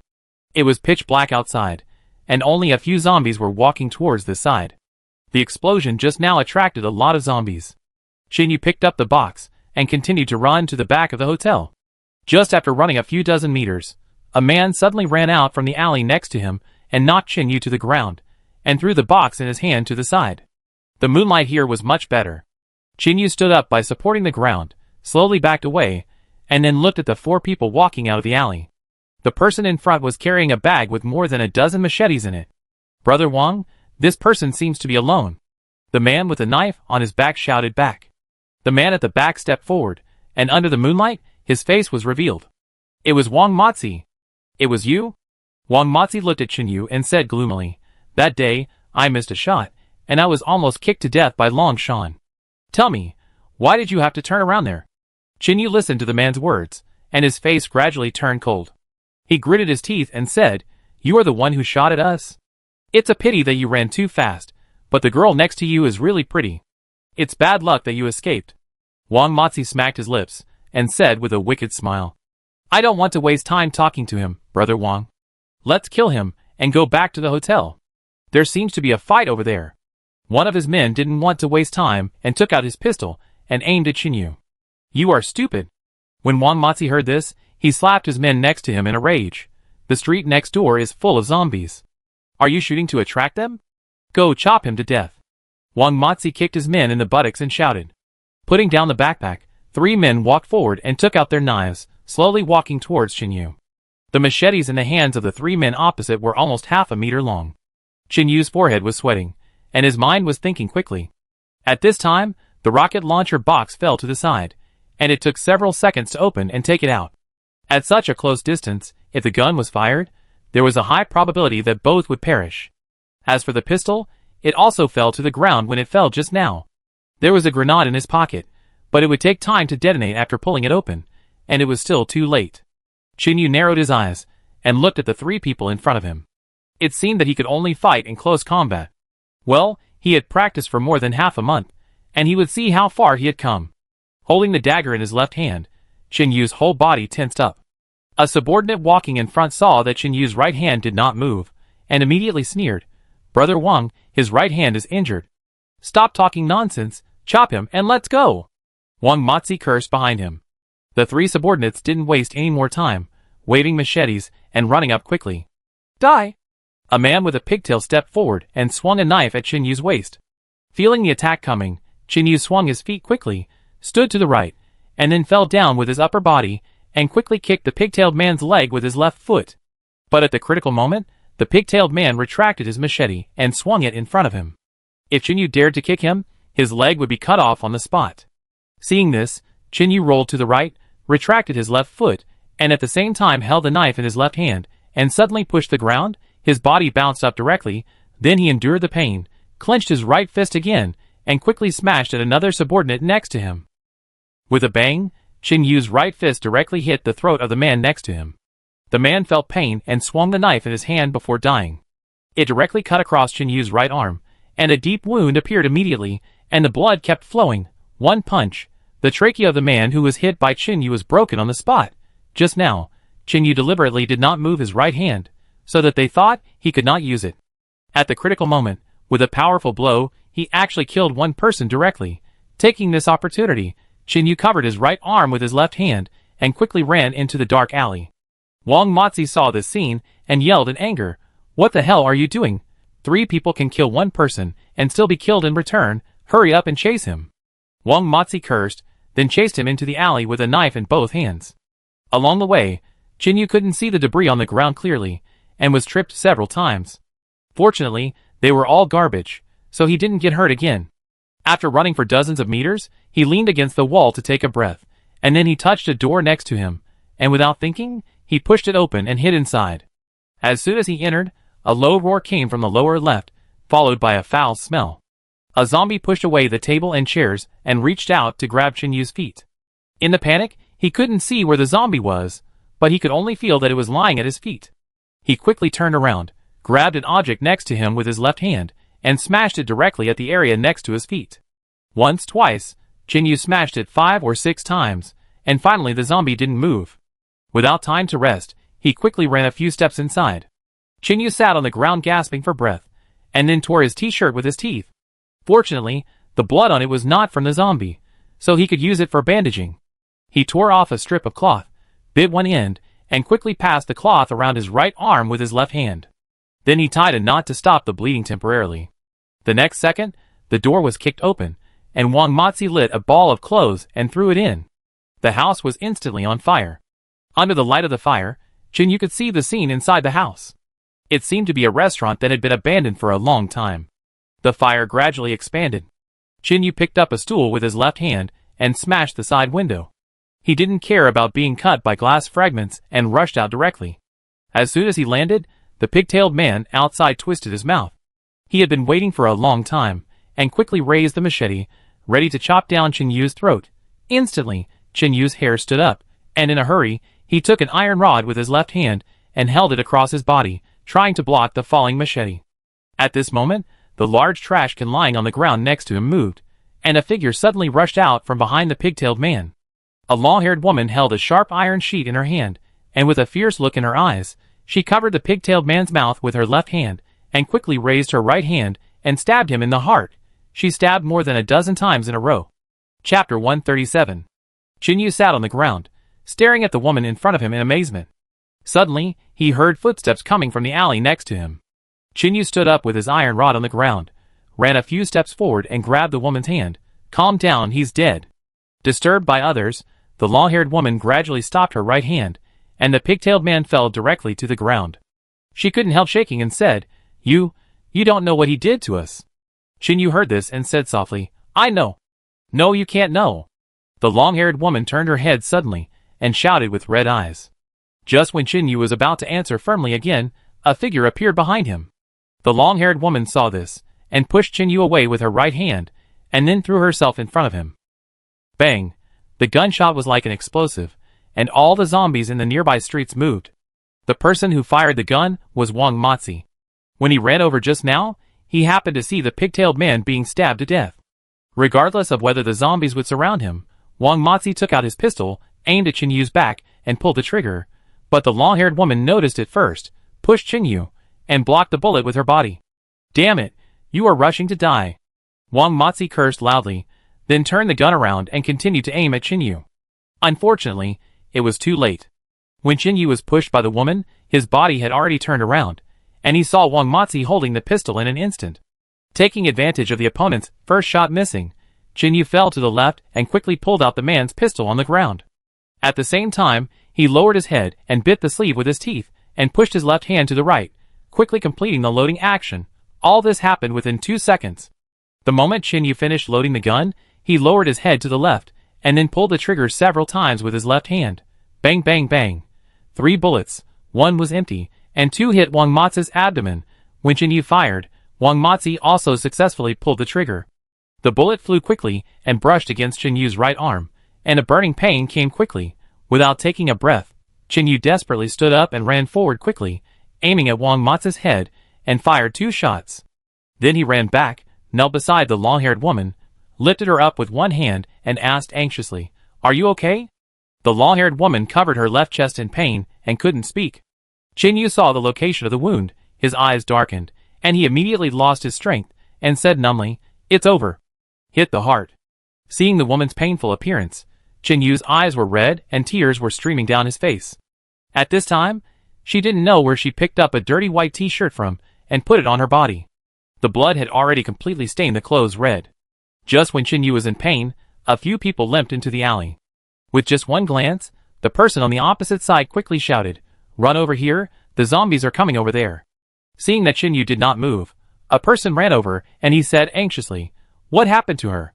"She was shot, the bullet hit her left chest." Chinyu tightly grasped the woman's hand on the ground and whispered, "Huh, the left side is fine. Her heart is on the right." The man shouted immediately, stepped forward and supported the long-haired woman's arm to stand up. Hearing the answer, Chin Yu's eyes suddenly showed hope, helped the injured woman up, and quickly left the alley with the people in front of him. A few minutes later, Chin Yu's injuries became more and more serious. His lips turned pale, and sweat ran down his face. He followed these people into an abandoned house on the roadside. "Quick, clean the table and light the candles. Sister Yao is injured." The man limped in and shouted. The people inside moved quickly, and cleared the table in less than half a minute. Then a middle-aged man, with a severely twisted left foot, came forward to check the wound. Chin Yu sat weakly on the ground, leaning against the wall and resting with his eyes closed. A few minutes later, the lame man who appeared at the beginning came over again, and said with a sigh of relief, "Fortunately, you were very close. The bullet shot through Sister Yao, but luckily, no internal organs were injured. By the way, this seems to be your box and pistol. What's in it?" The lame man picked up something from the side, walked over and put it in front of Chin Yu. "Thank you." Chin Yu took the box with his left hand, thanked him softly, took a deep breath, and continued to ask, "Is that man your doctor? It stands to reason that doctors would be treated preferentially in the end times. So why was he also abused?" The lame man sitting next to Chin Yu replied, "He is a veterinarian, and Longshan's team has its own doctors, so they don't look down on ours. Your injury also needs to be bandaged." The man glanced at Chin Yu's right arm, and said hurriedly. Knowing the severity of his injury, Chin Yu nodded and walked towards the table. It was called bandaging, but in fact it was just a temporary padding with a few pieces of cloth, and his arm was forcibly tied with a rope. There was no first aid tool at the moment, so Chin Yu was not dissatisfied. He just wanted to simply treat the wound and not die so quickly. "We are leaving. It will be dawn soon. It will be hard for us to escape after daylight. Do you want to go with us?" The lame man came over and asked. "You have saved us by letting us out. Don't worry, we will carry you out even if we have to." The veterinarian looked at Chin Yu and said. Chin Yu looked at those people. Although they had escaped from the clutches of the devil, most of them had injured legs and feet. It was difficult for them to run alone. Moreover, there was already a wounded person in their team. If they took him with them, they might not be able to go far. Shaking his head slowly, Chin Yu said with a smile, although he was very weak, "You go. I have to send this thing back, otherwise it will be difficult to kill those people." After saying that, he lifted the box in his hand, and prepared to walk out of the house. "Little brother, stand here and head southeast. Walk a few dozen meters out of the city. There is a small house on the roadside.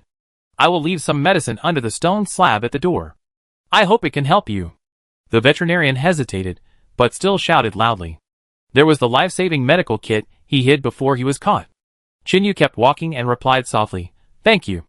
Then the veterinarian turned around and continued, "Time is running out. Let's go quickly. Sister Yao's injury also needs to be treated quickly. I would rather die outside than be caught back." More than a dozen people in the house nodded, helped each other stand up, and left through the back door. Chapter 138. After leaving the hotel, Fan Jiang ran to a building at the back, but there were many zombies along the way. When he finally reached the roof, the sniper on the opposite side had already moved to another place. Uncle Wa also knew that there was a master on the opposite side, so he did not shoot afterwards, and carefully searched those positions that were easy to sniper. Xiao Jiao and De Zhuang tossed around in the hotel for half a night, and finally took advantage of an opportunity. The two of them acted separately, and successfully blew up the weapons depot. These people were without automatic rifles, grenades, and other weapons, and they could not launch a strong counterattack in a short time. The bullets will run out sooner or later, and with the sound of gunfire and firecrackers, the hotel is surrounded by zombies, at least hundreds of them. After a night, the sky is already slightly bright. In the corridor on the first floor, Dazhuang is covered in blood. His bow and arrows and bullets have been used up long ago. He only has the bow on his back and a machete in his hand. The whole knife is almost stained with blood. It was dark at night. Although the two groups fired blindly for a long time, it was not so easy to kill people. On average, it took 20 to 30 rounds to hit one person. At this time, about 30 people from Longshan were killed. Xiao Jiao's shoulder was scratched by a bullet, and Xiu's arm was shot. There were more than 10 people left. While continuing to shoot zombies, they were unfortunately shot and killed by some people in the dark. Dazhuang roared, then hugged the head of a strong man in front of him, pressed down hard, and then raised his knee quickly, kicking the strong man unconscious on the spot. Picking up the knife that fell on the ground, Dazhuang stabbed the strong man directly, killing him on the spot. After almost a night of fighting, Everyone was almost exhausted at this time, but Longshan was the only one who was hiding somewhere, and Xiao Jiao had been looking for him. On the right side of the first floor of the hotel, near the wall, Li Yao and Xiao Yin had almost finished throwing the firecrackers, and at this time, a bunch of zombies at the door were beating the iron door. When it was dark, they often changed places after throwing a few firecrackers. There were snipers outside, and the people on the first floor of the hotel did not dare to rush out, so they only met 2 or 3 people in one night. The 2 hid by the wall, waiting for the zombies to go far away before climbing out. Suddenly, the window on the first floor moved, and then 3 men climbed out. The one walking in front was a man with a shoulder bag, and the other 2 were carrying a box in their hands. Xiaoyin stood up, pulled the bow to the full extent, and aimed at the head of the man in front. Just as she was about to let go, a gun suddenly stretched out from the 3rd floor window and started shooting at them. Li Yao pulled Xiaoyin up and ran quickly to the front exit. Just as they ran to a door, the door was knocked down directly, and the large wooden door about 2 people high pressed down directly. At the critical moment, Xiaoyin pushed Li Yao with both hands and pushed her away a little in time. Li Yao stumbled forward a few steps, then steadied herself, and with red eyes, she shouted to the back, "Xiaoyin!" On the wooden door, 2 men pressed the door down, and stood up with a sly smile on their faces. What a pity, one of them was crushed to death, what a pity. Hearing this, Li Yao quickly drew her pistol and shot at the 2 men. The 2 men were frightened and quickly ran away to the back of the hotel. After beating back the 2 men, she immediately stepped forward and struggled to move the wooden door open. At this time, Xiaoyin was lying on the ground motionless, without any movement. According to the first aid knowledge Uncle Wa had taught her, Li Yao quickly put 2 fingers on her wrist. Soon, Li Yao, who was tense, relaxed a little. Fortunately, she was still breathing slightly. He bent down and picked up Xiaoyin, and placed her against the wall in the flower bed. Then Li Yao picked up her dagger and held it in her hand. At this time, there were 5 men in total, holding machetes in their hands, and walking over with obscene expressions. "Girl, we know you have no bullets. Aren't you tired of carrying that gun?" a man walking in front said. Li Yao's rifle had also fallen somewhere else, and there were only 3 rounds left in the pistol, all of which were used up. Taking the pistol and placing it in Xiaoyin's hand, Li Yao held the dagger with both hands and stepped forward a few steps. "What's there to struggle about? You killed several of us, and now you surrender. I can consider letting you die a little easier," another man said with a wicked smile. Li Yao's expression was calm, and she said lightly, "When your mother was alive, were you like this?" "Damn it, you little bitch, you're itching to talk, aren't you?" The man cursed and rushed over with a knife. Li Yao raised his eyebrows, held the dagger with both hands, and rushed forward quickly. After the distance was shortened, the man stabilized his body, held the knife with both hands, and chopped down hard. With both hands flipped, Li Yao turned the dagger in his hand over, crossed it upwards, and resisted the man's knife. Didn't you eat?" Li Yao stepped back a little bit, and then laughed. "Can you do it, Guzi? Your knife is so easy to be blocked?" The people behind the man did not come forward to help, but mocked him. The reason why this group of people gathered together was that they were all birds of a feather. They looked down on each other privately.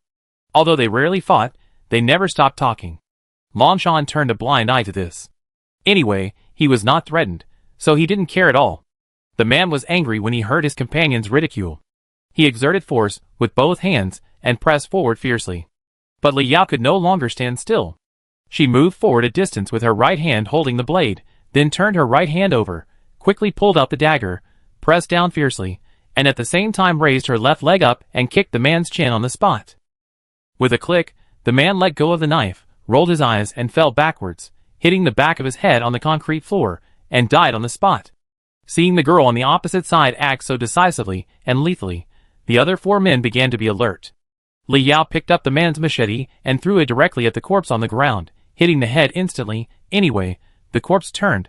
The 4 men on the opposite side swallowed their saliva, then all took out their machetes, and a man shouted, "Girl, we are 4-1, you have no chance of winning, give up resistance." "You're still talking nonsense when it's already this point?" Li Yao held the dagger with both hands, and continued to shout, "I think it's more like a 1-on-4 fight. You 4, all of you will die here today." The 4 of them didn't waste any more words, and rushed up together. Li Yao used the dagger in her left hand to find an opportunity to block, and at the same time launched an attack with her right hand. The man on the left showed a fierce look on his face, and swung his knife to chop at her leg. Li Yao held the knife in her right hand, and quickly stabbed the knee of the man on the right, then blocked it with a dagger in her left hand. With a ding, Li Yao blocked the machete with her knife, then pulled the man behind her with her right hand, quickly pulled forward a few steps, and used the force to immediately pull back. The figure moved away, but the dagger in her hand also flew out and directly stabbed one of the men in the forehead. Although she had only practiced for a short time, Li Yao was familiar with some quick killing techniques, while the men on the opposite side were just stronger, and they chopped randomly, with flaws everywhere. Chapter 139. A few minutes later, Li Yao managed to kill the remaining 3 people. 2 of them died on the spot, and the other ran too fast to be caught up. Li Yao wiped the blood-stained knife on the clothes of the corpse on the ground a few times, then put it in her pocket, and went forward to help Xiaoyan leave. Just as she was supporting Xiaoyan with her back to the door, a figure suddenly rushed out from inside, kicked Li Yao's back with one foot, and rushed forward like a kite with a broken string. Puff! Li Yao was kicked, and her throat felt sweet, and a lot of blood spurted out instantly, and then she fell into the flower bed, and Xiaoyan also fell to the side, unconscious. Longshan walked out of the door, with a fire axe in his hand, and a dark face. "You are very brave. I didn't attack first, but you took advantage of me." Longshan stepped forward and roared in a low voice. He stood in front of Li Yao, his eyes narrowed, and he raised the axe and prepared to chop down. Seeing this scene, Li Yao wiped the blood from the corner of her mouth with the back of her hand. She had exhausted her strength in the fight just now, and was kicked by Longshan. She was seriously injured and unable to stand up again. Seeing that Longshan was about to chop Xiaoyan, Li Yao gritted her teeth, rushed over, and blocked Xiaoyan with her body. "Humph, what's the difference between dying first and dying later?" Longshan shouted coldly, kicked Li Yao on the shoulder, and kicked her away directly. Not only did Xiao Jiao secretly investigate, Longshan also knew that the girl on the ground was the weak spot of Xiao Laoshu. Without further nonsense, Longshan raised the fire axe and immediately chopped at Xiaoyan's head. Just as he was about to swing it down, Uncle Hua made another move a few hundred meters away, and a bullet hit the axe blade directly. Longshan staggered immediately, and the tiger's mouth in his hand shook, and the fire axe fell to the ground. The next second, a roar came from the door behind him. "Longshan, your opponent is me." As soon as the words fell, a fire extinguisher flew out and hit Longshan's back with a bang. This hit made Longshan move a few steps to the side. He knelt on one knee, quickly picked up the axe, and hit Xiaoyan again. But Uncle Hua's shooting skills were very accurate. The second shot followed and hit the axe handle directly, breaking it on the spot. After firing 2 shots in a row, Uncle Hua's position was exposed. Fan Jiang seized the opportunity and quickly counterattacked. Fortunately, Uncle Hua had rich battlefield experience. When he pulled the trigger for the second shot, he quickly put away the gun and stepped on a pedal with his right foot.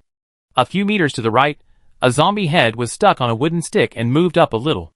Bang! Fan Jiang's bullet arrived as expected, and the zombie head was blown up on the spot.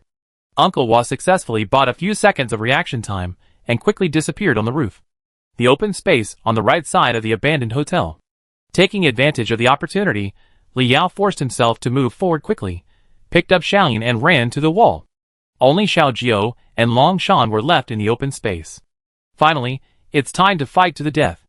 Longshan had a gloomy face, threw down the gun without bullets, and then grabbed his clothes and tore them apart, revealing his extremely strong muscles. Xiao Jiao shouted coldly, and grabbed his t-shirt with both hands and tore it apart on the spot. He was like a beast out of the cage, and his body, which was more terrifying than De Zhuang's, was exposed at a glance. The two stared at each other without speaking. After a few seconds, they rushed towards each other at the same time. Xiao Jiao paused slightly, then raised his right leg and swept it horizontally, kicking Longshan's throat fiercely. Feeling the sharp breath coming, Longshan was not willing to be outdone, and also raised his right foot to fight back. The next second, the two of them hit each other with their right legs in the air at the same time, and both felt like they had kicked an iron plate. Then you punched and he palmed, and they desperately hit each other. About 2 minutes later, blood appeared on Xiao Jiao's fist, and Longshan's situation was not much better, and both fists were bleeding. "You and I will join forces. In less than 3 years, in this end of the world, we can control this world." Longshan shouted, and continued to rush towards Xiao Jiao. "Fuck you." Xiao Jiao cursed, stomped his foot on the ground, and rushed back. With a bang, the two fists collided again. Then Xiao Jiao punched Longshan in the ribs, and the next second, the latter swept side kick and kicked his thigh fiercely, and the two separated again. If we fight like this, all the zombies in the city will come over. Longshan covered his waist with his left hand, and then shouted loudly. If that's the case, why don't you just die? Xiao Jiao was getting braver and braver, and his muscles were bleeding. This was caused by overexertion. He still didn't give the other party a break and rushed forward again. At this time, Longshan began to have a trace of retreat. The man opposite him seemed to be desperate. Every time he attacked, he didn't care about his flaws at all. He punched him hard, just wanting to kill him. Once a person has a trace of cowardice, it will be infinitely magnified next. When Xiao Jiao attacked, he didn't care about Longshan's counterattack at all. He fought desperately and resisted forcefully. After several rounds, the latter was seriously exhausted. Although Longshan loved fighting before the end of the world and often went to learn, he was nothing compared to the professional soldiers who really came from the battlefield. In the previous fights, Longshan had never fought with Xiao Jiao in close combat, relying entirely on the advantage of numbers to gain the upper hand. Now that they were fighting, he suddenly realized how terrifying the man on the other side was. Seizing the opportunity, Longshan was hit on the head with an elbow, and at the same time he kicked Xiao Jiao in the chest, and the whole person quickly ran towards the wall. Just as Xiao Jiao was about to chase him, 3 of Longshan's men suddenly appeared behind him. One of them hugged his waist horizontally, and the other 2 picked up the broken stones on the ground and smashed them on his head. His body was hugged, and seeing that Longshan was about to run away, Xiao Jiao shouted angrily, and his muscles burst to the limit.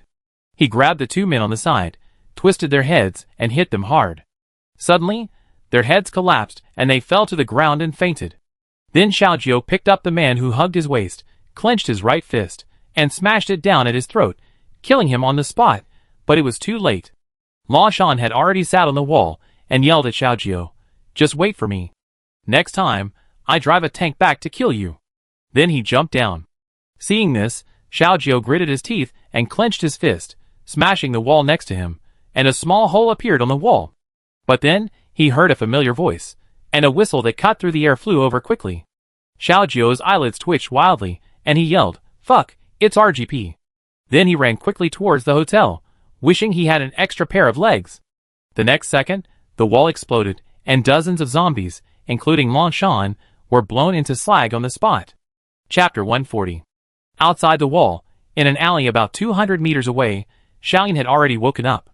She supported Li Yao and stood next to Qinyu.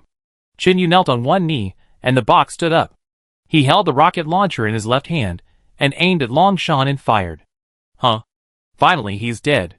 Qinyu saw Longshan being blown to death with his own eyes, then let go of the rocket launcher, sat on the ground, his face pale, leaning against the wall and whispering. At the side and back of the abandoned hotel, Fan Jiang saw that he had missed again, and Longshan was dead. Then he put away the sniper rifle and ran back, intending to evacuate directly. When he slid down the rope to the 3rd floor, and was about to leave, his head suddenly hit a hard object. A deep voice quickly sounded, "Don't move." Dazhuang held the revolver in one hand, then took his sniper rifle with one hand, and then hit his head with the pistol, and Fan Jiang fell to the ground immediately. Fan Jiang was hit by Dazhuang's punches and kicks, and lay on the ground with blood at the corner of his mouth. Not long after, Uncle Wa also rushed over. He was captured alive. He seems to be the sniper on the opposite side. Dazhuang looked at Uncle Wa and said in a deep voice, "Leave me alive. I can help you. You have seen my marksmanship." Fan Jiang lay on the ground, looking at the dark-faced middle-aged man, begging. Uncle Wa thought for a while, then shook his head. "We don't need to snipe people from a distance. What do we need people like you for?" As soon as he finished speaking, Uncle Wa stepped forward quickly, lifted Fan Jiang's head with one hand, and smashed it to the ground, and then quickly slashed his throat with a dagger. So far, more than 50 people from Longshan forces have all died.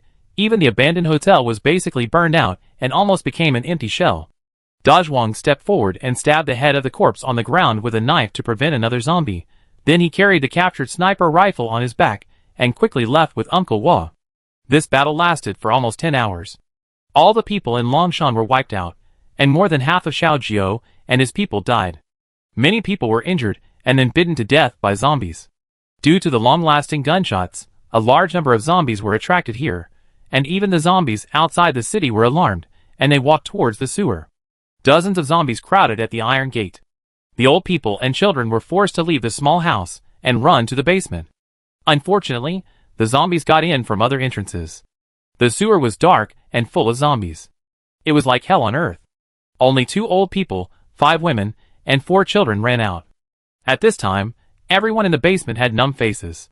Too many people had been lost, and there were no tears left. Everyone was covered in blood, and it was hard to tell whether it was the enemy's blood or their own. There were only a dozen people in the hall. War has always been cruel. Even in this small battle, a large number of ordinary people died. Shuhu's left arm had been chopped off. The gunshot wound was too severe, and could not be cured with the existing medical conditions. Amputation was the best chance to save his life. Qin Yu's right hand was also seriously injured. Fortunately, it was bandaged in time some time ago. Uncle Wat took the thread from his clothes and barely sewed the wound. He clamped it with a few wooden boards and hung it on his neck. It will take at least 1 or 2 months to heal. Li Yao's face was no longer pretty. It was covered with dirt and blood, and there were some swollen wounds on it. Da Zhuang was even more frightening. No one knew how many people he and Xiao Jiao had killed. There was no clean skin on their bodies, and they looked like bloody people. After resting for half a month, they all cooperated with each other to set fire to a house near the department store, gradually leading the zombies away. After taking some simple things, everyone moved into the department store. At this time, the area near the building was surrounded by railings by Long Shan and others before, so it was not so easy for zombies to enter. Xiao Jiao later pushed a few more abandoned cars over to block the way. The 5th floor of the department store. There were more than a dozen sheets on the ground, and people went there every day to search for supplies. The 2nd floor was where meat was sold, and it was extremely smelly, and the floors above and below were also contaminated. Fortunately, the floors below sold clothes, bedding, etc., so it didn't matter if they were affected. The upper floors were restaurants and small restaurants, and the things inside had already rotted and were completely useless. On other floors, Xiao Jiao and Qin Yu found a total of 3 diesel engines, many solar panels, and even a lot of flashlights. We also found hundreds of canned pork, hundreds of canned fruits, and countless snacks and biscuits, and a large number of other supplies. These days, everyone was full, as if they had returned to the end of the world. Unfortunately, there were still more and more zombies outside. After more than half a month, winter came, and heavy snow fell outside, and everything was white. Xiao Jiao stood at the window on the 5th floor, holding a telescope and looking around, then rubbing his hands and returning to the house. The snow is getting heavier, and the side effects caused by the battle last month have come. The zombies in this city must be counted in tens of thousands at least. Qin Yu's wounds had healed by then. He sat on the ground, holding up the captured sniper rifle and studying it carefully. When he heard Xiao Jiao speak, he immediately said, "Yes, there are pros and cons. We have been here for more than a month without worrying about food. The zombies outside are starving and waiting to squeeze in." "Hey." Xiao Jiao came over, picked up a fashion magazine from the ground and threw it into the fire. The flames grew a little bigger. He rubbed his face and continued, "I plan to take them to the south and find a low-lying place to spend the winter. It's too cold. What about you? Do you want to go with us?" Qin Yu shook his head. "It's been too long since I left. If I don't go back, I almost forget what my former teammates look like." "Okay." Xiao Jiao nodded. "We packed up 2 large trucks and divided the supplies in half. Let's each take one. You have more people, and we have elderly and children to take care of. Give us more."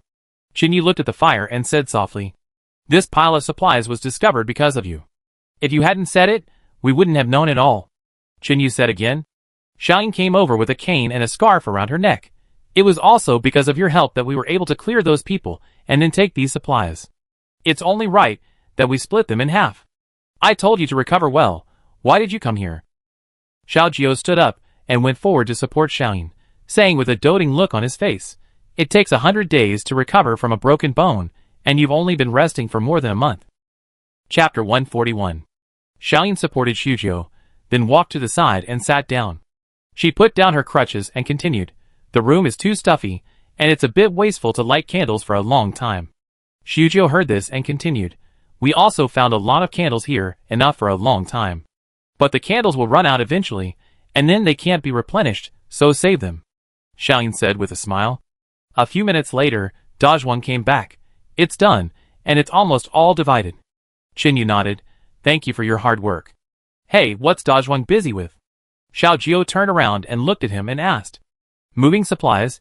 Xiao Yu asked me to give you a little more. I would have done so even if he didn't say it. You found these things in the first place." De Zhuang came over and sat by the fire, saying seriously. Xiao Jiao was about to answer, but Qin Yu changed the subject in time. When are you leaving?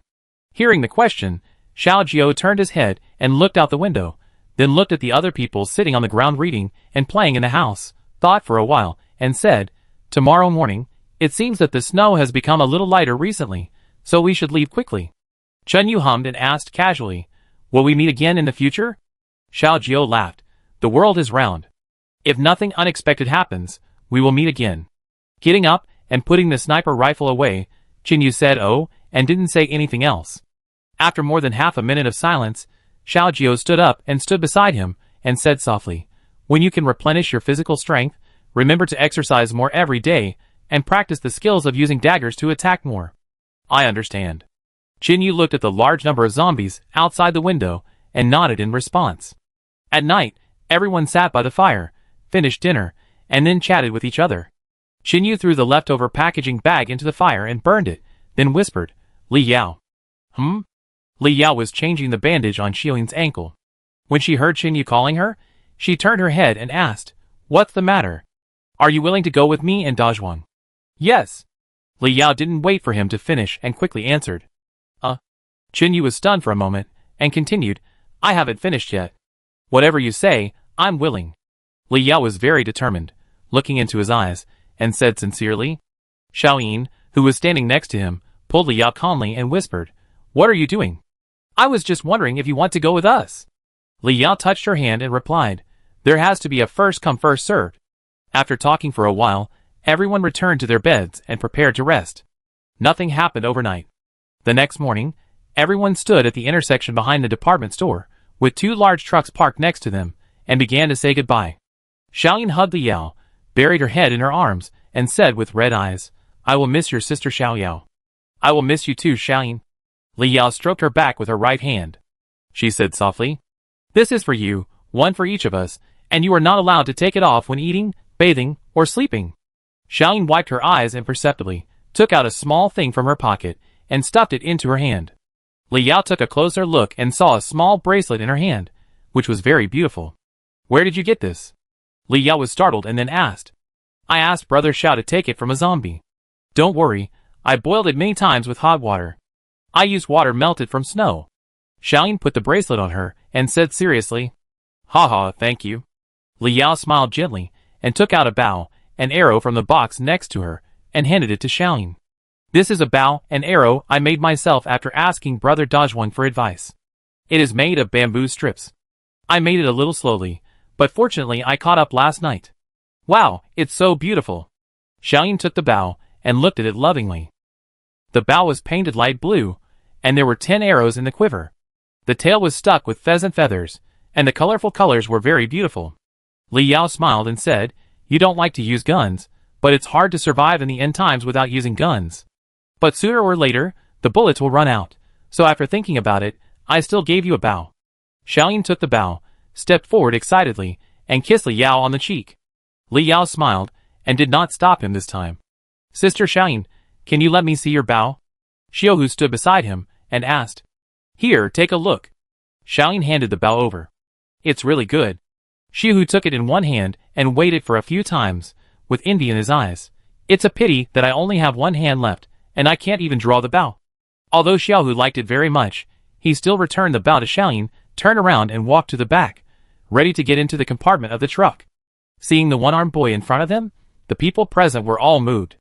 Xiaohu hadn't walked a few steps, when he suddenly heard a shout from behind. Wait a minute, Xiaohu. He turned his head, and saw Dazhuang running over, with an object in his hand. Who said you can't use a bow with one hand? Dazhuang ran forward and handed him the thing in his hand. This is a crossbow, and it's made from a modified bow? Xiaohu took the crossbow, and said excitedly. Hee, this is a thing invented by our ancestors.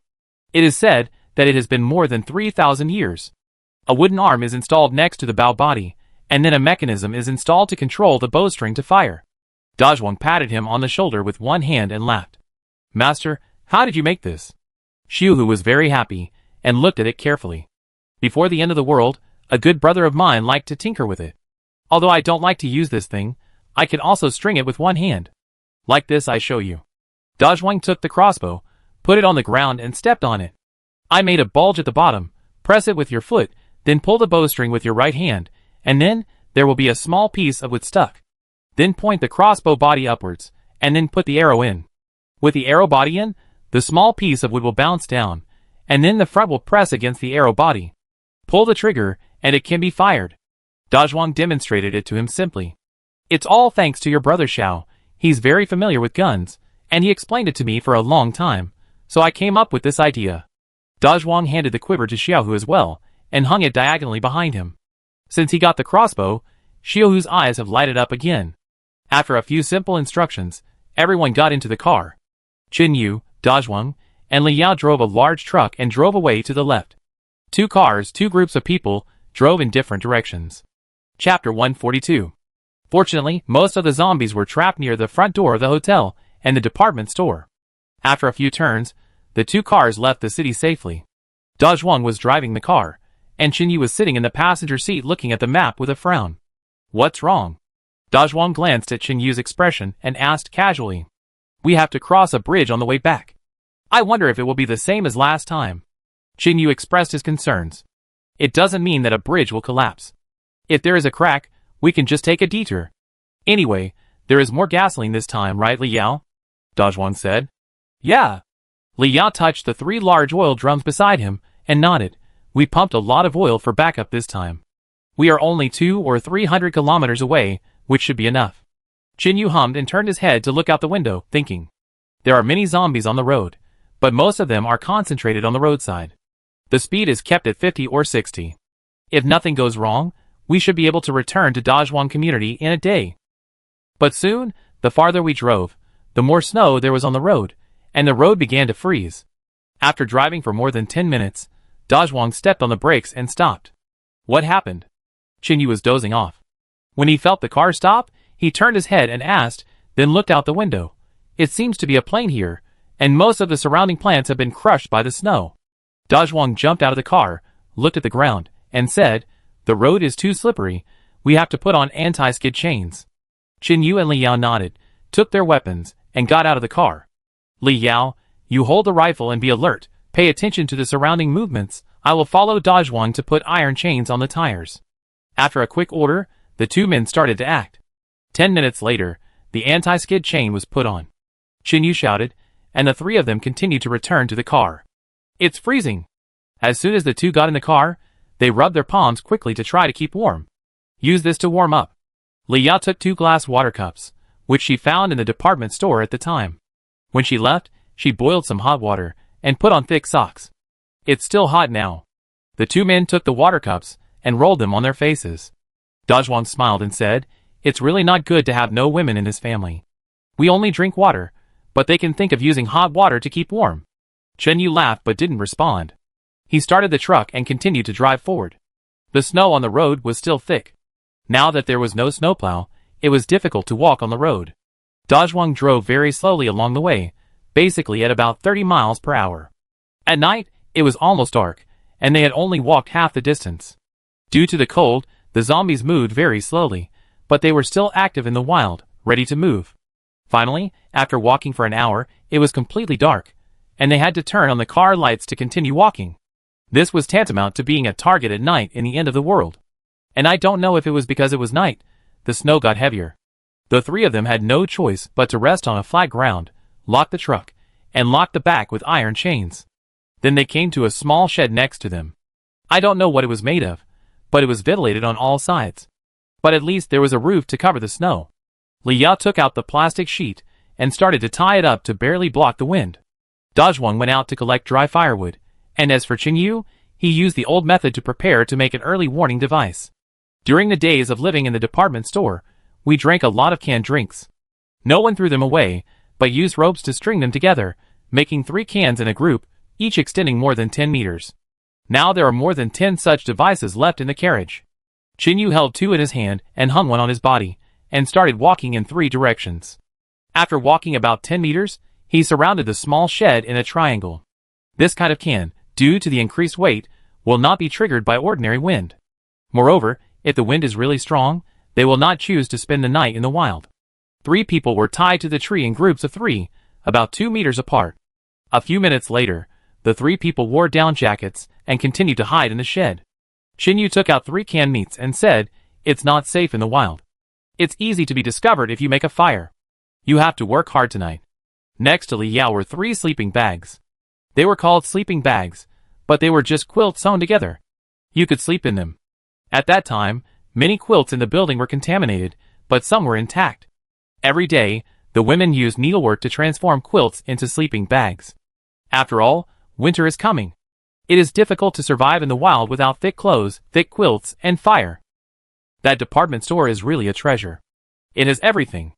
Dazhuang picked up the canned food, opened it, and started eating. Yes, if there weren't so many zombies around, it wouldn't be a problem in a few years. Chinyu also agreed. After eating, the 3 of them spread a layer of plastic film on the ground to prevent it from getting dirty. Everyone got into their sleeping bags without taking off their clothes. After all, the temperature outside was probably close to 0 degrees. Around midnight, there was a crackling sound in the open space. The 3 people opened their eyes almost at the same time and quickly got out of their sleeping bags. Li Yao put away the sleeping bag, and then Dazhuang shone a flashlight into the distance, and his face suddenly changed. "Damn, a wild boar is hitting a tree." Chinyu pondered for a while, turned around and asked Li Yao, "What time is it now?" Li Yao raised her wrist and looked at it, then said, 3:30 in the morning. "Almost done." Chinyu walked away to pack up the warning device, saying as he walked, "It's almost dawn. Let's not sleep here. Let's pack up and sit in the car for a few hours." Dazhuang and Li Yao nodded and quickly packed up. Inside the truck. Since the car was not started and the air conditioner was not turned on, the temperature inside the car was not much different from that outside. Although there was a small bed in the backseat area, it was too small for 3 people to sleep, so they chose to spend the night in the wild. Each of them was covered with a blanket, curled up in the seat, chatting casually. Suddenly, a cold wind began to blow outside. "Do you have any wine?" The window next to where Chinyu sat was rotten, with a big hole. Although it was covered with paper, gusts of cold wind still blew in. Chinyu had no choice but to ask, wanting to drink a few sips to warm himself up. Li Yao stretched out her little hand and fumbled under the seat, then took out a bottle of wine, looked at it with a flashlight, confirmed that it was drinkable, and then took the lead in drinking a sip. After taking a sip of wine, Li Yao's face quickly turned red, and she looked very cute. She felt a little better, and continued to pass the wine to Chinyu. Trembling, Chinyu took it and quickly drank 2 gulps, then passed it to Dazhuang. "Damn it, next time, no matter what the situation is, we have to light a fire." Dazhuang also shivered with cold and spoke. The other 2 heard this and nodded together. Chapter 143. After about 3 hours, the sky gradually brightened. Chinyu jumped out of the car, lying on the ground and doing dozens of push-ups to warm up his body. Then he followed Dazhuang and the others, using branches to clear the snow in front of the windshield, and continued on the road. At this time, the snow on the ground was almost up to the ankles, and the further they went, the thicker the snow became. 2 hours later, the snow on the road was almost as deep as their calves. Chinyu kept staring at the map, and Dazhuang drove slowly according to his instructions. Almost a whole day passed, more than 10 hours, and the 3 of them did not get off the car, relying on biscuits to fill their stomachs. As the snow became heavier, they had to slow down their speed to go back for safety. Chinyu stood in front of the car, and the snow on the ground immediately covered his calves. He squatted down and pinched a handful with his hands, then opened the map and looked at it for a few times. The road ahead may become more and more difficult to walk. Li Yao, holding a rifle and wearing the hood of a down jacket on his head, walked over and said, "The snow will not stop for a while. We have to find a place to stay for 2 days." Dazhuang kicked a pile of snow on the ground and agreed. "She's right. Although I really want to go back to see my little sister, if something happens on the way, I may never see her again in this life." Chinyu's expression was uncertain, and then he closed the map and said, "There is a hillside on the right side of the road ahead, and there is a big river below. If there is this level of snow, we can't drive through it. If we can't drive through it, then take a break for 2 days. Can a living person die from holding his urine?" Dazhuang opened the car door and got in, then turned back and shouted, "Let's go, find a place to stay. Let's have some hot pot. We have so much hot pot base. It's a waste if we don't use it." The 2 nodded and followed. After getting in the car, Dazhuang drove the truck slowly forward. "By the way, Li Yao." Chinyu thought of something and turned around and asked, "What are the things in our car? I haven't noticed it yet." Li Yao heard his question and took out a notebook from under the cushion. which recorded the detailed quantity of these goods. She flipped through a few pages and then paused. 150 cans of canned meat, 100 cans of different canned fruits, 2 diesel generators, 10 sets of solar folding charging panels. Unfortunately, those large solar panels are broken. Li Yao frowned and continued. No problem, it's good to have these. Qin Yu said softly, how many watts is the charging panel? Well, it's not written here, but I seem to remember it's 30 watts. Li Yao thought for a while and answered. What else is left? Qin Yu asked again. 7 packs of hot pot base, dozens of bags of salt, etc. As for water, 3 barrels of purified water, 3 boxes of mineral water, and some beverages, wine, etc. A total of 7 boxes.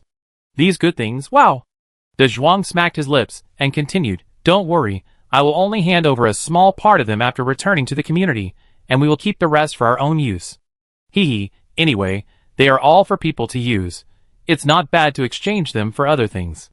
Qin Yu smiled. He still remembered that De Zhuang once said that he could use materials to exchange material coins, and then use the coins to exchange for other materials. I also brought 10 8W power banks. Li Yao read the last line of information and continued. Hey, why do you bring these things? I don't even know where I lost my phone. De Zhuang was concentrating on driving the car while staring at the road ahead. Hearing the last sentence, he asked curiously. Oh, this, Xiao Yin said that it might be possible to find that kind of UBS night light in the future. You can just plug it into the charging board when you turn it over, and it can also provide lighting. Li Yao closed the notebook and continued. Okay. Da Zhuang responded and continued to drive. After a while, they found a good place, under a highway bridge, with piers to block the wind, and the car could be parked under it to prevent being covered by heavy snow. The 3 of them jumped out of the car with their weapons. As soon as they got down, the snow covered Chen Yu's knees, which scared him. He walked under the highway bridge, but not far away, a very dry hand suddenly stretched out from the side and grabbed Qin Yu. Qin Yu pulled out a dagger with his right hand, stepped forward and stabbed the zombie's eyeball, then hit its ear with the knife. Crack! A crisp sound rang out, and the zombie's ear broke directly. Wait a minute. Li Yao, who was walking in front, felt something was wrong and picked up the telescope to look under the bridge in front. What's the matter? De Zhuang didn't look far away, but only stared at the bottom of his feet, so he didn't see it. He turned his head and asked. Li Yao stared carefully for a while, then said, It's okay. It seems that there is a zombie lying on the riverside. I saw it wrong. Hearing this answer, Qin Yu ran back to the car, took down the sniper rifle, and prepared to use it to take a look. Uncle Wa said a few days ago that this can also be used to see far away, since it is necessary to perform long-distance sniping tasks. Under normal circumstances, the sniper scope can see farther. Qin Yu looked carefully, and suddenly he was slightly stunned and said, It seems to be a person who was frozen to death. No, if he dies, he should become a zombie. That person seems to be almost frozen to death. Qin Yu put the gun on his back, closed the car door, and ran over there.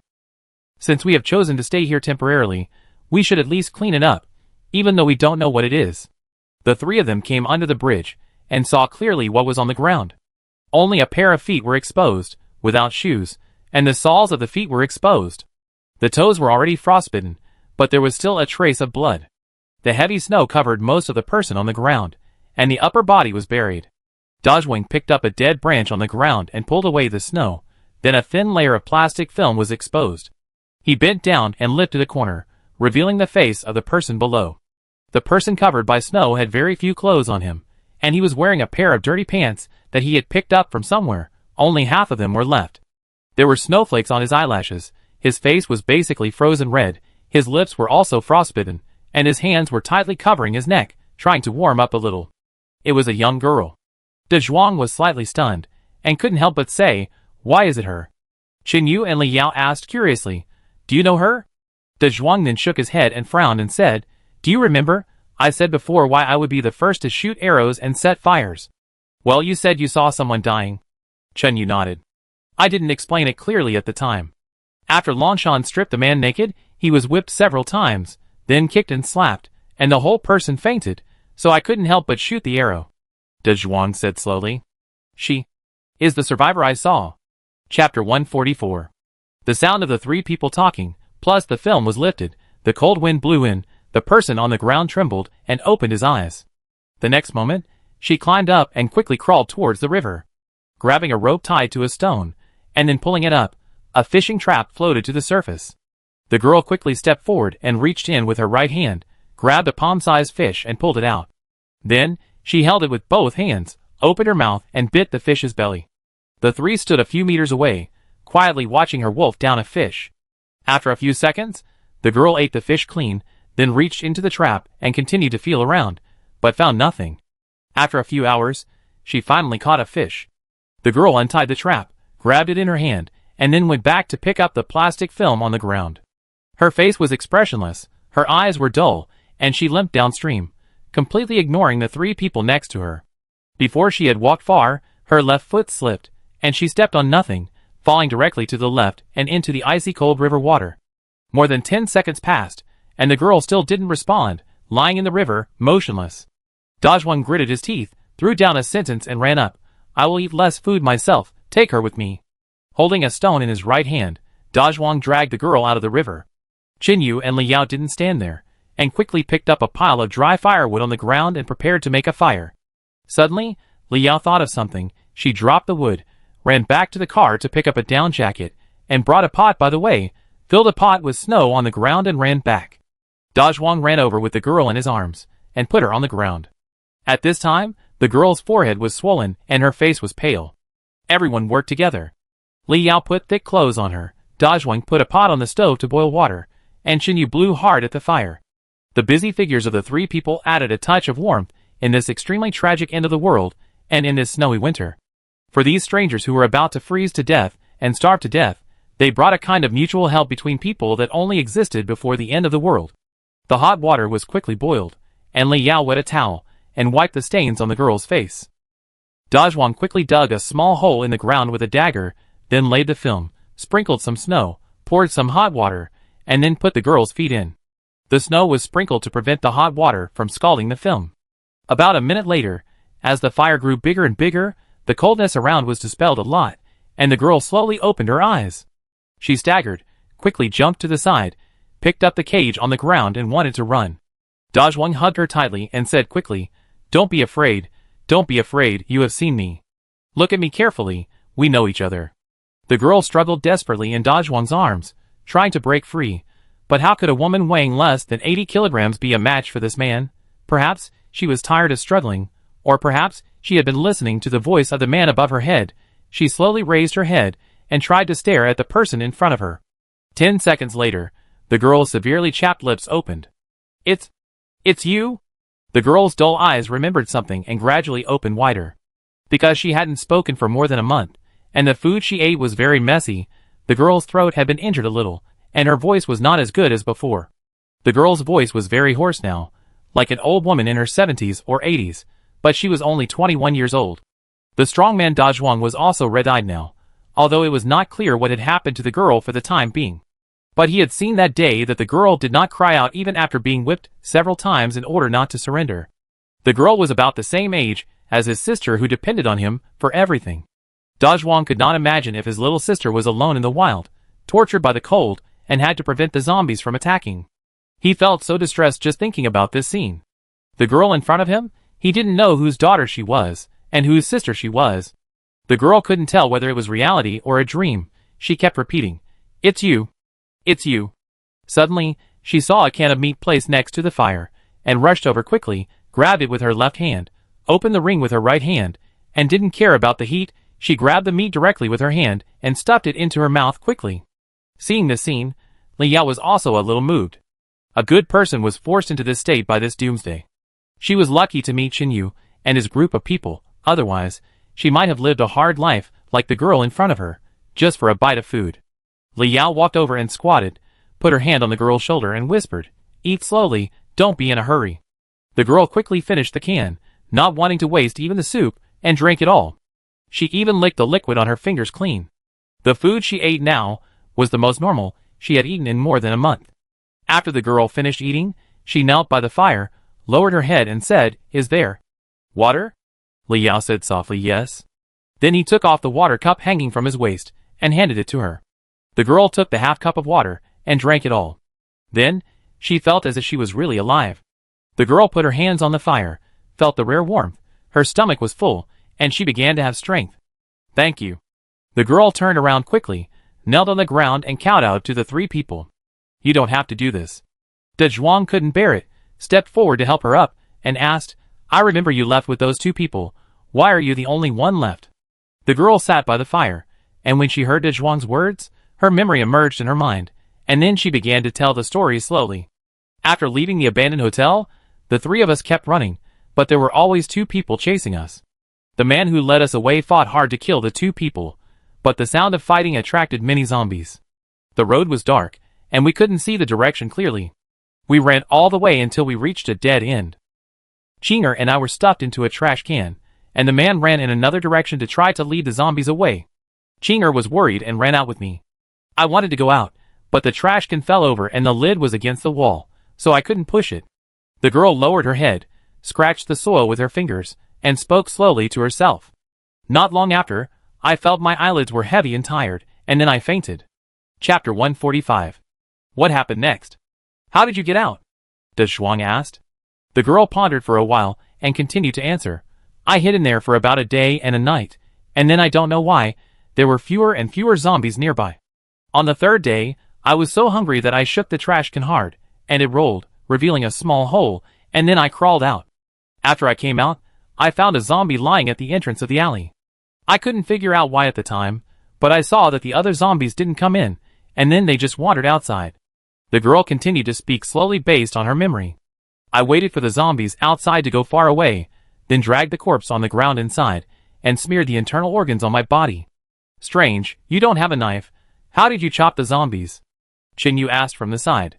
No need for a knife, I have nails. The zombies' stomachs are very soft. I can poke them in with a little force.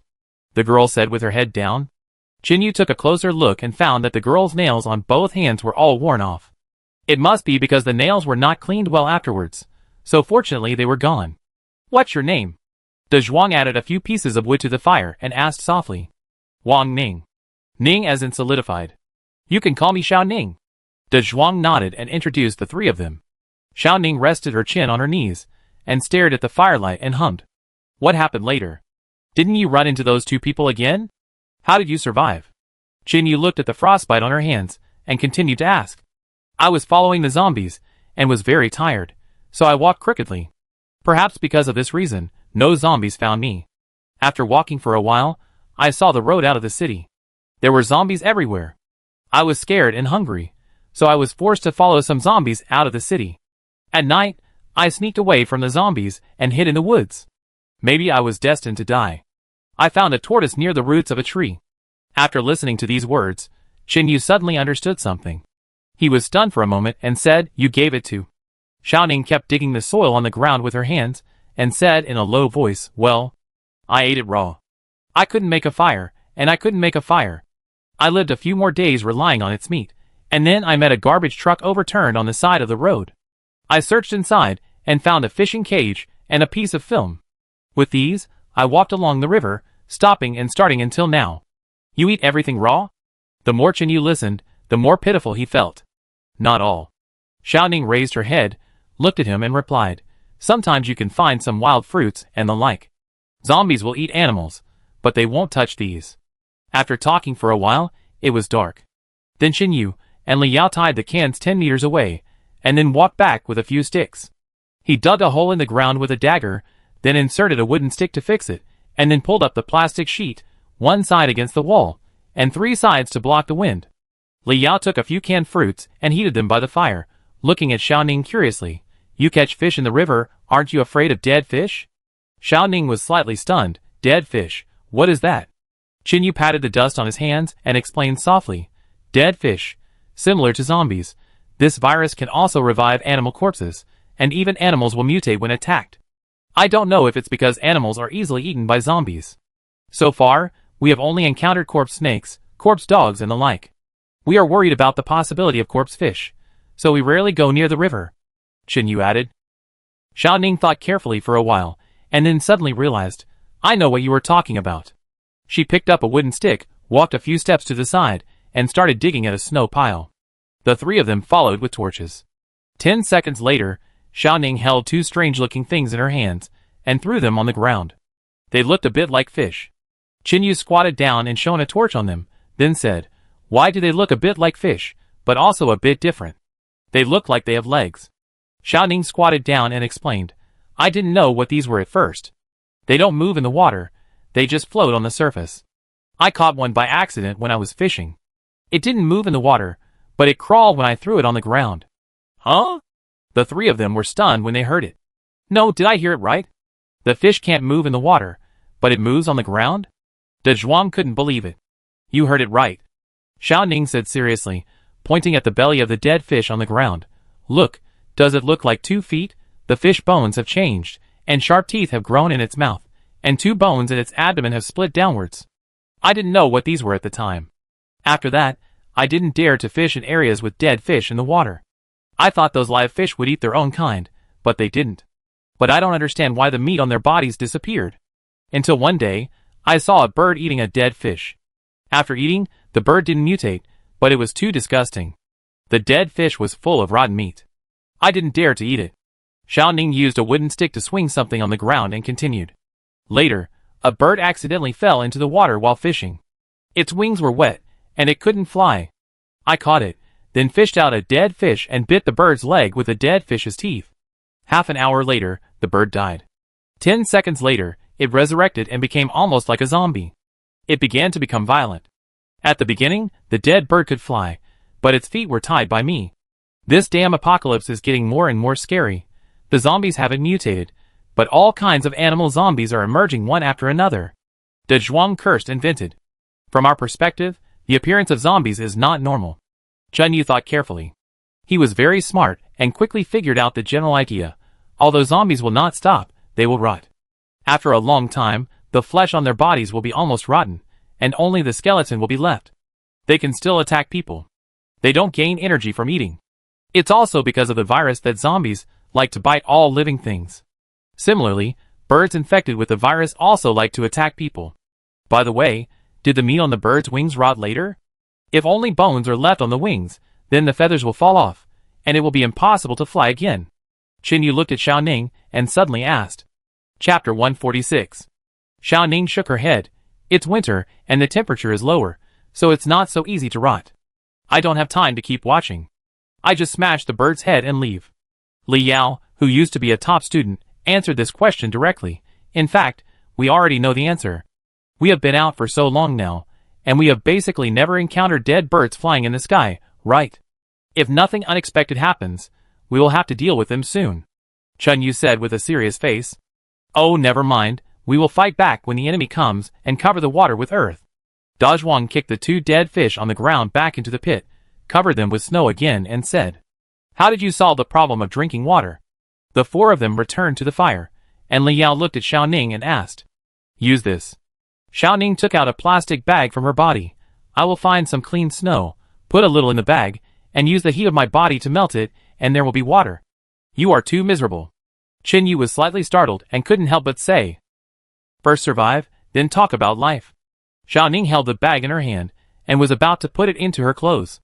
Li Yao stepped forward, grabbed her hand, threw the plastic bag into the fire, and then said seriously, You won't need it in the future, you don't need these. Xiaoning's heart was suddenly touched when she heard this, then she raised her head and said with a smile, Yeah. The 4 of them crowded around the fire, eating and chatting. Xiaoning had just eaten a can, so she just kept the fire burning next to her. Chinyu continued to hand Dazhuang a can and said first, If not for yourself, then for us. How can you have the strength to kill zombies without eating?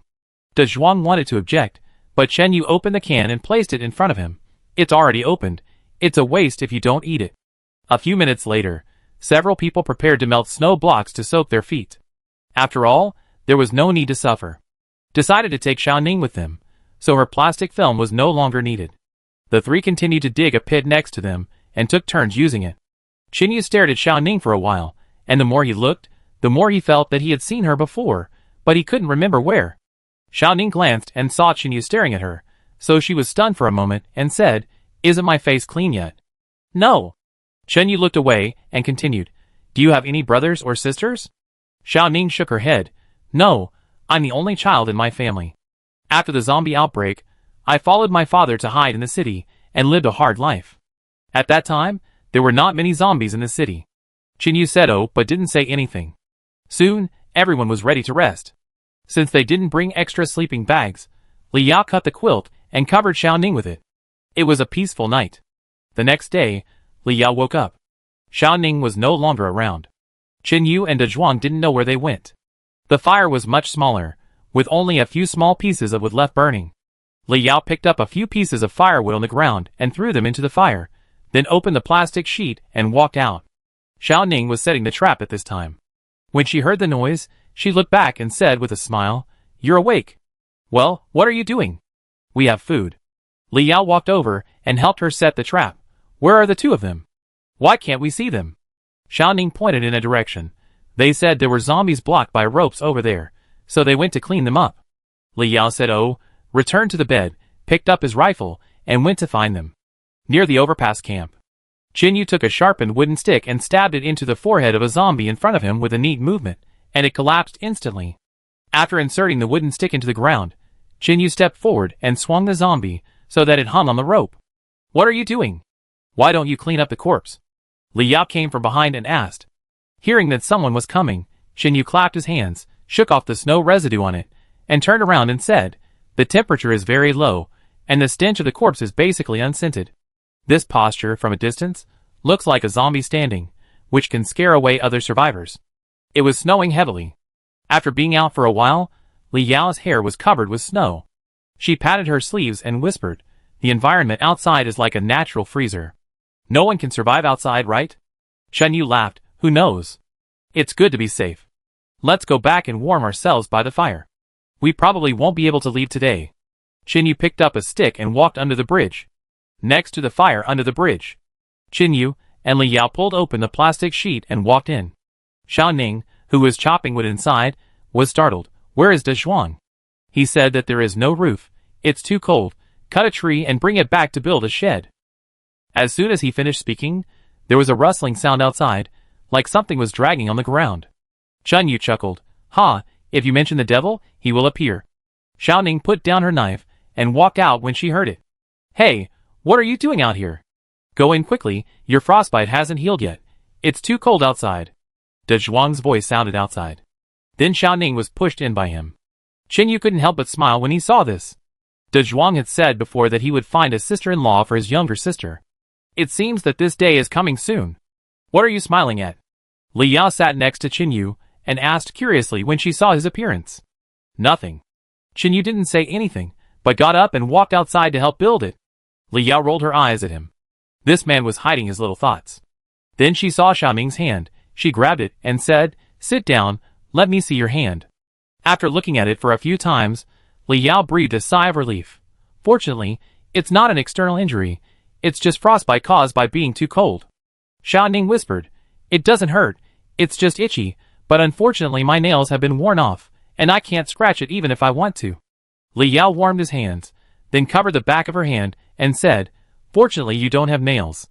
You dug out the zombie's internal organs at that time, and if you get frostbite like this, you might get infected." "Have you ever had this before?" Li Yao asked. Xiaoning shook her head. After thinking for a while, Li Yao slapped her thigh. "I used to have a roommate who got frostbite in winter. I remember what she used to soak her skin." Suddenly, Li Yao remembered and said, "Wait a minute, I go get something." You dig some snow and continue to boil water. Soon, Li Yao came back from the car with a can of beer. Xiaoning was startled when she saw it. "Isn't it cold to drink in the winter?" "This is not for drinking, this is for curing your frostbite," Li Yao replied. No, I'm already grateful that you're willing to take me in. Don't waste food. I can bear it." Xiaoning shook her head like a rattle. "Oh, Dazhuang quits drinking, Qin doesn't drink, and I don't drink either. We only drink white wine occasionally to warm ourselves up. There's no point in keeping this beer." Li Yao sat next to her, and said with a smile. Chapter 147. Without waiting for Xiaoning to speak again, Li Yao took the pot off the stove, poured beer into it and stirred it, then tested the temperature, and then asked her to put both hands in. Seeing Xiaoning still hesitating, Li Yao simply pressed it down. As soon as she touched the water, she felt some strange sensations on her hands. "How is it?" Li Yao asked with concern. "It seems," Xiaoning replied weakly, "it doesn't seem to hurt much, it feels very comfortable." "Don't be stubborn. If you get hurt, you have to treat it. Otherwise, What will happen if you have sequelae? Li Yao smiled and touched her hand, gently massaging it with hot water. About 20 minutes later, Li Yao took her hand out. At this moment, her whole hand was red, but strangely, Xiaoning felt that her frostbite seemed to have disappeared. The shed had been covered, with some leaves on it, and a small hole left to let the smoke out. In this way, the temperature inside was much better. Keep this water, you can soak it twice, once a day in the future, and it will be much better in about a week. Li Yao collected the water with a film and turned around to give instructions. Thank you. Xiaoning looked at her gratefully and said, It's okay. Li Yao waved her hand and sat down to warm herself by the fire. The next day, she still did not choose to leave. The snow stopped early on the third day. At noon, the sun came out. As the temperature rose, the snow on the road began to thin. Qinyu held a torch in his hand, which was wrapped with a garbage bag picked up from the river. The flames were burning on it. He squatted in front of the car and took a look and said, The sun's baking is just a drop in the bucket. It will probably take a few days to melt these. Dazhuang, Li Yao, and Xiaoning also approached the snow with torches, trying to melt the snow on the car. Hearing Qinyu's voice, Li Yao raised her head and put her hand on her forehead, looked at the sun and said, There is no way. There is no weather forecast now. No one knows how long the sun will last. It may disappear tomorrow. Qinyu also knew her worries. He stood up and looked around, then turned his head and shouted to the 3 people behind him, No more waiting, let's go first. If we delay any longer, I'm afraid we won't be able to go back before the new year. Xiaoning asked curiously, Brother Qinyu, how do you know when the Chinese New Year is? Have you looked at the calendar? Qinyu put the torch into the snow and extinguished it, then took it back and explained, No, but the Chinese New Year is usually in January or February, so there should be only 2 months left now. Oh, is that so? Xiaoning nodded. Well, let's go and pack up. Qinyu walked under the overpass. Xiaoning followed him, and was about to walk when she suddenly felt a pain in her abdomen and squatted down in pain. What's wrong? Li Yao was startled and walked forward quickly to ask. Hearing the voice, Qinyu also hurried back. What's wrong? Are you injured? Xiaoning's face was a little distorted, her eyebrows were tightly furrowed, and her hands were tightly covering her stomach. She said with difficulty, No. I don't know, my stomach suddenly hurts. Ah! Xiaoning finally couldn't bear it anymore, and the whole person lay on the cold snow, shouting in pain. Could it be her period? Dazhuang also ran over and stood by and said, My little sister was like this when she had her period before. Li Yao suddenly realized and said anxiously, Wait for me, there are sanitary napkins and brown sugar in the car, I go get them. Qinyu asked in confusion, Why have I never seen this before? Where did it come from in the car? Li Yao ran towards the truck without looking back and replied, You are not a girl, of course you won't notice these supplies. Brother Xiao found a lot of them for Xiaoning. After being choked, Qinyu scratched his head and stood aside without saying anything. Soon, Li Yao ran back with something. Xiaoning had been helped to sit up by them, but her body was still curled up. Xiaoning opened her eyes with difficulty and said in a very weak voice, No, it's not that, the pain is different. Qinyu suddenly thought of something when he heard this. He was stunned for a moment and said with difficulty, It's over, I guess what it is. Dazhuang and Li Yao turned their heads to look at him. Just as they were about to ask, the next second, Xiaoning couldn't help kneeling on the ground and began to vomit. Before she met us, she often ate raw fish. Maybe she got sick. Qinyu said quickly. What should we do? Dazhuang was also anxious when he heard it. When you are hungry, there is food. When you are cold, there is fire. But what should we do if we are sick? Where can we find medicine? Li Yao gently patted Xiaoning's back with his right hand and whispered, The key is that we don't even know what the disease is, let alone find medicine. No, we have to leave quickly. Your friend is a doctor, right? Dazhuang patted Qinyu's shoulder and said quickly. Qinyu nodded, and quickly ran back to the bottom of the bridge to get the pot and the trap, and the bedding had already been put in the car. As for the others, they were not taken away. They were left here. Maybe there would be other survivors wandering here, and they could survive here. Thinking of this, Qinyu took out the matches from his body, tore off the paper on the side of the box, and then took out 2 matches and threw them next to the fire, and then ran towards the car. Dazhuang had started the truck and was waiting for him to get in. As soon as the door was closed, Dazhuang stepped on the accelerator and the truck quickly increased its speed. Qinyu hurriedly said, Be careful, we are not familiar with the roads around here, it is best to follow the map. Dazhuang looked up at the rearview mirror. At this time, Xiaoning was lying in Li Yao's arms in great pain, holding her lower back tightly with her left hand, and her lips were almost bleeding. He said seriously, 1 minute faster, maybe you have a better chance of survival. Take out the map and watch the road. Qin Yu hummed, quickly opened the map, and cursed while looking at it. Damn this god, bad luck really picks on the poor. In fact, the day after meeting Xiaoning, Qin Yu remembered who this girl was. When they were looking for salt in this small mountain village, after the man was beaten to death, Qin Yu went up to take a closer look. He looked at Xiaoning while roasting the fire, and the more he looked, the more he felt that she looked like that man. He wanted to ask for clarification, but then he changed his mind and thought that maybe Xiaoning didn't know that her father was dead yet, and she just thought that he was separated, and there was still a little hope, so she didn't say it. After all, if she knew that her father would rather be kicked to death by a group of people in order not to reveal her whereabouts, she would probably collapse emotionally. Chapter 148. Xiaoning lay in the back seat, feeling more and more unbearable. Her face was covered with sweat, her eyes began to blur, and she said in a trembling voice, I can't bear it anymore, it really hurts. You kill me? Really, give me a quick death, please. Please. Shut up, don't talk. Li Yao hurriedly shouted at her, then took her hot water cup and placed it on Xiaoning's lower back. Fortunately, I boiled hot water this morning. Li Yao gently rolled the glass to try to relieve her pain, and then took a blanket and wrapped Xiaoning up. Li Yao held Xiaoning tightly with her right hand, and she didn't care even if she was pinched until it turned red. In this apocalypse, it is easier for a girl who is alone to not be able to hold on, and if she encounters a bad guy, she may not even be able to die. And once she is blocked by a group of zombies, and her menstrual period comes at this time, then she will be helpless. As a girl, Li Yao empathizes with the pain Xiaoning is suffering at this time. Can't make a fire, can only eat raw. No place to live, can only dig a hole to hide in.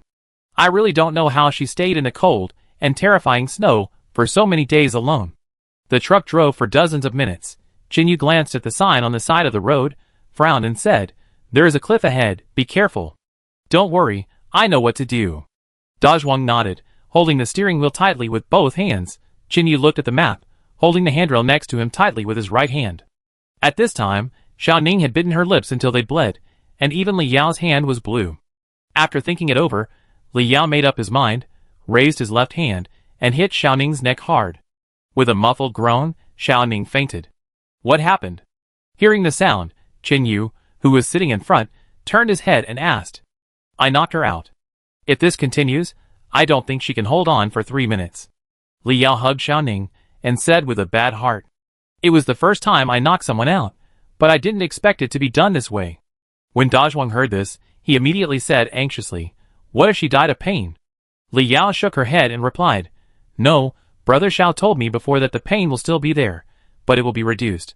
If she faints, it will also cause nerve conduction delay, so it won't hurt that much.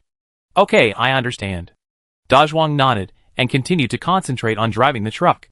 Be careful, there's a big rock ahead. Qin Yu saw a bump and shouted loudly. Dazhuang braked, then turned the steering wheel a little to the left, and continued to step on the accelerator. With a bang, the stone on the right side of the road was directly hit. It immediately rolled down the cliff. A few minutes later, Dazhuang successfully drove the truck away from the cliff road safely. Qin Yu finally breathed a sigh of relief, and his heart was relieved. He glanced at the map and then said, The next section is a plain, not so dangerous, we can speed up. Dazhuang nodded and stepped on the accelerator. 2 hours later, the truck had gone a long way. At this time, there was no need for a map to guide the way.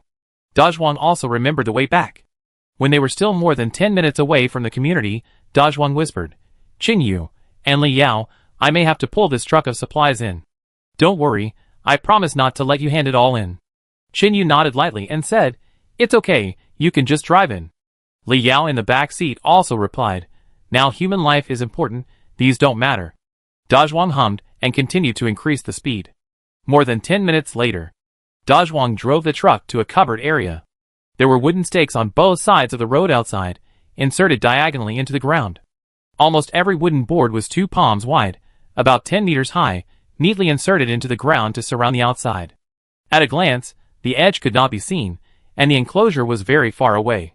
Just as their truck approached, a man suddenly stood up above the door, holding a rifle in his hand, aiming at the driver's seat and shouting, Stop! Who are you?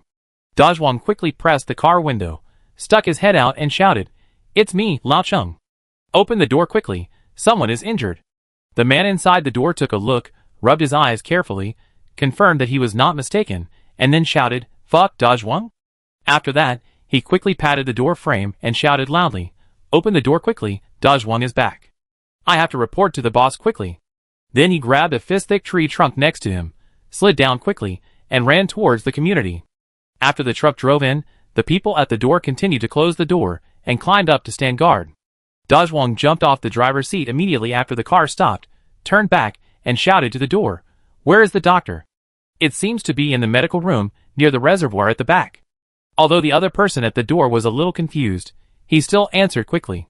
Dazhuang heard the instructions, took Xiaoning down, picked her up and ran inside.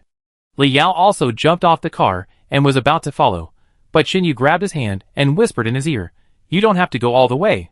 We are not familiar with these people. You stay here in the car and don't let anyone get close to these goods." After hearing the order, Li Yao was also very anxious, but she also understood how important the supplies were. She nodded, went back to the car, got her gun, and stood beside the car. Xinyu patted her shoulder lightly, then ran towards Dazhuang. Not long after running, a man in a black coat came out of a house next to him. Seeing the strange man holding a woman and running inside, he stood on the side of the road and shouted, "Stop! What are you doing?" Then he reached out to grab Dazhuang's collar. Dazhuang took Xiaoning in his arms and moved a few steps to the right, bypassing the man, not bothering to pay attention to him, and continued to run inside. The man in black missed and got angry. He took out a pistol from his waist, pulled a bolt and aimed at Dazhuang's back, cursing and shouting, "Fuck, you are lighting a light in the toilet, are you looking for death?"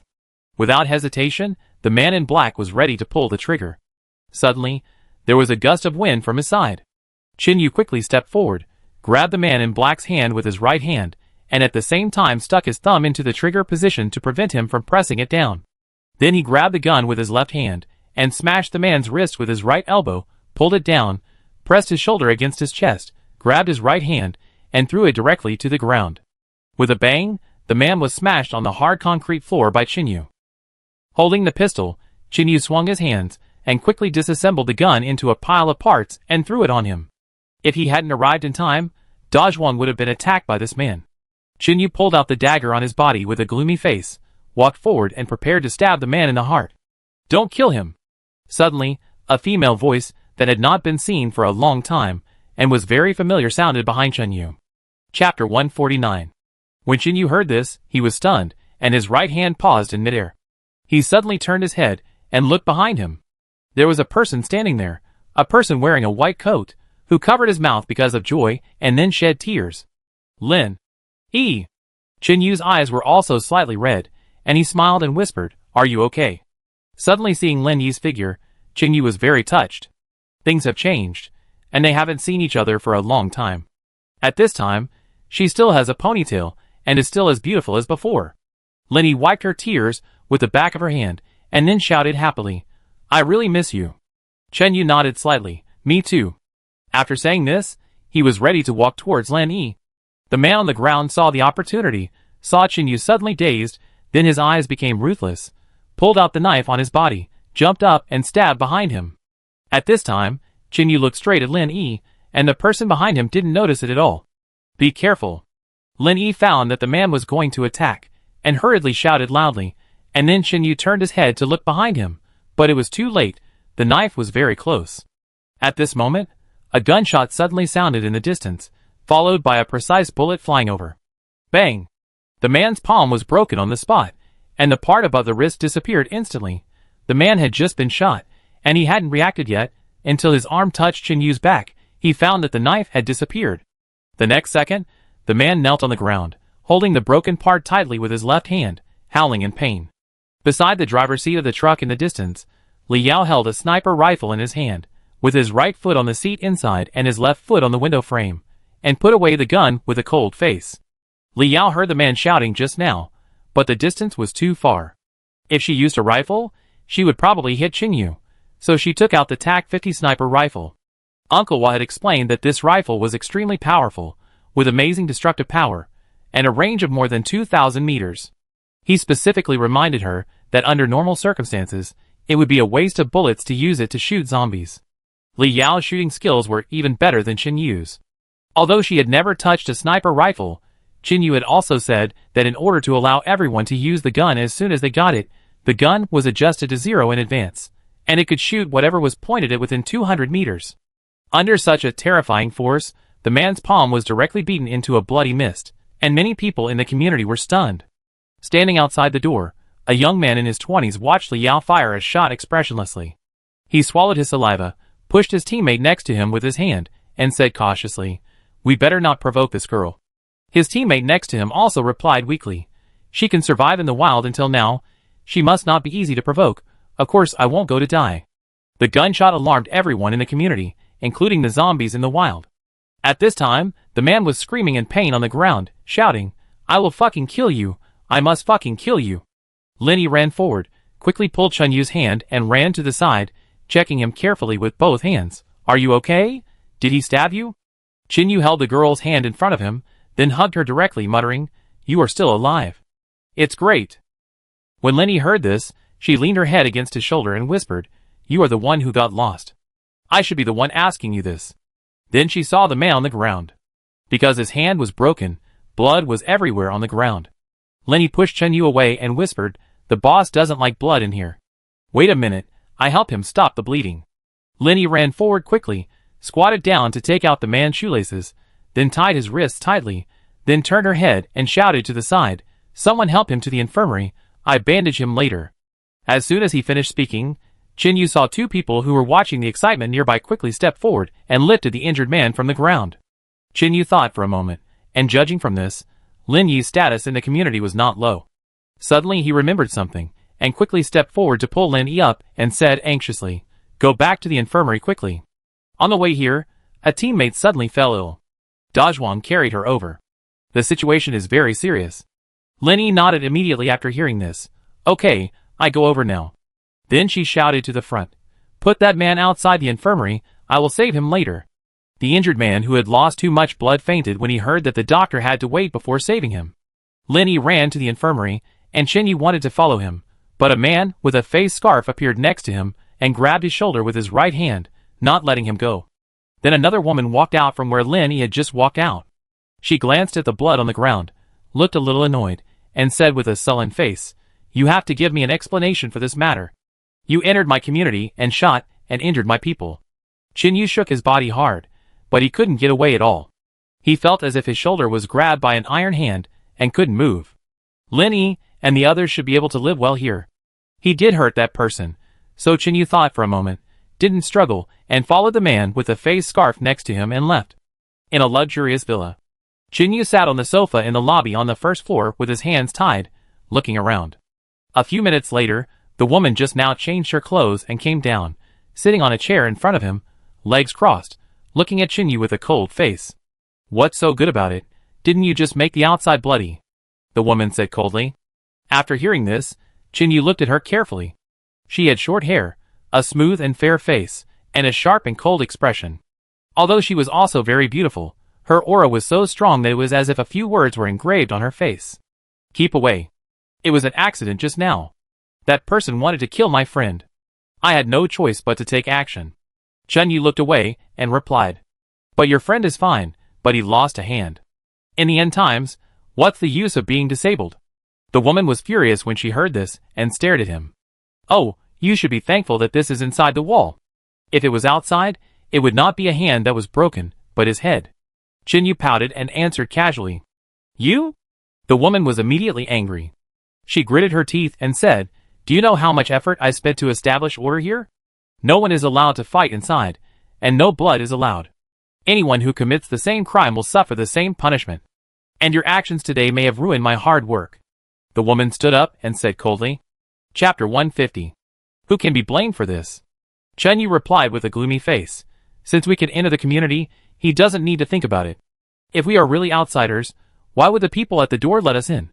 He is the person you just accepted, right?" Qin Yu continued to ask. When the woman heard Qin Yu's question, she also knew that what the man in front of her said made sense. Since he was able to run in, the guard must have known him and let him in. It was such a simple truth, but the man couldn't figure it out, which really made her irritated. Sitting back in the chair, he said in a deep voice. He joined more than a month ago. He opened a repair shop before the end of the world. He happened to meet him in the wild and brought him back. Chinyu became interested when he heard it. Oh? What type of repair shop? Car. The woman continued to sit with her legs crossed. Her long legs were very beautiful, but her expression was very cold.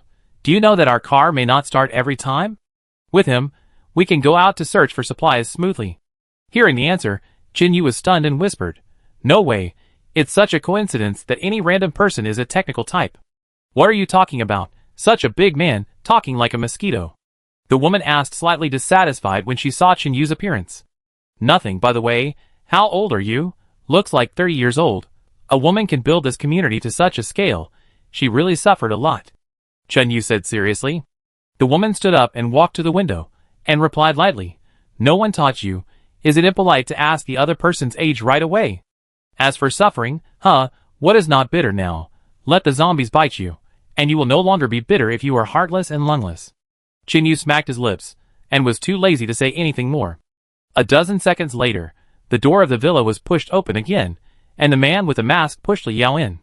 Li Yao also had his hands tied, and sat down next to Chinyu, leaning close to his ear and asking, Are you okay? Chinyu nodded and whispered, How are you? Did you have a conflict? Li Yao glanced at the woman at the French window, and the man with the mask was reporting something at this time. She shook her head and said, No, that man is very strong, not like an ordinary person. I am not sure I can beat him. I just struggled a few times, and he was subdued. I believe that Dazhuang will not lead us into danger. Looking around, Chinyu shouted, Hey, how long are you going to tie me up? The woman nodded to the person next to her, and then the man with the mask left the villa. She walked back to the chair and sat down and said, What is in your truck? Nothing, just a bunch of zombies. Chinyu said casually. Just as the woman was about to get angry again, the door of the villa was pushed open again, and a voice came in. Hey Sister Feng, where is my friend? I can't find him for a long time. Lenny walked in directly, taking off her medical gloves as she walked. She was startled by the tense atmosphere of the three people inside, and ran up to stand in front of Chinyu and said, What is this? Why are they tied up after not seeing each other for a while? The woman called Sister Feng saw Lin Yi and immediately waved her hands. Okay, untie him. He is your friend and Dazhuang's friend, so there is no need to treat him as an enemy.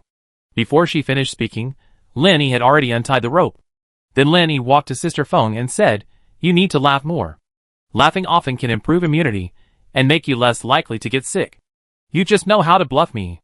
Sister Feng glared at her and slapped Lin Yi on the butt. Don't tell me, you didn't give him anesthesia this time? Ouch. It hurts. Lin Yi rubbed it, and jumped away. Hee, it seems that she lives well here. No one bullies her. Chinyu said to himself. Lin Yi walked to Chinyu and sat down and said, Anesthetics are so precious, they are reserved for people who save lives. I don't want to save people like those who attack my friends.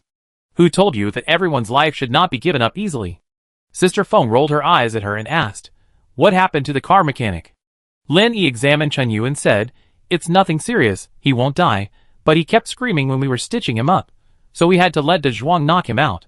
You don't give him anesthesia, and you don't let him scream? Sister Feng was a little speechless. Don't worry, I'm fine. Chinyu held Lin Yi's hand, and said softly. Lin Yi's eyes reddened. You said you were fine, there's a scar on your leg, 2 wounds on your shoulder, and a big cut on your right arm. It must be painful. Lin Yi looked at the scar on Chinyu's right arm, that was about 10 centimeters long, and said with tears in her eyes. Hee, it's all over, it's all over. Chinyu said gently. To prevent Lin Yi from asking again, Chinyu quickly changed the subject and said, By the way, how is my friend, that girl? Speaking of business, Lin Yi wiped away her tears, and said seriously, I came to you to talk about this. Her condition is very bad. Li Yao heard it and asked quickly, What happened to her? Lin Yi said seriously, Did she eat raw meat? How can she eat raw meat? Eating raw meat was not allowed before the end of the world, let alone in this environment. Alas. No way. When Li Yao heard this, she felt distressed, and slowly told Xiaoning's story. A few minutes later, Sister Feng sat on the chair opposite, stunned for a moment, and said, You mean, in this situation outside, she couldn't make a fire, wearing a short skirt and a pair of torn pants, but still lived for more than a month? Yes. Li Yao nodded. She has acute gastroenteritis due to long-term consumption of raw meat, and drinking raw water. This disease was not very serious in the past, but nowadays, it may be fatal. Lenny sat on the sofa and said a lot. Can she be saved? Her father was beaten to death by bad guys some time ago, and she is left alone to support herself. It's really too tragic. Chinyu asked softly. Lenny pondered for a while and said, I gave her a bottle of glucose, hoping to relieve it a little. Dazhuang is taking care of her there. But if there is no berberine or other medicines, it is only a temporary solution. Chinyu continued to ask, Don't you have it here? Lenny shook her head slightly. Some things are available, but some are not. After all, it's not like buying medicine at a pharmacy where you can buy whatever you need. But there may be a place where there is more than just berberine. You may find many medicines there. Lenny looked at Chinyu and said seriously. Hearing this, Sister Feng immediately rejected it. That place is not good, don't even think about it. Chapter 151. But Lenny wanted to say something. Sister Feng moved her legs, stood up and said, No buts, this is not okay. Chinyu and Li Yao were a little confused when they heard this. Why did the woman's mood suddenly change? He looked at the other side and said, Well, you are Sister Feng, right? I'm going to ask, why is it not okay to say this? Sister Feng walked upstairs without looking back. No comment, Shaolin, take them to find a place to stay for one night. I will think carefully about whether to let you stay here. Alas. Seeing that the conversation ended unpleasantly, Lenny rubbed his face and said depressedly, Okay, no need to talk, I talk to her later. Let's go, I find a place for you to stay. Lenny got up and walked outside. Turning his head to look at the figure disappearing at the stairs, Chinyu nodded to Li Yao, and then left the villa together. Along the way, Chinyu looked around, and the more he looked, the more surprised he was. The ground was a clean and flat cement road, the edge was paved with bricks, and some green plants were planted in the middle, almost half the height of Chinyu. Every 10 meters or so, there are still many small grasses planted, which looks just like the high-end residential area before the end of the world. Chinyu and Li Yao slowed down their pace, attracted by the surrounding environment, and unconsciously reached out to touch the leaves. When they entered just now, they didn't notice anything different about the surroundings because they were worried about Xiaoning's condition. Now, Chinyu understood why Sister Feng was so angry when she saw so much blood on the ground. Lenny walked up to them and said with a smile, It looks good, right? These are planted little by little. It looks good. Chinyu nodded in admiration and continued, A few months ago, I heard Zhuang describe that his boss had built a community. I thought at most he just built a few sheds and set up an isolation area around the camp. Hearing Chinyu's words, Lenny smiled. It wasn't like this before. It was similar to what you said. Although there were houses, they were not so good and not very clean. Later, Sister Feng led people to renovate them bit by bit, trying to restore them as much as possible to the pre-apocalyptic era. Is that so? Chinyu looked at a few houses in the distance, which indeed looked quite new. Then he asked, By the way, where did Zhang and his daughter go? Why didn't I see them? Lenny pointed outside. They went out to do some work. They just left this morning.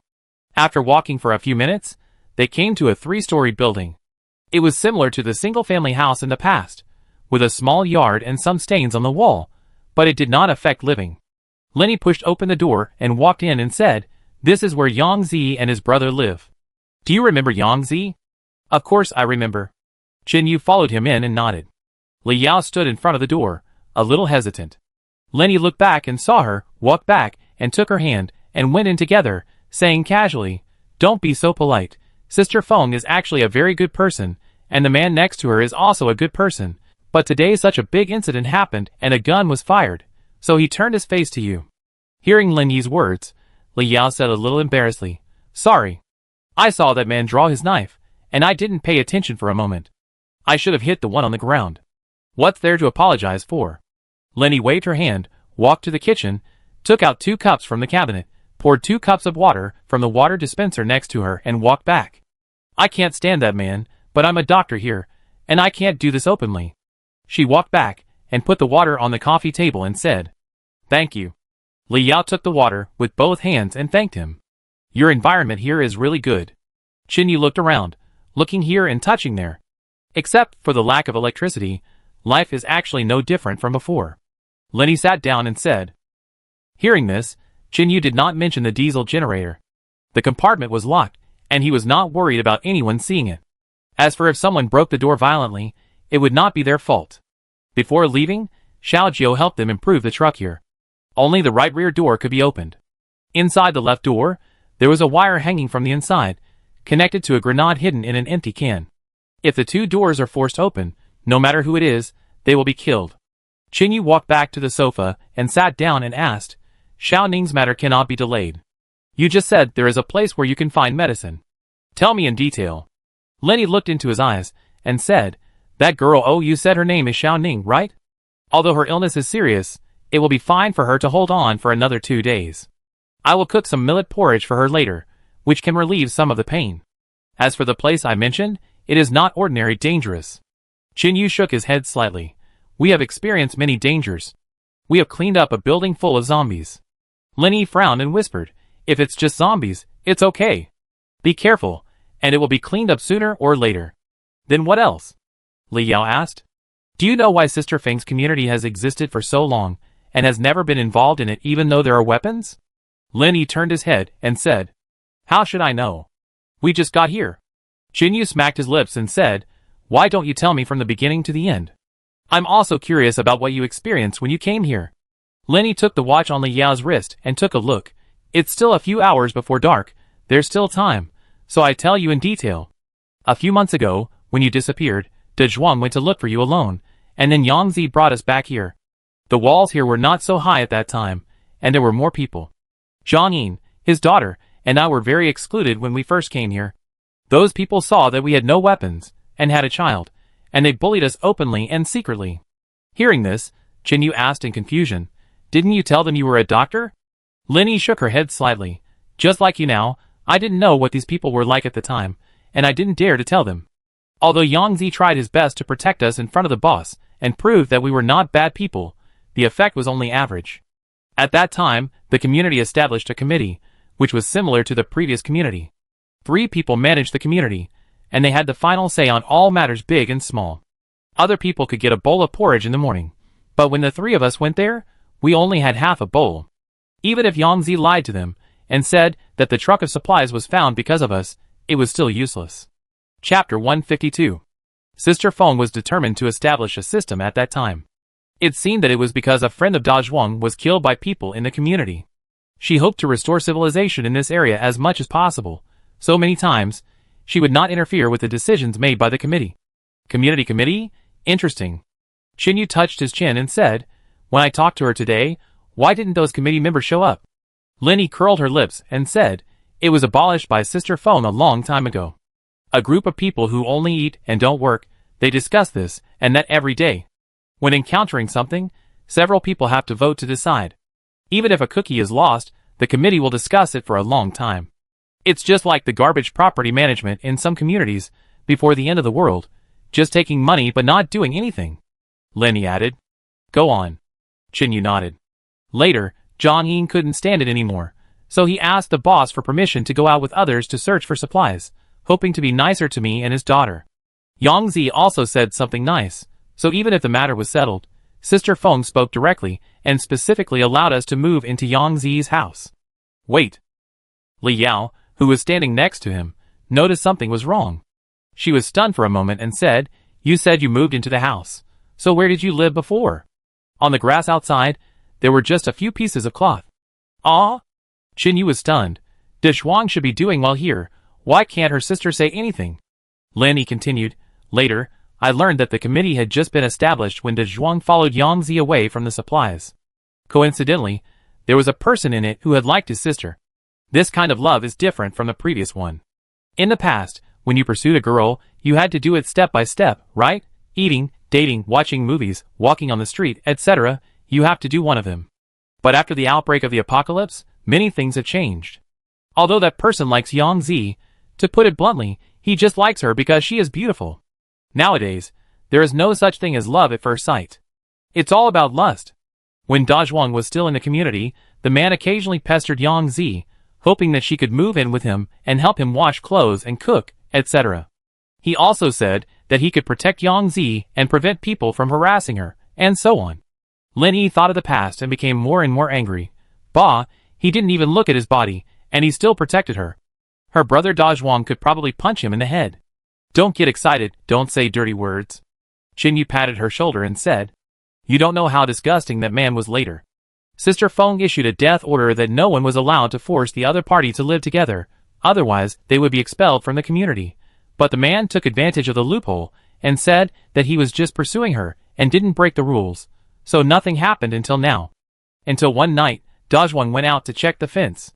The man drank a little bit of wine, saw the opportunity, and rushed into Yangzi's house, and even wanted to force her. What's unfortunate is that at that time, Yangzi caught a cold and had a fever. At that time, the man in the community knew a little about medicine. He deliberately said that the medicine was used up and told her to drink more hot water to hold on. After a day, she was very tired. At that time, she could only lie on the sofa with her whole body weak and push the man in front of her with both hands, not letting him take a step forward. Lin Yi spoke carefully, and Yang Zi told her all these things later. After a struggle, Yang Zi finally ran away. She hid in the bathroom and locked the door. She wanted to shout but couldn't. Her throat was hoarse due to the cold, and her voice was very low. She could only hold her shoes and keep hitting the door frame. It was thanks to the man who misheard the news that his intention was exposed. Dazhuang went to check the east wall, but he heard it as the west wall. Lenny whispered, "The east area is not far from Dazhuang's house." Later, he heard the sound in time and ran back to beat the man up. At that time, Dazhuang wanted to kill him, but the man kept begging for mercy, saying that he was the only one in the community who understood medical knowledge, and it was better to have a doctor than not. If he died, Sister Feng would not let it go. Yangzi walked out of the bathroom, picked up a chair and smashed it on the man's back, then whispered to his brother, "The community does need a doctor. Although he is not one, he knows a little bit, and I have not suffered any substantial harm. If I really kill him, everyone will know about this in the end. Brother, let's forget it. Let him promise not to tell anyone, and he be spared." Yangzi held his brother's arm and whispered. Dazhuang kicked him hard, lifted him up with one hand, and said viciously, "If I hear any rumors, you be ready to die. Get out." After Yangzi recovered, Dazhuang took her out to search for supplies. You know what happened later. The brother and sister saved us. Lin Yi had been talking for a long time and felt a little thirsty. She took a sip of water from Li Yao's cup and said. Then, Dazhuang left and Yangzi came back alone. The man started again. The committee's solution at the time was to let us build a shed and live outside, but he rejected it and only allowed a few pieces of cloth. It was a bit cold at night, and Zhang Yin's daughter couldn't stand it. Yangzi couldn't stand it anymore. He had no choice but to go to the man to plead for mercy. He shamelessly proposed to live together. Lin Yi whispered, "I couldn't stand the man's dirty talk," and Yangzi's face turned pale. Then I went forward to pull her away, but the man didn't want to stop me and wanted me to sleep with him. I slapped him in the face. "Well done." Li Yao held Lin Yi's hand and said seriously. Later, he wanted to hit me, and Yangzi, who had recovered, stood in front of me. During the fight, the man missed the stairs and fell down. Then he kept shouting that we wanted to kill him, and he was going to complain. Yangzi's expression became colder and colder. She then said that she remembered what happened that night and stabbed him on impulse. Then I saw many people running over from a distance. Lin Yi murmured. Lin Yi looked up at Chunyu again. That was my first time. I grabbed Yangzi's knife, rushed over to cover his mouth, and stabbed him. You know, I'm a doctor, so I killed him with one knife. What happened next? Li Yao was relieved to hear this. Lin Yi smiled and continued, "You can probably guess what happened later. I, a professional doctor from a first-class university, am much better than him who studied at an unknown medical school and has not yet graduated." After hearing these things, Sister Feng immediately abolished the committee, and she will be the sole manager of the community in the future. Chapter 153. So we stayed here. Sister Feng was worried that there would be similar situations in the future, so after a few days, she asked me to live with her. Lin Yi said. Chunyu nodded. So what's the matter with that place? Lin Yi said slowly. When normal people buy medicine, they will first think of pharmacies, hospitals and the like, but there is still one place that is ignored by many people. Chunyu showed a little interest. Oh, where? Drug warehouse. Lin Yi replied. More than 30 kilometers away from here, there was once a pharmaceutical company. This company is not listed. Usually, they sell drugs secretly. Some small clinics on the ground, and black doctors are their customers. But if you sell fake drugs, hasn't it been banned before? Li Yao asked curiously. If fake drugs kill people, all the people in this company would have been arrested long ago, right? Lin Yi heard this, and waved his hand and said, "The kind that kills people is inferior medicine. No one dares to sell it. The source will be traced at any time.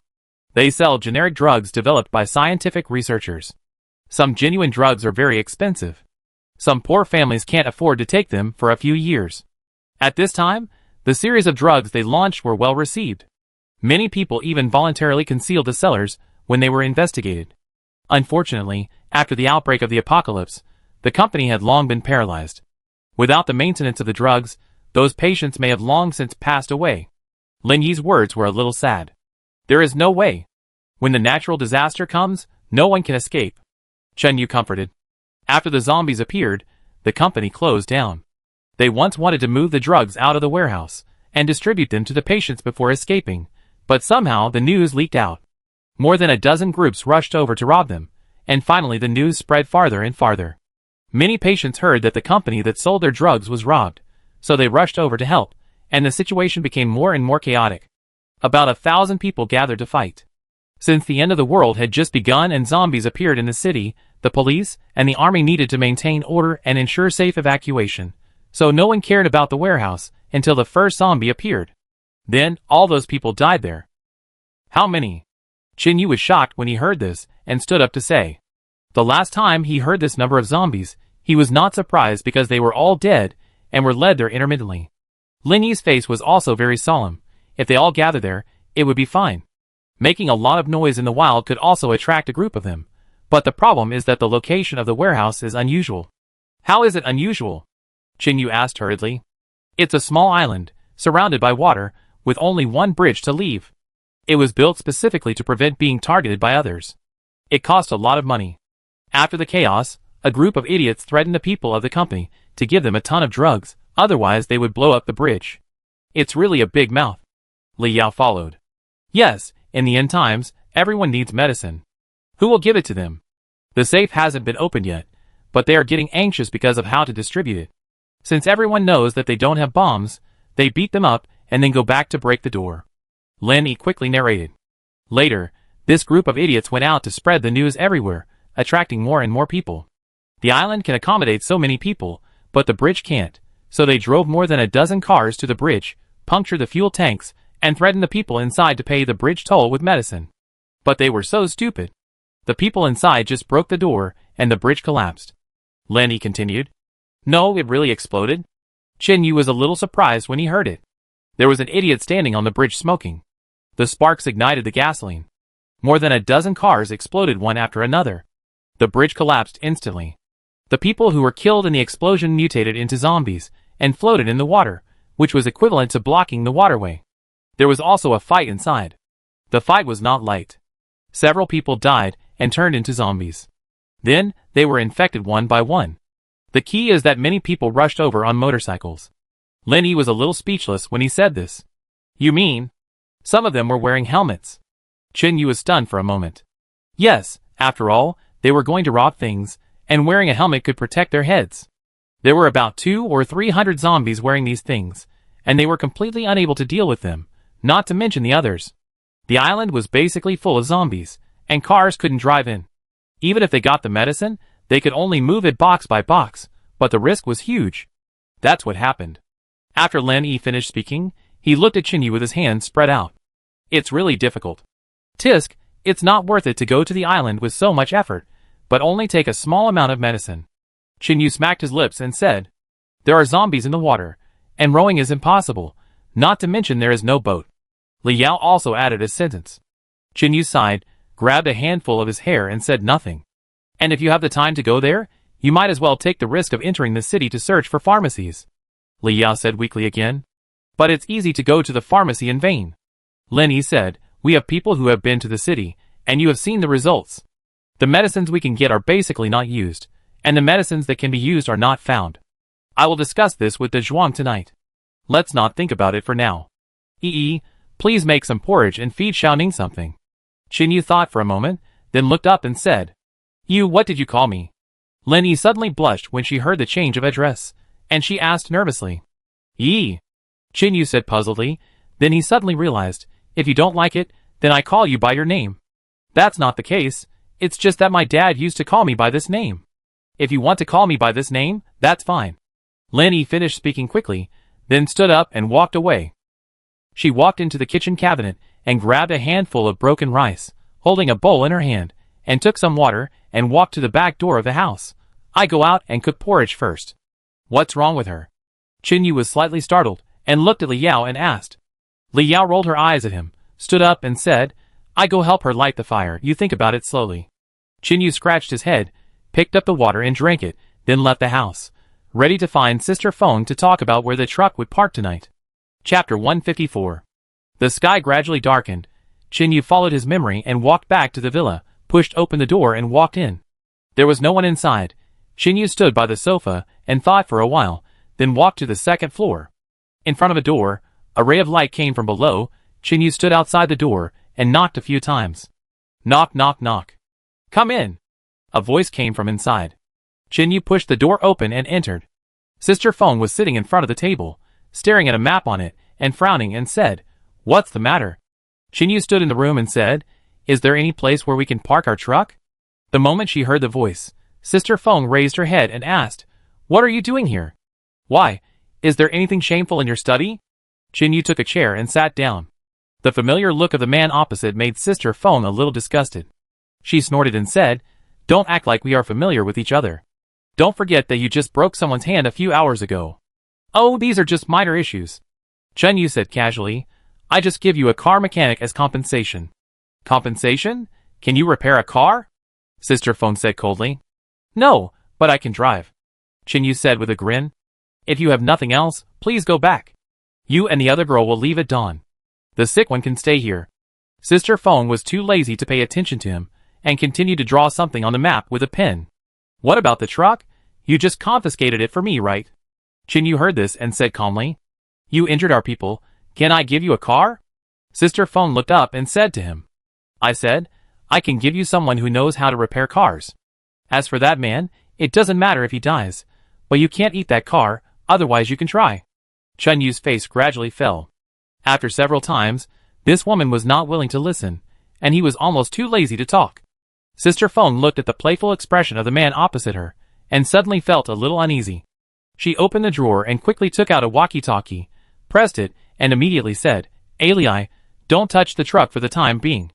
More than 200 meters away, the man, with a face scarf beside the truck, heard the sound and his eyes froze. Then he saw someone come forward and open the two doors of the truck. Ali's legs quickly burst out with strength, and he kicked the ground hard and rushed over, holding the collar of the man, who was about to climb in, and quickly rolled to the side a few times. A few seconds later, a terrifying explosion sounded. Boom! The water cup on Sister Feng's desk trembled directly. You actually tied a bomb. She heard the explosion, and stood up suddenly with her hands on the table, glaring and shouting. It's our own car. Why do we need to ask you what we want to tie? You should be thankful that there is no nuclear bomb, otherwise I would still leave one in the car. Qin Yu said with a cold face. You? Sister Feng was immediately angry, and took out a pistol and pointed it at the man opposite. Oh, did you use a gun? You'd better kill me today, otherwise I guarantee that every blade of grass and every tree here will disappear. Qin Yu stood up and looked at her and said. Then Qin Yu continued to add, I just can't figure it out. Dazhuang brought us back, and you haven't asked him a question yet, but you are full of hostility towards me. Is this how you lead?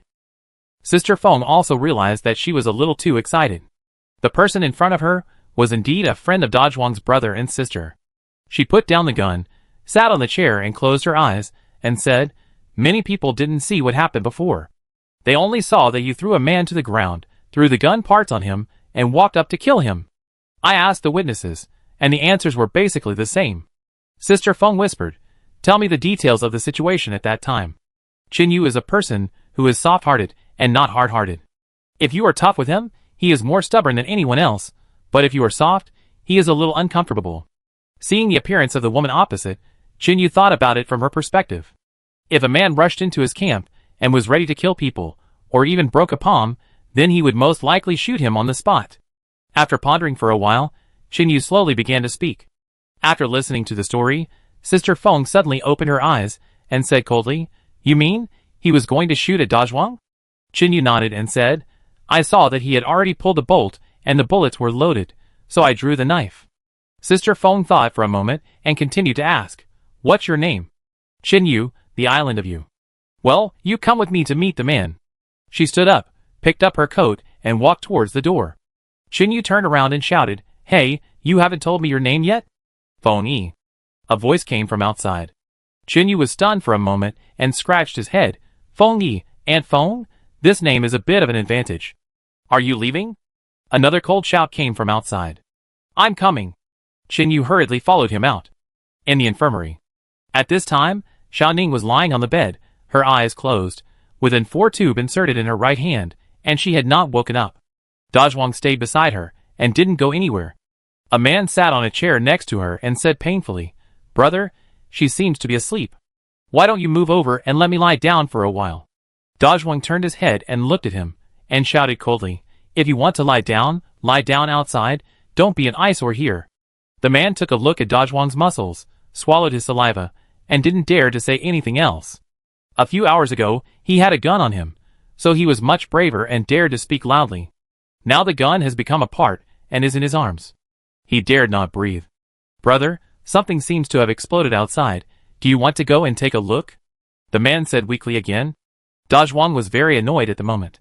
Xiaoning had not made any movement, and the people next to him were still chattering.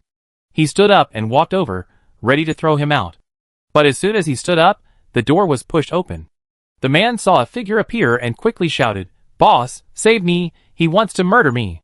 Sister Feng stood at the door, and said with a dark face, "Come out if you are not dead, I have something to ask you." Then he walked out. The man hesitated for a few seconds, but still covered his hand, and left the infirmary. "Let me ask you, did you want to kill Dazhuang at that time?" Sister Feng stared at him, and asked coldly, "Who is Dazhuang?" The man was stunned. Qinyu next to him said indifferently, "You don't even know who others are, but you dare to pull out a gun and even prepare to shoot? Is your brain installed there for decoration?" Chapter 155. The man stood outside, his face flushed after being confronted by Qinyu, and he dared not say a word. "What's your name?" Sister Feng looked at him, and asked in a deep voice. "Wang. Wang Tianhai." The man answered in a low voice. Sister Feng walked forward, pointed her finger at his chest and said, "It's not your turn to make any decisions in this community. You are just lucky to be taken in by us. You can't step on even a blade of grass on the ground." Wang Tianhai was so frightened that his legs softened when he heard this. He knelt on the ground and said quickly, I deserve to die. Actually, I didn't mean to shoot. I just wanted to show off and shoot at the empty space next to him. Don't kick me out. I will definitely correct it." Although he was injured, bleeding a lot, and even had a broken hand, he knew very well that without these walls, the zombies outside would eat him alive in his current situation. "Hand over your weapons. You are not allowed to carry any tools in the community from now on. Get out of here." Sister Feng turned around and said with disdain. Hearing this, Wang Tianhai felt much more relaxed and quickly stood up and left. After the man walked away, Xinyu stood beside her and whispered, "Why keep a person like this? Maybe it's raising a tiger to cause trouble." "Raise?" Sister Feng replied coldly. He also found some supplies before, so he had a place to shelter from the wind and rain, and vegetables were planted in the community, so these people had to work to eat. If he makes trouble again one day, or even kills someone, it may be too late to regret it. Xinyu turned to look at the infirmary, standing in front of the window and looking inside. There is no way nowadays. Talent is the greatest resource. With talent, everything can be developed. Sister Feng pondered for a while, looked up at the night sky, and murmured. After more than half a minute of silence, Xinyu did not say anything else. Not long after, Lindy came over with a bowl of porridge and a towel. "Hey, are you two reconciled, standing here to admire the moon?" He. Xinyu saw her coming, smiled and greeted her, then looked up at the sky and said, "You know what? The city was brightly lit before, and there was no star at all. Now there is a global power outage. I took a closer look and found that the night is so beautiful." Sister Feng turned around and looked at Lin Yi and said, "We didn't have any hatred, so there's no need to make peace." Lin Yi laughed, then looked at Xinyu and said, "By the way, Li Yao is making the bed in the room, and she left some porridge for you on the coffee table." Xinyu nodded, "Okay." Then Lin Yi opened the door and walked in with the porridge. "How is she? Is she awake?"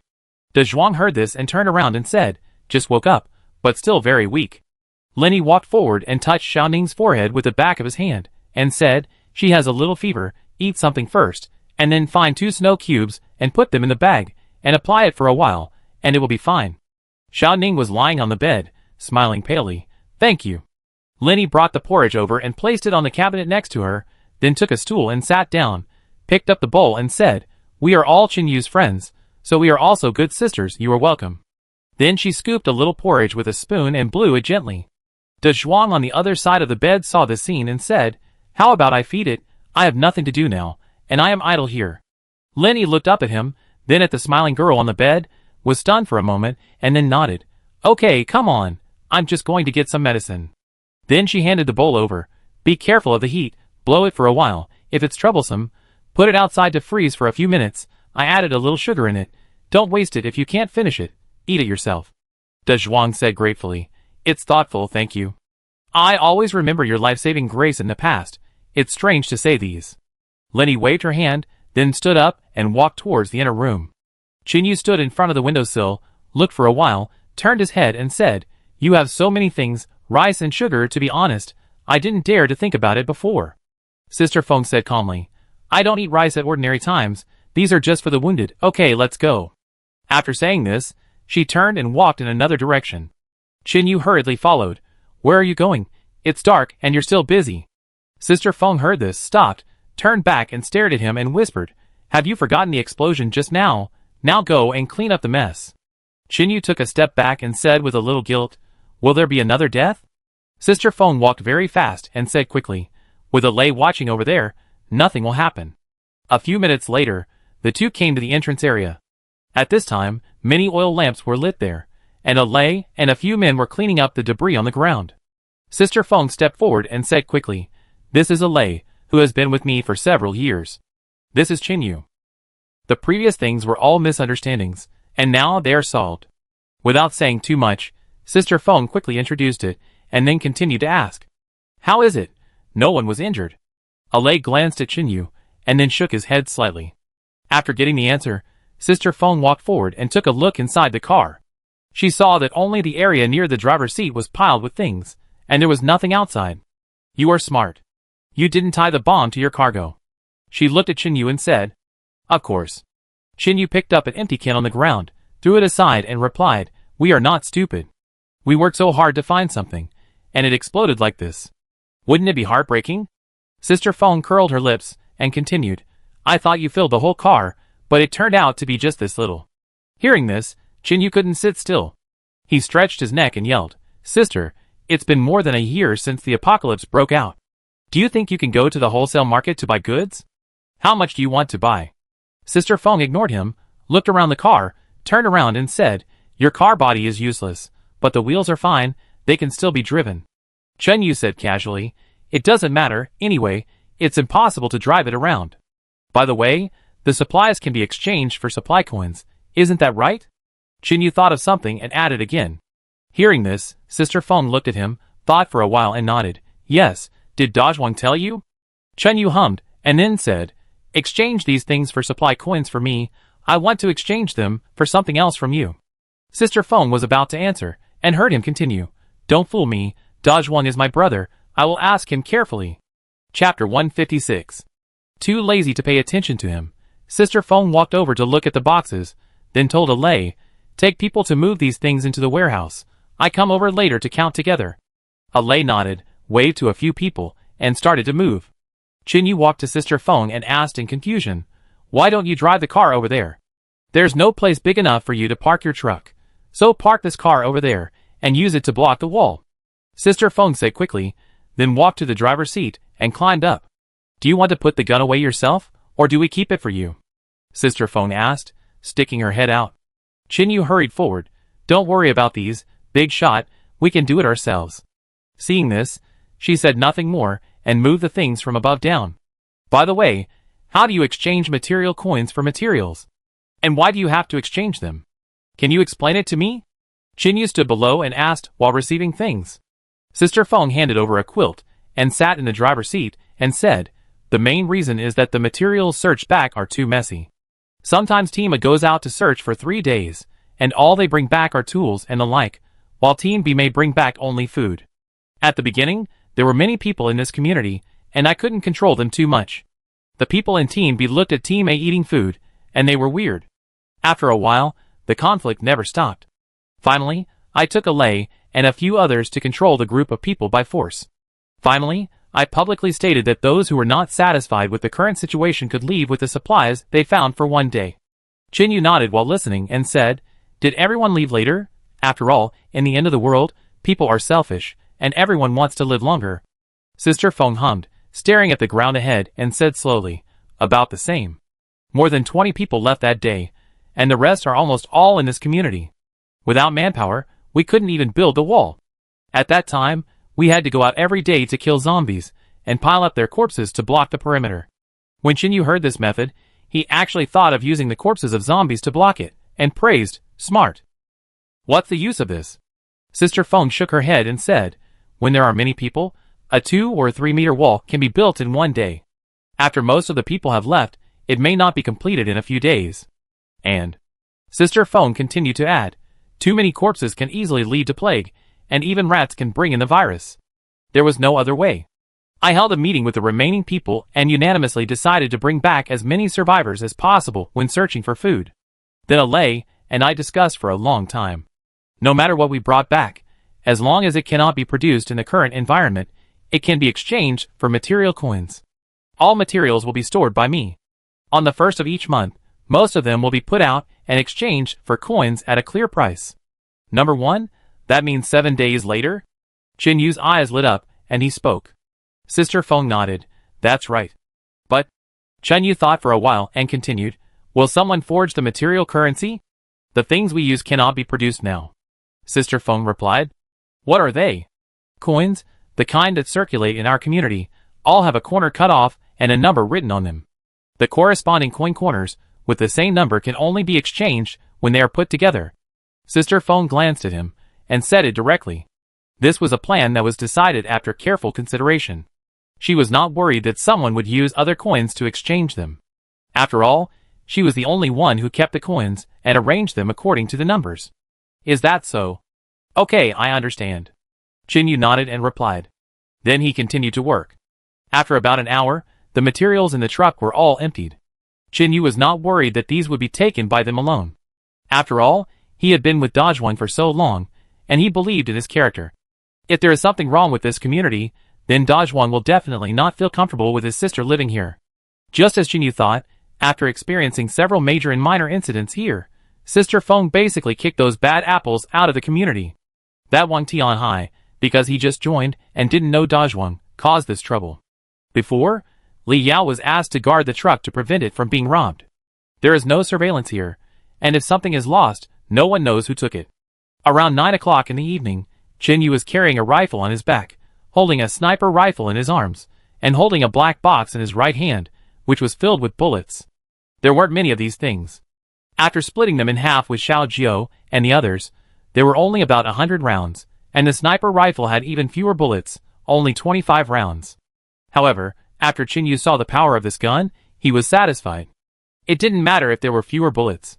As long as the zombies were in a straight line, one bullet could penetrate 5 or 6 zombies at the same time. Back at their house in Dajwang, Chinyu pushed the door open and walked in, only to find Li Yao just walking out of the bathroom wrapped in a bath towel. Chinyu quickly turned his back to her, blushing and whispering, "Why don't you put on your clothes before coming out? What if someone comes in?" Li Yao was shocked. She held the bath towel tightly with both hands. When she saw Chinyu turn around, she walked forward and blew out the candle. The room fell into darkness. She whispered, "It's not easy to get hot water here, and there is a special place. I just want to take a shower." Chinyu thought for a moment and said softly, "That's true. I haven't taken a shower since I moved into the department store. Sorry, I should have knocked on the door." Li Yao fumbled to the sofa, took out the only set of clean clothes she had left, went back to the bathroom, put them on quickly, came out, lit the candle, and whispered, "Okay, you can turn around." Chinyu breathed a sigh of relief when he saw this. "You should go take a shower too. I boiled a lot of water. The snow in their backyard is quite clean." Li Yao walked back to the bathroom, took out her clothes, and looked at him and said, "Okay, I go later." Chinyu smiled and nodded. "By the way, put your gun together later, I hide it later." Li Yao nodded, hummed, "You arrange it." Then she took her clothes and walked out. Chinyu walked to the coffee table, picked up the porridge and drank it quickly, even licking the bottom of the bowl clean. Why didn't I think the porridge was so delicious before? Chun Yu put the bowl away and said to himself in confusion. Then he suddenly realized, it seems that as long as you are hungry for a long time, everything will taste good. Chapter 157. Not long after the meal, Dazhuang also came back. How is it? Are you used to living here? He walked in, took off his pistol, smiled and asked. Very good. No need to worry about the zombies outside attacking, and no need to worry about catching a cold. Chun Yu smiled and nodded. Okay, you sit for a while. Dazhuang hummed and walked towards a room on the first floor. After more than a minute, he changed his clothes and returned to the sofa. Before he could speak, Chun Yu whispered, Do you want to discuss finding medicine? Dazhuang was stunned for a moment, curious about how Chun Yu knew, but then he thought that Lin Yi should have a better relationship with him, and maybe she had already said it. Then Dazhuang nodded and said, Yes, the doctor must have explained it in detail. In fact, there is a lack of medicine to treat Xiaoning. I know. Chun Yu lowered his head and said in a deep voice, In this environment, the lack of medicine will undoubtedly increase the probability of death. Although she has only known us for a short time, there is no need to take such a big risk to find medicine for her. Dazhuang listened quietly without saying anything. He knew that Chun Yu had something else to say. After lying on the sofa and pondering for a while, Chun Yu spoke again, not only for her, but also for our future. If the community here wants to survive for a long time, even if we want to live longer, we can't do without medicine. After all, it's not just zombies. They got sick before, and they still get sick now. After washing the clothes, Liao casually put them under a shed in the backyard. When she walked into the house, she happened to hear Chun Yu's last words. She echoed, I guess this is also one of the reasons why the community leaders here value your friend so much. Chun Yu turned around and nodded slightly. Tell me what you think.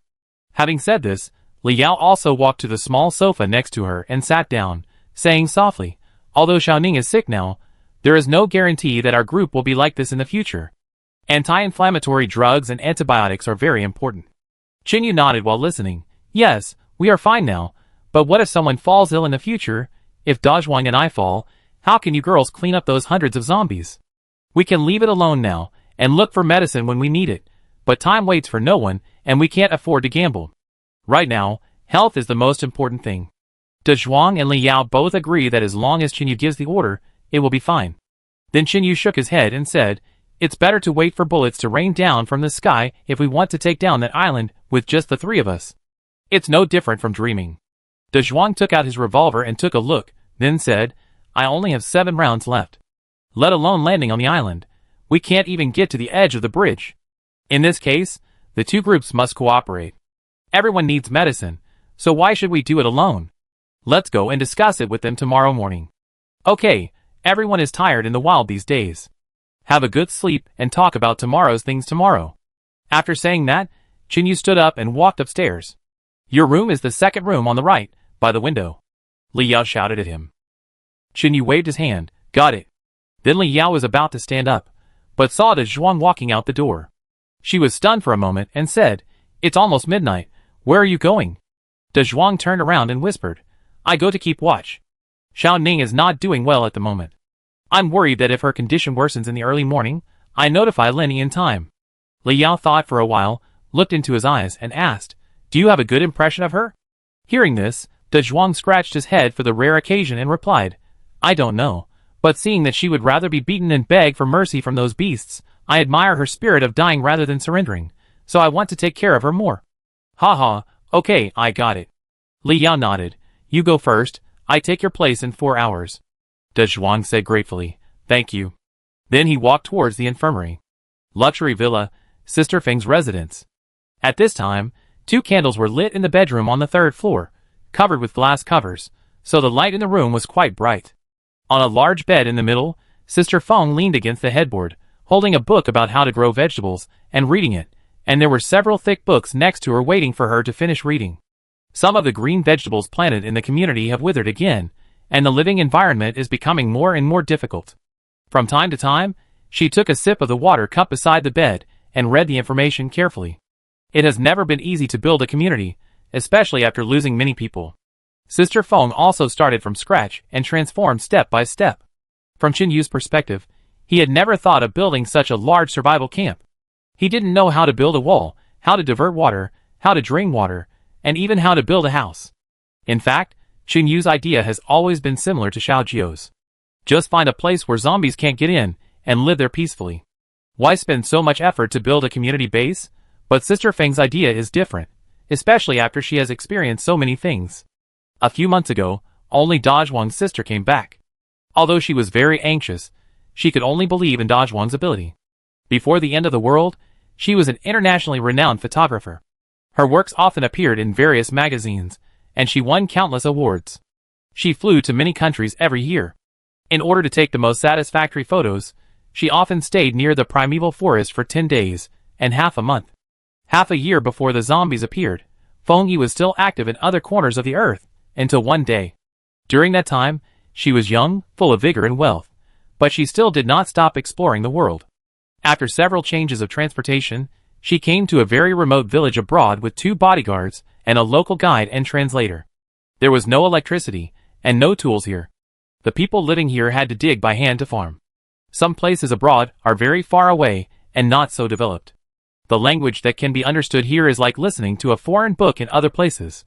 Although Feng Yi knew a lot of foreign languages, she still communicated with gestures most of the time. She would never hesitate to hire a guide when she could. Feng Yi brought farming tools and a lot of food they had never seen before. In return, those people told her a lot of information. After much inquiry, she finally confirmed the existence of primitive tribes. Chapter 158. Feng Yi was very excited and hoped to make the faces and living methods of those people known to the world, so she led a few people to the deserted area. Little did she know that she almost died there. After walking for 2 days, they finally arrived at the outskirts of the destination. As soon as she stepped into the forest, Feng Yi felt something was very different, as if someone was watching her. There were 2 bodyguards, both equipped with guns, plus a guide, and another person, who was recommended by the village to lead the way. Feng Yi gave him 2 cans of Coke, and he almost jumped for joy. This forest was even stranger than anything Feng Yi had seen before. First of all, the trees were so big that it took 5 or 6 adult men holding hands to hug them. Going further in, there were even trees as big as small houses, which required at least a dozen people to surround. When the guide saw this huge tree, he seemed to be possessed. He knelt in front of it and kowtowed, completely ignoring Feng Yi's attempts to stop him, and wanted to run out. At this point, Feng Yi definitely couldn't accept it. He had already taken the money, but he wanted to run away without showing him the place. How could that be? 2 bodyguards stopped him and refused to let him go. At that time, there was a lot of noise, and the sounds of various animals in the forest continued. Feng Yi walked up to him and said in a foreign language, "Sir, we have paid you far more than a normal guide. Are you going to breach the contract?" "Oh no, dear Miss Feng, you are a foreigner and don't understand our customs. Once this kind of tree appears, it means that something bad is going to happen. I sincerely suggest that we leave quickly." The guide's hands were tightly grasped by the bodyguard, and he answered in a not very fluent language. Feng Yi turned her head and looked at the ground. She couldn't see what animal's footprints were, but if it was an unknown creature, then she would probably gain fame and fortune again this time, and maybe her status would be able to rise to a higher level. After thinking for a moment, Feng Yi stood up and looked at the guide. "I double your money." The guide continued to shake his head and refuse. "Dear Miss Feng, this is not a matter of money. Double. You can make money, but you may not live to spend it. Miss Feng, please don't embarrass me anymore. 5 times. Don't waste my patience anymore. If I didn't understand what the person next to me said, I would have let you go long ago," Feng Yi said calmly. She didn't care about the money at all. At that time, she was almost obsessed with these strange creatures and scenery. The guide was stunned when he heard the words of the rich woman in front of him. With 5 times the money, he could live in other countries directly, and even buy a house, a car, and marry a wife. His previous job was just towing cars in a small repair shop. It was located in a remote area and few people came here. He just happened to hear that this group of people were going to find a primitive tribe, so he introduced himself briefly in his unfamiliar foreign language. At first, Feng Yi proposed to look for those primitive people, and he readily agreed and even quoted a high price. Who would have thought that the person on the other side would pay him cash on the spot without hesitation? And the amount Feng Yi offered in the forest now would take him decades of work in a car repair shop to save up. The guide's face changed for a while, then gritted his teeth and said, "Lend me your phone. I need you to transfer the money, Miss Feng. I will follow you into the forest once the money is in the account. Okay. Feng Yi nodded, took out a satellite phone from her bag and handed it to him. The guide took it, pressed a few buttons, and then turned around and started talking. After a while, he squatted down and drew a string of numbers on the ground with his fingers. Then he hung up the phone, turned to look at Feng Yi and said, "Please transfer the money to this account, please." Feng Yi didn't waste any words, picked up the phone and dialed, calling the finance department of his company. "Please transfer $100,000 to this account for me, the number is." Soon, a reply came from the other end of the phone. The transfer was successful, Mr. Feng. Recently several international magazines hope to exclusively publish the photos you took last time. What do you think? Feng Yi pondered for a moment, took the phone and walked a little distance in the other direction, regaining her usual strong woman momentum. She quickly ordered on the phone, "You convey my words. Arrange a few people to contact them separately, secretly reveal the quotations of other magazines, and finally choose the one with the highest price, and then increase it by 10%, and then sign the contract." "Okay, I understand, Mr. Feng." "Wait a minute."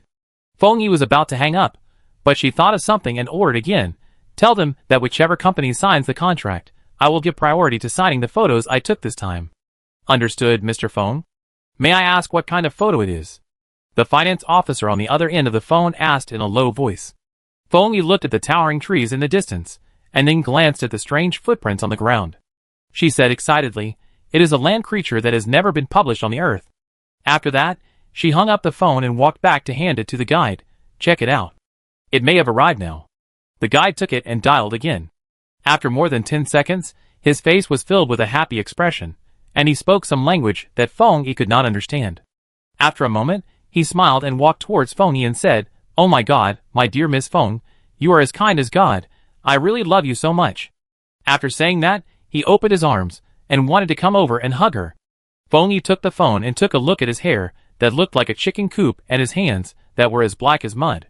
She stepped back a few steps to prevent his body, that hadn't been bathed for more than 10 days from touching her, and replied calmly, "In that case, let's set off quickly.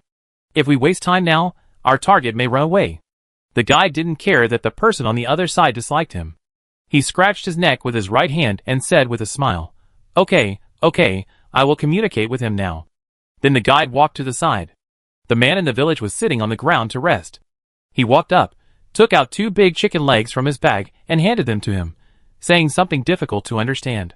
Then the man took the chicken legs and put them in his arms, nodded, picked up a wooden spear and walked inside. "Okay, Miss Feng, let's go."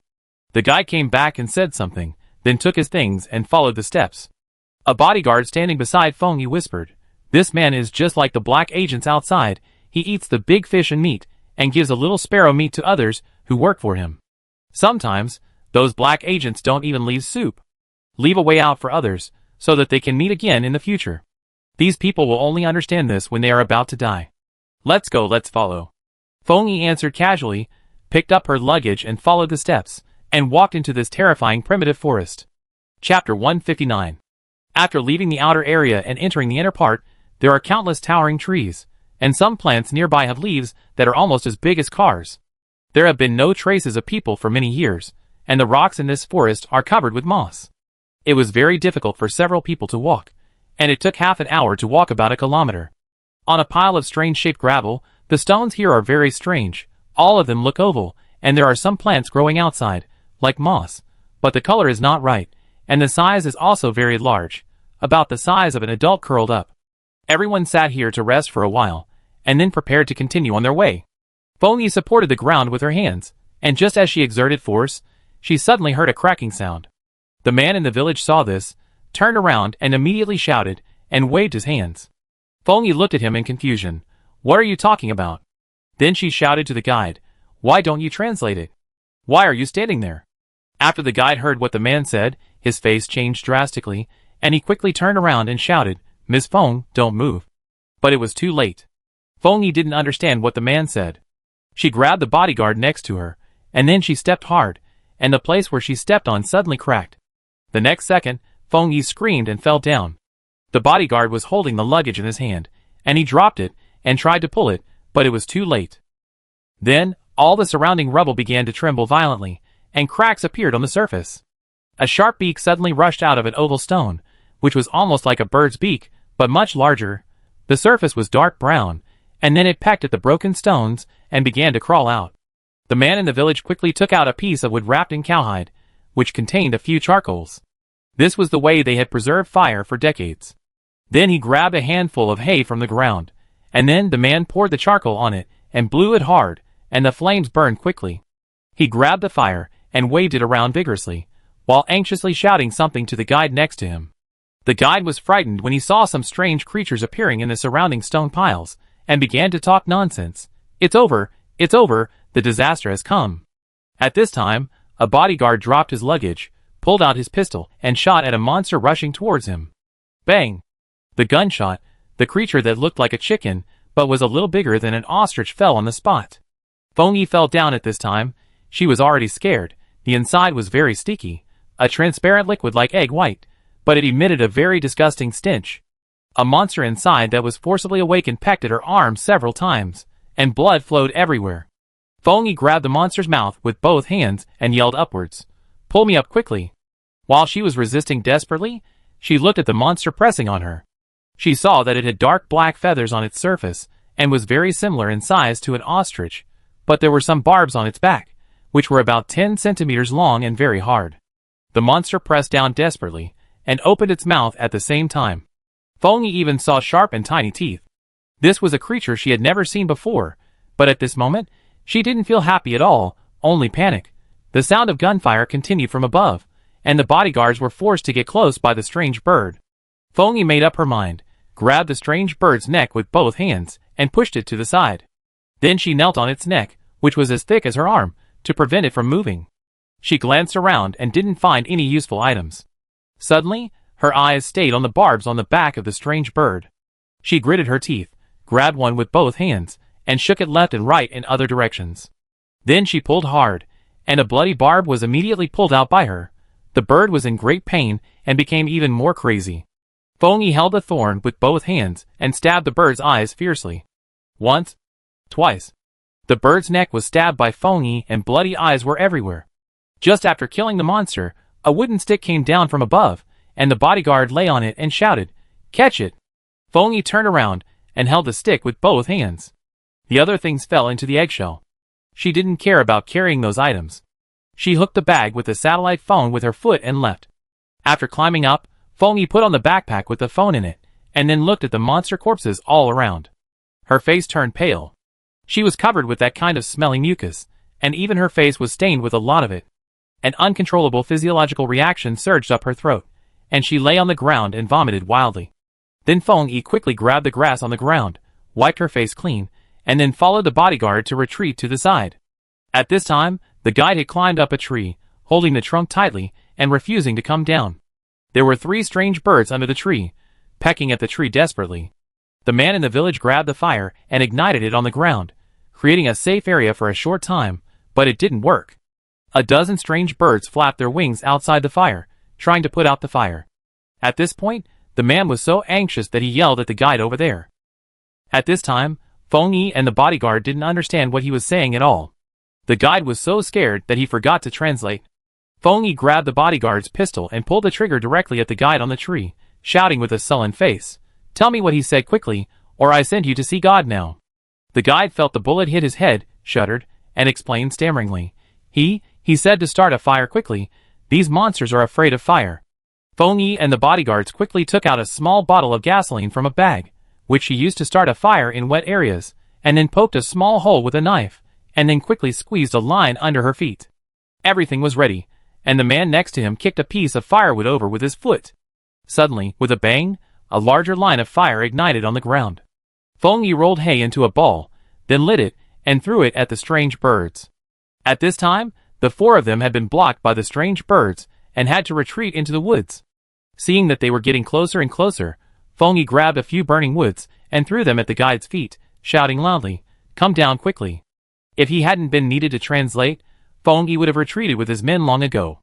Then several people joined together, and began to rush deeper into the forest, not even caring about how slippery the ground was, and they quickly got up after falling. Chapter 160. The group of strange birds quickly bypassed the line of fire, and followed closely behind. Suddenly, They came to a place covered with light purple plants. The bird stopped directly, looked inside with fear, and then turned their heads and retreated to the back, no longer chasing. The guide who was running behind looked back and found that the birds had retreated. He knelt on the ground and panted and shouted, "Don't run, the birds have left." The people in front slowed down their pace and turned to look behind, just in time to see the back of the last bird. At this time, the 5 people were at the entrance of a cave, sitting on the ground gasping for breath. "Why didn't they chase us anymore?"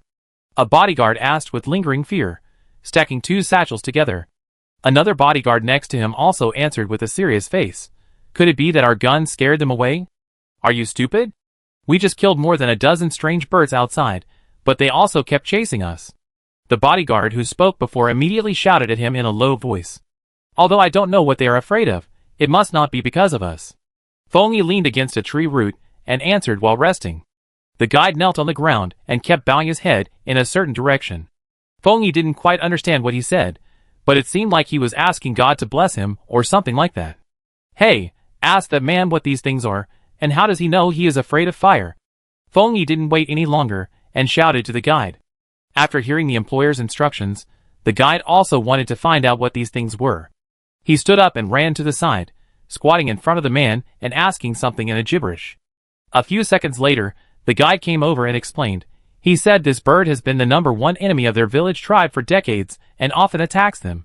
But it is not big, only the size of an ordinary wild boar, but this one is obviously much larger. Then the guide added again, "Miss Feng, I sincerely hope that you don't go any further. I will return the money to you. I don't want to die here." Feng Yi thought for a moment and nodded. "Okay, let's leave now." Before she finished speaking, a palm-sized insect suddenly crawled out from the roots of the tree next to her. The bodyguard was quick-witted and swung his dagger to fly over. Feng Yi was shocked on the spot, thinking that her bodyguard had betrayed her and suddenly attacked her. Then she saw the insect that the dagger had pierced was still twisting desperately. Feng Yi quickly stood up and ran away. The next second, more of these insects crawled out from behind the roots of the tree, densely packed, and there were a lot of them. Feng Yi's scalp was numb, and she quickly shouted, "Run!" Then, the bodyguard wanted to get the luggage, but Feng Yi pulled him and shouted angrily, "Don't worry about it, run." As soon as she finished speaking, a bug climbed onto her shoes and crawled up her legs. At this moment, a man suddenly stood up from behind the leaves in the distance, holding a slingshot and shooting something like a mud ball. It hit Feng Yi's calf on the spot, and it exploded with a snap, scattering a burst of light red powder. The force was not strong. Feng Yi's calf just turned a little blue. She screamed, and then saw a man with a face scarf running towards her, holding her and running quickly in another direction. While running, Feng Yi turned her head and looked behind. She saw that the long worm was stained with the powder, and began to roll on the ground. After a few seconds, it turned into a pool of blood. After running in one direction for more than 10 minutes, the man with the mask took her around for a distance and finally met up with the other 2 bodyguards, the guide, and the men in the village. But each of them was injured, and there were many fully armed strangers around. It seemed to be a camp with several tents. A bodyguard's left hand was chopped off, and the man in the village lost half of his hand. As for the guide, even his calf was chopped off. At this time, a man who looked like a doctor was bandaging him. A man with a beard and a cigar in his mouth walked out of a tent. He spoke in a foreign language. "This strange lady, you are really tough. Just a few people dare to step into this place. It really fulfills the old saying in your country, a heroine among women." Feng Yi was a little at a loss. Looking at this scene, she murmured, "Who are you?" The man with the veil next to her helped her walk to a chair and sat down, and said in a very strange voice, "How come you are here?" Feng Yi was stunned. How could there be people here who spoke the same language as her country? She asked, "Do you know me?" Seeing this, the man with the veil stretched out his hand and pulled his face, but Feng Yi was still confused and didn't know him. Then, the man with the veil pulled open his sleeves, revealing 2 scars. Feng Yi looked at the wound on his arm. Her pupils shrank suddenly, and a wave of memories came to her. Then she looked up in surprise and said, "Are you Xiao Lei?" Lei nodded and continued to put on the scarf. "You are still alive." Feng Yi opened her arms excitedly and hugged him. Lei was rescued by her from a trafficker abroad more than 10 years ago. At that time, she traveled to many places to take pictures of the scenery, with 7 or 8 bodyguards around her. A little kid desperately rushed through the crowd, knelt at her feet, and hugged her tightly, begging to save him. At that time, Fengyi was only a teenager and went out with her father to discuss business. But she was very interested in photography, so she often went to other places with beautiful scenery to take pictures. Hearing the child next to her speaking the same language as her, Fengyi stopped the bodyguard next to her and looked at the dirty little boy in front of her and asked, "Chinese?" The child nodded quickly. Later, Fengyi paid a sum of money and took him away. A few days later, they encountered a terrorist attack near the airport. Although she and her father returned home safely, the little boy disappeared. Now that they meet again, Alay's appearance has changed a lot, and his voice seems to be problematic. Fengyi asked in a low voice, "Your voice?" Alay shook his head gently, and didn't want to talk about it. The bearded man next to him said, "You know Lei, right? He didn't have such a good life as you. He suffered from hardships when he was very young and was tortured by bandits. Later, he joined a killer organization in his teens, and now he is working for me. How much money do I want to redeem him?" Fengyi stood up and said seriously.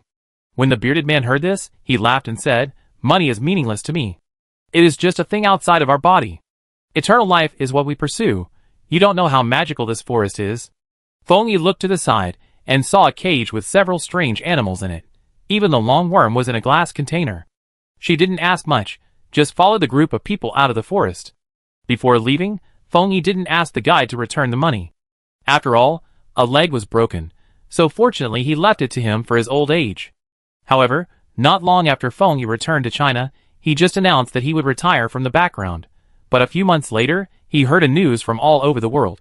A dead body resurrected again, and they would not even age, get hurt, or suffer from illness. Some people call this thing an alternative immortal. Chapter 161. The catastrophe began, and there were fireworks and ruins everywhere. Fengyi knew that it would not be long before the monsters in the forest would come out sooner or later. Especially when she heard that animals would also be infected and mutated, she realized what she was about to suffer. Not long after the zombies appeared, Fengyi met Alay again. At that time, they were about to part in a foreign country and left him an address. Fengyi hoped that he would stop doing these fighting and killing things, and find a chance to leave. After returning home, she could support him. After that, the outside world became more chaotic, and the zombies spread quickly. Alay drove a boat and stepped onto the ocean alone. While the situation in China was not very serious, he found Fengyi. After that, Fengyi also wanted to find her father, but she had no communication tools and only knew the approximate location, which was like looking for a needle in a haystack. After wandering aimlessly for a few months, Fengyi realized that this was not going to work. Those animal zombies would increase in number soon, and she had to find a way to stop them. Then she met other survivors on the road, and learned from one of them that there was an area in the suburbs that needed to be reformed, and a new area would be built nearby. A developer got inside information and built a large area of single-family houses in advance, but unfortunately, zombies broke out before they were completed. Fengyi lay on the bed, thinking quietly about some things in the past. It was late at night, and she closed the book and prepared to rest. The door suddenly opened, and Lenny came in with a small tomato in her hand. "Sister Feng, the tomatoes you planted have borne fruit." Fengyi looked up at her and said in surprise, "Is it true? Bring it here for me to see." After saying that, she couldn't wait any longer, so she got out of bed barefoot and took it. "Hey, be careful, the floor is very cold."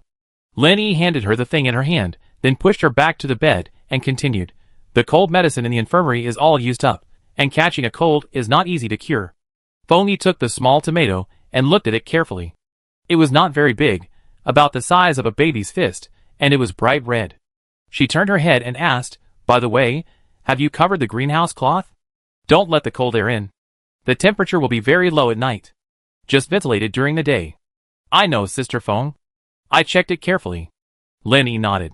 "Yes." Fengyi responded, put the small tomato on the cabinet next to her, and walked forward to rest, but Lenny did not leave. "There is not much medicine left." Lenny stood by the bed and looked at her, hesitant to speak. "How much is left?" Fengyi asked softly. "The ones for treating external injuries are only enough for a few people. For treating headaches, fevers, etc., at most 2 people." Lenny sat on the bed and said slowly, "Medicine is too scarce." Fengyi leaned against the head of the bed, closed her eyes and thought. After more than 10 seconds, she opened her eyes and continued, "And winter is coming, many people don't have thick clothes to wear, which increases the risk of catching a cold." Lenny also agreed.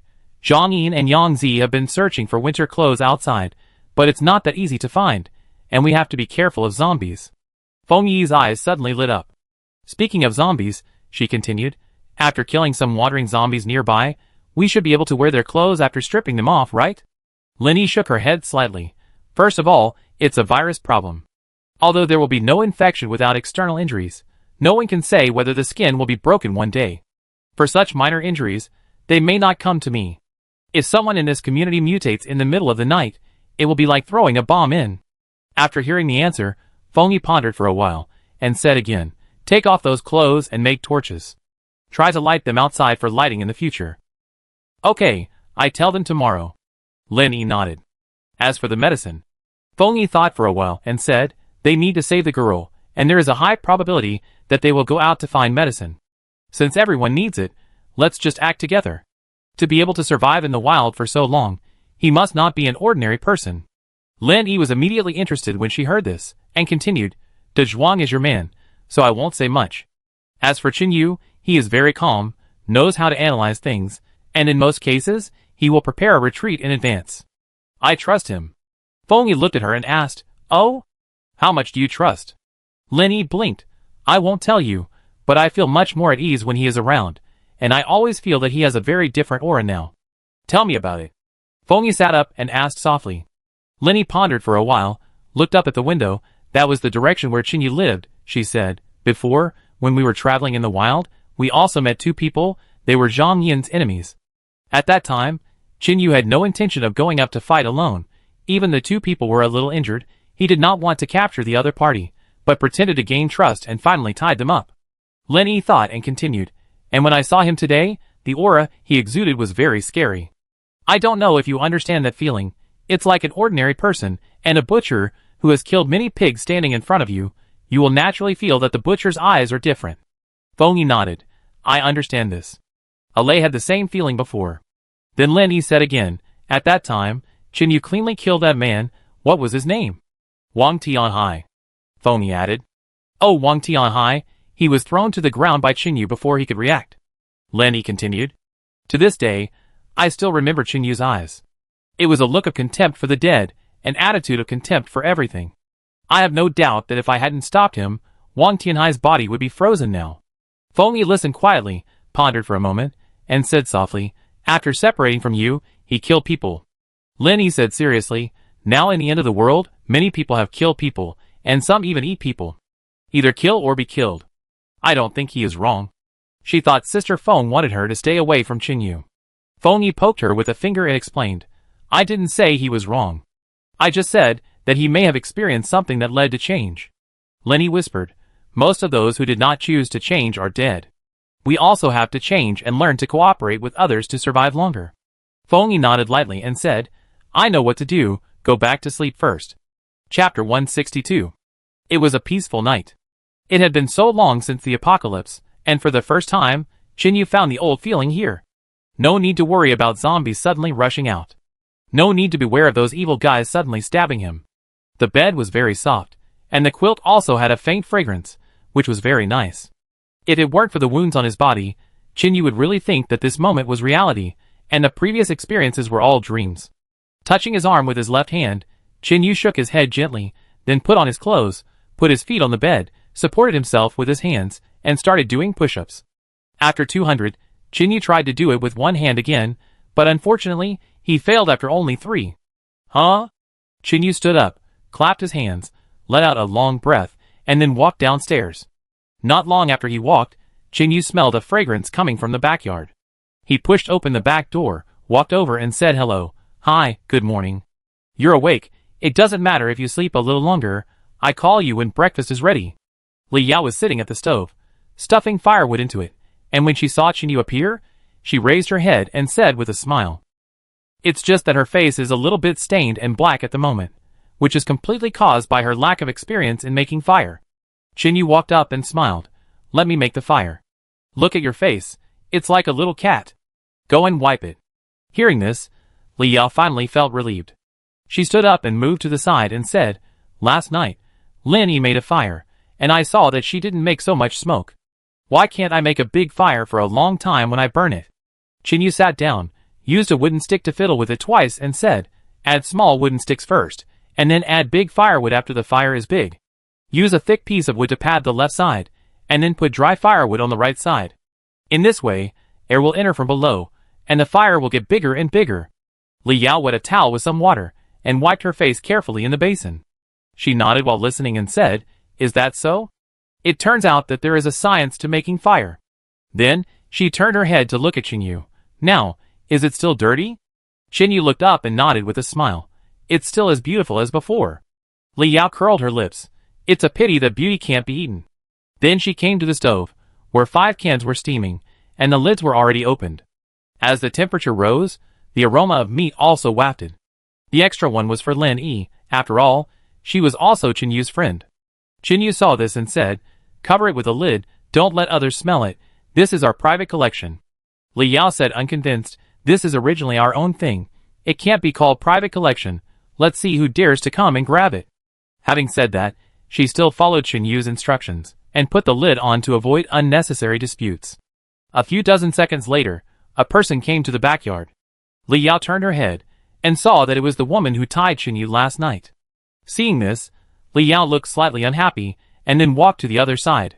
Fengyi came over and said, I'm not here to take your food. I thought you had nothing to eat, so I came to give you some food. But seeing you like this, it seems that I really thought too much. After saying that, she took a step and wanted to leave. Wait a minute. Hearing this, Li Yao's attitude improved a little. Although she was tied up for a while yesterday, she could understand it. She whispered, if you don't have anything to eat, stay and eat together. Now it's not as good as before the end of the world. There is not so much good food. No. Fengyi refused calmly, and wanted to leave. Seeing this, Qingyu ran over and grabbed her and pushed her back. Fengyi came here to discuss finding medicine, so she brought some dried vermicelli to them. As a result, these people hid the food for themselves. She felt that it was a waste of effort. Qingyu held her for no other reason. He planned to take people to the island to scout the situation. He had to coax this woman a little better, otherwise he would need more manpower. Pushing Fengyi over and sitting down, Qingyu explained, let's meet each other. We are all acquainted. This one is Fengyi, and the one next to me is Li Yao. Fengyi tried to break free and stand up, but was held down by Qingyu. She had no choice but to look up and glare at him, then looked at Li Yao and smiled. Hello. Hello. Li Yao replied in the same way. She then opened the lid, and the meaty aroma became even stronger. Fengyi was stunned, smacked her lips and said, you actually have canned meat. I looked at your boxes this morning, but I only looked at a little bit, and thought they were all canned fruit. Oh, we are so lucky, Qingyu said with a smile, and then used a piece of cloth to take out several cans of food. Li Yao, go get a bowl inside, and we give her some each. Li Yao hummed and walked into the house. No need, I just came to discuss something with you. Fengyi was a little uncomfortable with the sudden good attitude of these two people, and stood up and wanted to leave. Come on, nowadays, you can either hunt or eat canned meat. There are so many zombies in the forest. I can guess that you must have not eaten meat for a long time. Qingyu reached out and grabbed her, not letting her leave. Soon Li Yao took out a small bowl, held her can of food with a cloth, and poured a small half of it into the bowl. You don't need so much, I just want to taste it. Fengyi stepped forward and took the can, stopping the next move. It's okay. Li Yao smiled slightly. Qingyu also wrapped his box with a cloth, pushed it in a little, and said, thank you for taking us in for the night, this little bit of meat is just a piece of cake. Fengyi was a little flattered. She held the bowl and said, there are many houses here, you can live anywhere you want, but one person has to go outside to search for supplies. I hope you understand, this is the rule. Qingyu held the can in his hand, picked up a piece of meat with a chopstick, blew on it a few times, then put it into his mouth and chewed it while saying, don't worry about this, it's not for nothing. I don't want to stay here all the time. At this time, the three of them were sitting on stools in the backyard, roasting fire, eating canned meat, very comfortable. While eating, Qingyu expressed his thoughts. Fengyi said that he came here to talk about this, and he would arrange someone to go with him later. A few minutes later, Li Yao finished eating, and the other 3 boxes were still in the pot, still hot. She walked into the house, took out 2 plates and a large bowl, came back, put the canned food in the plate, and covered it with the bowl. I send it to Dazhuang, Xiaoning and Lin Yi, you guys eat slowly. After saying that, Li Yao wanted to leave with the plates in her hands. Chapter 163. Wait a minute. Feng Yi turned around and said, go through the backyard, so that some people in front won't smell it. It's been a long time since the smell of meat appeared in this community. Li Yao nodded and left from the back. Qin Yu finished eating quickly, and when he turned around, he saw that there were still 3 pieces of meat left in Feng Yi's bowl. Seeing this, he asked curiously, didn't you say that there was no smell of meat for a long time? Why didn't you finish it? Feng Yi whispered, Lei hasn't eaten for a long time, so I leave some for him. Qin Yu was slightly startled when he heard this, then he blinked and said, in this case, wouldn't our goods be able to be exchanged for a lot of material coins? Feng Yi nodded, of course. What if we can't get what we want? Qin Yu asked. Then you could also use these material coins to exchange for canned meat again the same. Hearing the answer, Qin Yu was happy. He said, if that's the case, then why should I exchange? These things are more precious. Feng Yi shook his head slightly and said, what if you need clean clothes and shoes, or maybe drinks, soda, etc., which other people will also find? We talk about it later. Qin Yu threw the can into the trash can next to him and continued, I have the right to choose how much goods to exchange, right? Feng Yi looked at him and nodded. Of course, the community conducts this kind of material exchange in order to unite everyone. This time I need to use the materials you collected, and next time you can exchange mine, so that some people will not feel unfair. Qin Yu pondered for a while, and said slowly, in this case, we will only exchange 1 box of canned meat and bring back the rest. We will exchange all the canned fruits for supply coins. As for other mineral water and the like, we only need to leave 2 boxes and bring them back. Feng Yi frowned as she listened. Why don't we exchange a little more? You know, everyone hasn't eaten meat for a long time. And if the supply coins are not exchanged for 3 months, we will be responsible for recycling them. Huh? Qin Yu raised his head and looked at the woman again. This method is really good. The community provides supply coins, everyone searches for supplies, and then comes back to exchange coins. Then use the coins to exchange for the collected materials every month. The difference is that everyone can choose what they have collected and exchanged. No one will fight because of jealousy. After 3 months, the coins that have not been exchanged can be recycled by the community. But what can I exchange for if I recycle it? Qin Yu asked. I have exchanged a lot of things myself. Lei often goes out to search. The things he and I have stored are enough for recycling. Feng Yi said lightly. Okay, I have no objection, just do it. Qin Yu said again. Okay, I arrange it. Feng Yi stood up. I will send someone over in an hour or so to help you check the island. Yes. Qin Yu waved his hand and put out the fire with the ashes in the stove. Firewood should not be wasted. In the infirmary, Li Yao came in with a plate. Wow, what is that? It smells so good. Lin Yi was writing something on the table with a stethoscope hanging around her neck. Suddenly, she smelled something, and then she turned her head and saw Li Yao. She said in surprise, Hee. Li Yao walked forward and put down a plate. Try it, this is good stuff. Lin Yi took away the bowl, and her mouth was almost watering. The man with a broken hand was sitting at the window next to him. He came here to get an anti-inflammatory injection. He smelled the smell and said weakly, Can you give me a piece? Li Yao turned around and looked at him with a cold face. You still want a piece? Do you want me to give you a knife? After saying that, Li Yao put down the plate, drew out the dagger on his body and walked towards him. Don't come over. I don't want it anymore. I don't want it anymore. Wang Tianhai staggered in fear. He already knew that it was the woman in front of him who shot and broke his palm. Now he was shaking with fear, as if he had seen the king of hell. Humph. Li Yao snorted coldly, put the knife in place, brought the other 2 plates and walked to the bed. Brother Dazhuang, you eat a little, I feed Xiaoning. Li Yao said softly. At this time, Dazhuang was still guarding the bed, turned around and smiled and said, Thank you. Hearing the voice behind him, Lin Yi chewed a piece of braised pork and said vaguely, Don't feed her this. She has acute gastroenteritis caused by eating raw meat. She can't eat meat in the early stage. Xiaoning was lying on the bed, her complexion improved a little, she smiled and said, It's okay, I can't eat now. Like this. Lin Yi put down the canned food, walked over to look at her, thought for a moment, and said, I chopped the meat and cooked some porridge for her. Just drink the porridge. Okay. Li Yao nodded and took the plate away. Then she turned around and shouted, By the way, Dazhuang, Qin Yu seems to have asked you to come over and scout around the island together.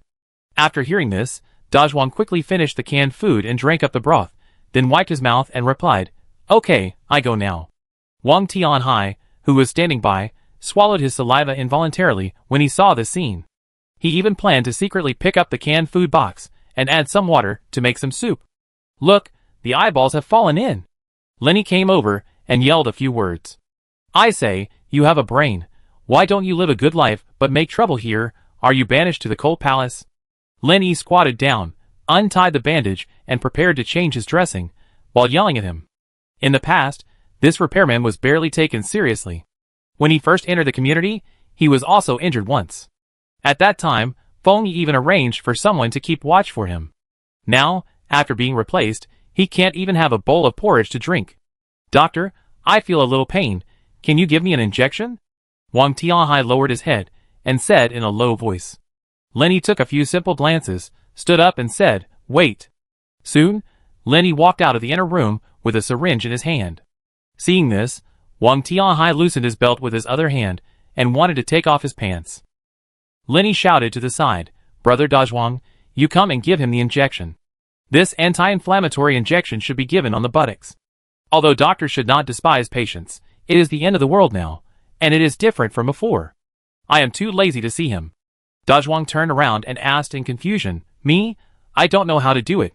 Lenny smiled and said, it's not a big deal. I can point it out to you through your pants. Then she turned her head and yelled at the window, don't take it off, put it on quickly. Then Lenny took a chopstick in her hand, pointed to a place, and said, it's here. Seeing this scene, Wang Tianhai didn't dare to say anything more. He looked at the man in front of him with a pale face. Zhuang, Brother Zhuang, don't remember the wrong location. Chapter 164. After a few seconds, De Zhuang left the infirmary. At this time, Wang Tianhai was lying on the chair, staring at the syringe on the ground. When De Zhuang gave him the injection just now, he threw it directly down. That's right, aim and then throw it hard. Lenny came over and threw the syringe on the ground into a special trash can, ready to burn it later. She turned her head and waved to Wang Tianhai. Okay, it's okay, let's go quickly. Wang Tianhai looked bitter. Doctor, do I need an injection? If you want to fight, it's not today. Lenny walked away without looking back. Wang Tianhai glanced around the infirmary. He was really an eyesore, so he stood up and left, holding the windowsill. 10 minutes later, Lenny came back with a kettle that looked a bit rotten on the outside, but the inside was intact. She handed over a set of clean clothes and said, Li Yao, go get some cold water to wipe her body and change her clothes. The water is at the door of the backyard. Li Yao turned around and said, okay. Then she took out a basin from under the bed and walked to the back of the house. After a brief experience of more than 10 hours, Li Yao felt from the bottom of her heart that this community was simply great. Basically, there were many tools, which was very convenient. At first, she didn't quite understand why she had to exchange materials for material coins and then exchange them. Now she began to understand Feng Yi's good intentions. Let alone other things. Just the basin in Li Yao's hand, if it had not been collected early, it would have been destroyed by zombies over time, or even buried by ruins. That's right. Lenny was writing something at the table. Suddenly, she thought of something and shouted to the inner room, remember to scoop the water in the blue bucket, don't touch the red bucket. Okay, Li Yao responded. Then she came out with the water and asked curiously, why are they separated? Aren't they all the same? Lenny turned her head and smiled and said, the blue bucket is the rainwater that has been boiled, filtered again and cooled. The red bucket is the collected rainwater that has not been processed yet. Li Yao nodded and said, so there is such a rule.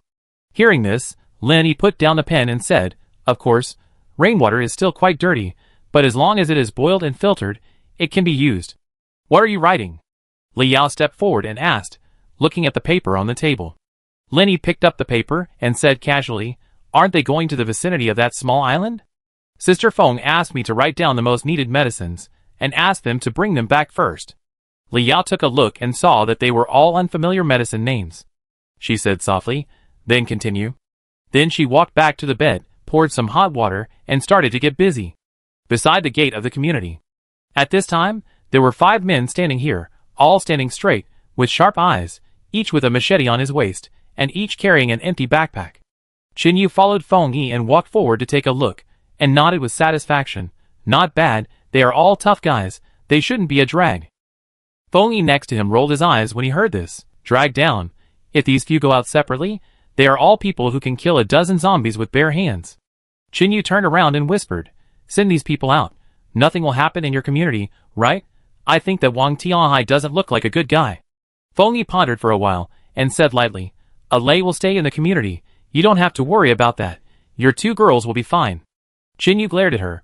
What nonsense are you talking about? I have nothing to do with them, at least not the kind of relationship you think. Feng Yi was too lazy to pay attention to him, and walked up to distribute weapons to the 5 men. They are called weapons, but they are not that good. There are only 2 pistols and 3 shotguns, which are for their self-defense. They are not defending against zombies, but other evil people. In this environment, it is easy to attract zombies by shooting, and you don't even know what will be attracted. So compared with firearms, they prefer to use cold weapons. After the distribution, Feng Yi stepped back a few steps, stood next to Qin Yu and said solemnly, I will leave these people to you. You must bring them back intact, otherwise I will not forgive you. Qin Yu was not happy when he heard this. We all need this batch of medicine, and you are not looking for me alone. I don't agree with you. Feng Yi added again, if it is due to their own reasons, then I don't blame you, but you must not leave them to die, otherwise no matter where you escape, Lei and I will definitely find you. Qin Yu smacked his lips and replied, don't worry. He then added, I will give you a suggestion. In the future, people standing guard in the community only need to carry weapons. People here don't need to carry guns. Otherwise, if something really happens one day, you will regret it. No matter how powerful a person is, he can't stop a bullet. Don't you think so? Feng Yi pondered for a moment, said nothing and walked away. A few minutes later, Dazhuang came over fully armed, with a bow slung across his body, a machete stuck behind his back, and the revolver still on his waist. Come on, it's getting late, let's go. Qin Yu looked at him and smiled. Okay, let's go. Dazhuang nodded, and then a group of people walked towards the door. The car was ready. Then one of the 5 people on the opposite side came over and patted Dazhuang on the shoulder and whispered, Brother, long time no see, we can fight side by side again. Dazhuang smiled and said, Long time no see Lao Cheng, how are you? How have you been these past few months? Although he had returned home, Dazhuang had been staying in the infirmary, and had not left, nor had he greeted the few acquaintances from the past. Now that he had the chance, he asked casually. Lao Cheng replied casually, Oh, what else can I do? Some people died, and new people joined. I don't know when this doomsday will end. Qin Yu followed and whispered, Those who survive will eventually live, and the sun will rise again. Death is not the end, being forgotten by those who once lived is. When Lao Cheng heard this, he suddenly felt different. He turned his head and said, Brother, you are right. Forgetting is when those old friends really disappear. Qin Yu smiled and replied, I didn't say this. It was told in a movie before the end of the world. However, the ancestor worship that we have inherited is also to commemorate the deceased ancestors. Lao Cheng thought for a while and said, I see. By the way, what's your name, buddy? Chen Yu. Lao Cheng nodded, Hello, my name is Zeng Cheng. Then he began to introduce the other 4 people to Qin Yu and Dazhuang. Chapter 165. The one walking in front is called Long Long. Lao Cheng pointed at several people and began to speak.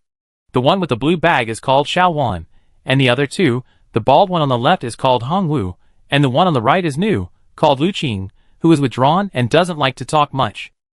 As soon as the voice fell, the 3 people in front turned around and waved to Qin Yu, but only Lu Qing turned around and glanced at him, without stopping. Dazhuang looked at his back and said softly, It seems that this person looks down on us a little bit.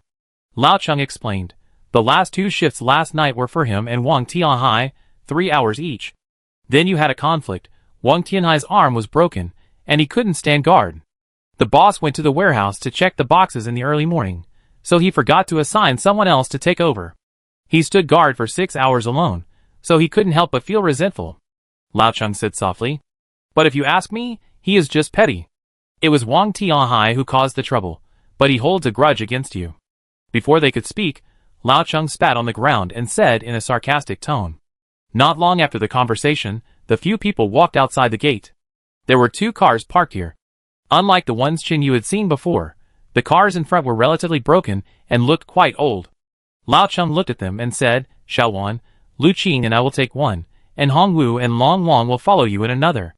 Dazhuang nodded, opened the car door, and got in. Hong Wu was also in good shape, about 1.9 meters tall, and quite strong.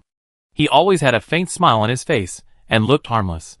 He threw his backpack in, then sat in the back seat, and said hello, take care of each other on the way. De Zhuang nodded slightly in response, concentrating on checking the car. Qin Yu looked at him and chuckled. Just take care of each other. Long Wang was a little shorter, about 1.7 meters, thin, wearing a pair of black-framed glasses, shaved head, and his right hand was always on the dagger at his waist, always alert. Qin Yu just glanced at him, then looked away. It has been more than a year since the apocalypse broke out, and there are not many ordinary people who can survive until now. He will not underestimate this man with glasses. After all, there are only a few people like Wang Tianhai who are ignorant, and can't tell the difference between the big and small Wangs. Soon, the car started, and Lao Cheng drove the car in front slowly in one direction. Qin Yu sat in the passenger seat, and turned his head to look at the woods outside the window. From time to time, he could see a few zombies turning their heads and growling at him. After about an hour, they drove to a huge billboard that had been abandoned for a long time. Most of the cloth on it had fallen off, and was floating in the wind. Lao Cheng opened the car door and got out. He took his things and whispered to Qin Yu and the others, "There is no road here. We have to walk for 5 kilometers. How about it? Can you handle it?" Qin Yu only had a pistol and a dagger with him, and the sniper rifle was hidden in the community. He chuckled and replied, "It's okay even if we have to go another 5 kilometers. Okay." Lao Cheng laughed and nodded. "Let's go. The sooner we go, the sooner we come back." Then he turned and ran in the woods. Then the others followed. Not long after they ran out, a zombie suddenly rushed out from the left front. It looked very miserable, with half of its body eaten away, but it still stretched out its palm to grab Lao Cheng in front. The sudden appearance of the zombie scared everyone. Lao Cheng missed a step and fell to the side. Fortunately, Hongwu reached out in time and stabilized him. Qin Yu pulled out the dagger and swung it out with his right hand. At a distance of just a few meters, the dagger hit the zombie's forehead and fell on the spot. Everyone present was stunned for a moment, then gave him a thumbs up. "Fuck, brother, your flying knife is quite powerful." After Lao Cheng reacted, he said to Qin Yu excitedly, "It's been so long, this is the first time I've seen someone use a flying knife. After all, if you don't throw it well, and the knife misses, you will be surrounded and killed by zombies." Qin Yu smiled casually and shook his head. "I just use the fur, not up to the standard.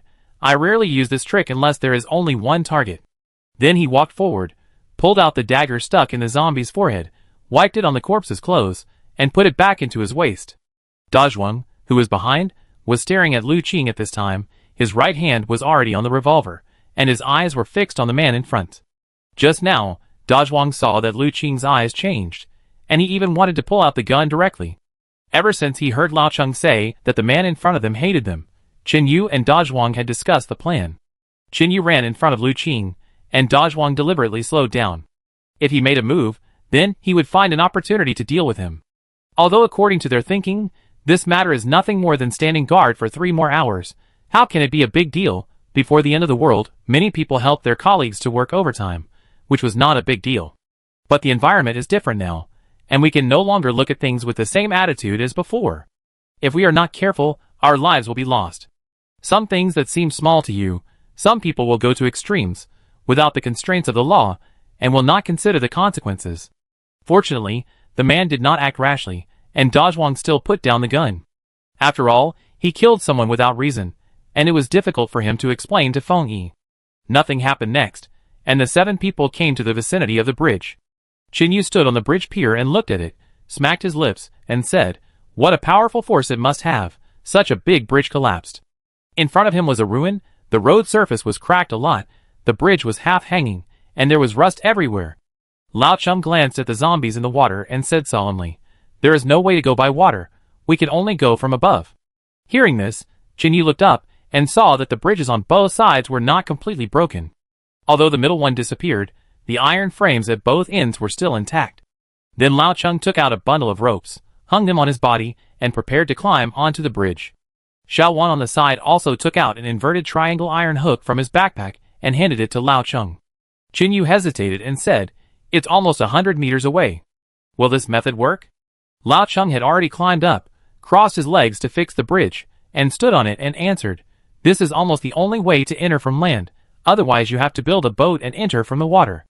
Qin Yu pondered for a moment, then followed a few people to clean up the zombies gathered on the edge, letting Lao Cheng and Xiao Wan concentrate on the rope. Chapter 166. Qin Yu held the dagger in reverse, held the collar of a zombie in front of him with his left hand, and stabbed it hard at the back of its head, then turned his head, and yelled to the back, "Are you two done? There are more and more zombies." As living people appeared near the bridge, all the zombies around the forest gathered around, and the ground was filled with the bodies of more than a dozen zombies, and they kept rushing up from a distance. On the bridge, Lao Cheng threw the iron hook at the opposite side with all his strength, but it was far from enough. He gritted his teeth and shouted to the bottom, "No, I can't throw it over, come up and help us." Chinyu looked around, and saw 5 or 6 zombies rushing in front of him, and he stretched out his hand to pull them. At this moment, Hongwu rushed over with a fist-sized hammer in his hand, and smashed the head of the zombie in front with one hammer. He turned around and shouted, "Go help them, and get the ropes ready as soon as possible. I can hold them here." Hearing this, Chinyu put the dagger back into his waist, patted him on the shoulder, and said in a deep voice, "Trouble." Then he ran desperately towards the bottom of the bridge, grabbed the iron frame, and climbed up cleanly. "What do you want me to do?" Chinyu stood on it and asked. "Hold this." Lao Cheng handed over a slightly elastic rope and ordered, "Step back a little, stand on the iron frame at the back, tighten the rope with the iron hook, and shoot it to the opposite side." "Okay." After Chinyu understood, he grabbed the rope with his left hand, held the bridge with his right hand, and stepped back a little. Lao Cheng and Xiaowan stood on each side, hugged the iron frame with both hands, and then wrapped the rope around the wall with both hands to fix it. Chinyu's eyes focused, he put the iron hook on, aimed at the opposite bridge, and pulled it tight.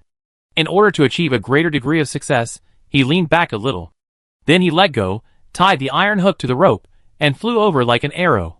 Seeing that the iron hook successfully hooked the opposite bridge, Lao Cheng tightened the rope and quickly tied it to the iron frame, and then shouted to the bottom, "Come up quickly." After seeing that it was successfully tied, Chinyu breathed a sigh of relief, but his feet suddenly slipped, and the edge of the bridge with a lot of rust actually cracked directly. Chinyu lost his balance and fell down. It was about 10 meters high. If he fell down, at least one leg would be broken. On the verge of life and death, Chinyu grabbed the iron bar on the side, and used his waist to hook the bridge with his legs.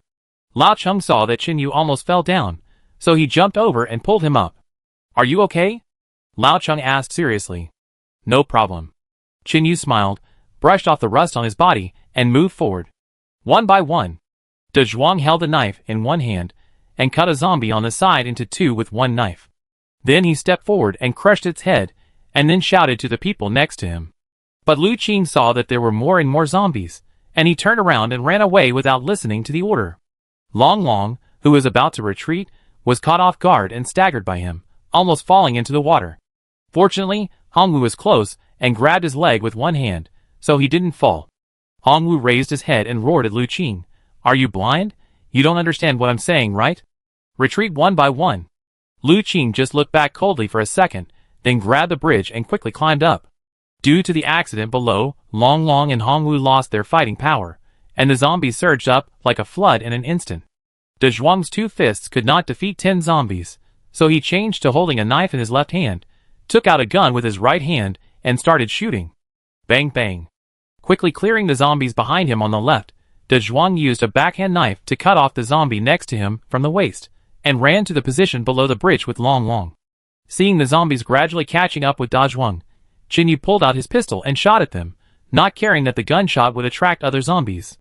Lao Cheng also took out his pistol, and began to cover the retreat of the 3 people below. Lu Qing, who had climbed up, took a look below, his face was uncertain, and he reluctantly picked up the shotgun and started shooting. Fortunately, these people were physically strong and climbed up quickly.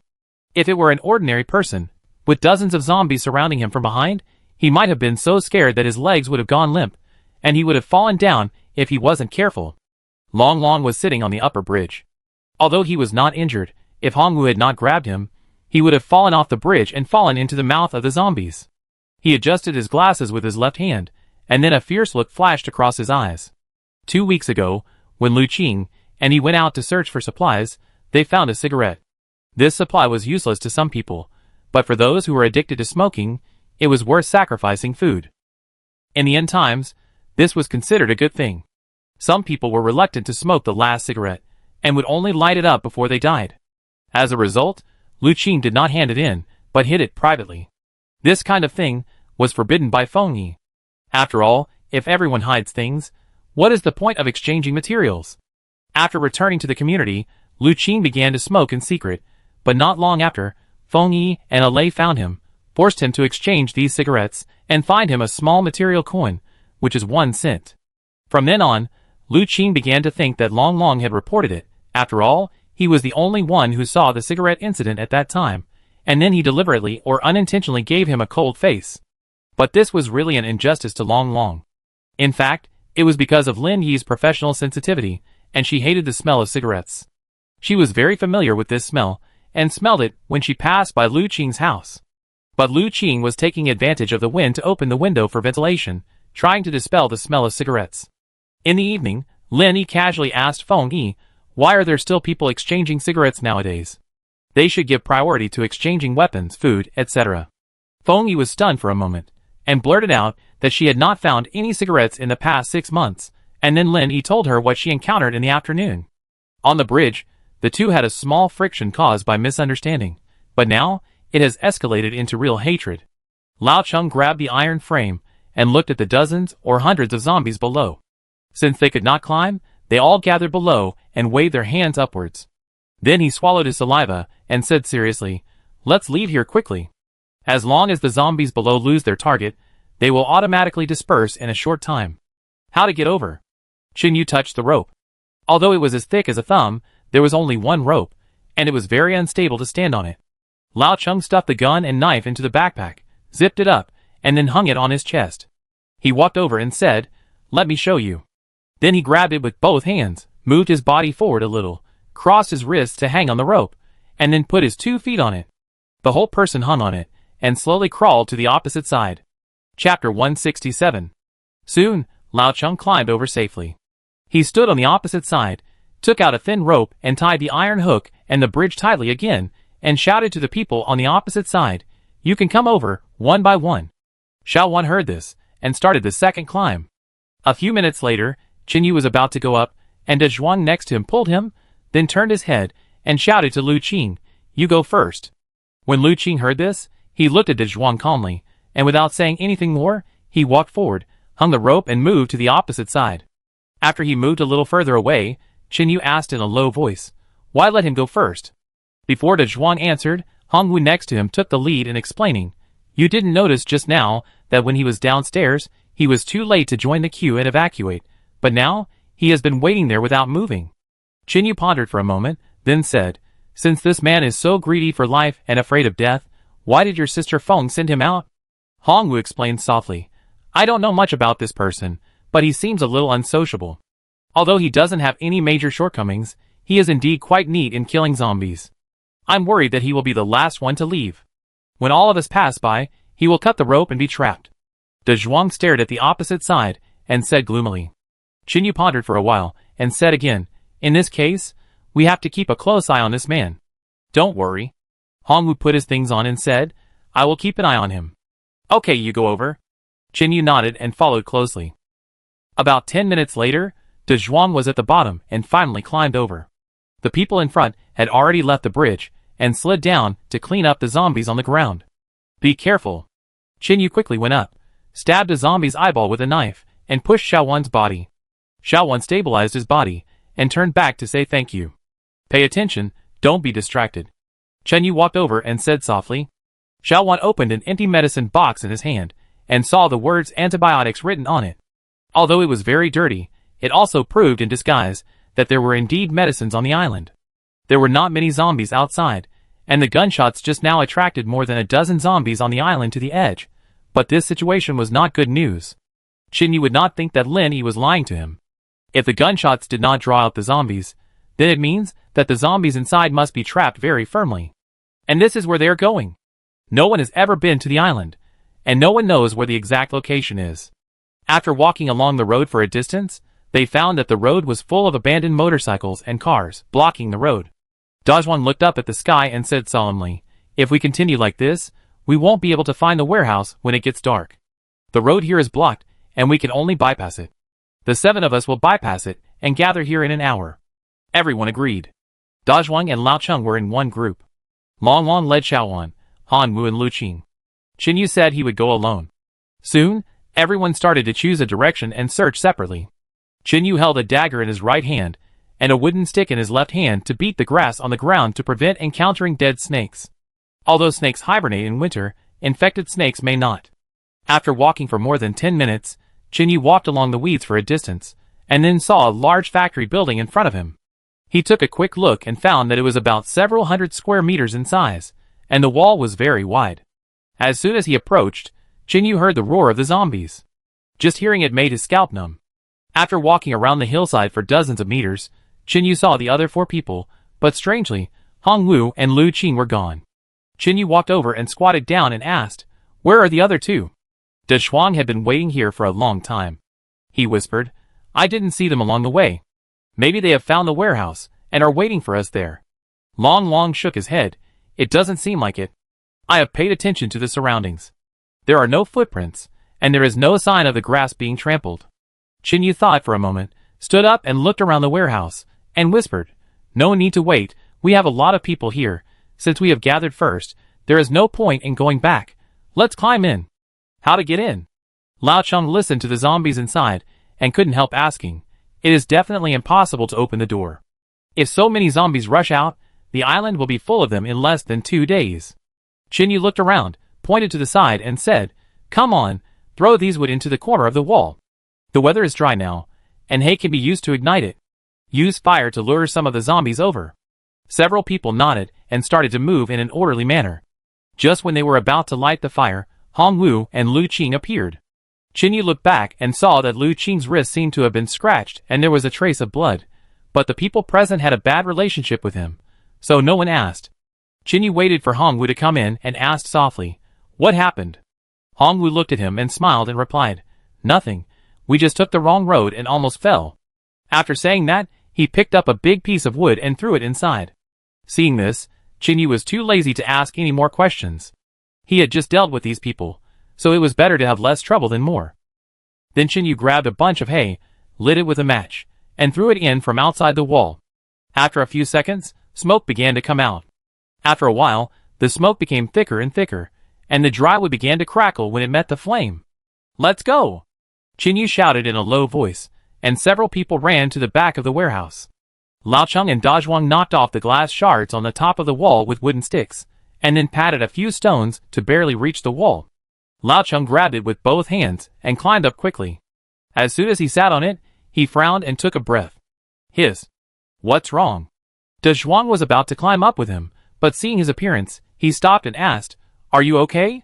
Lao Cheng looked at his hand and an area on the wall, where there was a half piece of glass that was not clean, and there was a little blood on it. He replied softly, "It's nothing, I got stabbed by the glass shards here. Wait a minute, I clean it up." Lao Cheng used his fingernails to remove the glass shards from his hands, then took out a dagger and cleaned up the remaining ones on the wall, then nodded and jumped inside. The place they chose to enter was behind the warehouse, which was only more than 1 meter wide. There were not many zombies, so Lao Cheng cleaned them up by himself. Soon, everyone climbed in one by one and began to prepare to break the window to enter. Chapter 168. "Damn, the window is locked, it seems that we can only break it open." Lao Cheng pushed it, but found that it couldn't be pushed open, so he picked up a stone on the ground and wanted to smash it down. "Wait." Chinyu raised his hand to hold him, paused and said, "We didn't bring transparent tape when we came out.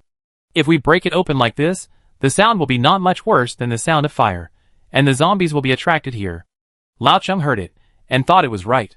He threw a stone on the grass and asked, "Then go through the main gate, there are too many zombies over there." Chinyu did not answer him, but turned around and looked at Xiaowan. Xiaowan was stunned. "What's wrong with me?" Chinyu thought for a moment and said, "You are the thinnest among us." Xiaowan scratched his head and continued, "Then what?" "You climb up from here, the windows on the second floor are not locked. Be careful." Chinyu was talking to him when he suddenly saw a zombie walking out of the corner behind him, and quickly pulled out a dagger and threw it over. The dagger missed the target. Chinyu had no time to aim because it appeared suddenly, and the knife flew past the zombie's head. Xiaowan reacted in an instant, and immediately jumped forward a few steps. Long next to him also drew out his knife, and stepped forward to kill the zombie. Chinyu said solemnly, "You also saw that the zombie almost attacked you. We can't stay here for long. You can only climb up to the second floor with the rope." Xiaowan looked back at the corpse on the ground, then turned his head and nodded. "Okay, Leave it to me. Take it. Lao Cheng stepped forward and handed over the last few meters of rope. That's all. Be careful not to break it. Yes. Xiaowan hung the rope around his neck, walked to the sewer pipe next to him, hugged it tightly with both hands, stepped on the wall, and slowly climbed up. De Zhuang and Lao Cheng stood below with their hands spread out to prevent him from accidentally falling. Although the distance on the second floor was not very high, if he fell headfirst, it would be fatal. The others continued to use knives to deal with the zombies that wandered over accidentally, and then placed the corpses horizontally to barely hinder their pace. After more than a minute, Xiaowan climbed in and looked around the room. It looked like a dormitory, but there was only a bed frame. He walked a few steps inside, tied the rope to the bed frame, pulled it hard, but it didn't move at all. Then he turned around and threw the rope down, saying, "Come up." As soon as he finished speaking, the cabinet next to him suddenly opened, and a pair of extremely dry hands stretched out. The next second, Xiaowan was thrown to the ground. Xiaowan. Lao Cheng happened to see this scene. He shouted in a hurry, but there was no response. Then he grabbed the pipe and wanted to climb up. De Zhuang pushed him to the rope and shouted, "Climb the rope, the sewer pipe can't support your weight." Lao Cheng nodded quickly, grabbed the rope with both hands, and climbed up quickly. A few seconds later, Lao Cheng jumped into the window, and saw a zombie lying on the ground motionless, with a dagger stuck in his head, and Xiaowan was pressed down by it. Lao Cheng pushed the zombie away, checked Xiaowan's front wound, and asked anxiously, "How is it you didn't get bitten?"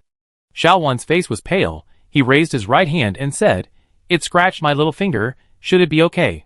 Others also climbed up. Lu Qing stood beside him, and said coldly, "What if the poisonous flowed into your arm?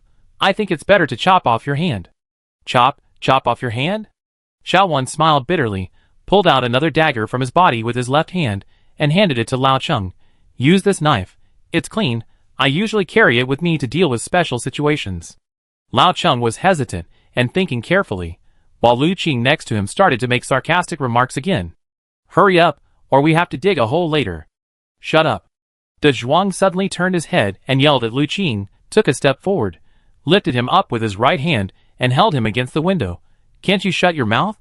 Lu Qing grabbed De Zhuang's wrist with both hands and tried to break free, but the strength of the two was completely different, and he tried several times but nothing happened. Jinyu patted De Zhuang's shoulder, signaling him not to mess with him. Seeing this, De Zhuang let go of his hand, and Lu Qing fell directly to the ground. Then Jinyu walked up and looked at Xiaowan's little finger, and then looked at his palm. He didn't see the black toxin spreading. He said seriously, "Scratches may not be as slow as blood infection, bites, etc., and they may mutate more slowly. I think it should be fine as long as the finger is cut off." Lao Cheng heard this and asked, "Are you sure, if you cut off a hand, you can survive 100%, but if you cut it off later, it may be too late, and you will lose your life?" Jinyu was about to answer that he was not sure, but Xiaowan spoke up, "With my right hand cut off, I am no different from a dead person. I have been used to using my right hand since I was a child. Let's try it. If you succeed, at least you still have 4 fingers." Hearing this, Lao Cheng said no more. He helped Xiaowan walk to the side and squatted.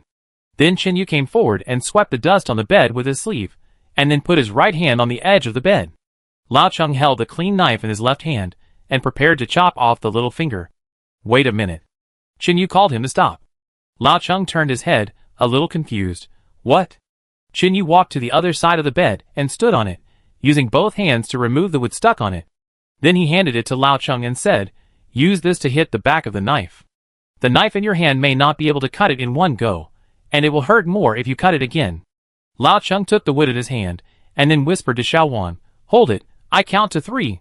Xiaowan nodded, motioning him to continue. 1, 2. With a snap, Lao Cheng clamped his little finger joint with a knife and smashed it down.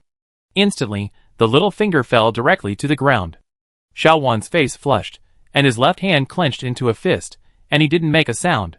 Then Lao Cheng took out a bag wrapped in plastic cloth from his inner pocket, opened it, and revealed some first aid tools inside. Jinyu was slightly startled and asked softly, "Can you treat the wound urgently?" While Lao Cheng carefully stopped Xiaowan's bleeding, he whispered, "Sister Feng asked me to learn a little from the doctor before. You don't need to know much. You just need to stop the bleeding after being bitten on the limbs outside, and send it back to the community in time."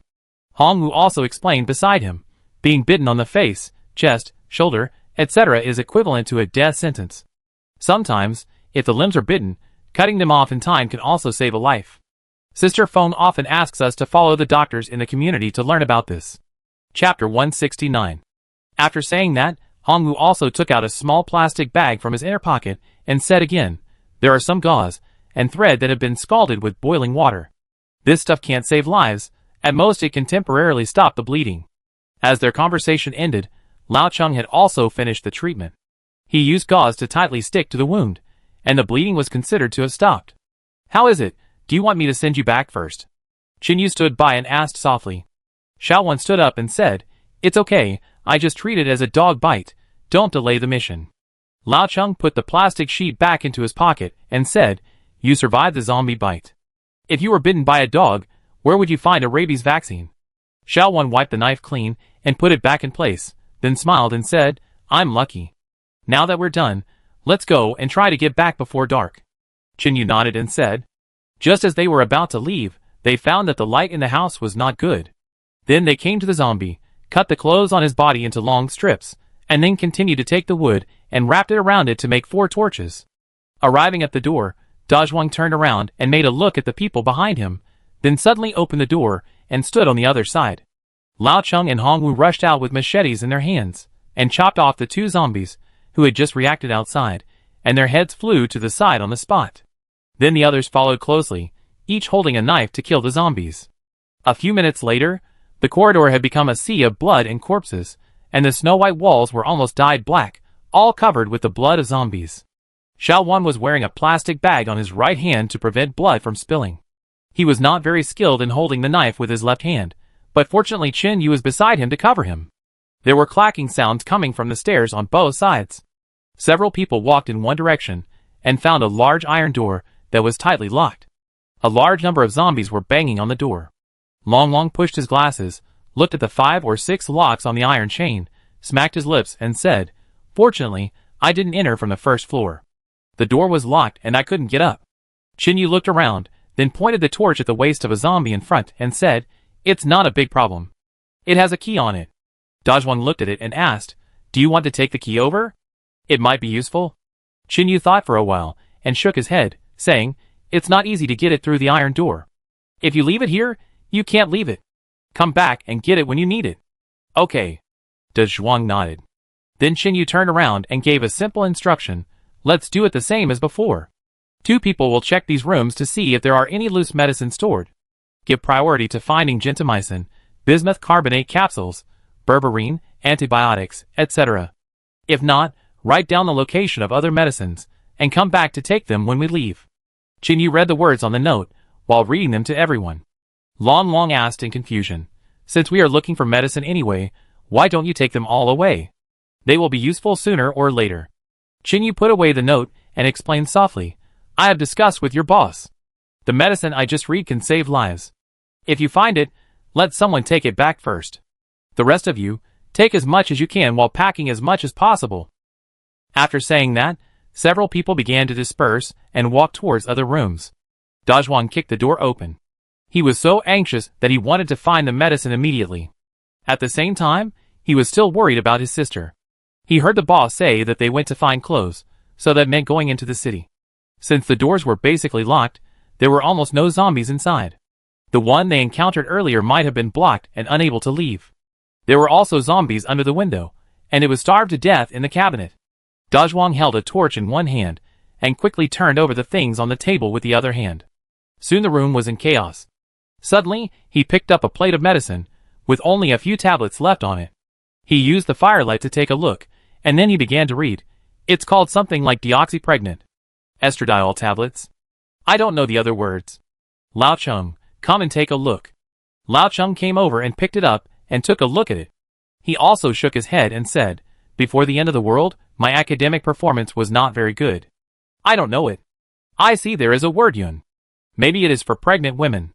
No one in our community is pregnant. It's useless to take it back. After saying that, he threw the plate of medicine away, and went back to look for other places.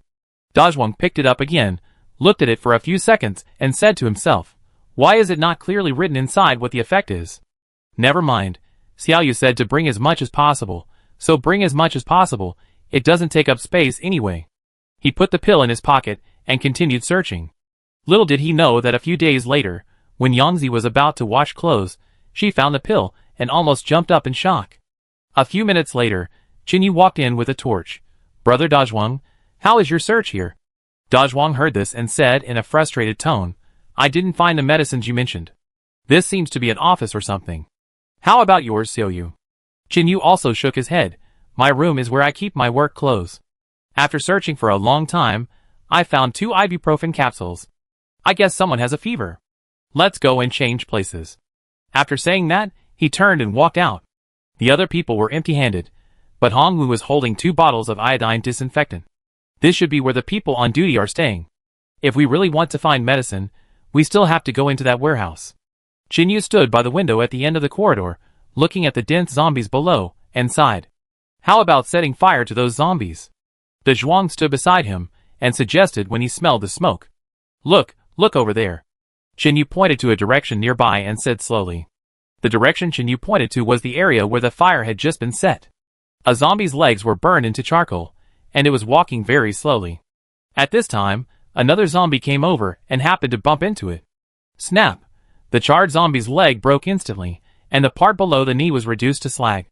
Then something terrible happened. The zombie actually moved on the ground by leaning on its knees. When everyone saw the scene, their expressions became more serious. "Damn it!" Lao Cheng cursed as he watched. "These beasts, if you don't care about their heads, you can't kill them with a knife, you can't kill them with water, and now even fire can't kill them?" "Indeed." Long said seriously, "It's getting harder and harder to deal with these zombies now. If you really want to kill them one by one with a knife, you'd be exhausted sooner or later." Chapter 170. Unless we can ignite the zombie heads. Qinyu was in a heavy mood, and then said, "Forget it. Let's not worry about it. Find medicine first, and first clean up the zombies in this building, so as not to be attacked by surprise." Everyone nodded and walked upstairs one by one.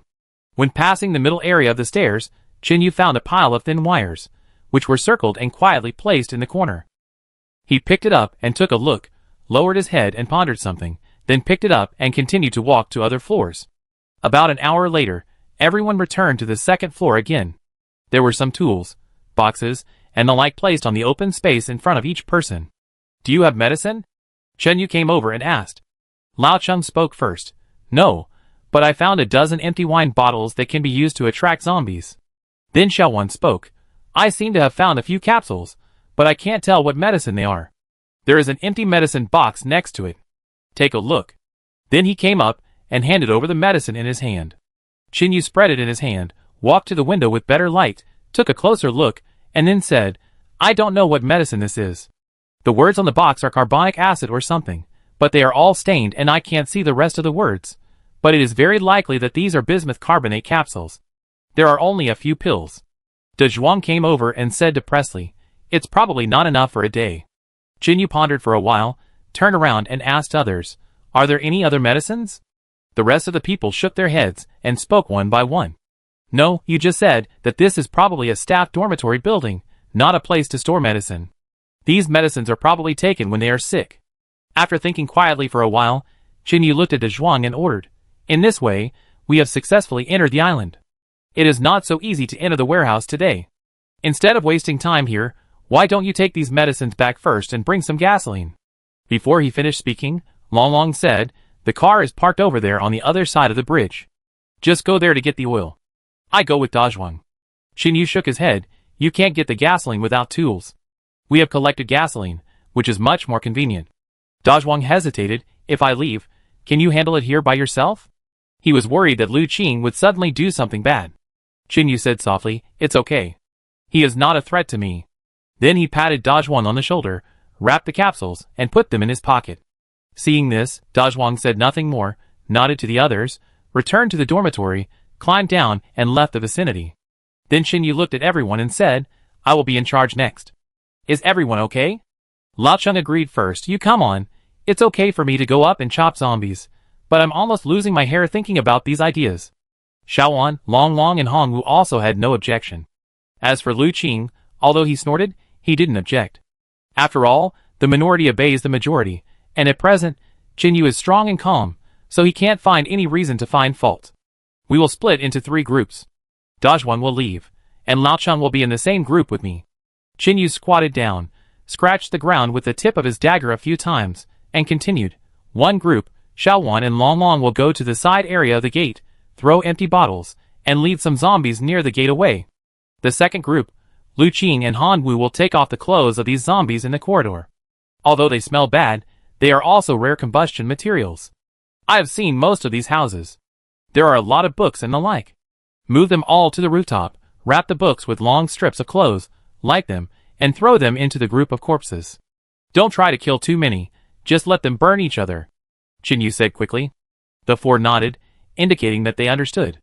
Qin Yu thought for a moment, and then added, So, take a look at those books before you throw them away. If they are related to construction or planting, keep them. They are useful to us. After saying that, several people began to act separately. After all, nowadays, they are all trying to survive, and with medicine, they can live more peacefully.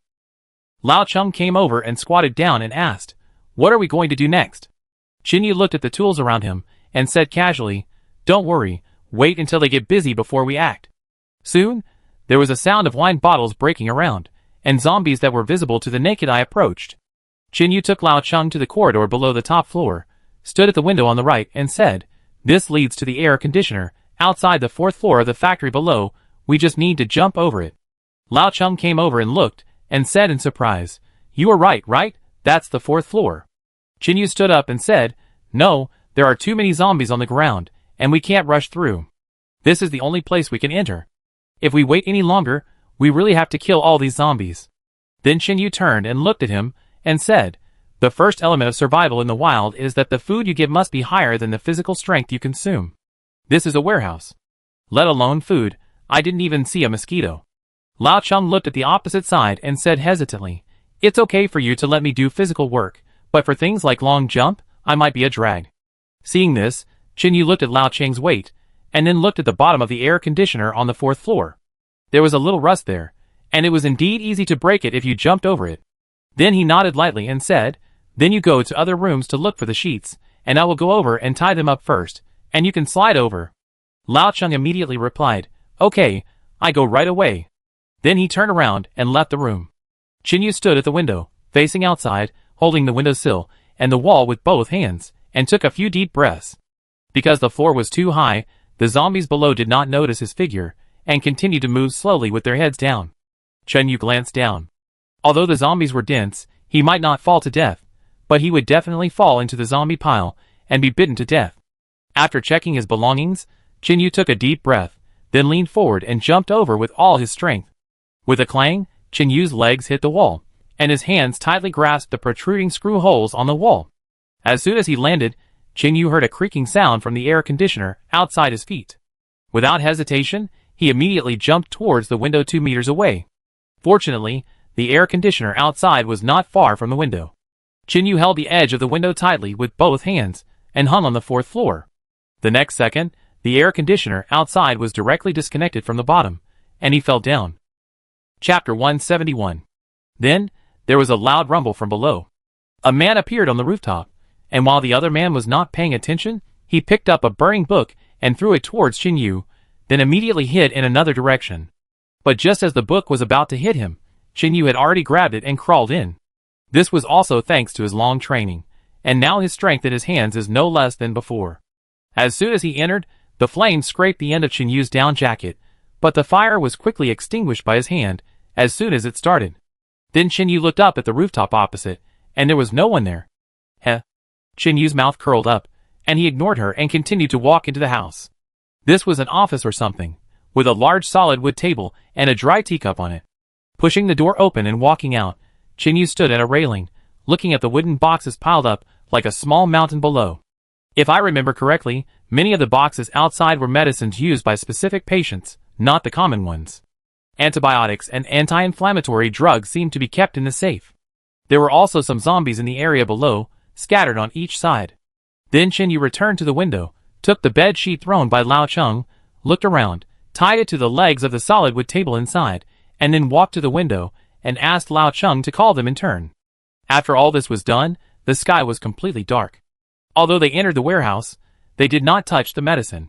On the contrary, there were many zombies in the warehouse, Yu took Lao Cheng to the area below, killed a few zombies, cut off their arms, and then cut off their clothes to make torches.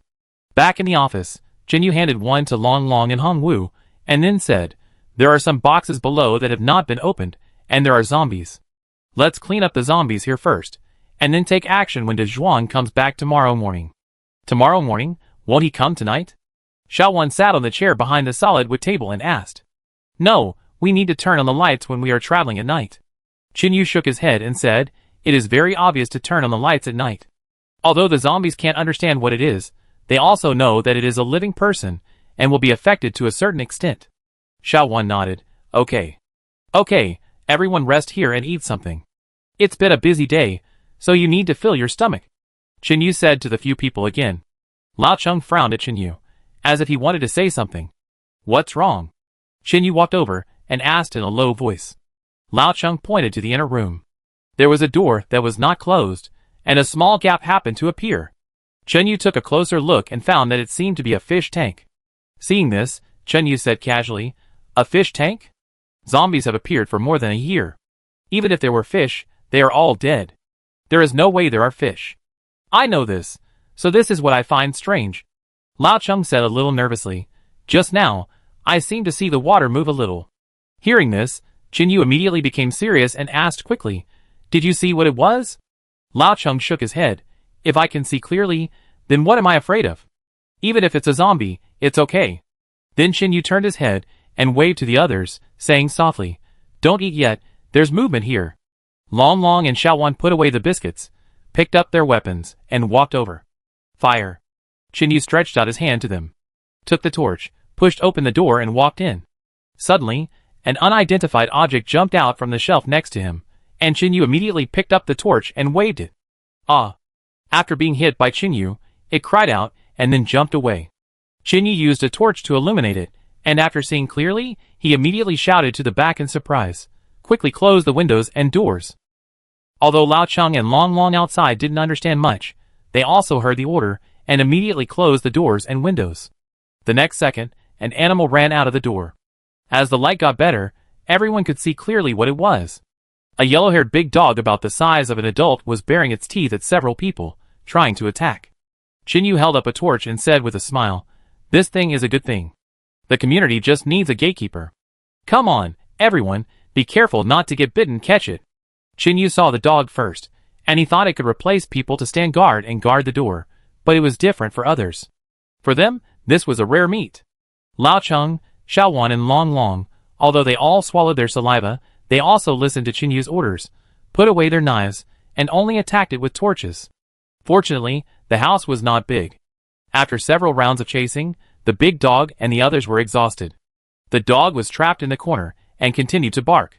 Soon, the roar of zombies was heard outside the door, and they began to knock on the door. Then the big dog suddenly rushed towards Hong Wu at a very fast speed and came in front of him in an instant. Hong Wu turned sideways and kicked the dog in the abdomen.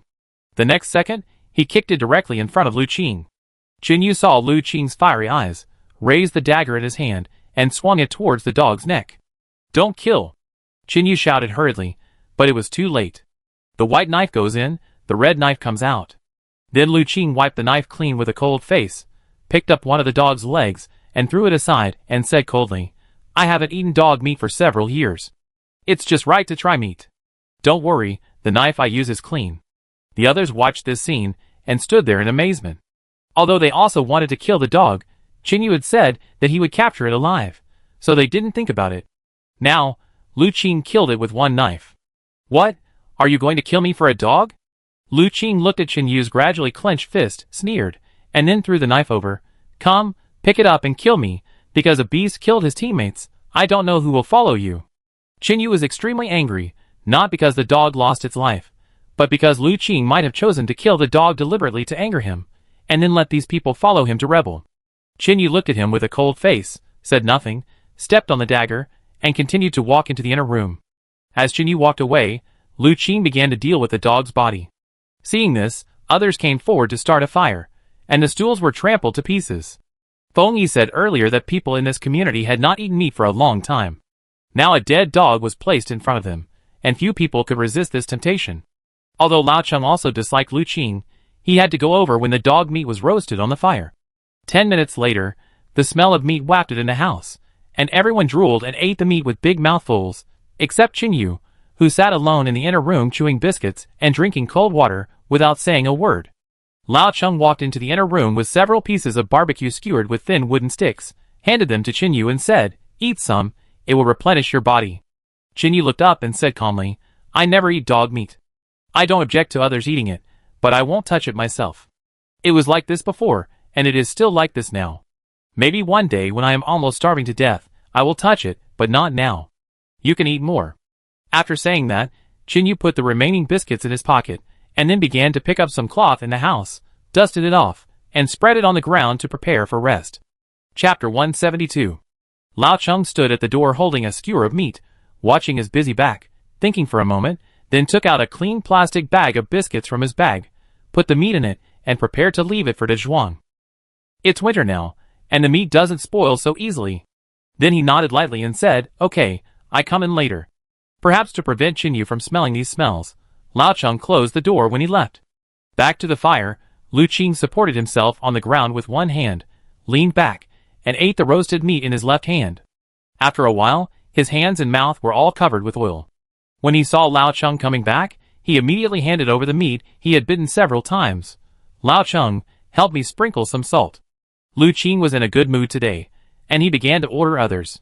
But Lao Cheng just glanced at him inconspicuously, then lowered his head, and continued to roast other meat. "Haha, okay, I sprinkle it myself." Seeing this, Lu Qing smiled disapprovingly, supported himself on the ground, and reached out his right hand to the small bottle of salt. Xiao Wan, who was also enjoying the meal next to him, saw this scene, and picked up the salt with his right hand, and handed it to him. Soon, the ground was full of bones. The zombies outside the door went crazy when they smelled the meat, and slammed the door like thunder. Hongwu raised his sleeve to wipe the oil stains on his mouth, glanced at the door, and said, "Let's burn these bones in the fire to prevent the zombies from guarding the door all the time." Lao Cheng heard this, and shook his head slightly and said, "Since they like these bones so much, just collect them, and use them to lure away the zombies tomorrow." Hongwu replied, "That's fine too." After saying that, he stood up with a knife, cut off part of the curtain next to him, and collected all the bones on the ground. Hongwu joked while cleaning, "Now I am really full and don't care about it. In the past, I would keep even the remaining bones and use them to make soup." "Oh!" Long Long walked up to help him clean up and said, "We didn't bring a pot when we came out, and the backpack was used to carry medicine. If some loose medicine is affected, it will be a waste of time." "I understand the reasoning, I was just saying it casually." Hongwu wrapped a small bag of bones, tied a knot, and put it on the table and replied with a smile. Lao Cheng then walked over, and opened the window a little to let more air in. "Anyway, this is the 4th floor, even if the zombies below smell the smell, they can't climb up." Night fell, and soon there was only a pile of fire left in the house, illuminating the room like a big furnace. Chinyu also lit a fire in the inner room. The inner room he was in seemed to be a lounge with a single bed, but the bed above should be the dog's bed. The sheets and quilts were all dirty, and even torn. After just one look, Chinyu gave up the idea of spending the night there. If he got infected with bacteria, he would be courting death.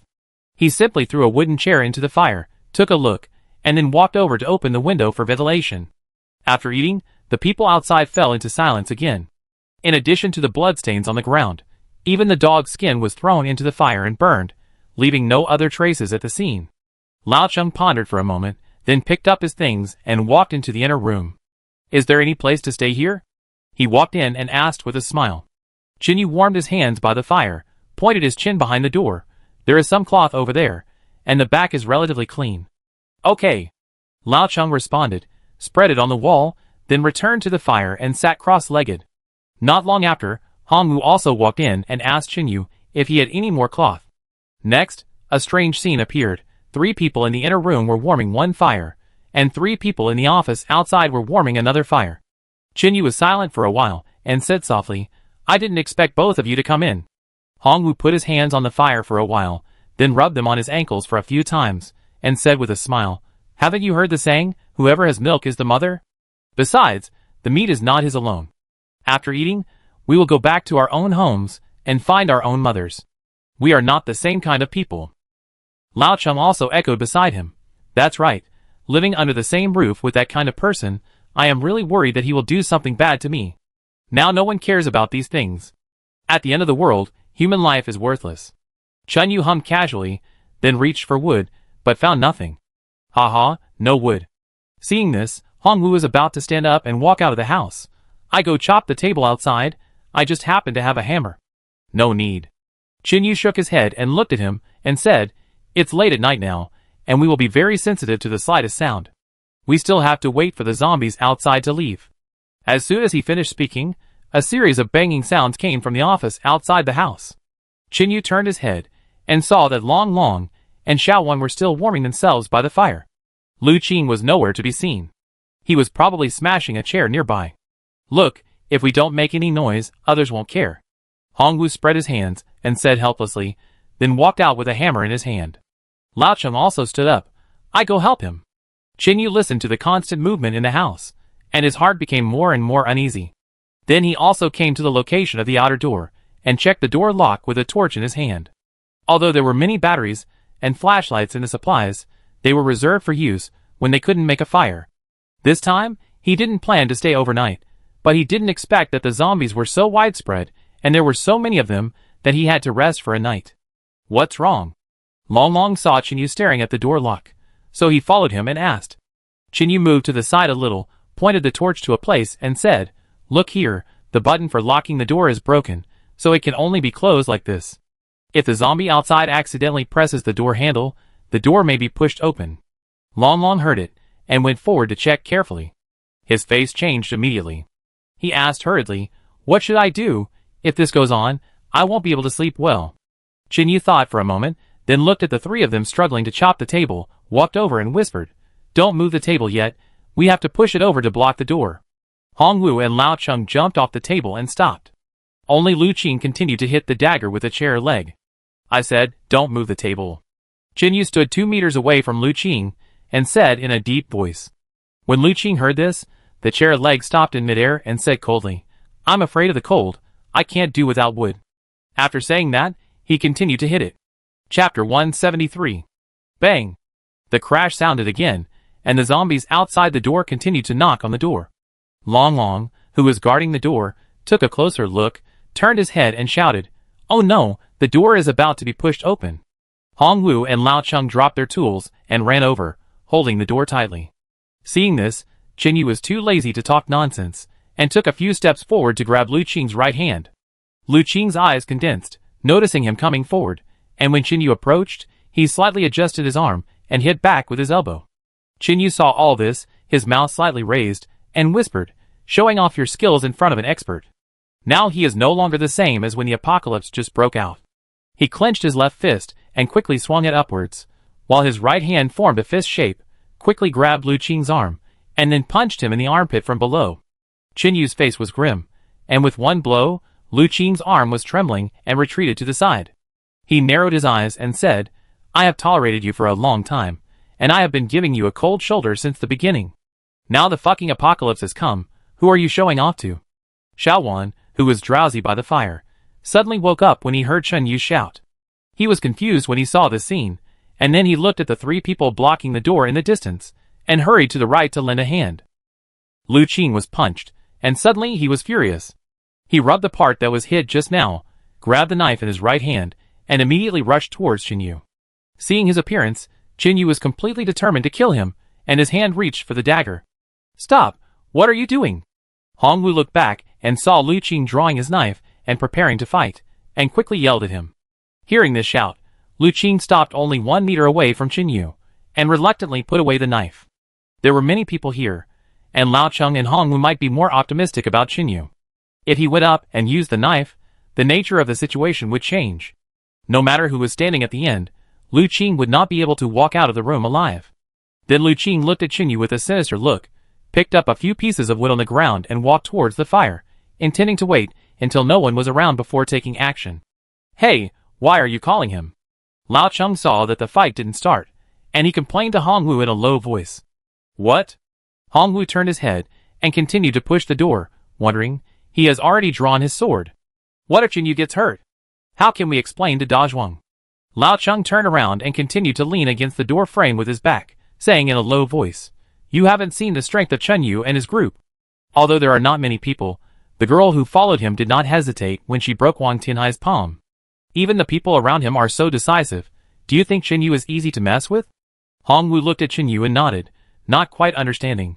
That makes sense. We can just watch the show next time. Hey, did you guys use all your strength?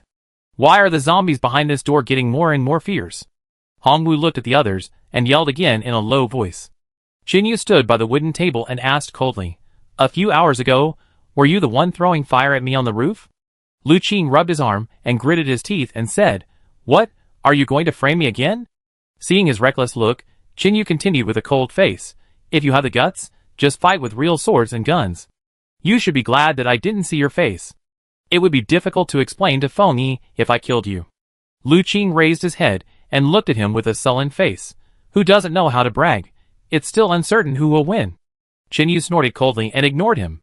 He walked behind the wooden table and pushed hard with both hands. It's a pity that this solid wooden table is quite heavy, and it's difficult for him to push it alone. Seeing this, Lao Cheng, who was blocking the door in the distance, shouted to Long Long and Xiaowan next to him, "You two go help him push the table, Hongwu and I will hold it."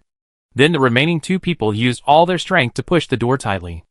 Hongwu's face flushed, and he shouted loudly, "Damn it, it must be because the bloody smell on the ground is too strong, and too many zombies are attracted."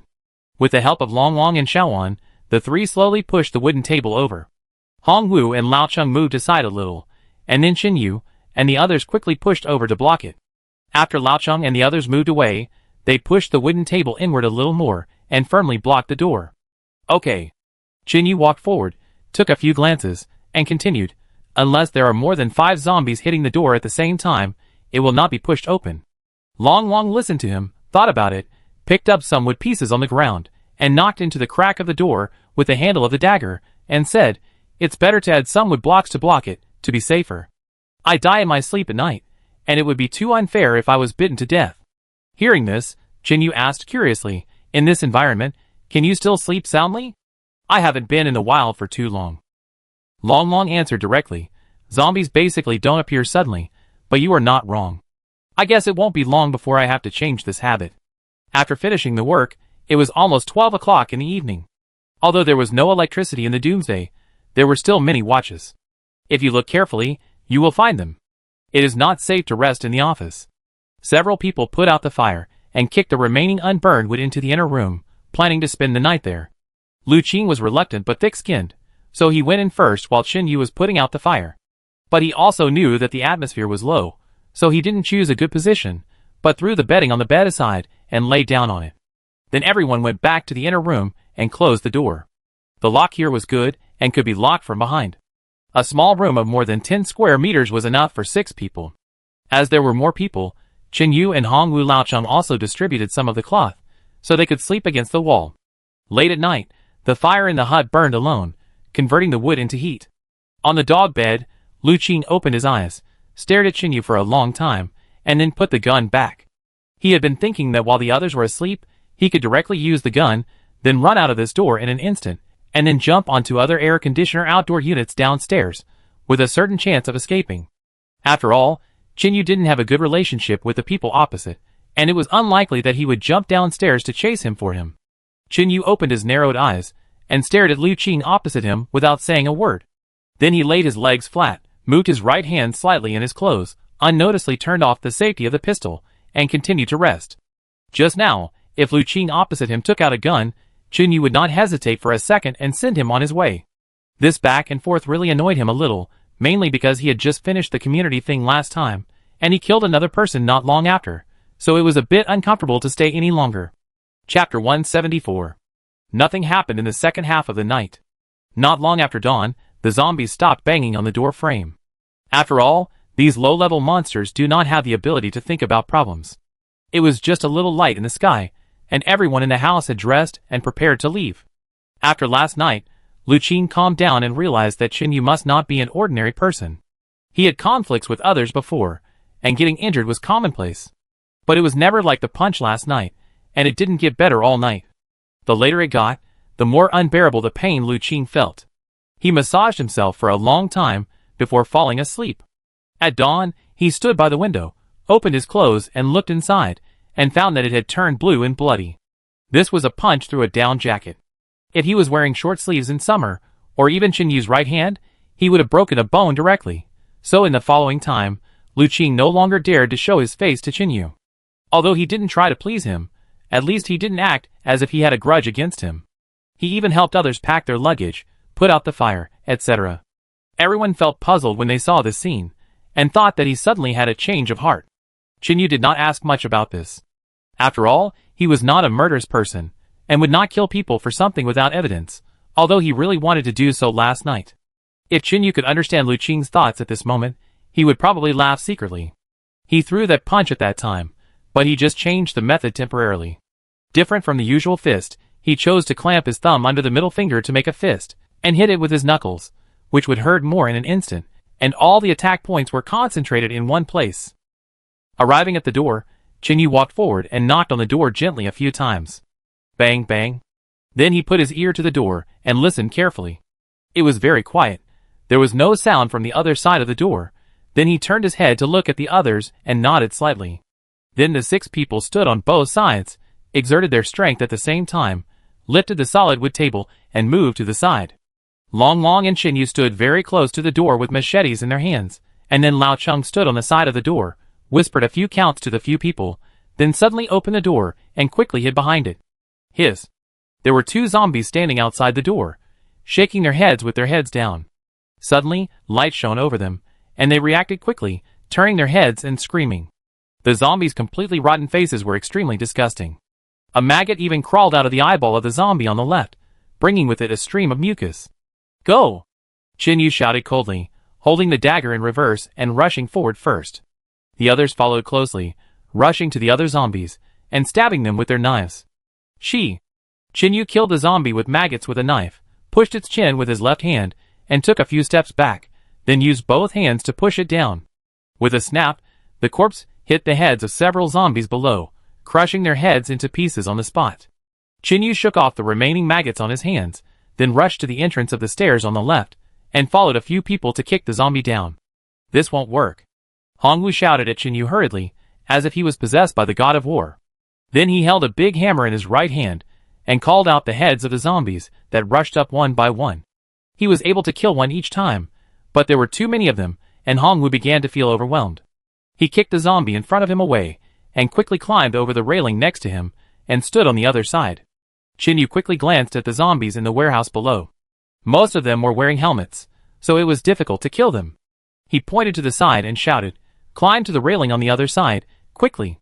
After saying that, Qinyu quickly grabbed the hand that Hongwu handed over and climbed over. Currently, 6 people are standing in an area above the warehouse, looking at the surrounding environment. Qinyu walked around the railing for a few steps, and then scanned the environment under his feet. This is a small platform with several instruments in the middle, similar to a crane, controlling a small mechanical arm. Now there is no power support, and this mechanical arm can't be used. It's just a decoration.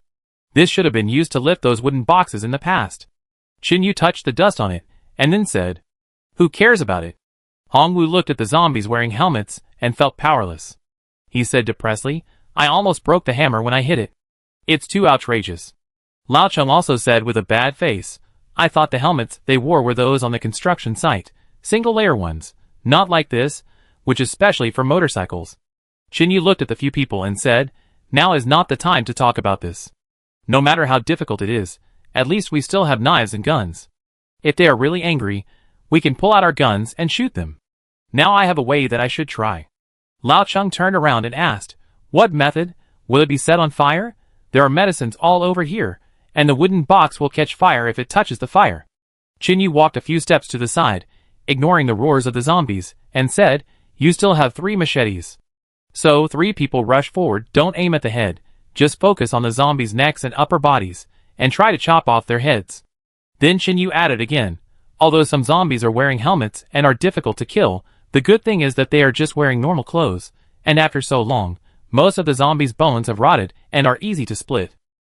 Hongwu and Lao Cheng thought for a moment after hearing this, then nodded, indicating that this method was acceptable. Then Qinyu looked at Lu Qing, waiting for him to express his opinion. Although Lu Qing didn't want to take the lead, he had no choice now. It was impossible to go back to the office, where the zombies had blocked the way. He could only nod his head slightly. Then Chinyu said again, I, Long Long, and Xiaowan, 3 people holding daggers, will be responsible for covering your backs and eliminate the zombies without helmets around. While ensuring your own safety, you will finish off the zombies with helmets on the ground, stabbing them from the neck. After hearing the plan, everyone was ready to take action. Wait. Chinyu pondered for a while, called the 3 people, and said a few more words. You can't fail, you rush to the front, and you must not let the machete slip out of your hands, so it's best to tie up the knife and your hands. Lao Cheng heard it, and said, in this case, you have to use all the ropes. Hongwu patted him on the shoulder. If you are trapped here, the rope will not be used. Instead of waiting to die, it is better to fight your way out. Chapter 175. Okay. Lao Cheng nodded and took out the last rope from his backpack. Now that we've come to this, there's no point in saying anything else. Then he took out a knife and was about to cut the rope into thinner pieces, but Chinyu stepped forward to stop him. Wait, use a clean knife. After that, Chinyu took the knife he used to chop off Xiaowan's little finger last time and handed it over. Ah, why? Lao Cheng was stunned, a little puzzled. Chinyu explained, if you accidentally get a wound on your hand, your knife is full of zombie blood, and it might get infected. Just in case, there's no need to be lucky. Lao Cheng suddenly realized, is that so, brother? You are a little too steady, I admire you. After saying that, he also gave a thumbs up. Haha, stop joking, tie it up quickly and get ready, De Zhuang should be back soon. Chinyu smiled slightly, and stepped forward to help cut the rope. Soon, the 3 were ready. Since they needed to lead the charge, the backpacks were given to Chinyu and the other 2. Fortunately, they didn't carry too many things and could be folded and put into other bags. Everything was done, and then Chinyu nodded slightly, and Hongwu, Lao Cheng, and Lu Qing grabbed the railing and jumped to a clearing next to them, where there were fewer zombies. Hongwu's muscles bulged, and he cut the zombie in front of him in 2 with one knife, and then rushed forward. The 2 people next to him did not hold back, and each cut the zombie's neck with a knife, leaving their heads grinning on the ground. Go! Chinyu jumped down, took a step forward and stabbed the zombie's head from the neck, and the zombie stopped struggling instantly. He turned around and shouted. Then, he quickly followed the 3 people in front and left. In a moment, the warehouse was full of zombie limbs, and the ground became sticky and difficult to walk. As several people leaned against the wall, they killed the zombies one by one. More than half an hour later, most of the zombies in the warehouse had been cleared. Can't stop, otherwise you won't be able to swing anymore. Chinyu suddenly exerted his strength, stepped forward and kicked the zombie in front of him away, and then yelled at the others. At this time, Hongwu, Lao Cheng, and Lu Qing were all covered in zombie blood. Because of several holes in their down jackets, a lot of zombie blood was absorbed, and it was very uncomfortable to wear them, just like falling into the water. Lao Cheng yelled and cursed, "Fuck, I kill you beasts." Then he grabbed his clothes with his left hand, unzipped them, and took them off. He tore open his right hand, revealing his muscular and well-built body, and rushed towards more zombies. The other 2 followed suit. Now they were so excited that they were sweating and their down jackets were torn, so they took them off. After more than 40 minutes, all the zombies in the warehouse were finally killed. There were piles of corpses everywhere, and the stench filled every corner. How many zombies have we killed? Lao Cheng leaned against the wall, next to the medicine box. His right arm was stained with a thick layer of blood, all from the zombies. After drying, it turned into blood clots and stuck to the zombies. Lao Cheng used his left hand to slowly pick them off. 279. Chinyu said this number with a worried look on his face. He had wasted so much effort and was almost exhausted, but he had only killed less than 1/3. How many? Long Long looked incredulous, his eyes widened as he asked, "I'm almost exhausted. I've only killed less than 300 zombies." Hongwu was too tired to talk at this time. His right hand seemed to be filled with iron and lead, but when he heard these words, he couldn't help but say, "To be honest, if there is another operation like this, several of us will definitely die here. It's so exhausting to kill just one warehouse of zombies, and they all rushed over in batches." Chinyu was also in a heavy mood. He originally thought that there were at most more than 100 zombies in the warehouse, but he didn't expect that the more time went by, the more zombies appeared. Fortunately, the warehouse door was closed, otherwise I would have been buried here today. Honestly, Lao Cheng simply wiped off the blood on his body, leaned forward and panted. "I watched too many zombie movies on TV before, and always thought that killing this thing was very simple, just stabbing and chopping, but now I know that it's really tiring. Chinyu was also very tired. He sat on the ground, holding a knife in his hand, and wiping a little on the clothes of the corpse in front of him, and then continued, "Those people think they are invincible with guns. In front of bullets, shooting zombies is like shooting targets. In fact, it is not easy to aim unless there is a crosshair engraved on the cornea. And most importantly, the gunshot will attract more zombies." Chinyu added again. Alas! Lao Cheng looked at his left hand. 2 fingers were still clean, then scratched his hair and said, "I really miss the life before the end of the world." Just as several people were sitting on the ground to rest, the door of the office was suddenly opened. Chinyu heard the noise, took out his pistol and quickly pulled the bolt, aiming at the door in less than a second. Seeing this, the others also climbed up quickly. Then, a familiar figure came out, complaining. "Xiuyu, this is the second time you're aiming at me." "Sorry." Chinyu put away his gun and said to Dazhuang.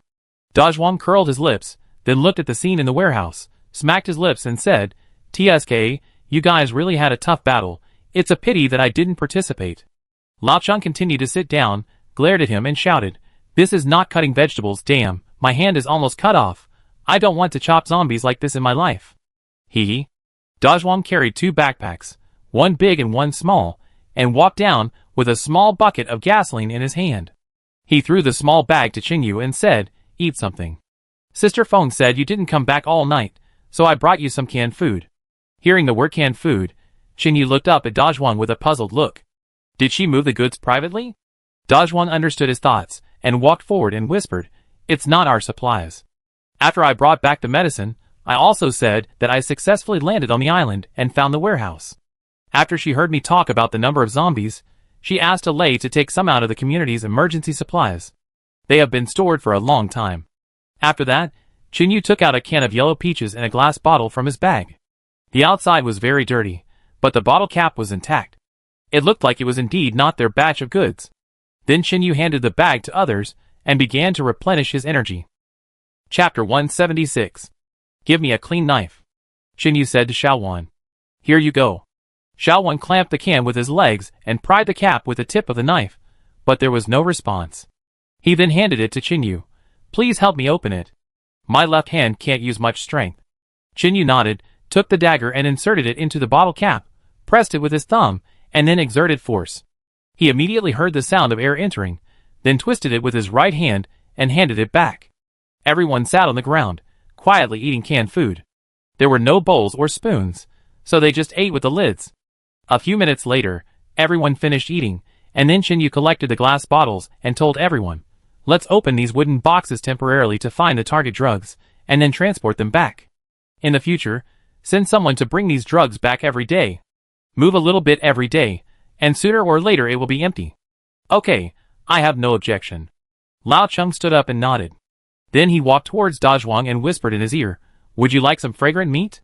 Dazhuang glanced at the other people who were looking for tools nearby, looked up at Lao Cheng, and whispered, "What is fragrant meat?" Lao Cheng unzipped his backpack. "Here, it's dog meat."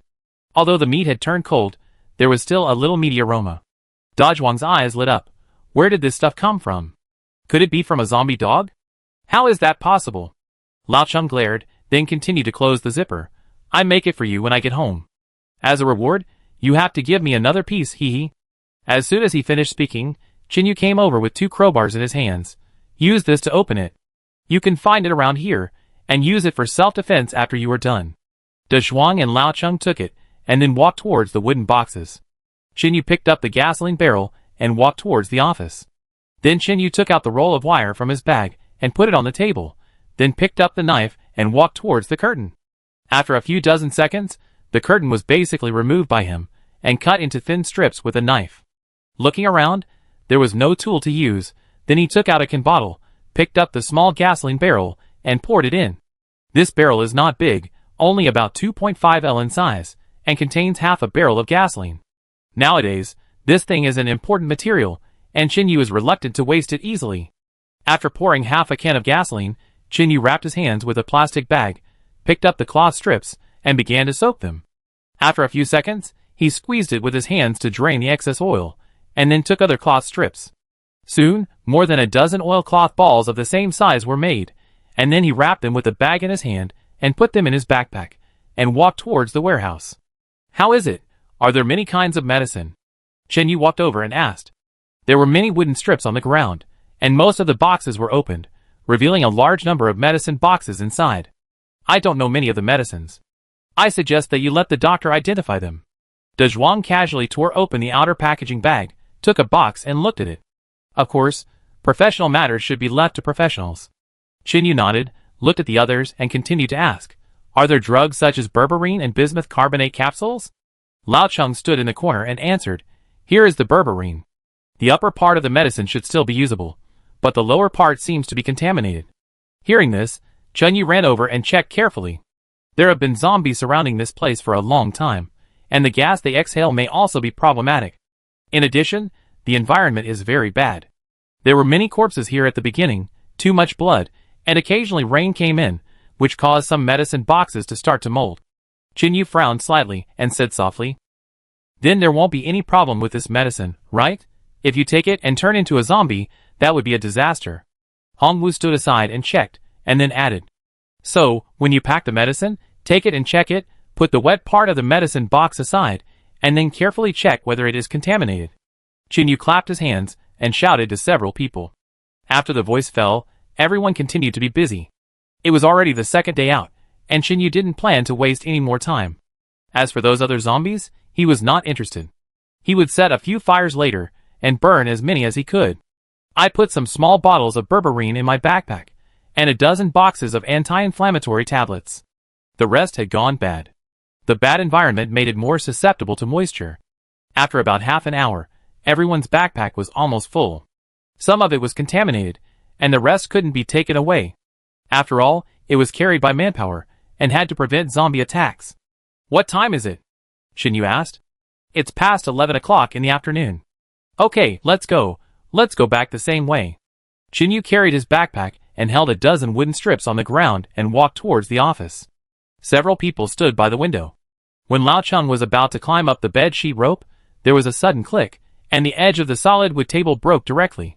Last night, they pushed the table over to block the door, and the bed sheet was untied and tied to the nails on the wall next to it. Fortunately, De Zhuang did not bring too many things when he came here, and although the bed sheet was a little torn, it was not broken. But now everyone's backpacks are full, the weight has increased, and it is a bit unbearable for a moment. Fortunately, De Zhuang's eyes and hands are quick, and he quickly reached out and grabbed his arm and lifted it in the air. At the same time, Chen Yu quickly stepped forward and grabbed the bed sheet that was about to fall. Hong Wu then helped and pulled up the old city. Chen Yu held the bed sheet in his hand, then glanced at the table legs and said, "The nails have damaged these a little, just tie them up again." After that, Chen Yu pulled down the curtains that were still hanging on the top and reconnected them a little longer. The sudden incident did not affect anything, and they climbed over smoothly in order. Then Chen Yu tied the pile of wood strips, tied them to his chest, and slowly crawled to the other side with the medicine on his back. "Brother Da Zhuang, take my bag and go to the bridge first, I follow you later." Chen Yu looked at Da Zhuang and handed over his backpack. Da Zhuang asked curiously, "Aren't you going with us?" Chen Yu shook his head slightly. "There are still a lot of medicines here. In addition to this warehouse, there should be some in the safe. With so many zombies, staying here for a long time is a hidden danger. I find a place to set a fire to help them get rid of them as soon as possible." Seeing this, Da Zhuang had no choice but to nod. "Okay, come here quickly after you're done, I wait for you at the bridge." "Yeah." Chen Yu replied, "This bag contains some anti-inflammatory drugs, berberine, etc. These are more important. If something happens, remember to protect the backpack in your hand first." Da Zhuang hummed and walked to the second floor. Chapter 177. Then Chen Yu picked up a bunch of his things and went up to the roof. He reached the top floor, pushed open the rusty iron door, and stood on the rooftop. There were still a lot of books on the ground, which they had not used up last time.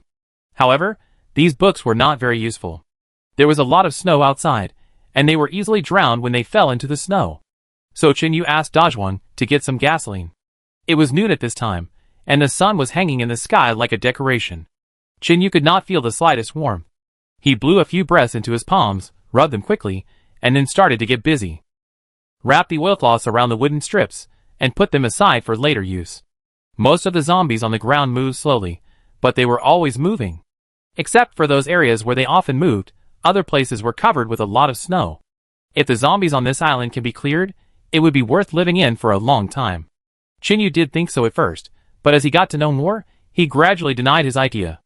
Although there is only one road leading here, we only need to send people to guard the bridge. But there are pros and cons. The advantage is that it is isolated from the zombies outside, and they basically cannot enter the island. The disadvantage is that cars cannot enter the island, and can only park on the other side of the bridge. But if it is surrounded by other zombies, it will be a waste. If we build a wall as a parking lot, we might as well live in that community. What's more, the number of zombies far exceeds Chinyu's expectations. 1,900, or more than 1,000, sounds like not many, but it is really deadly to kill them. Moreover, after the zombies die, their bodies will rot faster. Winter is good, as it can slow down the speed. But even so, the dead zombies will stink more, and the bodies must be processed, otherwise, after a long time, the plague is very likely to appear. Standing on the rooftop, blowing the cold wind, Chinyu thought for a moment, then turned around and prepared to act. When he picked up the wooden sticks on the ground, he suddenly caught a glimpse of a figure passing by in the woods in the distance. Chinyu curled his lips slightly, not taking it to heart, took out the last few matches, and began to light the torch. He quickly lit a stick and placed it on the ground, then picked up the one next to it and ignited it, and then Chinyu threw it towards the west. The burning torch drew a parabola in the air and accurately hit a zombie several dozen meters away. The zombie was stunned for a moment, then quickly looked around, and then rushed towards the flames. It was just a pity that there was gasoline on it, and the zombie couldn't put it out at all, and even ignited its own clothes. As a few zombies started the fire, more and more zombies rushed towards the fire, creating even more noise.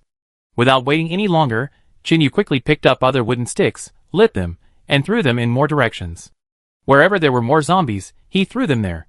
Soon, a sea of fire and thick smoke rose to the sky in the northwest direction where Chinyu was standing. Countless zombies were burning with fire and twisting everywhere. It's a pity that these things can't feel pain.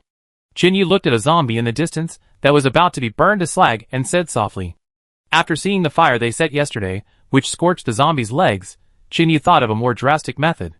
That is, like now, use wire to fix the cloth strips and pour gasoline on them, so that the zombies will not be easily trampled to death. It is also good to burn their limbs if their heads are not burned. This can also reduce the danger, and it is much easier than killing them one by one. It's just a pity that there is a wall in the northeast, separating the zombies on both sides, otherwise if the fire can be brought over, the effect will be better. In the apocalypse, no one cares about setting fires, but Chinyu still tried to only let the zombies catch fire, and continued to take a glance, then left the rooftop. He came to the second floor, slid down according to the old method, and then continued to climb out of the wall. Standing on the hillside outside, Chinyu thought for a moment, then walked in the opposite direction of the bridge. When Chinyu walked for more than half a minute, a figure emerged not far from the area where he had just stood, and slowly followed. When he said goodbye to Dajwang in front, Chinyu deliberately handed over his pistol in front of Lu Qing. Just want to see if he has any bad intentions. For this kind of person, Chinyu really doesn't want to work with him. Maybe one day, he will do something behind his back, and bring zombies to him. So this time, the original intention of setting fire was to test that person. At first, Chinyu planned to let Lao Chung follow him, so that some zombies in the northeast direction could also be burned. But later he thought about it, and simply went with the flow. If the fish doesn't bite the hook, everyone is happy. If he really wants to die, Chinyu doesn't mind eliminating this trouble. After walking along the forest for more than 10 minutes, and making sure he had walked far enough, Chinyu began to run wildly, and soon disappeared from Lu Qing's sight. Damn it! Lu Qing followed him for a few minutes with his gun in both hands, but still lost him, so he cursed with a dark face. In a pile of grass more than 10 meters away from him, Chinyu's muscles tensed, picked up a stone with his hand, and threw it in another direction. There was a rustling sound, and Lu Qing quickly turned the muzzle of the gun, aimed at that direction and pulled the trigger directly. Bang! The gun went off, but there was no reaction in the bushes. Lu Qing held the gun and moved slowly and cautiously over there. Bridgeside. At this time, Dajwang was sitting on the side close to the island, handing over the bag. Suddenly he heard a very small voice. Huh? What happened? Lao Chung saw Dajwang's serious expression from above, so he asked. Dajwang was listening carefully, and at this moment, the sound of knocking on the bridge surface sounded again in his ears. Bang, bang, bang. Seeing this, Lao Cheng shouted down, "Hey, Xiaowan, why are you knocking on the iron frame all the time? You have too much strength." The zombies below heard the sound and thought it was New Year's Day. Xiaowan raised his head and smiled embarrassedly. "Sorry, this iron rod looks very strong. I want to take it apart and take it back to forge it. Maybe it can be used as a long-handled weapon." Lao Cheng curled his lips and ignored him, and continued to look at De Zhuang. "Did you hear anything?"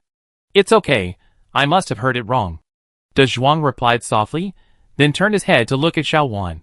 Although he felt something was a little unusual, he didn't say much and continued to pass the bag up.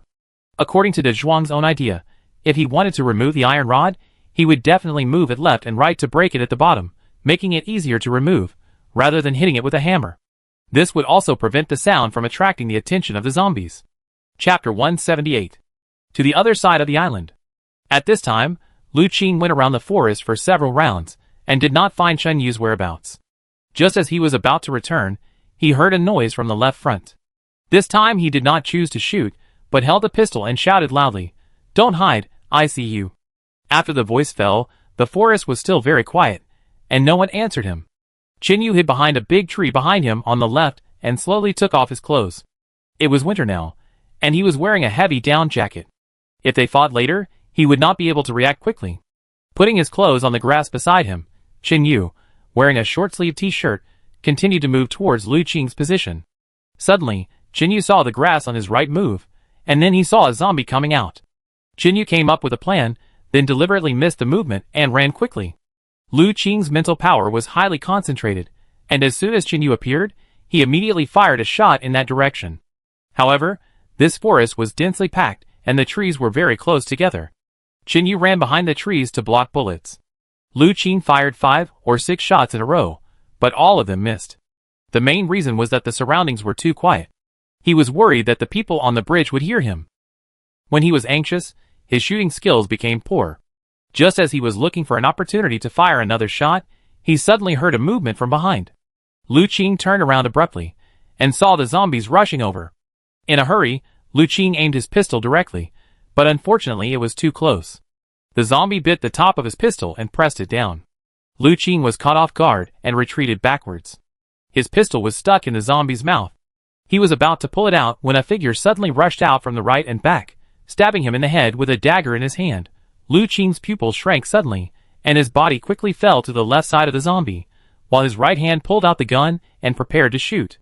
Chen Yu's shot missed, and then he grabbed a small tree next to him with his left hand, took a step forward with his right foot, raised his left foot, and kicked Lu Qing's right hand. With a muffled groan, Lu Qing's pistol slipped out of his hand and fell into the bushes in the distance. He panicked, kicked the zombie away, and tried to run towards the gun. But how could Chen Yu give him this chance? Without even looking, he drew his knife and stabbed the zombie, then grabbed Lu Qing's ankle with his left hand and pulled him back violently. Lu Qing stretched out his hands and tried to pick up the pistol, but unfortunately, he missed it by just a dozen centimeters. Then he grabbed the ground with both hands, his nails deeply sunk into the mud, and was dragged back a little by Chen Yu. Turning over, Lu Qing raised his foot and kicked Chen Yu fiercely, grabbing a handful of mud and throwing it at his face. It's just that these are wet mud, not as easy to get into the eyes as dry mud. Chen Yu quickly raised his hand to block, then grabbed Lu Qing's left leg and twisted it hard. Crack! A crisp sound rang out, and Lu Qing immediately felt a pain in his ankle. Before he could react, Chen Yu took another step to the side, held his left leg horizontally, raised his foot, and stomped hard on the knee. Ah! Lu Qing trembled and howled immediately. Then Chen Yu's eyes were cold, and he took a few steps forward again, grabbed Lu Qing's left arm and twisted it quickly, and at the same time picked up a stone on the ground with his right hand, without any hesitation, smashed it directly towards the elbow. Crack! The sound of bone fracture rang out again. After just one encounter, Lu Qing instantly became disabled. In less than 10 seconds, Chen Yu had already disabled one of his legs and one of his hands. At this moment, Lu Qing no longer had the high and mighty aura he had before. He lay on the ground screaming like a stray dog. Chen Yu stood in front of him, looking at him without any expression on his face. The veins on Lu Qing's neck bulged, and his eyes turned red with pain. He stared at Chen Yu, wishing he could skin him alive. "You don't have to look at me like that," Chen Yu said coldly. "Those who want to harm others will eventually suffer the consequences.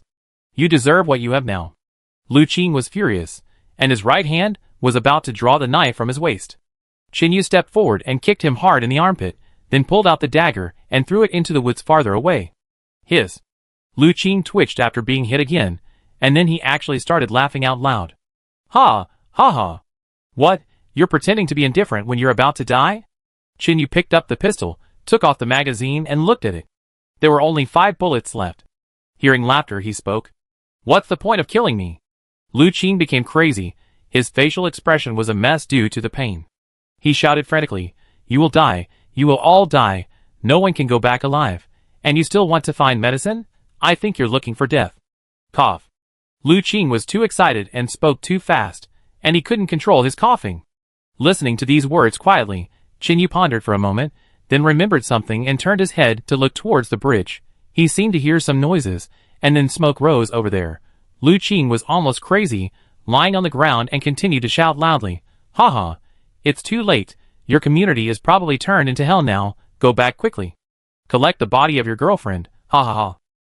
Qin Yu's face changed slightly, and he quickly glanced at him, then picked up a big stone on the ground, raised it above his head, and then smashed it on his knees. His right leg was broken again, and Lu Qing continued to howl. Then Qin Yu ignored him, went back to pick up his clothes, and ran towards the bridge. Lu Qing lay on the ground, and saw Qin Yu running away. He yelled with a pale face, You might as well kill me. But Qin Yu still left without looking back. Lu Qing did not give up, holding a glimmer of luck, dragging his body to crawl in the other direction of the forest. After more than 10 minutes, he had already crawled a short distance. Suddenly, he heard a noise coming from behind. Then Lu Qing lay on the ground, screaming crazily, You might as well have killed me just now. I've crawled so far now, and you're back again. Can you be a human being? After yelling this, Lu Qing grabbed a handful of dirt with his right hand, turned around and continued to smash it towards the place where the sound just came from. But when he turned around and looked, he was sweating all over. There was no one, but 3 zombies, limping towards him. Because they were trapped on the island for a long time without eating, these zombies had become very weak, and their bodies were exposed. There were only knuckles left on their hands, but they just walked slowly towards the man on the ground. Chapter 179. Running all the way, Qin Yu quickly ran back to the bridge. As soon as he approached, he smelled something burning. After getting out of the woods, Qin Yu looked at the scene in front of him and was stunned.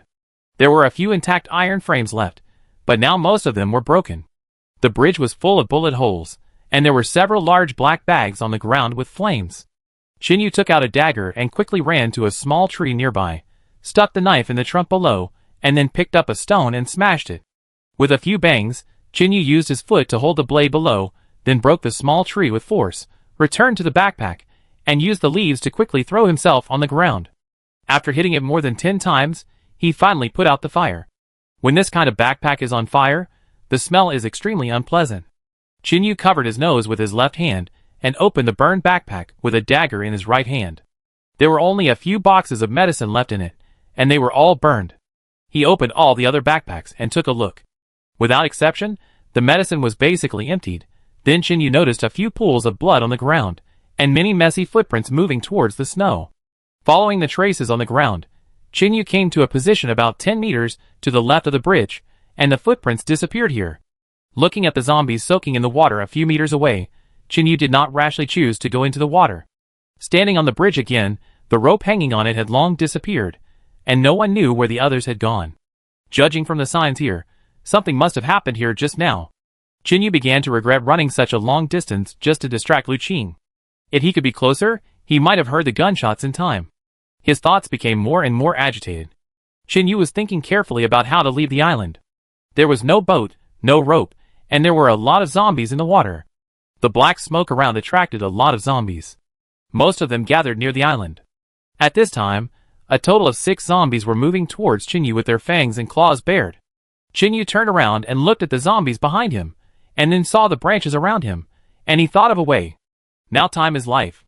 Listening to Lu Qing's words before his death, it is very likely that there is more than just a conflict here. If the community is attacked, it will be difficult to defend there. In order to find medicine, Feng Yi sent 5 people with strong basic abilities, and because a group of people just went out to search for supplies, there are not many people in our community now. Most of them are unarmed women, children and the elderly. Although Qin Yu has never had contact with them, He does not want to see those people die innocently. People are the most important resource in the end times. There was no time to think about it.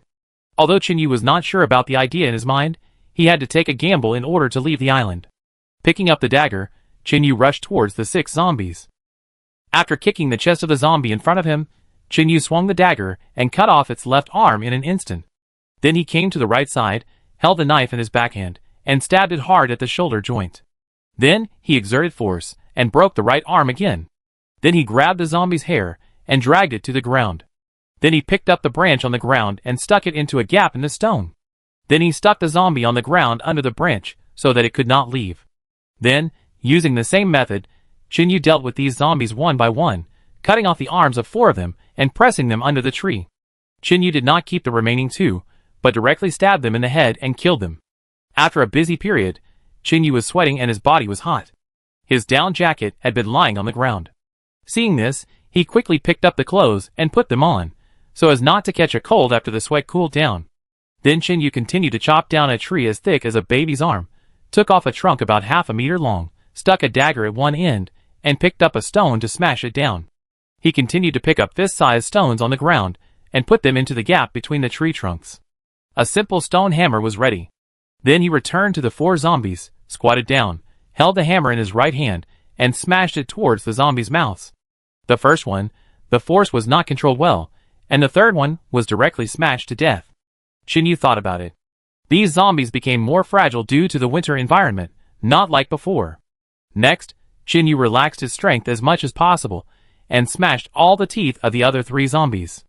The mouths were smashed to pieces, and it was impossible for them to bite people anymore. Then Chinyu cut down 3 thin tree trunks again, and inserted them into the shoulders of these zombies, making them face 3 directions. After pinning all 3 zombies face down on the ground, Chinyu walked to the 2 dead zombies. What he was going to do next was not to simply smear the zombie entrails on his body as before. Once he got into the water, he was completely unable to resist in the water for a short distance of more than 100 meters. When those zombies were in the water, they could float on the surface, and he thought of a way to use the 3 zombies to make himself float as well. In order to prevent other zombies from discovering him as a living person, Chinyu also thought of another safe way, which was to peel off the zombie's skin and flesh. This way, the water could not wash it away. Chinyu took a few deep breaths and began to squat down and get busy. He stabbed the zombie's abdomen with a knife, and suddenly a foul smell came, and a lot of extremely smelly black liquid sprayed out directly. Chinyu gritted his teeth, used both hands to force, and peeled the corpse's belly a little bigger again. Then, a large group of maggots appeared in the zombie's abdomen. They gathered in an internal organ and moved up and down. Chinyu felt nauseous, but he suppressed his discomfort, closed his eyes, reached inside with his hands, picked up the maggots, and threw them into the snow beside him. There were still a few left, clinging to his hands and unwilling to leave. Chinyu wiped them off the weeds on the ground, and then continued to deal with the zombie's internal organs. Chinyu now thought about the time before the end of the world, when some people were looking forward to the outbreak of the end of the world, and some even imagined that zombies would really appear and kill everyone. If Chinyu could travel through time and space at this moment, he really wanted to travel back and scold those people. Do you like killing zombies? When you have no energy to work after a full meal, you think killing zombies is like cutting trees. But when you have no food to eat or even hungry for several days, you will only think of taking a detour when you see zombies. Especially in this situation, Chinyu has to clean up the rotten meat in order to survive. Those maggots that he wanted to jump 3 feet high when he saw them before have long been accustomed to them now. In the past, although Chinyu liked the feeling of the end of the world, he did not expect it to really break out. Chapter 180. Simply hollowing out the inside, Chinyu began to cut slowly, with the knife just below the zombie's skin. After more than 10 minutes, the zombie in front of him had been skinned. This was the first time he dealt with this kind of thing. So many of the cuts were incomplete, but fortunately, the upper body parts were basically removed. Then Chinyu returned to the bridge pier, picked up the remaining backpack that had not been burned, and walked back. He cut the backpack into pieces, then poked a few holes in the zombie's skin, ready to tie it up and use it later. Chinyu didn't want to apply zombie meat on his hair. If he accidentally infected his scalp, he would be in trouble. He continued to cut off the backpack. Chinyu's hair had grown a lot now. Although it was more convenient to apply zombie viscera, he didn't want to do it no matter what. He wrapped his head with a cloth cut from the backpack and tied a knot at the bottom, just like a headscarf. Then Chinyu put some zombie meat on his head, to cover up the smell on his body.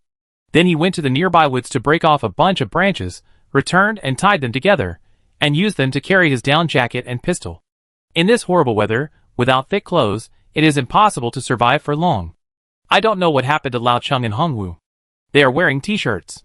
Shaking his head slightly to shake off other thoughts, Chinyu took off his clothes, hung the backpack on himself, and then hung the zombies' skin and flesh on them one by one, and then tied them with cloth strips. From a distance, Chinyu looked like a large zombie, and a living person could tell the real from the fake at a glance. However, Chinyu's original intention was not to guard against humans. He just wanted to leave the island. Then he held the branches around the water surface, and Chinyu returned to bring the 3 zombies back, holding the tree trunks with his right hand and pushing them into the water. Holding the 3 tree trunks with his fingers, Chinyu slowly entered the water. As soon as he entered the water, he felt a shiver, and then more than 10 seconds later, he found that the water was actually a little warmer than outside. Then he pulled the pile of branches down with his left hand, and swam slowly to the other side. These 3 zombies escorted Chinyu well in front, and the zombies around him had no reaction at all, just like they were asleep, floating motionlessly on the water. Although Chinyu was not very good at swimming, he had seen pigs run even if he had never eaten pork. With the buoyancy of these zombies, he just had to swing his legs slowly underwater. With the buoyancy of the branches, Chinyu did not choke on the water. After all, it was soaked in zombies. If he accidentally drank it, he didn't know if he would be infected, but it would definitely be uncomfortable. After more than 10 minutes, Chinyu finally touched the other side. He swam very slowly, fearing that he would wake up those things. He looked left and right along the way, very worried that the zombies would float over. When he reached the shore, Chinyu grabbed a bunch of weeds and quickly pulled them to the shore. Then he took the knife from the branch and went back to kill the 3 zombies. Staying here was a hidden danger after all. Then Chinyu took off all the things on his body, including the wrapping on his head, and did a few jumping jacks on the spot with his upper body naked to quickly warm up his body. He immediately picked up his down jacket and put it on. After his body was a little warmer, he took his things and ran towards the bridge. When he reached the other side, it was even more dangerous. There were obvious signs of fighting on the ground, and there were also some bullet shells around, but not many zombie bodies. Just as Chinyu was about to run into the woods, he suddenly saw a pile of zombies nearby moving. A hand fell down. Chinyu pulled out his dagger, walked forward cautiously, pushed aside several zombies, and then saw clearly. His face changed instantly.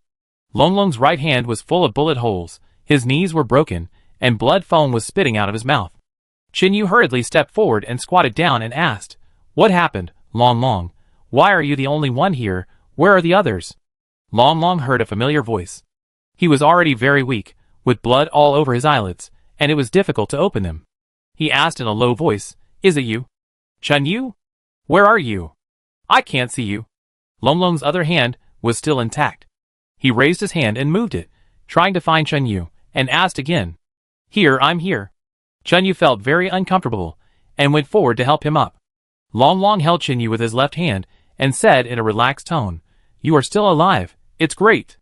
Chinyu choked up a bit and whispered, "What's going on with you?"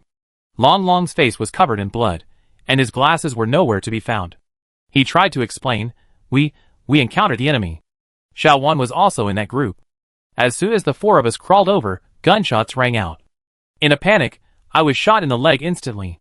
The 3 of them reacted quickly and fought back quickly, but Xiao Wan was a traitor. He also shot from behind. Hongwu and Lao Chung were also injured. De Zhuang led them to retreat while fighting and retreated into the woods. Longlong's voice was very weak, and he spoke very slowly. Xiao Wan broke the rope, and then a raft appeared and took him away. After Longlong finished speaking, his breathing suddenly became rapid, and then he held Chinyu tightly with his left hand. Kill Xiao Wan and the others." After the voice fell, Longlong's hand slipped, and he died in Chinyu's arms. His injuries were too severe, and it was not easy for him to hold on until now. Even if Lenny was there, he couldn't save him. Chinyu took a quick look and knew that even if he was in the emergency room, he couldn't save him with his current injuries. Gently putting Longlong down, Chinyu inserted the knife, looked away, and stabbed it along the temple to prevent the corpse from turning into a corpse. Then he took out the pistol and prepared to walk into the woods. Just as he was about to leave, he suddenly caught a glimpse of a pair of crushed eyes on the ground, half of which had lost the lens. Chinyu picked it up, wiped it clean on his body, and then put it in his pocket, holding the pistol and quickly followed the traces on the ground to chase after it. inside the community. It was about 1 o'clock in the afternoon. Xiaoning had taken 2 doses of medicine and had received in 4 drip, and she had improved a lot. At this time, Lin Yi helped her to the chair in the infirmary outside, basking in the sun alone. Lin Yi, wearing a white coat and holding a notebook, walked in another direction, preparing to see a child. The community was so peaceful everywhere. Many people came out to bask in the sun and chat. It was very warm. Feng Yi stood in front of the window of her villa. A piece of paper was pasted on the window. She was holding a pencil, drawing something on it, preparing to stabilize the community wall. At this time, at the door, a young man was standing guard with a rifle in his hand, and his companion behind him was eating compressed biscuits, and the two were chatting with each other.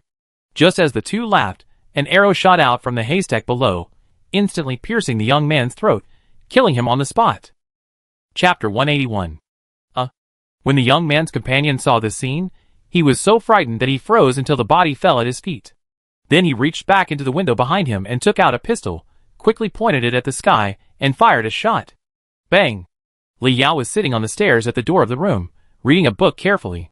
When she heard the gunshot, her face changed slightly, and then she quickly threw the book away and returned to the house to look for the stored gun. When Feng Yi was almost done with her drawing, she put away the blueprint and was about to go to the greenhouse where vegetables were grown. She also heard a noise from the right. Then she was slightly startled, and then hurried to the door. She thought someone at the door had discovered the zombies, and the newcomers were shooting with guns. At this time, almost everyone in the community heard the gunshots. A few people ran to their rooms in a mess and locked the doors. The rest were still standing there. These people were not exposed to the gunshots much, and they were a little far away, so they thought someone was setting off firecrackers and started chatting with each other. At this time, in the haystack outside the gate, the snow outside was basically not cleaned up, and 2 people wearing white plastic sheets were squatting in the snow pit.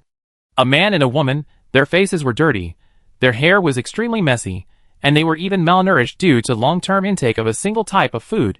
Their faces were hungry and yellow, and their hair was also brown. The man turned around and slapped the woman fiercely, shouting, "Didn't you say that you were the only one standing guard?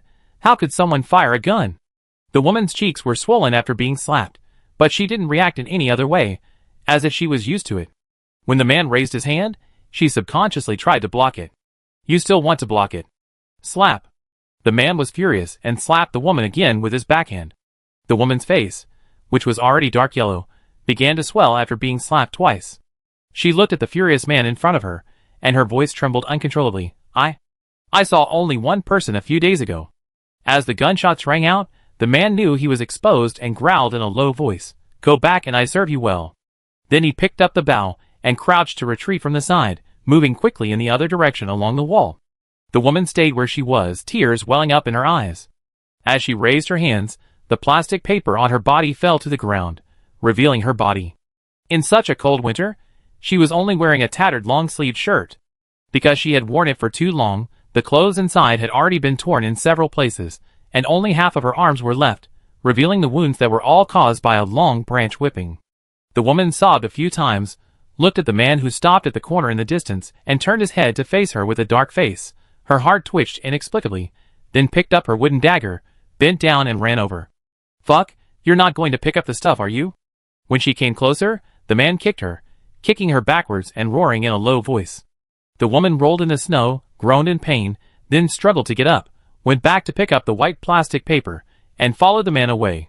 In fact, it was not her fault. The intelligence from the previous few days was not wrong. There was indeed only one person on duty, but today the sun was too strong, so when the post was handed over, the person in front did not leave and chose to bask in the ultraviolet rays for a while. The original plan was for the 2 of them to kill the people at the door, then climb in with a rope, open the door, and then drive the zombies in to reduce the ammunition of the people inside. But the plan was exposed, so they had to force their way in. As soon as the gunshots rang out, people from other directions of the wall began to throw a large number of Molotov cocktails into the wall. 6 strong men, holding a large log together, hit the walls again and again. After a while, a hole was knocked out. Then dozens of men and women with stones and sticks rushed in, smashing and stabbing anyone they saw, and their attacks were extremely cruel. Not long after Qin Yu and his friends left, Feng Yi thought carefully about what he said, and then accepted this idea. He only distributed weapons to those who were on guard in the community, and all other people's guns were managed uniformly. At this moment, these people in the community did not even have daggers, and the only knives left were those in the kitchen. Encountering those strangers with weapons and crazy faces, the people in the community became targets. Within a few minutes, the ground was covered with blood and several bodies were lying. At this moment, the community that was originally like heaven turned into a hell on earth. Before Feng Yi ran close, she saw a large number of strangers around. They were dressed in rags and rushed over to catch anyone they met. 3 or 4 people rushed over to pick him up and threw him to the ground. Then a woman picked up a stone and smashed it on his head. Once, twice, and after more than 10 hits, a middle-aged man's head was smashed into a pool of blood and mud. Feng Yi stood a few dozen meters away and finally saw how evil these people were in the end of the world. She was stunned in the place. The woman who had just killed the middle-aged man turned her head and looked at Feng Yi in the distance. Then she smiled evilly. She picked up the blood on the ground with both hands, smeared a large circle on her face, and then licked her hands carefully. After licking it almost done, the woman grabbed another piece of meat paste with brains and stuffed it directly into her mouth. She looked at Feng Yi, chewed it for a few times with an expressionless face, and then swallowed it like that. Feng Yi felt nauseous when she saw this scene, and she supported the tree with one hand and vomited quickly. The woman with blood on her face screamed, then picked up a stone and rushed towards her. Seeing this, Feng Yi quickly ran to her villa. Her gun was in the study on the second floor. Various screams were heard, and many unarmed people were slaughtered alive. Without exception, the heads of these corpses were destroyed, the bodies were cut open, and then put into bags. At this time, Li Yao appeared at the door of the house with an automatic rifle in both hands and a sniper rifle on her back. She looked at the demons who were slaughtering the old man in the distance, hesitated for less than half a second, then picked up the gun with a grim face and quickly knocked down 2 people. Bang bang. The gunshots rang out, and the evil people without guns quickly dispersed. Then a man with a shotgun appeared from behind the opposite house.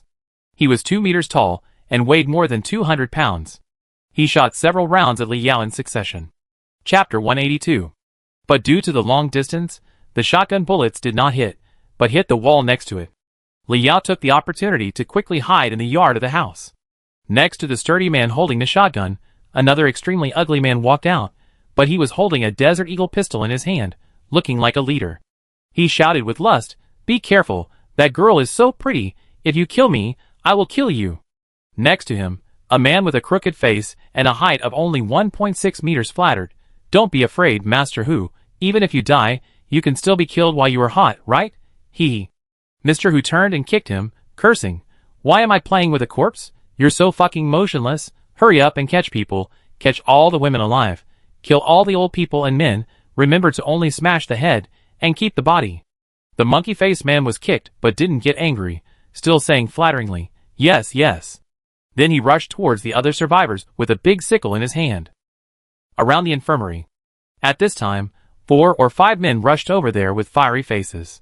One of them was not afraid of the winter cold.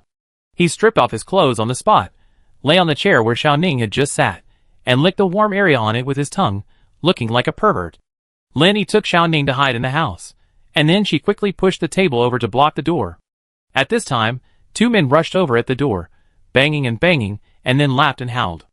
A man with a slightly rotten scalp lay on the window, grinning, and then stretched out his tongue to suck his fingers. The windows were burglar-proof, so those people couldn't get in. They could only break the glass and shake it hard. Looking at the perverts outside, the defenseless Lin Yi was terrified. She held a large syringe in her right hand and trembled as she retreated to the corner. Chun Yu, where are you?" Lin Yi murmured in fear. At this moment, she was really scared by these perverts and began to become at a loss. She was not afraid of zombies, but she was really afraid of the demons who had fallen into madness in the doomsday because they had not touched women for a long time. Suddenly, several men outside the door whistled loudly in other directions and ran away. Xiaoning sat on the chair, her face pale as she covered her stomach, and whispered, "Why did they leave?" Lin Yi took a few steps forward, and then she remembered something. Her face changed drastically, and she shouted, "No, Lingling is still outside." She quickly ran to the window, and Xiaoning followed her, and immediately saw that the men had caught a girl more than 10 meters away. Then a man held Lingling's hands and pressed her to the ground. Although the little girl was only a teenager at this time, she was also very afraid of the people in front of her and struggled desperately. "Hee hee, the more you move, the more excited I am, he. A man as thin as a rib quickly took off his pants, and then stepped forward to tear Ling Ling's clothes off. Tender, so tender. The man breathed the air around the girl on the ground with satisfaction, and said with a smirk, "Hurry up, or I do it first." A man next to him couldn't wait any longer and urged her. "What the hell are you urging me to do? You want to reincarnate, right? It's too damn cold, I can't get up." The thin man cursed. Lenny couldn't stand it anymore. She picked up the syringe and prepared to rush out. "Wait a minute, your physical fitness is not good enough." Xiao Ning grabbed her hand. "No, it's too late, I go out to save her," Lenny said hurriedly, still preparing to rush out. Xiao Ning grabbed her again. "You are a doctor, your hands are not suitable for holding weapons, and you have never fought before. Compared with those people outside, you are a lamb." Lenny turned around and roared with red eyes. "I have to go even if I am a lamb. If I delay any longer, Ling Ling's life will be ruined." As soon as she finished speaking, Lenny picked up the small fire extinguisher in the corner, pushed the table away, opened the door and rushed out. Seeing this, Xiao Ning picked up the glass fragments on the ground and scratched her palm. The pain came, and she instantly became more energetic. Then she cut a piece of bed sheet to wrap a long piece of glass, left from the back of the house, and wrapped it in another direction. There were only 3 men left outside, and the other 2 were nowhere to be found. As soon as Lenny appeared, one of them turned around and said obscenely, "Hey, sister, you are willing to come out. Come, brother hug." One person walked straight towards her, with an extremely obscene expression. Lenny gritted her teeth, shook the fire extinguisher quickly, then pulled out the lead seal and the safety pin, picked up the nozzle with her left hand, and ran forward to spray it. In an instant, white mist filled the air, and the man was caught off guard and sprayed in the eyes, lying on the ground screaming. The other 2 did not expect that this woman would actually dare to confront them. In an instant, in order to cover her eyes, Ling Ling successfully broke free and quickly ran to the side. "This way." Xiao Ning covered Ling Ling's mouth as she ran away in panic, and whispered, "Don't scream, it's me." Then she took a bed sheet and wrapped it around her, and then quickly said, "Run to the back of the house and hide in the bushes, go." Then Xiao Ning held the glass in her right hand, and slowly moved over there. There was a lot of powder around, and Lin Yi was ready to retreat after spraying this small can. As soon as she turned around, a stick came over at a very fast speed and hit her forehead on the spot. She staggered back a few steps and left the powder. The other 2 men came over with the wood they picked up and said viciously, "You woman, you are really tired of living." Lin Yi covered her forehead with her hand, then looked at the blood on her hand, and then ran in another direction. Suddenly, another man appeared and grabbed her hair, shouting obscenely, "Hey, this girl is pretty good." After saying that, he stretched out a hand and tried to grab Lin Yi's chest. Lin Yi grabbed the man's hand with both hands and tried to pull out her hair. In panic, she saw the man's dirty hands. Her eyes became fierce, and she stretched out her hands to grab the other's little finger and pressed it hard to the side. It was broken with a click, giving her a chance to breathe. Lin Yi was thrown to the ground, and she immediately ran outside, but another person appeared behind her, grabbed her feet, and pulled her back, losing her balance and falling directly into the grass. And then the man behind her immediately pressed on her, holding a knife and preparing to stab her thigh. At the critical moment, Xiao Ning, who was squatting in the bushes, rushed out and stabbed the man's eyeball, and at the same time, her left thumb reached into his other eyeball and dug it in fiercely. Suddenly, the sound of more than a dozen automatic rifles came from a distance, and the 5 men were instantly killed by Li Yao, who rushed over. The gap between cold weapons and hot weapons was brought to the extreme at this moment. Lenny sat on the ground, covering her clothes in a panic and retreating backwards, her eyes full of panic. Chapter 183. Li Yao carefully guarded the surroundings, then ran up and asked, "Are you okay?" After saying that, she turned her head to look at Xiao Ning, and immediately saw the left hand that was already stained with blood, and hurriedly asked, "Are you stabbed?" Xiao Ning threw away the glass fragments, picked up the dagger next to the body, shook her head and said, "It's not a big deal, I just hurt myself, so I can be more sober."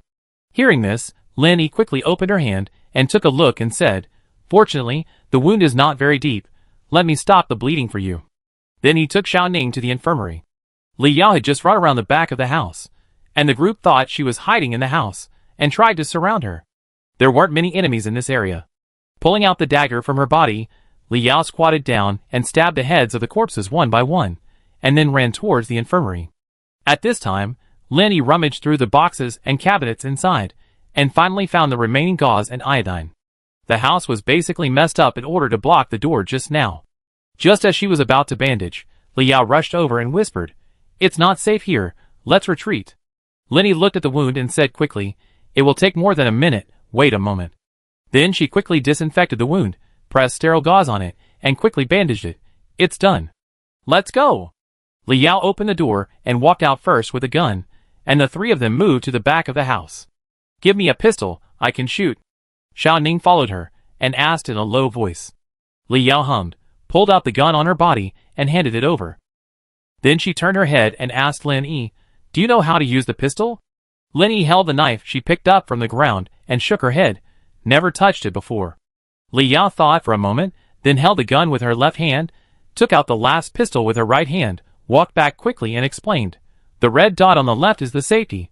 When you see it, it means it is on." Then she quickly pulled the bolt, held the muzzle towards herself, and handed it over. "Just aim at the person and pull the trigger. Remember, you must hold it firmly, don't aim at the head, and if you can hit the body first, so as not to miss." Lin Yi took the pistol hesitantly. It felt heavy in her hand.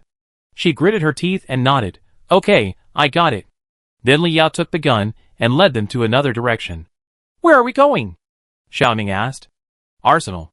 In the forest, Qin Yu ran for several kilometers at high intensity and finally heard the gunshots coming from the front. He quickly hid behind a big tree, adjusted his breathing, and then bent down to touch in another direction. After moving several dozen meters from the side, Qin Yu found the back of an enemy. Just as he was about to shoot, the grass behind him moved and a figure rushed out. There was a bang, and Qin Yu was knocked forward for several rounds. He didn't know where the pistol fell, but fortunately he grabbed a pile of weeds with his left hand in time, so he didn't fall down the slope. Then Qin Yu pulled out the knife with his right hand, stabbed it into the ground, climbed up with the force, and looked at the person who appeared on the opposite side. A man in his 30s wearing a camouflage t-shirt, about 20 centimeters taller than Qin Yu, looked like an iron tower, and almost 200 pounds. Because of his height, the man in front of him looked very strong, with a body full of muscular muscles that were quite terrifying. Qin Yu pulled out the knife on the ground, held it in his hand, and looked at the opposite side vigilantly. The man on the opposite side did not rush to attack. He glanced at Qin Yu's posture and asked in a deep voice, "Have you ever been a soldier?" After shaking his left shoulder, Qin Yu replied coldly, "Does it have anything to do with you?" The man was not annoyed, and smiled, "Very good, I like to kill you soldiers. You didn't like me before, and didn't let me continue to be a soldier. Now you are in my hands, and it's hard for you to die." Qin Yu looked at the much stronger man in front of him, and said with a dark face, "Since you have been a soldier, why are you following those people to do evil now?" The man laughed when he heard it. "What do you mean by evil? You need medicine to survive, but others don't? It's just the law of the jungle in the end times. You are weak, so you deserve to be slaughtered." While Qin Yu was dealing with him, he looked around vigilantly, trying to find a flaw to escape. Unexpectedly, the man opposite had seen through his little tricks and said casually, "Don't look, I'm the only one here, waiting for you." In this case, Qin Yu continued to ask, "Once a soldier, always a soldier. How can you live up to the oath you swore in your current state?" The man took out an armband from his pocket and said coldly, "I have begged them everywhere not to expel me from the army, but have they ever given me a chance? What did you do wrong?" Qin Yu knew that he was no match for the man opposite him, and he had just run several kilometers, so now was a good opportunity to catch his breath. When the man heard this, his past memories were triggered. He threw the armband on the ground, stepped on it, and said coldly, "I just climbed over the wall and ate a chicken of a fellow villager." Qin Yu snorted coldly, "Is that all?" The man looked up, his dark eyes stared straight at Qin Yu, and then he smiled crookedly. "Of course it's more than that.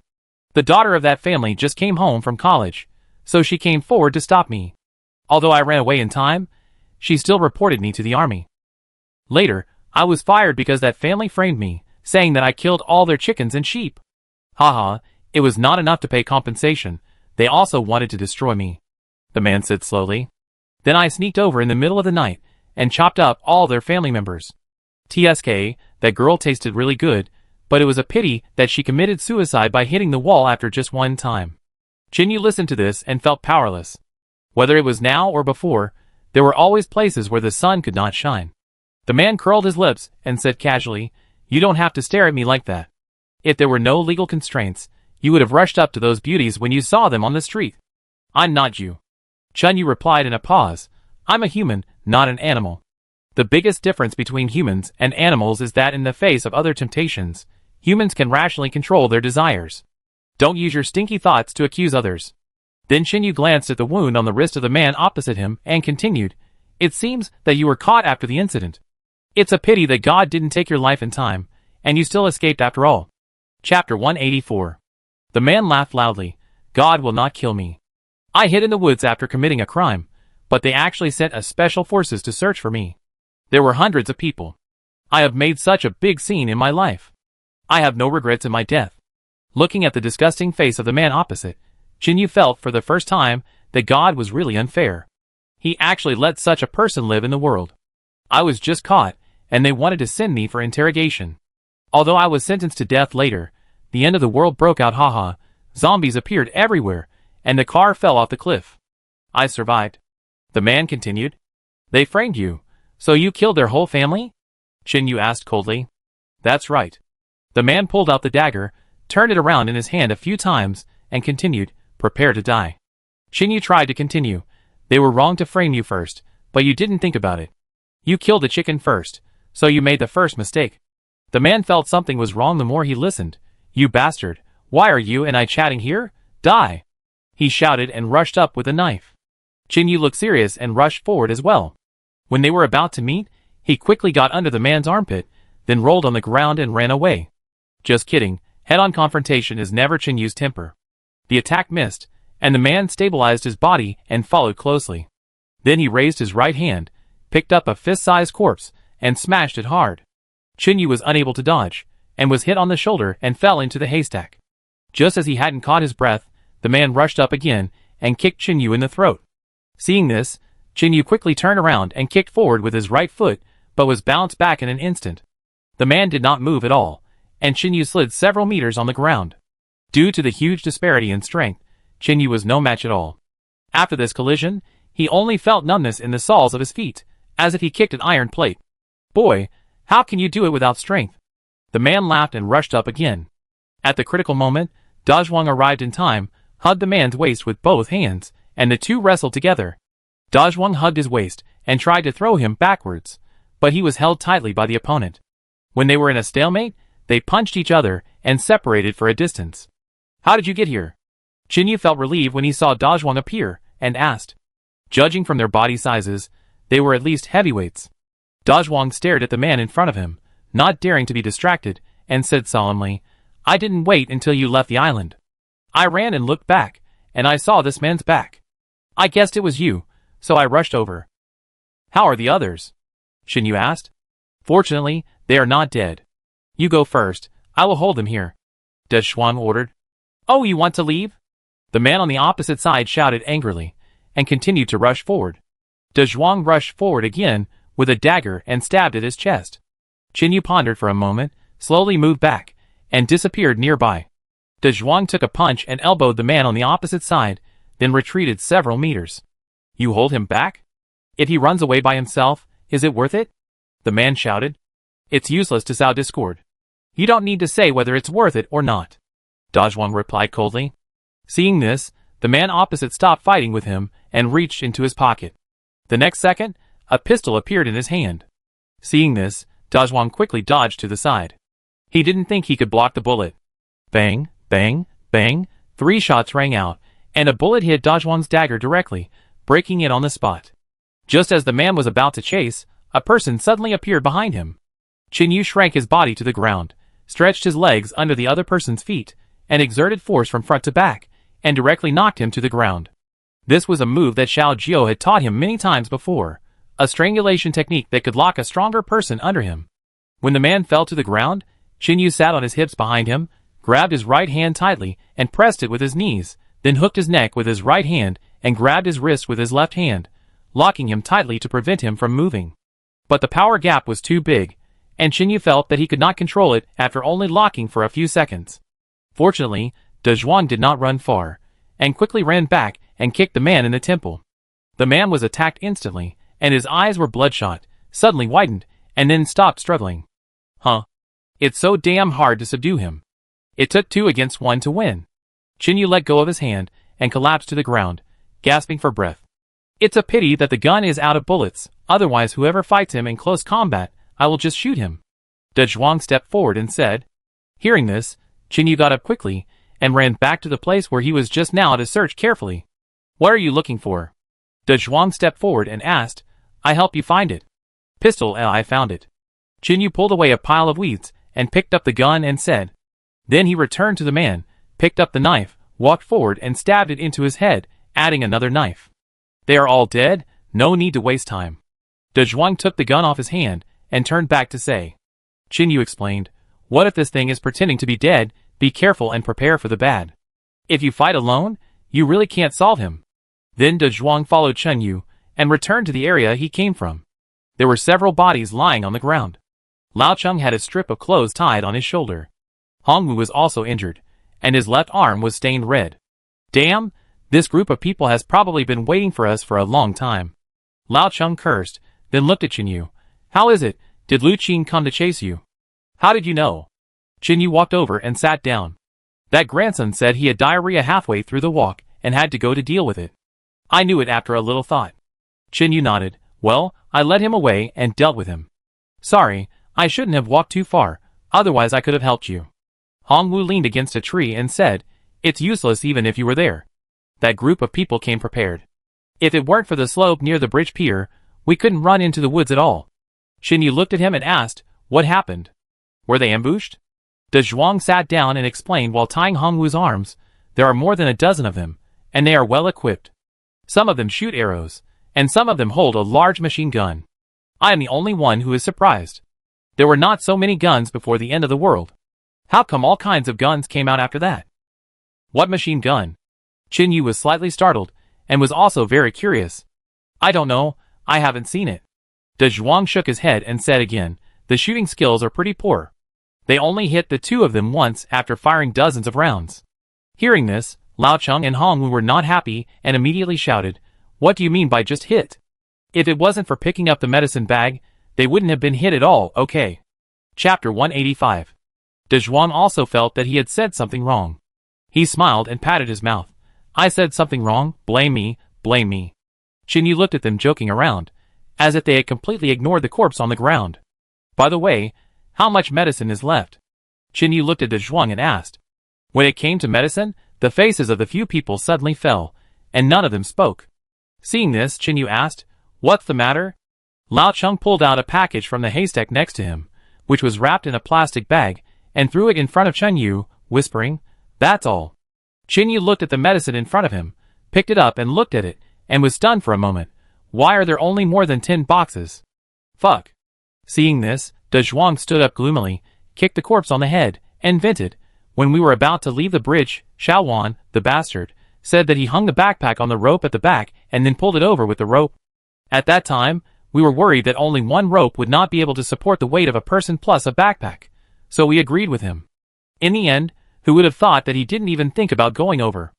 Lao Cheng also said with a dark face, This is my fault. I am a little responsible. At that time, I thought it was not normal for him to knock on the iron frame, but I thought that he also broke his little finger to find medicine this time, so I didn't think much about it. Qinyu listened quietly, his face was also not very good. I am really convinced. I spent a lot of time and effort to bring the medicine out, but someone picked the ready-made ones. But this matter is not your fault. Several of us were deceived by him. In order to confuse us, he actually used his own finger as bait. Hongwu looked at his bandage wound, and then said in a deep voice, The fact that they can ambush us on such a large scale means that they have been targeting us for a long time. You just said that he was knocking on the iron frame. How is it abnormal? Qinyu looked at Lao Cheng and asked. Lao Cheng patiently explained, Normally, we need to make noise, and we will stop as soon as possible to avoid the zombie's attention, but when he knocked, it was almost broken here, and then he continued in another place. Hearing this, De Zhuang also said, Thinking about it this way, I also felt very strange at the time, because even though there was noise all the time, there were no zombies on the other side of the river.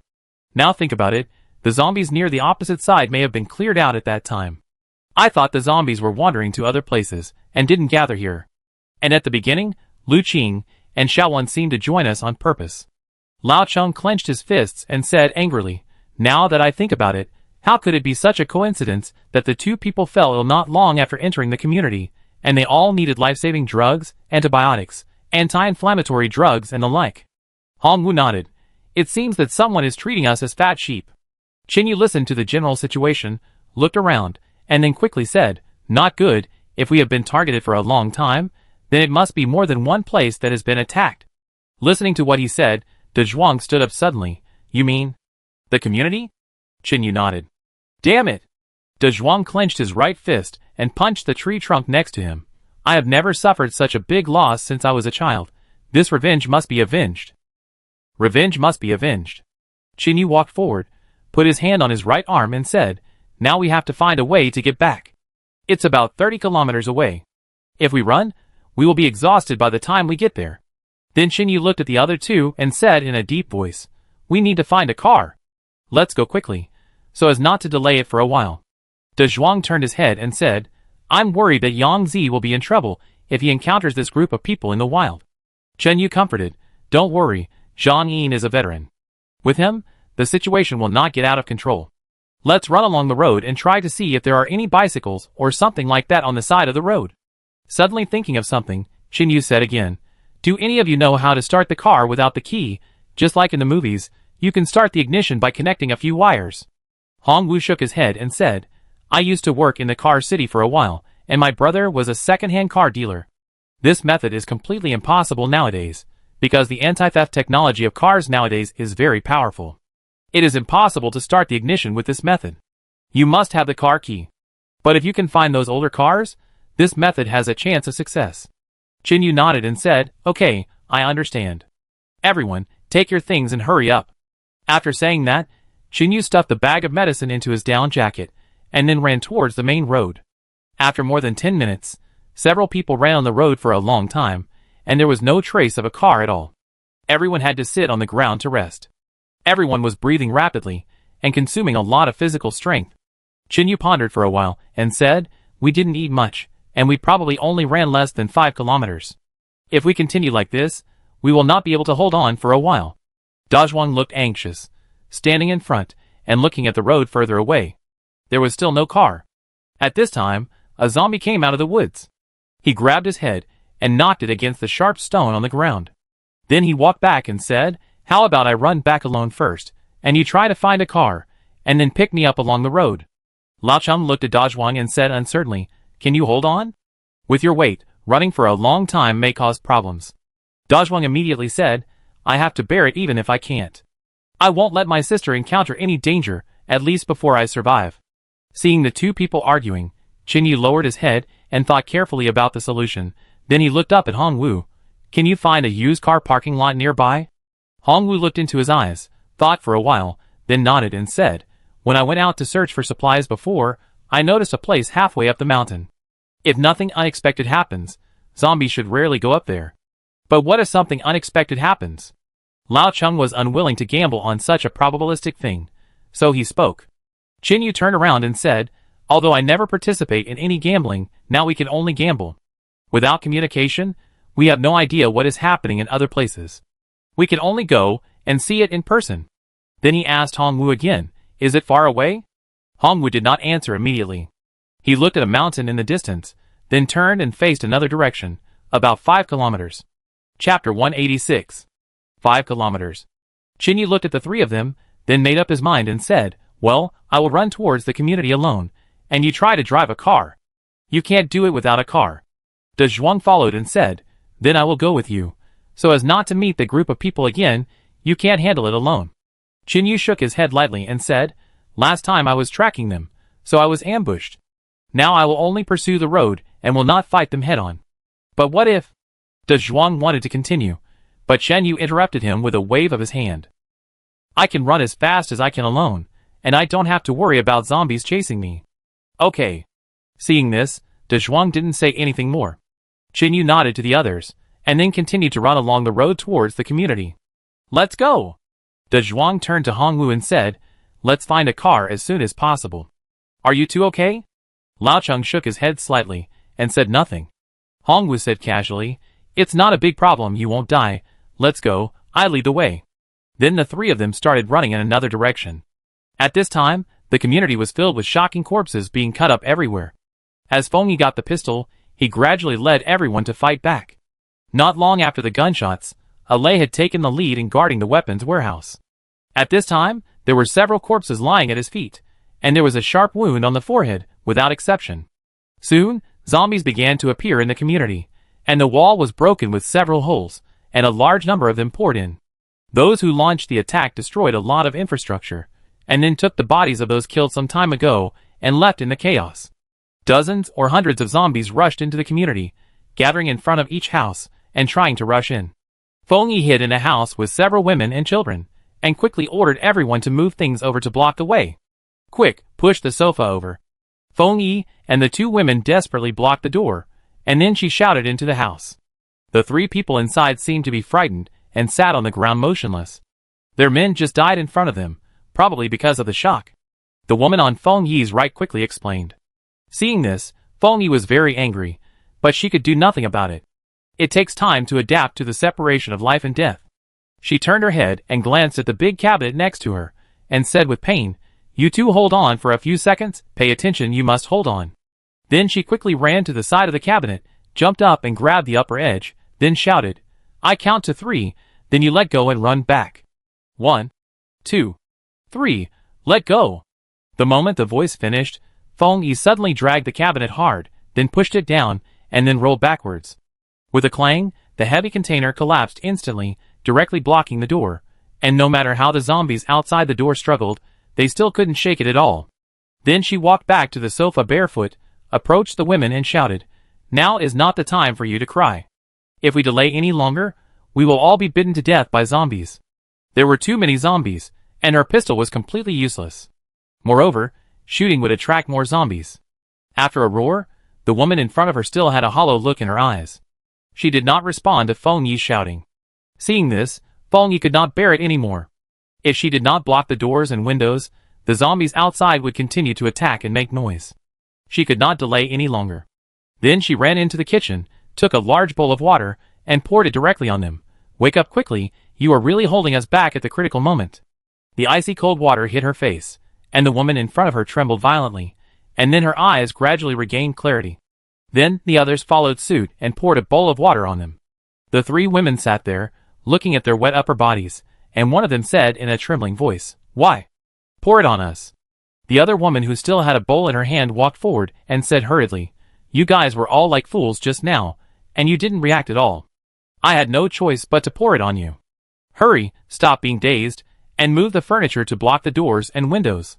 Hearing the reminder, the others also reacted and followed Feng Yi to push the table over. There was a small path in the southeast of the community. At this time, more than 30 people gathered here and surrounded them. They surrounded several men and women in the middle. These people were tied up with their hands and feet, and their mouths were stuffed with dirty clothes. They knelt in a pile, and their eyes were full of fear. "Hurry up and leave. We can't stay here for long." A man with a Desert Eagle pistol on his waist, that is, Mr. Hu, came over and gave an order. Then the others pushed the captured people up and continued to walk towards the path. At the end of the team, there was still a person holding a branch in his hand, sweeping it on the ground as he walked, covering his traces. They stopped when it was almost dark. At this time, those who were captured alive completely understood that they were doomed. They had walked for several hours, and were at least far away. These people stopped in front of a cave. There were many wooden stakes inserted around it. Some zombies were fixed there directly to drive away other zombies. Hu Yi stood in front and waved his hand behind him. Then 3 men walked out of the team and moved the branches away from the cave entrance. "Go in." Hu Yi held up a captured woman, pinched her, but with his right hand, and then pushed her inside. When everyone approached, the people behind him moved branches to cover the cave entrance again. There was a crack in the top of the cave, so that there was barely a ray of light inside. As soon as he entered, Hu Yi held up a torch and scanned the captured people in front of him, saying dissatisfiedly, "Damn, they are all ugly, and there is no good-looking one. What are you doing?" A monkey-faced man next to him scratched his head. Many people were killed by the brothers, and these were all snatched away. Hu Yi walked around the men, then reached out and grabbed a woman with an ordinary face, but a good figure, and walked towards a door curtain, saying without looking back, "You can divide the others among yourselves." Then, regardless of the woman's resistance, Hu Yi punched her in the lower abdomen, grabbed her hair, and dragged her in. As Hu Yi left, the other men in the cave showed their gleaming faces and swarmed over. Soon there was a sound of clothes being torn and ripped. And then, the women who were taken away cried miserably again. Chapter 187. About a minute later, Master Hu had finished and walked out from behind the curtain. "What the hell? What are you doing here? Get out of the way!" Master Hu shouted beside the group of people in front of him. "Yes, yes," the monkey-faced man said flatteringly, and then he and a man next to him grabbed the hands and feet, lifted them up and walked to the corner. The cave where this group of people lived was very large, which could accommodate more than 100 people, and there was a constant flow of mountain spring water from the cracks in the rocks. Although there was no water flowing in winter, they dug a big pit and stored the water in it. Mr. Hu walked to the puddle, squatted down, picked up a broken bowl, scooped some water and drank it, then shouted to the side, "How are the people being dealt with?" At this time, a strong man in an apron came over, holding a bone-cutting knife with blood dripping on it. He was the butcher here. The strong man nodded and said, "The meat has been cut. This batch of supplies is enough for us to survive the winter." "How much?" Mr. Hu turned around and asked. 8 barrels. Mr. Hu frowned. "It's just this little. Didn't you kill so many people? You didn't even pack the bodies?" There were several crazy women sitting on the ground. They gathered around the naked survivors, holding branches in their hands and beating them fiercely, with screams coming one after another. Hu Yi turned his head and yelled, "Stop playing around, I'm asking you questions, one by one, you're full and thinking about those trivial things." Hearing Hu Yi's anger, a disheveled woman ran over quickly. More than a dozen of them are the bodies of the elderly. Although they were brought back, it's really hard to deal with them. And everyone doesn't like to eat them. No one could have imagined that this group of people, who looked alive, actually ate living people like zombies. Seeing this, Master Hu raised his hand and slapped her on the head, then pinched her neck and said coldly, "Say it again?" "Aye." The woman's face turned red from being pinched, and her hands waved desperately, but she didn't dare to pry Master Hu's hands apart. "Humph." Seeing that the woman was almost out of breath, Master Hu pushed her to the ground and said with a dark face, "I think you have all forgotten the days of digging earthworms to eat, right? Are you still picky about food now?" As Master Hu got angry, the others stood up, looking at each other. All the bodies of the old men were made into smoked meat and hung. "If you dare to waste a piece of meat, I will fill it with your bodies. Hurry up and do it." As soon as the words fell, the others in the cave all took action and walked deeper into the cave. The men who were captured had all been killed. Ropes were tied around their ankles and hung upside down half a meter above the ground.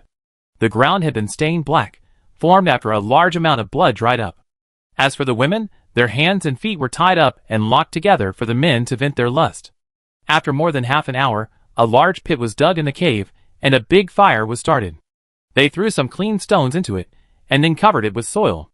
After burning for more than 10 minutes, they then dug the fire apart, picked up the stones with sticks, and threw them into some broken porcelain bowls. Soon the water began to boil. Then, they took the roasted meat and threw it in. A bowl of broth was ready. Although there was no seasoning, the demons ate it anyway. Qin ran wildly in the forest for more than 10 kilometers, and was completely exhausted. This was almost the limit of his body. If he ran a little more, he would die on the spot. Having taken off his clothes and holding them in his hands, Qin supported himself with a wooden stick and continued to walk forward. Soon, he heard the roar of a car behind him. Turning around, he saw an old-fashioned car appear in his sight. The next second, the car lights flashed twice. "You are really a tough guy. You actually ran so far." Dazhuang drove the car to Qin, looked at him, and said hello. "I was worried about the community, so I didn't pay attention when I drove. I almost couldn't breathe when I just reacted." Qin smiled, opened the door and sat in. As soon as he sat down, his hands were covered with dust on the seat. Dazhuang increased the speed and drove quickly towards the community. "The car is a bit dirty, so I drove it." Hongwu also sat in the back seat and explained to Qin, "It's okay if there are some to sit on. It's not like before." Qin replied disapprovingly, turning his head to look out the window. The zombies were trapped by the snow and moved slowly. When he was running, he tried to choose roads with less snow. Inside the community. At this time, it was already crowded with a large number of zombies. After they'd lost their living targets, they began to wander inside. Those outside squeezed in, and those inside couldn't get out. In a 2-story house, Feng Yi and everyone hid in the second-floor area. A group of people crowded in a bedroom, resting against the wall with numb expressions. A woman next to Feng Yi said, "Sister Feng, where is Alei? Why didn't I see him?" Feng Yi, who was about to fall asleep, thought for a moment, and said softly, I don't know. I lost contact with him after the community became chaotic. I remember that before the conflict broke out, I asked him to check the armory. Will he? The woman hesitated. Feng Yi was slightly puzzled and frowned. Just say it directly. Will he be in danger? After all, those people are very cruel. The woman murmured. Feng Yi answered casually, if he didn't have a gun, I would still be a little worried about him. But as long as he had a gun, ordinary 10 men couldn't kill him. Note that I said kill, not capture. Her thoughts were almost right. More than an hour ago, Alay did guard the armory alone for more than 10 minutes, and killed more than a dozen people in a row. The gangsters outside were frightened. Without grenades or the like, they didn't dare to rush in. Later, when Li Yao rushed over with the two girls, Alay quickly took out a pen and paper and wrote on it, You watch here, I chased those people. Li Yao saw a lot of body parts on the ground, including hands, heads, etc. She was a little worried that Alay could not handle it alone, so she said, Can you do it alone? Those people kill people without blinking an eye. How about I go with you? Alay's expression was solemn. Although he was wearing a mask, his eyes also revealed his determination to seek revenge. He stretched out his hand, pointed to the outside area, then pointed to the wall, then held 3 fingers together, stretched out his thumb and little finger, poked towards the ground, and then walked out without looking back. Chapter 188. What did he say? Xiao Ning asked in confusion. Lin Yi thought carefully for a while, then suddenly realized, Alay means that those people outside must die. After Li Yao understood, she looked at the man's back as he left along the secret passage, and turned back and said, You also know sign language, not simple. The armory is located on the rooftop of a bungalow, with a shed on it, and iron sheets all around, so zombies basically don't come. The 3 of them sat on the ground to rest. Lin Yi shook her head and explained, I don't understand. This is what Sister Foam occasionally taught me. Alay has a problem with his throat. Although it doesn't affect his eating, it's very difficult to speak. He can only say 3 words in the time it takes others to say a sentence.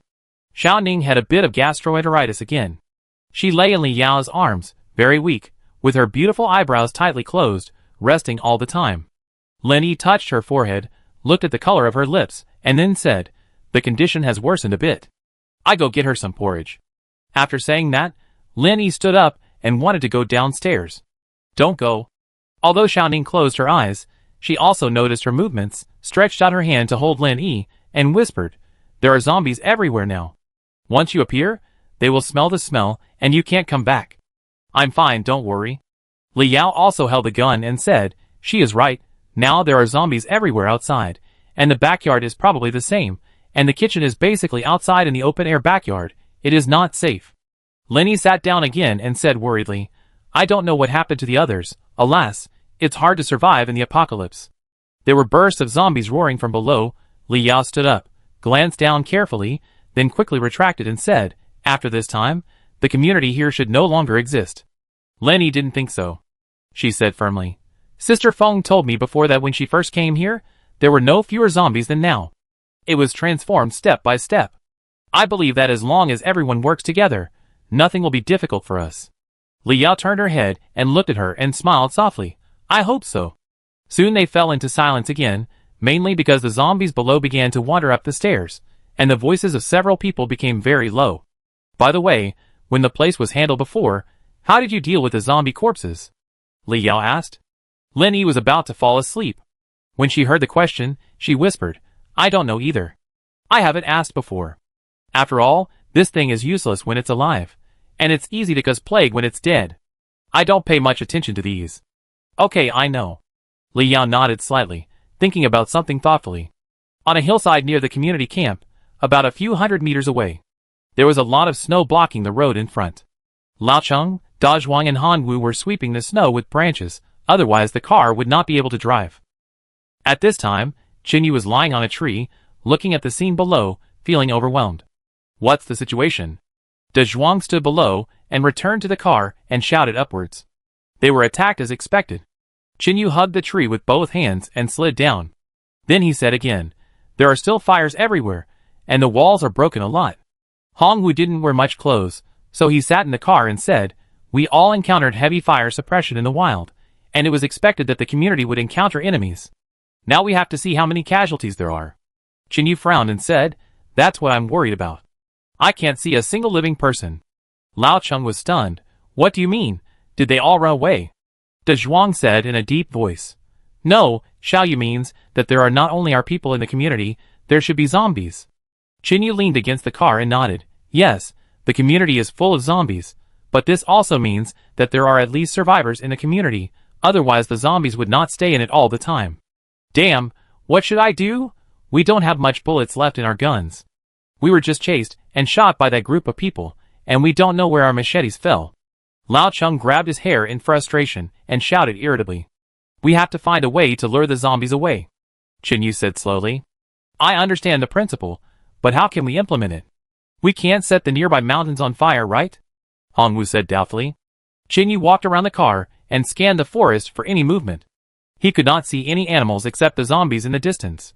What are you looking at, Xiaoyu? Dazhuang also opened the car door and got out, rubbing his hands and breathing out. Qinyu turned around. Since the zombie outbreak, how many animals have you caught in the forest? Hongwu was stunned. Although he didn't know why he asked this, he still told the truth. I only shot 2 birds with a slingshot, and I haven't seen anything else. Qinyu hummed and looked at Lao Cheng. What about you? Lao Cheng scratched his head. I haven't even shot a bird. A few months ago, I ran over a snake while driving on the road. I stewed a pot of snake soup at that time. It was so damn delicious. After getting the answer, Qinyu continued, it's the same for everyone. After the zombie outbreak, almost no animals were captured. This is mainly because the zombies in the forest will also feed on them, and the animals will also be infected, and then the spread will be even wider. Then Qinyu pointed to the area around the community and paused, saying, there are not too many animals in the woods over there. It can be said that they are basically zombies. As the saying goes, live by the mountain, eat by the mountain, live by the water, eat by the water. Now this saying is not easy to use. You mean, we really set the mountain on fire to lure the zombies away? De Zhuang understood his idea. Qinyu nodded and said, this is also a last resort. Otherwise, how can we deal with the zombies? I can guarantee that their number is no less than that of the island's warehouse. Besides, we have no food and our strength is almost used up. Lao Cheng said dejectedly, oh, next time, I have to put food in my pocket no matter what. I don't want to die of coldness. Wait, what the hell is that? He looked at a big rock in the distance, shouted suddenly, then opened the car door and stood outside, rubbed his eyes with the back of his hand, and continued excitedly, there is food. Qinyu walked over. What food? Then he saw the movement in the distance clearly. Hongwu also got out of the car, and a puzzled voice sounded. What? Qinyu turned his head and smiled and said, there is a python lying on the rock over there, but I am really curious why there are snakes in winter. Lao Cheng rubbed his palms, looked at the python opposite that was as thick as his arm, and said quickly, my grandfather said before that in winter, when the temperature rises, snakes will come out to bask in the sun, and when the temperature drops, they will return to the cave.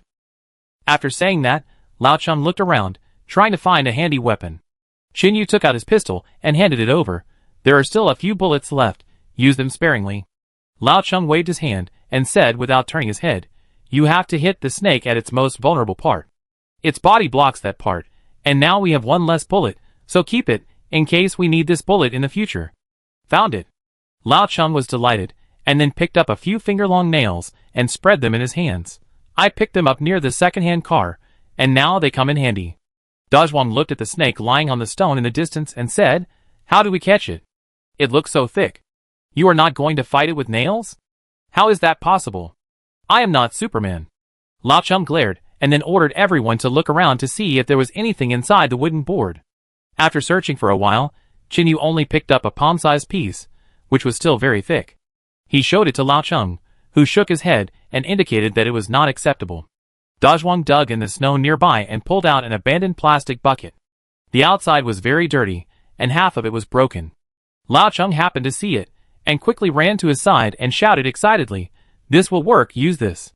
Then he went back to the car, put the plastic bucket and nails on the car body, turned around and said to the few people, next, I will teach you a trick, how to catch this kind of snake in the wild. Of course, if it is not for saving bullets, shooting is also okay. De Zhuang, make a fire. Lao Cheng shouted at him. Qinyu picked up some dry firewood and followed him. I help you.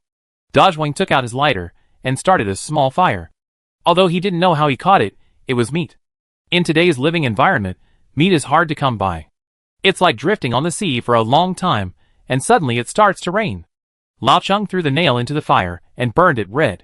Then he made chopsticks out of 2 thin branches, held the nail and stood upside down on the ground. Then he asked Hong Wu to use the middle part of the 2 branches to hold the bottom and fix it. Then Lao Cheng turned around and crushed the barrel, picked up a barrel piece that was 2 palms wide, and pressed it down on the nail. Since the nails were heated, they penetrated easily. According to this method, Lao Cheng quickly inserted all the nails, a total of 6 iron nails, inserted into the barrel with a small gap. Okay, done. Lao Cheng sprinkled a handful of snow to let it cool, then stood up and said, "What should we do next?" Qin Yu asked, standing beside him. "Like this." Lao Cheng squatted down, drew on the ground with his fingers, and spoke carefully. After more than a minute, he said to everyone, "How is it? Do you understand?" Dazhuang rubbed his hands, swallowed a little saliva and urged, "Hurry up, I haven't tasted snake meat yet. I didn't expect to have the opportunity to taste it after the zombie outbreak." Lao Cheng smiled and said, "You can't eat hot tofu in a hurry. In this case, let's act separately according to the method we just agreed on." The 4 people walked towards the stone where the python was basking in the sun, and went around a little. Qin Yu and Dazhuang stayed on each side of the snake more than 10 meters away, waiting for Lao Cheng to send a signal. Before starting the action, several people also discussed that the community was full of zombies now. They couldn't get in, and the people inside couldn't get out. They had been running around for so long without a break, so it would be better to replenish some physical strength outside, and then find a way to lure the zombies out. After all, the 4 of them had only eaten a little after a whole day. Lao Cheng took Hong Wu and followed the python's moving trajectory, staying at a farther position, looking around and said, "This is it, the snake should come from that side. Let's pick up some branches and block a distance on both sides. Be careful not to be attacked by zombies." The 2 acted quickly and finished it in a short while. Then Lao Cheng handed Hong Wu a 1-meter-long, arm-thick wooden stick and said, "When the snake jumps out of this pile of branches, you hit it with a stick, and then I will rush out to catch it. Be careful, if you don't hit it 7 inches, run away quickly." When Hong Wu heard this, a grown man was a little scared. "Well, I was bitten by a snake when I was a kid. You better come out quickly. If such a big snake attacks me, it will be bad if I stab it with the knife I used to stab the zombie." "Don't worry." Lao Cheng patted his shoulder, then walked behind a tree and gently shook the tree next to him towards Qin Yu. After receiving the signal, Qin Yu was ready to take action. There was a zombie lying on the ground, frozen stiff. He squatted down, broke off an arm, and then threw it at the big python. With a click, the zombie's broken arm fell 1 or 2 meters in front of the python. Instantly, it raised its head and stared at the front. After a moment, it crawled forward, moved its head closer, stretched out its tongue to smell it, and then circled around the arm. The sense of smell of snakes is on their tongues. They stretch out their tongues and touch the tiny odor particles in the air to distinguish different odors. Although it couldn't recognize the pile of things in front of it, it could smell a slight stench. After distinguishing it, the python turned its head and continued to return to the stone, where it could just get the sun's rays. 10 seconds later, the python also threw a zombie leg from the right side, but it used a little more force and hit the snake directly. As soon as it came into contact, the python twitched quickly, then tightly wrapped around the zombie's calf, trying to cut it off. There was a snap, and the python's wrapping force was so terrifying that the zombie's leg broke into several sections. This is why Lao Cheng never planned to catch it directly. Such a thick python, if it wrapped around an adult man, would definitely kill him. The python continued to sniff the zombie meat in front of it, and suddenly, as if it had sensed something, it broke away and circled back to the cave. Hong Wu hid behind the pile of branches and heard the friction sound on the ground. He was as tense as a string, staring at the exit with full concentration. Suddenly, a fist-sized snake head appeared and moved forward a little. Then it noticed Hong Wu's presence, turned its head, and opened its mouth towards him, hissing, "Look at you, Em?" Hong Wu was most afraid of snakes, so he held the stick with both hands and hit it hard. With a clang, the snake was a little confused by the hit, and then it reacted and rushed towards Hong Wu quickly. Chapter 189. Hong Wu dropped the stick and ran away. The python chased after him. When passing a big tree, Lao Cheng circled and appeared behind the snake, holding a plastic sheet in his hand, and pounced on it. While the python was staring at Hong Wu, Lao Cheng sneaked up from behind and instantly pressed the snake's head with a plastic sheet. The 6 nails on it were quickly inserted into the snake's head. The snake was attacked, and the whole body twisted quickly, trying to break free. But Lao Cheng pressed it tightly, holding it with his left hand, and picked up a stone with his right hand and smashed it down, but because the ground was soft, the snake still had vitality. Its almost 5-meter-long body quickly wrapped around Lao Cheng's body, wrapping him up in an instant. Lao Cheng felt the pain of his muscles being compressed and quickly yelled, "Don't run! Come back and help me!" But Hongwu had a huge psychological trauma from being bitten by a snake, so he ran a little far away for a while. When he heard the call for help and turned back, he stumbled and fell. Fortunately, the other 2 people arrived quickly. Qinyu stepped forward and held the snake's head tightly to prevent it from breaking free. De Zhuang hurried over to grab the snake's body with his hands and tried to loosen it a little. Soon, Hongwu also limped over and started to pull hard together. But Lao Cheng's face was already red, and he shouted hurriedly, "It can't be opened. Use fire. Use fire." De Zhuang heard this, and quickly took the lighter to burn the snake's body. The next second, the snake opened its body and swung its tail towards his hand, and the lighter in his hand instantly fell to the side. The snake was really too big. They didn't have a clean dagger, and they wanted to save some bullets. For a while, the combined strength of the 4 people couldn't subdue it. Qinyu gritted his teeth, pulled out his pistol and prepared to shoot at the snake's head, but Lao Cheng reached out and grabbed him, and shouted anxiously, "Zombies! Zombies are coming, don't use the gun." Qinyu turned his head, and saw 7 or 8 zombies wandering over from the woods in the distance. If the gunshots were heard, more would surely gather. The gun was useless, and the zombies were coming soon. Qinyu looked around and suddenly saw a basketball-sized stone on the ground. He ran over to pick it up, and then smashed it at another stone on the ground. If I remember correctly, he had seen how primitive people made stone axes in the movies before. After 3 consecutive smashes, he finally got a stone with a relatively flat and sharp edge. Qinyu ran back with it, knelt on his legs, and suddenly raised it up and smashed it at the snake's head. It instantly pierced the snake's body, splitting it in 2. After just a moment, the snake lost its strength, and then Da Zhuang and Hongwu rescued Lao Cheng without much effort. "It's really not easy to get a bite to eat," Qinyu sat aside and said with a sigh of relief. Then he used a branch to pull the plastic sheet apart. The snake's head was still moving, opening its mouth up and down to bite. Lao Cheng took a few deep breaths, waited for his reaction, and then he said viciously, "I must make this snake into a full snake feast, damn it." Da Zhuang saw that nothing happened and the snake had been killed, so he chuckled and said, "Don't think about how to eat the snake yet. Let's go quickly. After this fight, the zombies are coming." After hearing this, several people came forward and each of them lifted a section of the snake body and ran towards the car. After they left, a zombie walked to the previous position, knelt down, reached out to pick up the snake head, and stuffed it into his mouth. The snake head triggered a nerve reaction, and bit the zombie's lips fiercely. The 4 people drove the car, not deliberately heading towards the community, but circling around. The zombies nearby were basically led into the community by the zombie swarm, and there were relatively fewer outside. Soon, several people drove to the southeast of the community, under a stone bridge. After parking the car, the 4 people were carrying the snake and were about to go there. Lao Cheng stopped in the area in front of the bridge, lowered his head, and squatted down to touch the ground, frowning. "What's wrong?" Qinyu saw him stop, so he turned around and asked. The other 2 also followed him back. "What's wrong? Did you find any traces?" Lao Cheng carried the snake on his shoulder, pointed at the ground with his right hand, and said, "Look here, do you see anything?" Qinyu also squatted down and looked carefully, and then said, "It looks like something crawling over. A bit like a snake?" After saying that, Qinyu suddenly stood up, his face full of disbelief. "Damn, is this true? If such a big mark is a snake, why are we struggling? We have to invite Godzilla out to solve the problem." It's no wonder Qinyu reacted so strongly, but this trace is almost exactly the same as the trace near the python he killed just now. It looks irregular, and sliding on it. Lao Cheng also looked solemn.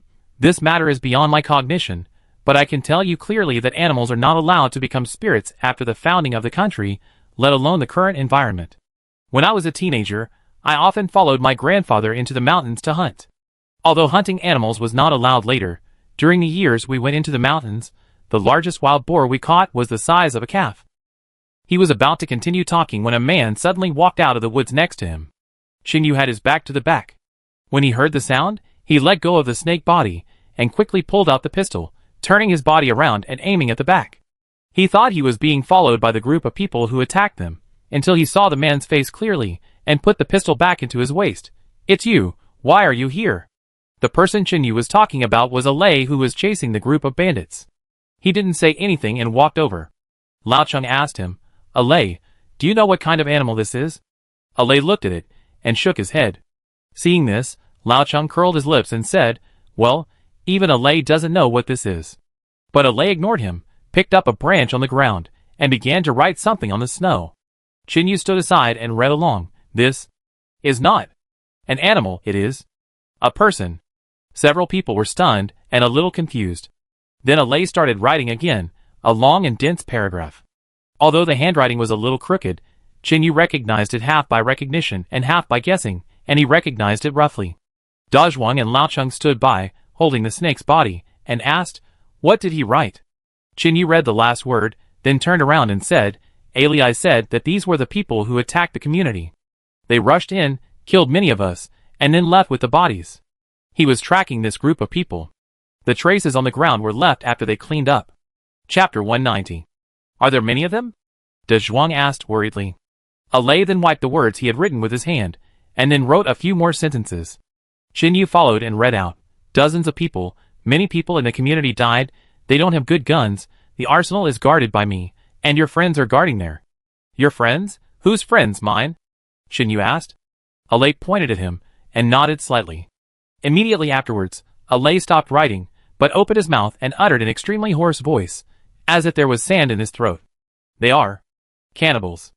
The four of them were shocked when they heard the news, but soon, they were relieved.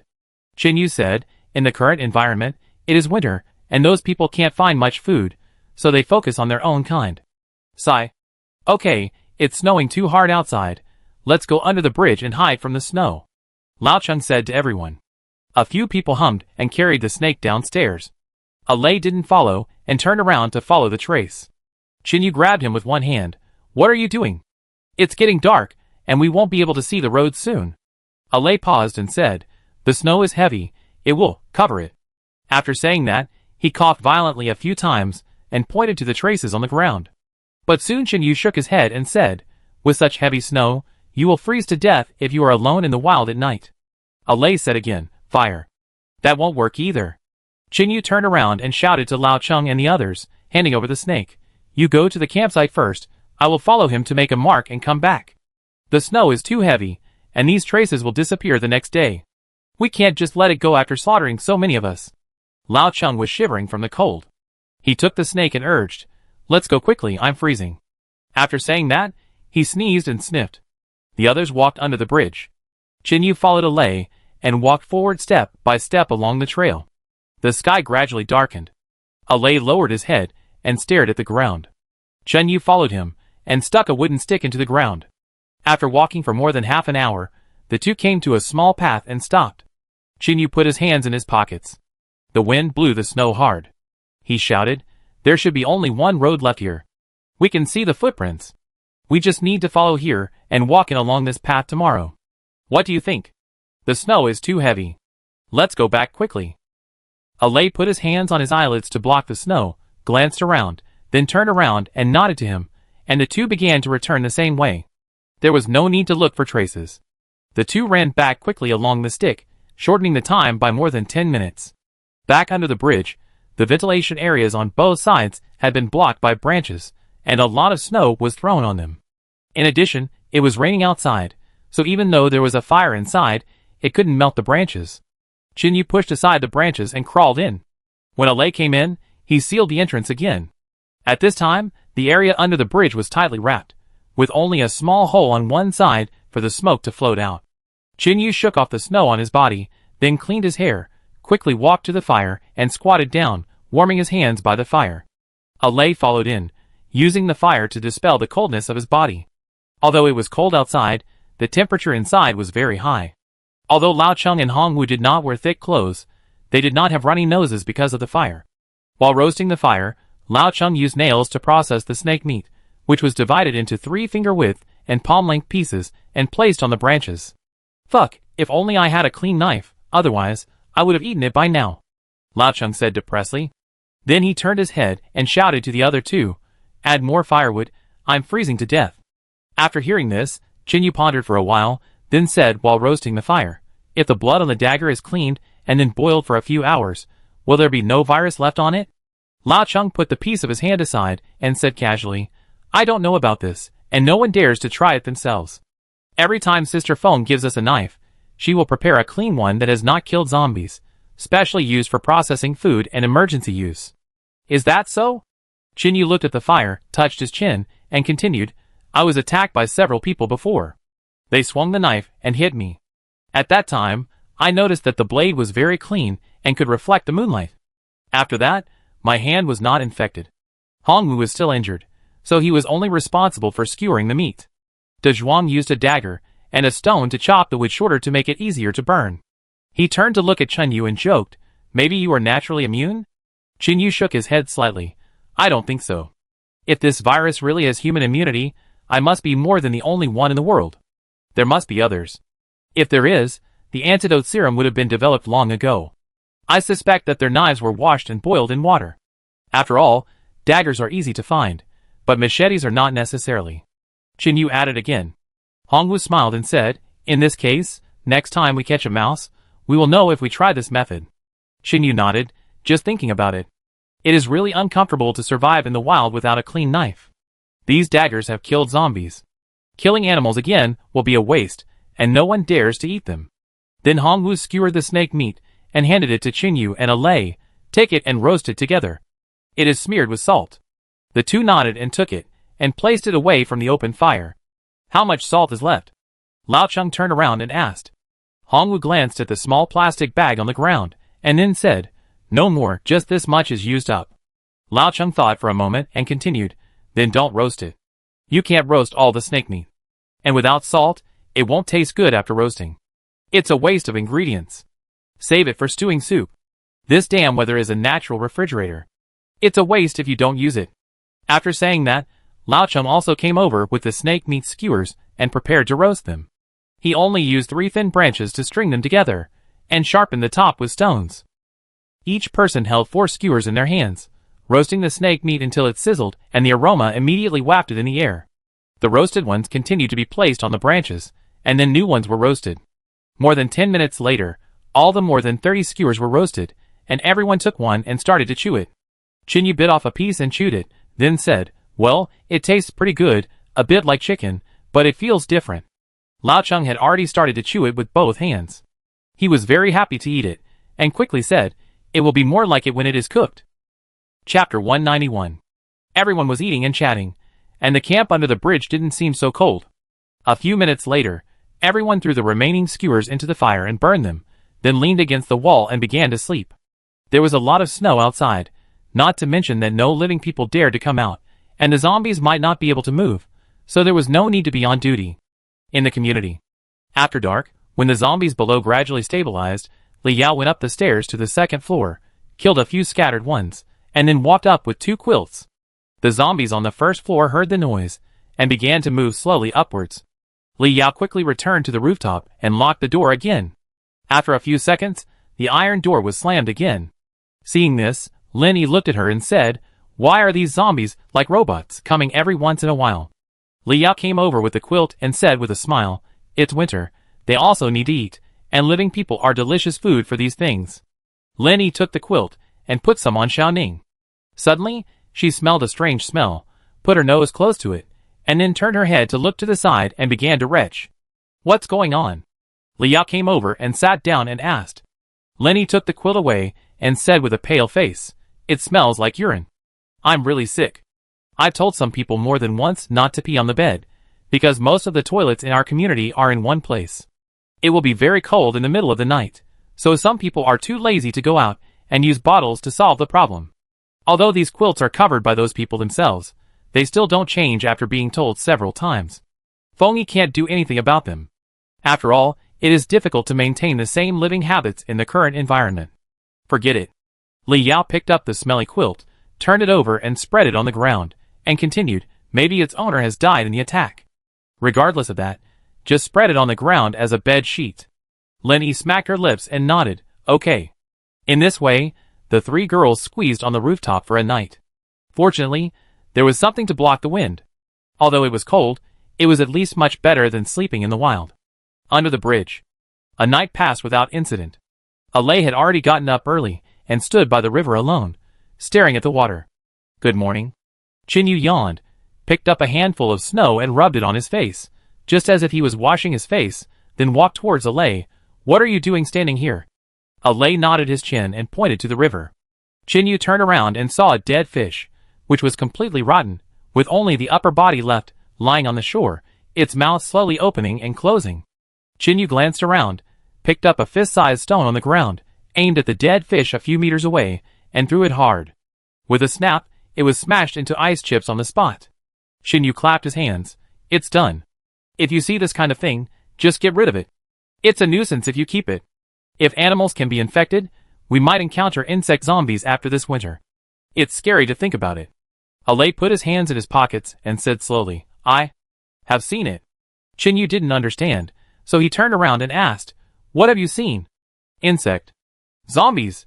Chinyu was startled and was about to continue asking questions when a man walked out from under the bridge and shouted to them, The snow has stopped. Let's make a plan for the next step. Okay, I'll be right there. Chinyu turned around and shouted. He then continued to look at Alay, but seeing that he started to cough slightly again, Chinyu thought for a while, and still didn't ask any more questions. He changed his words. When you return to the community, you can write it down slowly when you have time. Let's go back to the bridge first. When they got to the bottom of the bridge, the fire had become very small. De Zhuang went to pick up some dry firewood, but then, he couldn't stand the cold and quickly slipped back. Everyone gathered around the fire, talking about something. Seeing Chinyu and the others coming in, Lao Cheng turned around and said, What we are discussing now is to drive around the community, light a place every 10 meters or so, and lure out the zombies inside. De Zhuang has a different opinion, and we are not sure. Chenyu came over and squatted, smiling and said, What do you think, brother De Zhuang? Tell me. De Zhuang said, Driving is a bit of a waste of gasoline. In this way, the zombies are lured out, and the gasoline is almost used up. In my opinion, I will tie a cloth strip on the bow and arrow, pour some gasoline, and shoot the zombies outside, and then Hongwu will run through that place, and use the smell of living people to lure the outside away. Chinyu nodded as he listened. It's like the butterfly effect, right? The zombies outside leave, which in turn drive the zombies behind, and then drive the zombies inside. De Zhuang said seriously, Yes, that's it. Lao Cheng spoke at this moment. What if the zombies outside don't notice Hongwu at all, and continue to walk inside, and ignite the zombies inside? They move around, and may even burn down the houses in the community. Hongwu was a little overwhelmed by the gunshot wound for 2 days. His lips were slightly pale, and he said softly, I can get closer, it's okay.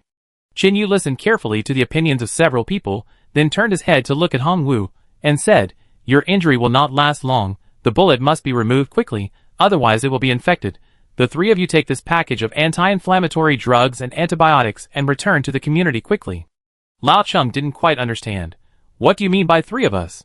Are you 2 going with us? Chinyu shook his head slightly. Ali has followed the trail of the cannibals. I will follow him to find a way to see if I can deal them a heavy blow.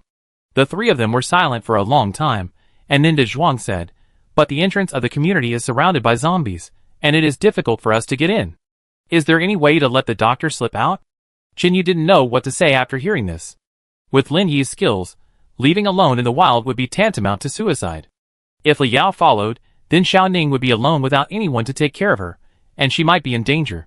For a moment, Chinyu was a little annoyed. If there was a walkie-talkie, we wouldn't be so blind. Alay sat beside him without saying anything. He picked up a branch and wrote on the ground, There is a secret passage. Lao Cheng leaned over to take a look and was surprised. When did this happen? How come I didn't know there was such a thing in the community? I dug it before, and few people know about it. Alay wrote another sentence. Chinyu took a look and said with a smile, This way, the danger is eliminated. You go in through the secret passage first, then bandage your wounds, and come out to lure those zombies. Chapter 192. Since the solution has been found, the few people stopped talking and treated the wounds first before considering the next step. Near the car on the bridge, Da Zhuang drove the car and prepared to leave with Lao Cheng and Han Wu. Ali had already drawn the location of the secret passage for them in advance.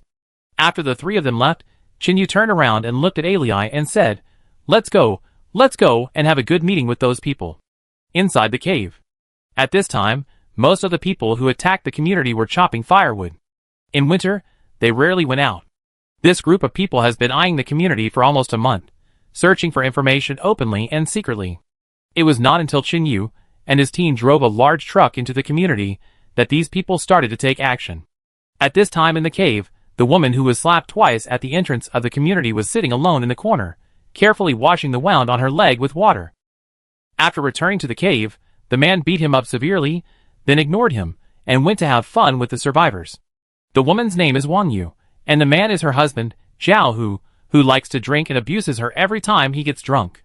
Although the two were already divorcing before the apocalypse broke out, the timing was very unfortunate. Just after getting the divorce certificate, zombies began to appear on the street. Zhao Hu took Wang Yu's son away immediately, and forced her to leave with him.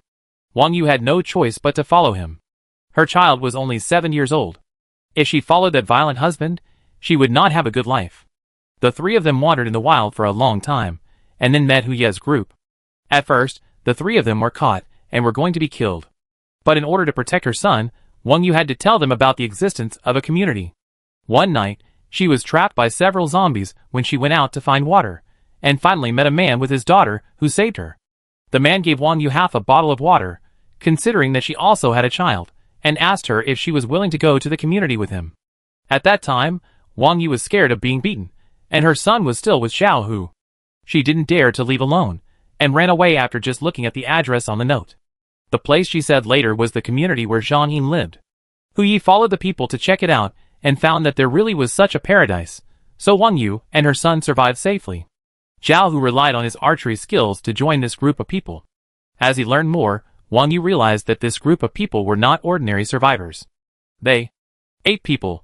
Wang Yu had never eaten their food, preferring to dig earthworms and roast them herself. But in order to torture her, Zhao Hu even tricked their biological son into saying that it was roasted wild boar meat. The son Luoluo didn't know the reason and ate it just like that. Wang Yu's spirit was tortured and collapsed for a time, close to the point of madness. She couldn't accept her children eating human flesh, so she became silent and sat alone in a dark corner, looking out of place. In the center of the cave, Mr. Hu was lying on a big rock with an animal's skin underneath. He leaned over to the man next to him and pouted, "Zhao Hu, your wife still refuses to eat our food."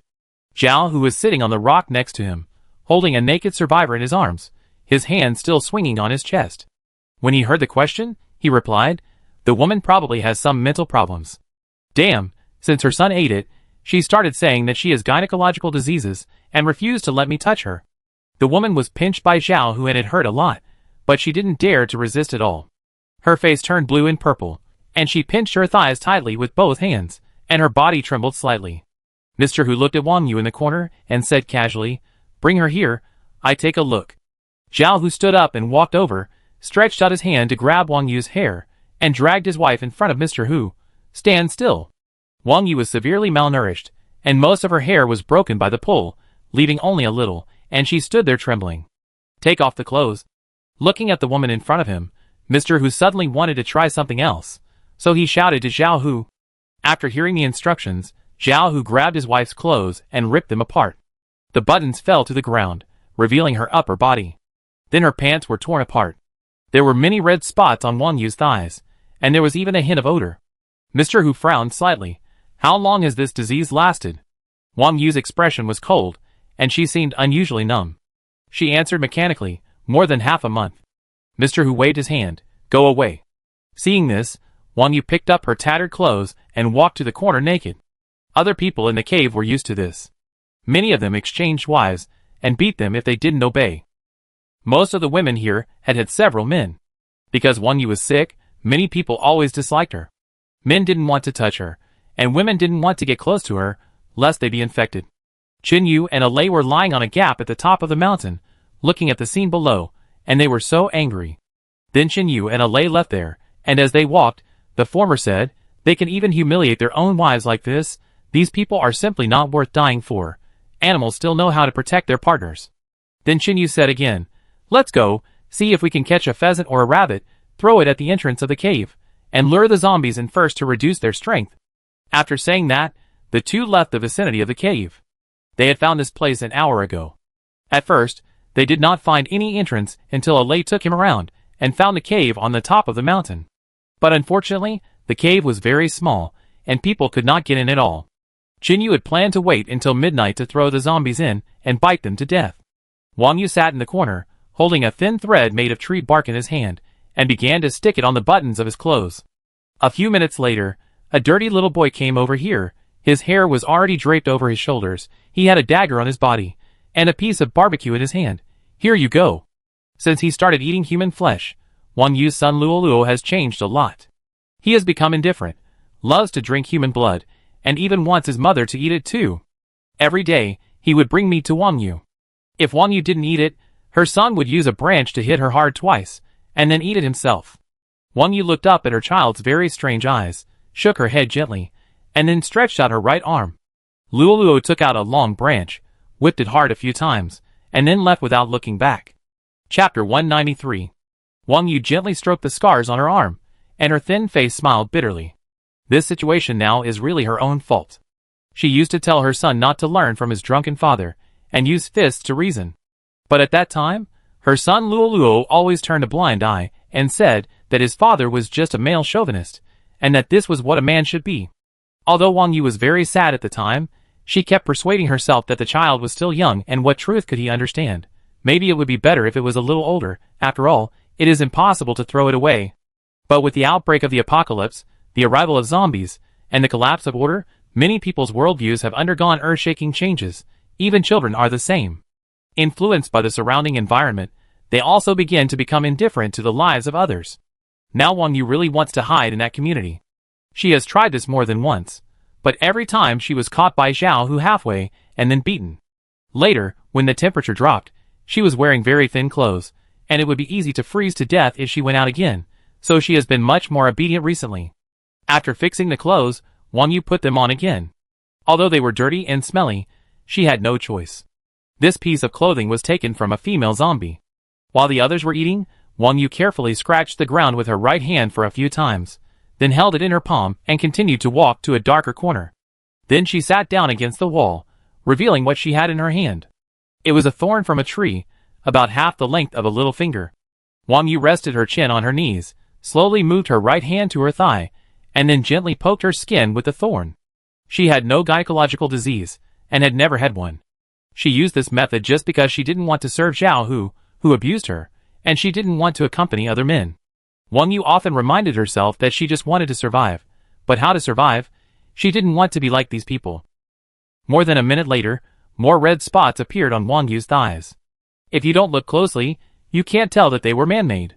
She stayed quiet for dozens of seconds, and when those people ran to eat, Wang Yu used her hands to open a layer of soil on the ground and took out the bedbugs inside. Crush it with your hands, then wipe it on your pants. When he reached into the pit again, he found that it was the last one, and then his stomach started to growl again. Buried the barb in the pit, Wang Yu glanced in other directions, then picked up a stick next to him, held a wall with one hand, and limped towards the cave exit. A man who was holding a palm in his hand and chewing food saw the scene, turned his head and joked to Zhao Hu next to him. I say, Lao Zhao, are you really okay? Your woman doesn't eat our food, and doesn't play with us, and now she's out digging earthworms again. If it's up to me, you should just squat to pee in the future.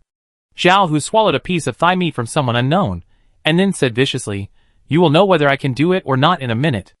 After that, Zhao Hu walked to the man, grabbed the woman's arm beside him, and walked behind a curtain. The woman was eating meat with her head down, and was suddenly lifted up. She was startled, then picked up the food that fell on the ground, and followed Zhao Hu staggeringly. She was used to it. At the exit, Wang Yu pushed aside a small branch with difficulty, and then climbed out. She didn't dare to open a bigger hole, otherwise the cold wind would pour in, and she would be locked outside again tonight. If it happened again, she would definitely die. After coming out, Wang Yu carefully covered the hole, then hugged his shoulders tightly with both hands, and walked to a dark place. A few dozen meters away, Chen Yu and Alei built a small shed to block the fire, and the two sat there quietly waiting for the opportunity. Suddenly Alei picked up a small piece of snow, threw it at Chen Yu, and then looked in a certain direction.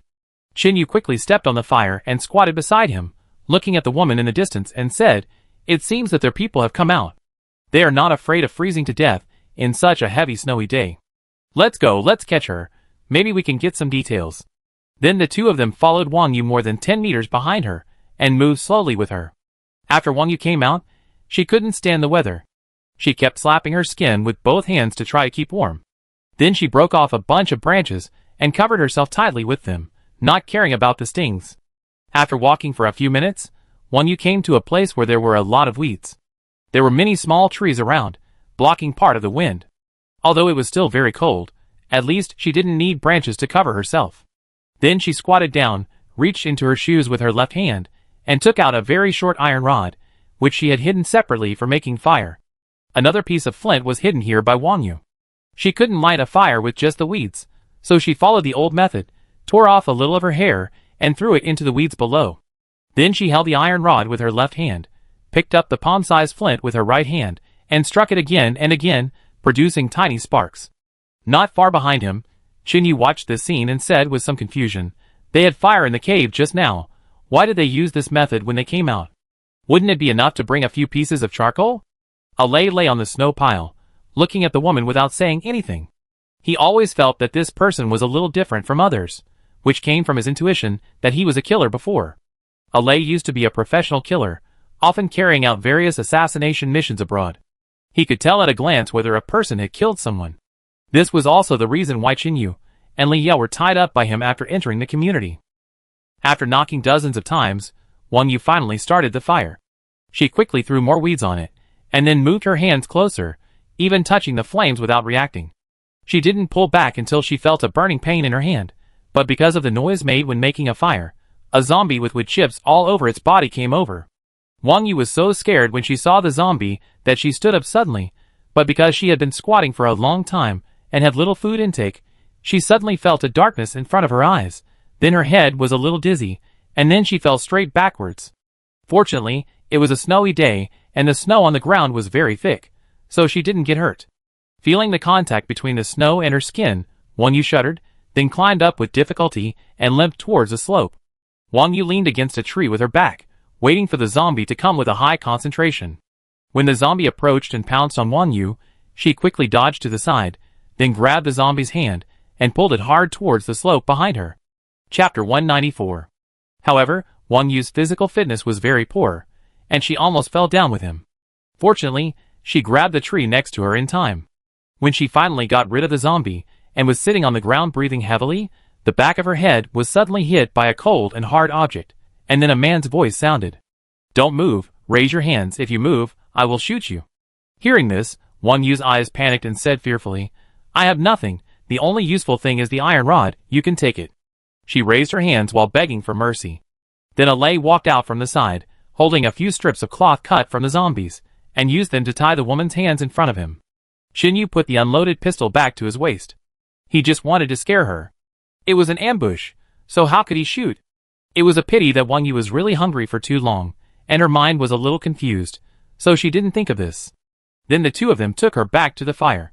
Qin Yu continued to add a few more firewood, sat cross-legged and asked, "Tell me about your situation. If I am in a good mood, I will leave you a whole body." Wang Yu stood in front of them trembling, a little confused. "Say, what to say?" Qin Yu said coldly, "Are you pretending to be stupid?" After saying that, he picked up a red-hot thin wooden stick and poked it directly at the woman's leg in front of him. Qin Yu did not show any mercy to these things that eat human flesh. Ah! Wang Yu was burned and wanted to run back quickly, but Alei appeared behind her and kicked her in the stomach.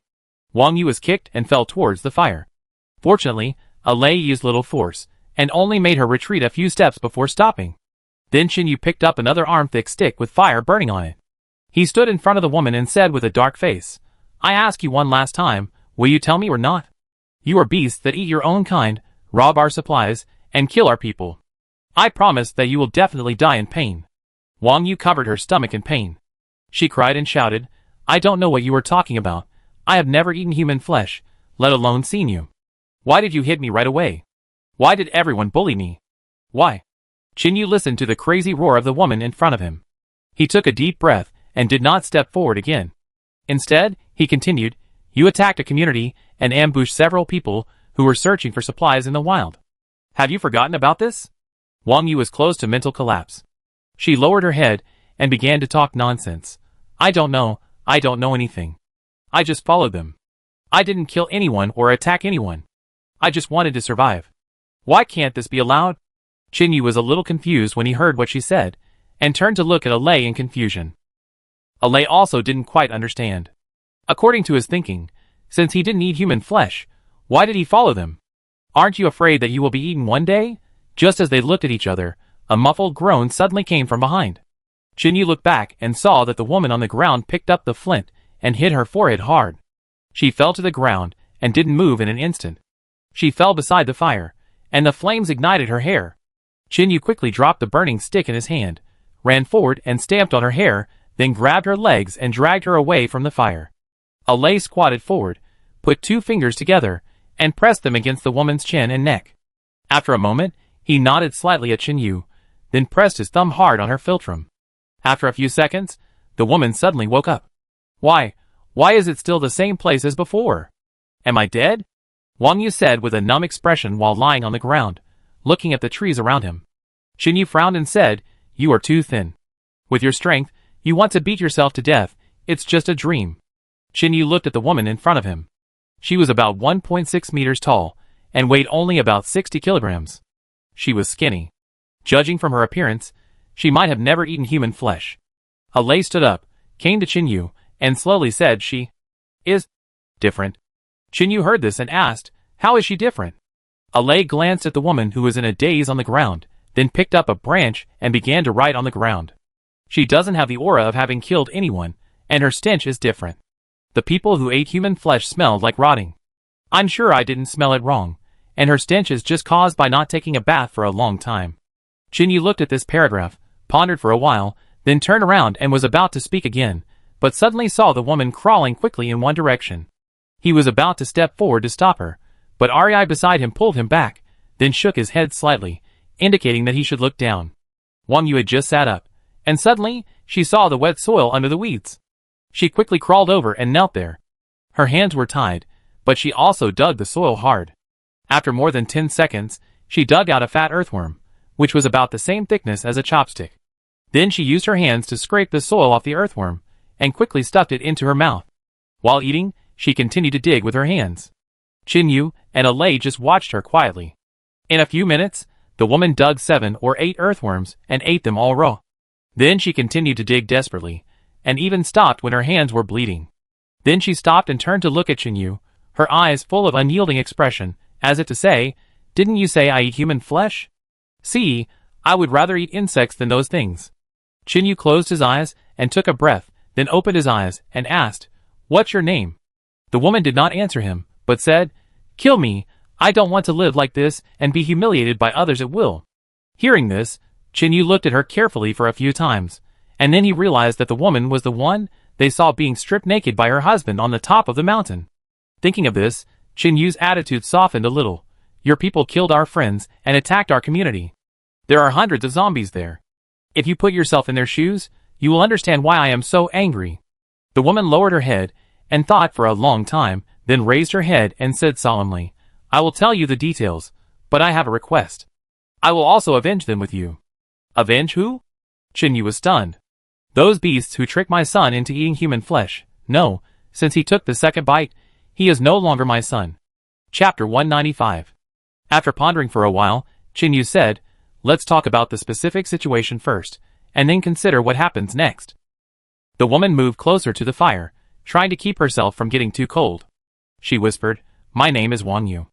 I don't know how many days I've been in contact with this group of people. It's probably been quite a while. At that time, they said they were a survival organization that could provide us with a camp to survive. Considering that winter was coming, we had no choice but to follow them and leave." Chin-Yu listened to her story, and then interrupted her before she finished. "Wait, how many people were there at the beginning?" Wang Yu warmed her hands by the fire and whispered, 3. "In addition to my son, there was also my ex-husband. After the divorce, he took my child away first. I had no choice but to follow him. Now I think it's really ridiculous. If I had made up my mind to leave, I might be in your community now." Chin-Yu took a few pieces of wood picked up by Alei, added them to the fire and continued, "The community doesn't accept everyone." Wang Yu looked up at him. "After the outbreak of the apocalypse, I haven't killed even one animal. So what?" Chin-Yu also stared at her and said calmly, "What's the use of being soft-hearted? Now kindness will only hurt you and even the people around you." After what happened recently, Yu began to feel that if he had been a little more ruthless and killed Lu Qing directly that night, he could have left with everyone afterwards. More people could also take care of him, and Long should have survived. Although we just met, we are all people who are trying to survive. Wang Yu thought for a while and said, "You make sense, I understand it now." Qin Yu hummed, "It's not too late now. How many people are there in total?" "Almost 100 people, but some of you died in the last attack, and the specific account has not been settled. For their group, the dead are not considered people, but just food waste." "You still eat your own people?" Qin Yu frowned and asked. Wang Yu looked at a rotten log on the ground next to her. There was a fat white worm the size of a little finger moving around inside it. She stuck a stick into it and roasted it over the fire, then said, normally, "Don't eat it." Qin Yu curled his lips. "You are really getting worse and worse as you grow older. You are really no different from animals." Wang Yu roasted the worm until it was browned, then ate it in one bite, and then continued to search in the log, trying to find more. Alay saw this, and took out a clean cloth bag from his pocket. After opening it, there was a small half of roasted snake meat inside. Although it was cold and hard, it was much better than the worm. He walked forward, squatted down, and handed the thing in his hand over. Qin Yu saw this and shouted, "What are you doing? She may not be worthy of our trust." Alay turned his head and whispered, "I believe my intuition." After saying that, he started coughing again. Wang Yu listened to what they said, and then pushed the meat back. "You keep it, I don't need it." Alay didn't say anything, put the thing on the ground, and then stood up and walked towards the other direction of the forest. Wang Yu looked at Alay's back and asked, "Where is he going?" Qin Yu walked forward, put the meat away, and put it back in his pocket. He didn't trust this woman at the moment, so giving her food was out of the question. He said, "It's none of your business. Go on. How many weapons do you have?" Although Wang Yu was dissatisfied with the attitude of the man in front of him, he knew what kind of people he was surrounded by, so he endured and continued, "Weapons? Most people use bows and arrows, daggers and the like. Only a few of Mr. Hu's men have guns. Oh, they also have a gun that looks very big. I don't know what it is." Qin Yu listened to this information and thought about what they said in the old city last time. The group had a big machine gun. It seemed that according to the current situation, the woman did not lie. Seeing this, Qin Yu handed the meat back to her. "This is snake meat. It has been roasted. You can eat it after heating it up. Continue talking." Wang Yu looked at him hesitantly, and did not take the next step. "Do you want to eat it?" Qin Yu asked impatiently. He might be much better to his friends, but he really didn't have the patience to serve others. "Eat." "Of course." Wang Yu wiped her thighs with her hands a few times to clean the dirt, and then quickly took it. She leaned in to smell it, then swallowed unconsciously, and then quickly bit it. As the aroma of meat entered her mouth, Wang Yu cried excitedly, "It's really delicious." Obviously, animal meat is also delicious. Why do they have to eat human meat? Why? While shedding tears, she gnawed on the half-snake meat. Qin Yu glanced at her, then sat down and slowly said, "But when they are extremely hungry, some people completely abandon their principles as human beings, and the first thing they want is to survive. In the famine era a long time ago, cannibalism also occurred, but at that time, food was scarce and many people were forced to do nothing. But now it is different. Although it is the end of the world, there are still many supplies abandoned in the city. As long as you have the ability to clean up the zombies, you can always find some." Wang Yu chewed each bite of meat for a long time, and finally swallowed it when she felt that it had no taste at all. Then she thought of something, and put the remaining part of the snake meat into her pocket without eating it. Qin Yu looked at her action and asked curiously, "Why don't you eat it?" "Although it is not easy to spoil in winter, it will spoil easily after a long time." Wang Yu raised her head, her eyes were red, but her face was excited and said, "I will bring it to Luo Luo to eat. As long as he tastes other meat, he may change back. At that time, my son will come back to me again. It will definitely work. He is just too hungry, and has to eat human flesh. I believe he will change." Qin Yu felt mixed emotions. As a mother, she still fantasized that her child could change for the better. Perhaps this is her nature. She can't bear to do it until the last step. He didn't say anything more about this, and let her do what she wanted. As the saying goes, humans rarely learn lessons from past events, and Wang Yu began to persuade herself again, unwilling to give up her child. Next, Wang Yu told Qin Yu everything in detail about the cave, such as where the water was placed, where the survivors were locked up, and even the secret passage for leaving. After more than 10 minutes, Qin Yu listened to this information, thought for a long time, and then said to her, Well, I get you something. You go back and sprinkle it in the water source, and see if it has any effect. Chapter 196. After saying that, Jinyu walked towards a zombie frozen in the snow. Since the surroundings were frozen, the zombie in front of him could only move its upper body, and its movements were extremely slow, trying to grab Chinyu's body. He picked up a wooden stick on the ground, and then knocked its arm off with one stick. Then Chinyu picked it up and walked back, leaving the zombie to continue swinging there. Why don't you kill it? Wang Yu asked in a low voice. Leave it there. If the snow melts one day, it will come out. Chinyu looked around and picked up a stone with a slightly concave surface. He picked it up with both hands and moved it to the fire. Then he sat down and said, We don't come here to do activities. In other words, even if the zombies come out, they will threaten your group. I wish there were more of them. Wang Yu said oh, and didn't say anything else. She picked up a handful of snow from the snow next to her and put it close to the fire, trying to melt it. What are you doing? Even if it melts, you can't drink it. The snow in the wild is very dirty. Who knows if the zombies have stepped on this side? Chinyu broke the zombie's finger and was about to knock it down when he saw Wang Yu's action, so he asked. My face is a little dirty. Although I am a little ridiculed for being clean now, I still want to keep my face as good as possible. Just think of it as a woman's nature. Wang Yu answered in a low voice and continued to melt the snow. Then he held a small part in his left hand, dipped a little water on his right finger, and gently wiped it on his face. But because his hands were tied, his movements seemed very awkward, and most of the water on his hands spilled. Wang Yu was not angry about this, but instead got some more snow and continued to melt it into water. Chinyu thought for a moment. The woman in front of him was very thin and weak. She even dealt with the zombies by pushing them down the hillside. She should not be a threat to him. Then Chinyu stood up and walked over. He carefully cut the cloth strips on her hands with a knife and threw them into the fire. He said, Be careful, don't get the water in your eyes. Wang Yu saw him untie her and said gratefully thank you. Chinyu hummed, put the zombie's finger by the fire to soften it a little, then threw it into the sunken stone and began to beat it carefully with a wooden stick. It looked like pounding garlic. A few minutes later, Chinyu had mashed the zombie's finger into a pile of black meat paste, which was very smelly. Wang Yu also finished smearing his face, sat on the ground and watched his movements carefully, and whispered, Can you tell me your name? No. Chinyu was very straightforward, and then used a piece of wood to roll the meat paste into the size of a cherry.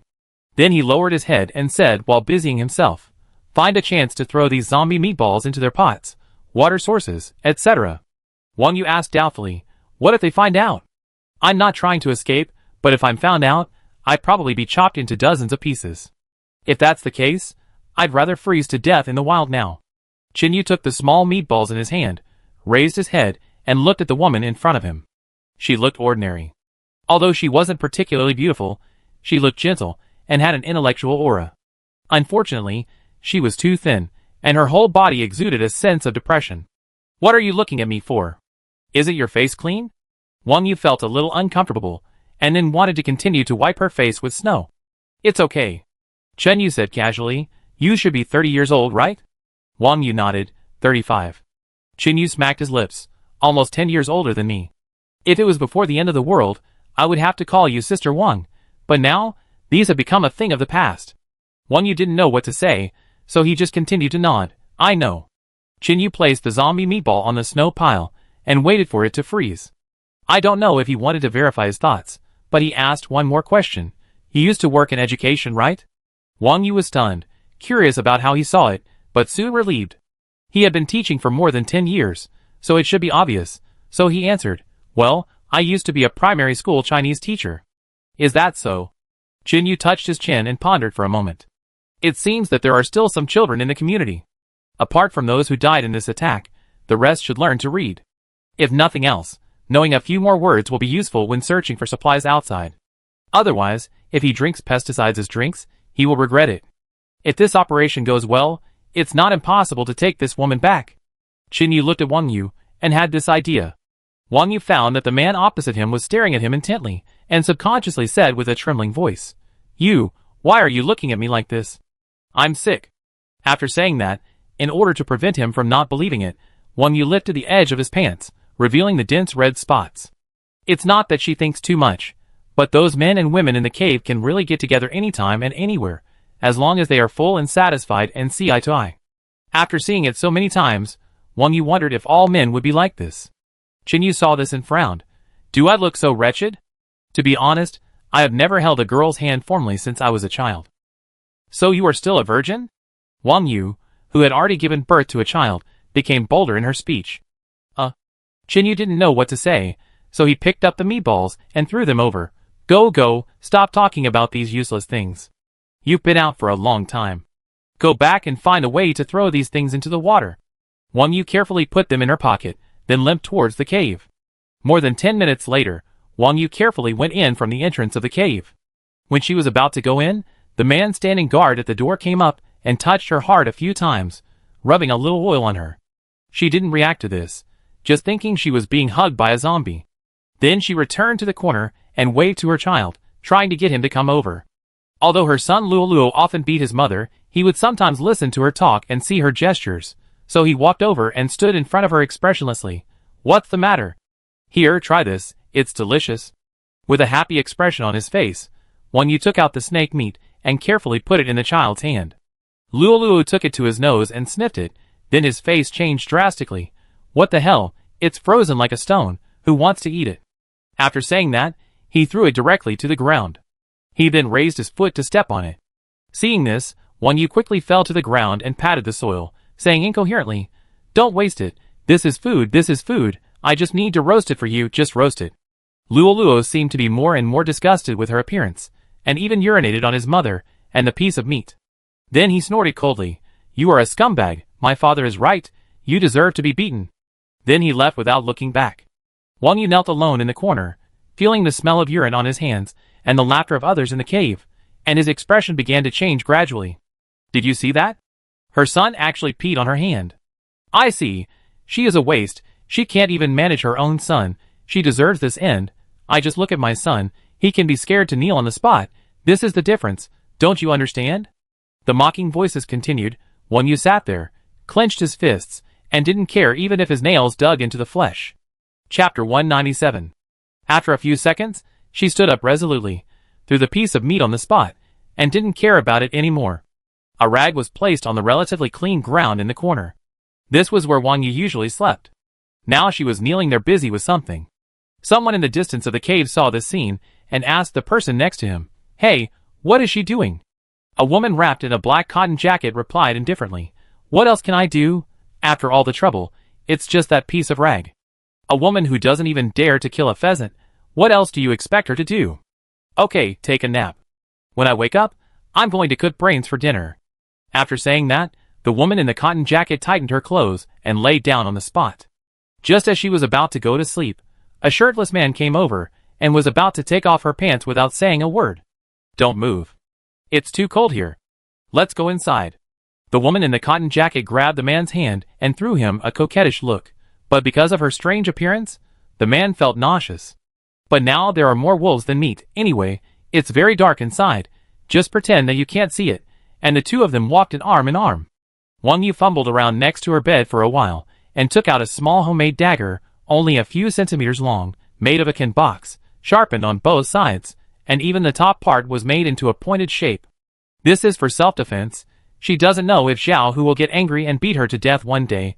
After all, Wang Yu knows her physical condition very well, and she will feel pain for several days if she bumps occasionally. Confirming that her knife is still there, Wang Yu put it on her chest, where there is a small inner pocket, which she made with tree bark, just right for hanging the knife. Then, Wang Yu turned around, pinched 2 zombie meatballs with her thumb, and slowly walked towards the water source. As soon as she approached, there were several women drinking water there. After they finished, they saw Wang Yu coming and deliberately walked away with half of the broken bowl. When a woman passed by her, she deliberately spit on the ground. You stink like a toilet, how can you stay here? Another girl with short hair pulled her hand and said, Don't talk about her, she is also very pitiful, everyone will be a mother in the future. Hearing this, the woman who had just spit rolled her eyes and said, With this rotten environment, why should I give birth to a child? Give birth to a child to suffer like me. Then she and the others left without looking back, taking the drinking bowl with them. The short-haired girl saw this and hesitated for a while, then walked to Wang Yu's side, handed her a bottle cap, and said in a low voice, This is for you. Although it's not as convenient as a bowl, you can always drink some water if you try a few more times. Your hands are dirty, And you may get sick if you drink the water directly. Wang Yu looked at her panicked eyes, and did not reach out to take it. The short-haired girl gritted her teeth, took a step forward, took her right hand, stuffed the bottle cap in and ran away. Returning to the others, the woman who had just spit slapped her in the face and said viciously, "Did you give her food? I saw it all. Wait, I tell Master Hu." Hearing this, the short-haired girl was so scared that she went forward and hugged her legs and begged, "No, I didn't give her food. I just gave her a piece of paper to wipe the wound. Don't tell Master Hu. So sister, can I help you wash clothes?" After saying that, the short-haired girl ran to her bed, picked up a pile of clothes, and walked to an area where water was dripping. There was a lot of snow piled there, and she would use the water to wash after it melted. "Okay, calm down. She doesn't have any food on her." Someone else stepped forward to persuade her. Wang Yu held the bottle cap in his hand, then squatted beside the water source, slowly scooped a little water, and began to drink. Then, while others were not paying attention, he changed his hand to touch the water surface, and then threw a zombie meatball into it, which sank directly to the bottom of the water without causing any ripples. The blood from the zombies could easily contaminate food, not to mention water. It dissolved in the water in just a dozen seconds. Then Wang Yu gritted her teeth and turned to walk towards the barbecue area, where a large pot was set up, and a pot of human flesh soup was boiling. Others squatted nearby with bowls in their hands and drooling, waiting to eat. In their eyes, this was a pot of delicious food, but when Wang Yu approached, she only smelled a stench from the bottom of her heart. Others watched her walk over and unconsciously started discussing. "She doesn't want to eat our meat. Why is she here?" "Oh, you don't understand. If I were to ask you, when people are extremely hungry, there is nothing they won't eat. I heard that someone once cooked and ate their own child." "Really? Are you lying to me?" Someone obviously didn't believe it. "I don't know either. Anyway, I heard it from others. Go, move aside. She's coming." As Wang Yu approached, everyone else was scared, mainly because she often emitted a foul odor. Although this group of people also had it, they were used to it and actually disliked other smells. A man holding a large shovel was stirring the meat in the pot. He was the chef here. When Wang Yu approached, he taunted, "Wow, what a rare guest." Wang Yu smiled a little and said humbly, "I didn't dig up any earthworms today. I don't know if it's because it's too cold. Brother, can you let me try this?" The chef ignored her and turned to look at the center of the cave. Mr. Hu was lying there smoking, and several women were massaging him. Uncle Hu saw the scene in the distance and nodded slightly. The chef received the instruction, and then scooped up a palm-sized piece of meat with a shovel. Because there was no seasoning, the meat was light white and seemed to be uncooked. Wang Yu put her hands together slightly, and as soon as she approached, the chef poured the meat directly on it. "It's so hot!" Wang Yu exclaimed, and her palm bounced away as soon as it touched the meat. While there was a lot of steam at the mouth of the pot, she turned her hand downward and immediately sprinkled the meatballs in. In the cave, Chen Yu saw this scene and said softly, "Wang Yu is quite smart. She knows how to use this method." Alei also nodded, indicating that it was indeed possible. Although the method was good, her end was miserable.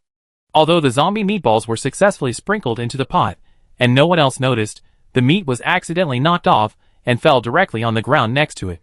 Seeing this, the others were immediately angry and yelled at her to get out. When the chef saw that the meat was wasted, he was afraid of being blamed, so he took a shovel and hit Wang Yu. Chapter 198.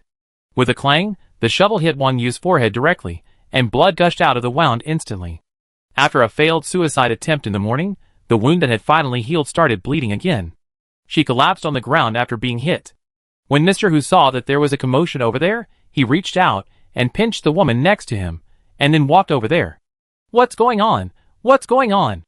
The woman who had spitted earlier added fuel to the fire and said, "Mr. Hu, she said that this meat is not for human consumption, and asked us not to eat it." Before she finished speaking, Master Hu grabbed her hair and pulled it down suddenly.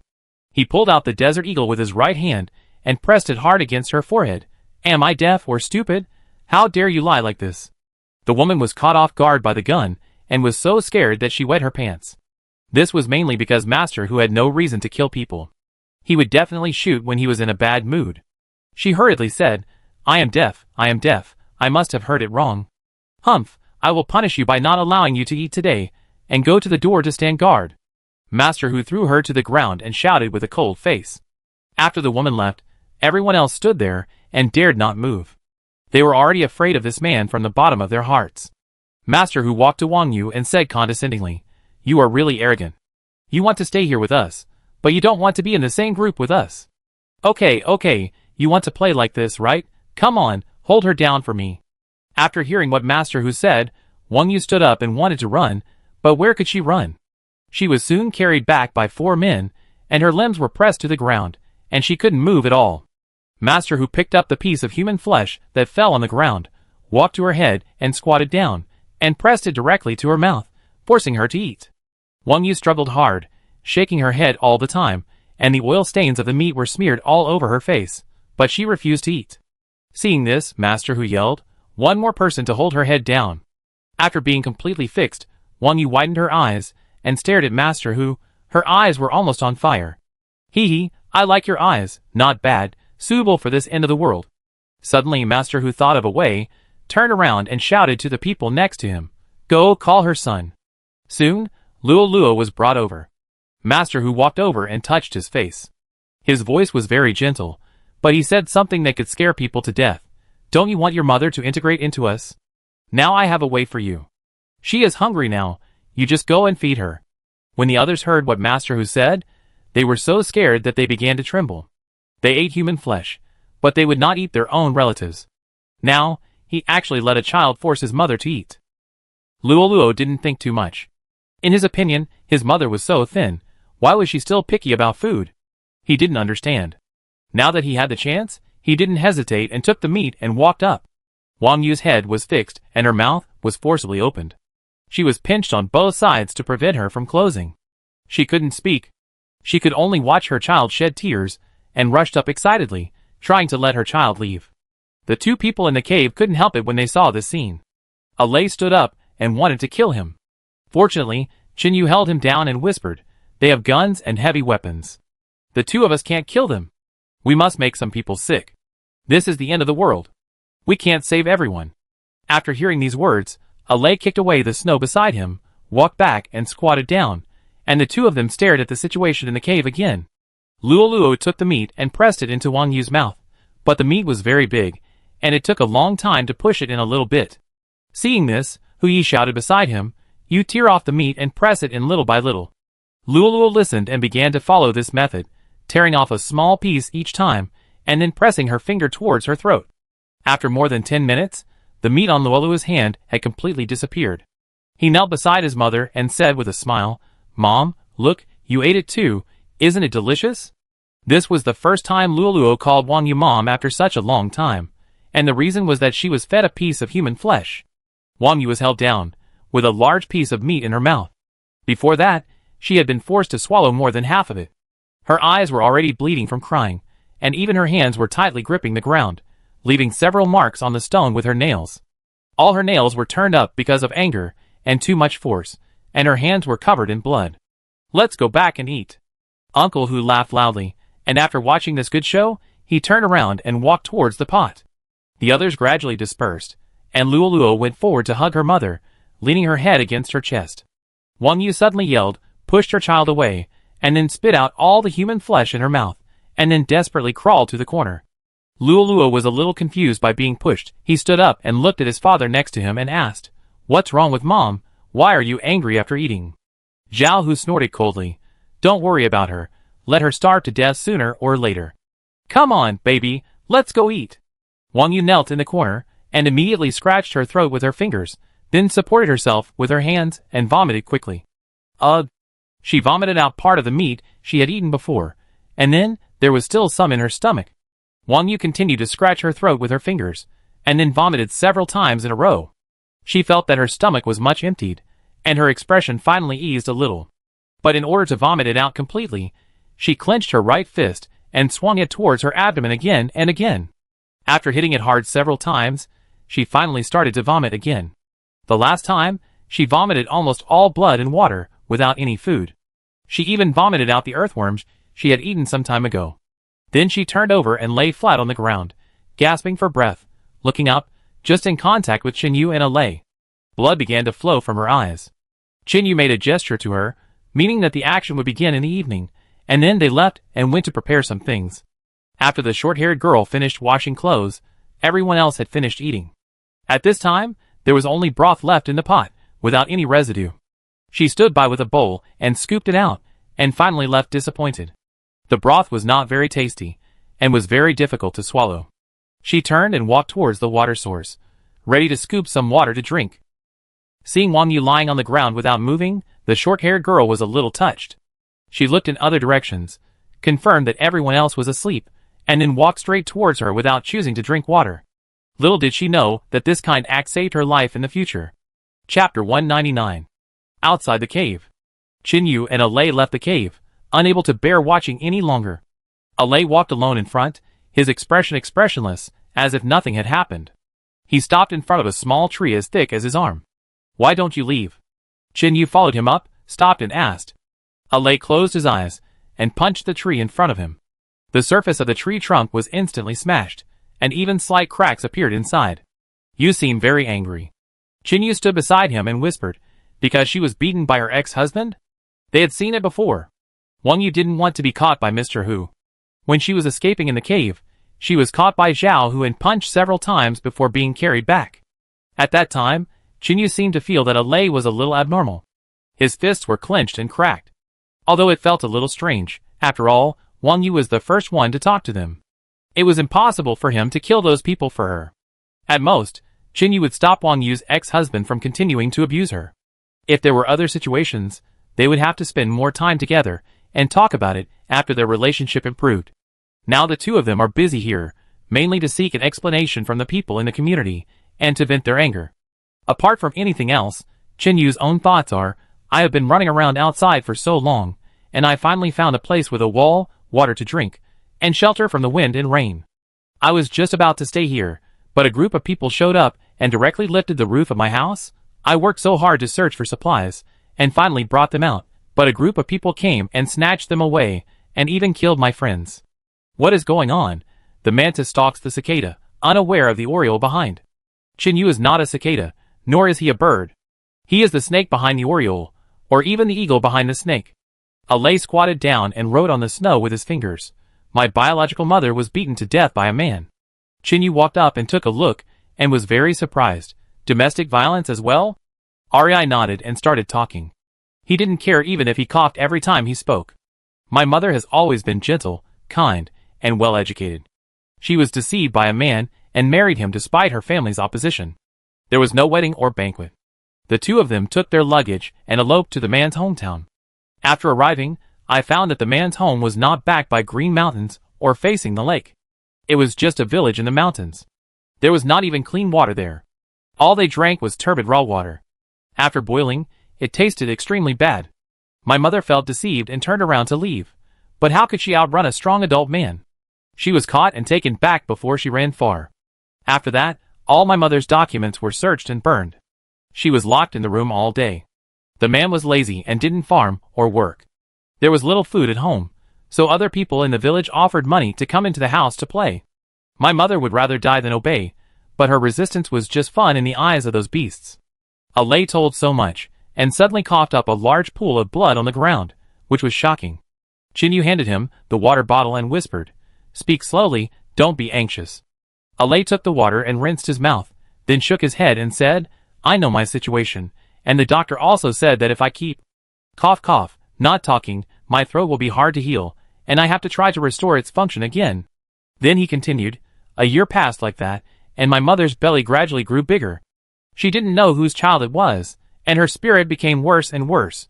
A dozen men in the village all claimed that the baby was theirs, and people came to deliver food to her every day. The women in those villages are all pitiful people. Most of them were abducted like this, and some were simply bought. The whole village gathered together to prevent them from escaping." Qin Yu listened quietly, not knowing what to say. He himself was an orphan. When he was a child, he was beaten dozens of times by street vagrants for a piece of bread.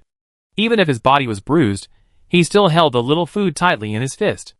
Alei suddenly turned around and looked at Qin Yu and said, "I don't care who is my father. For me, there is only one mother in the word parents, and that is my mother.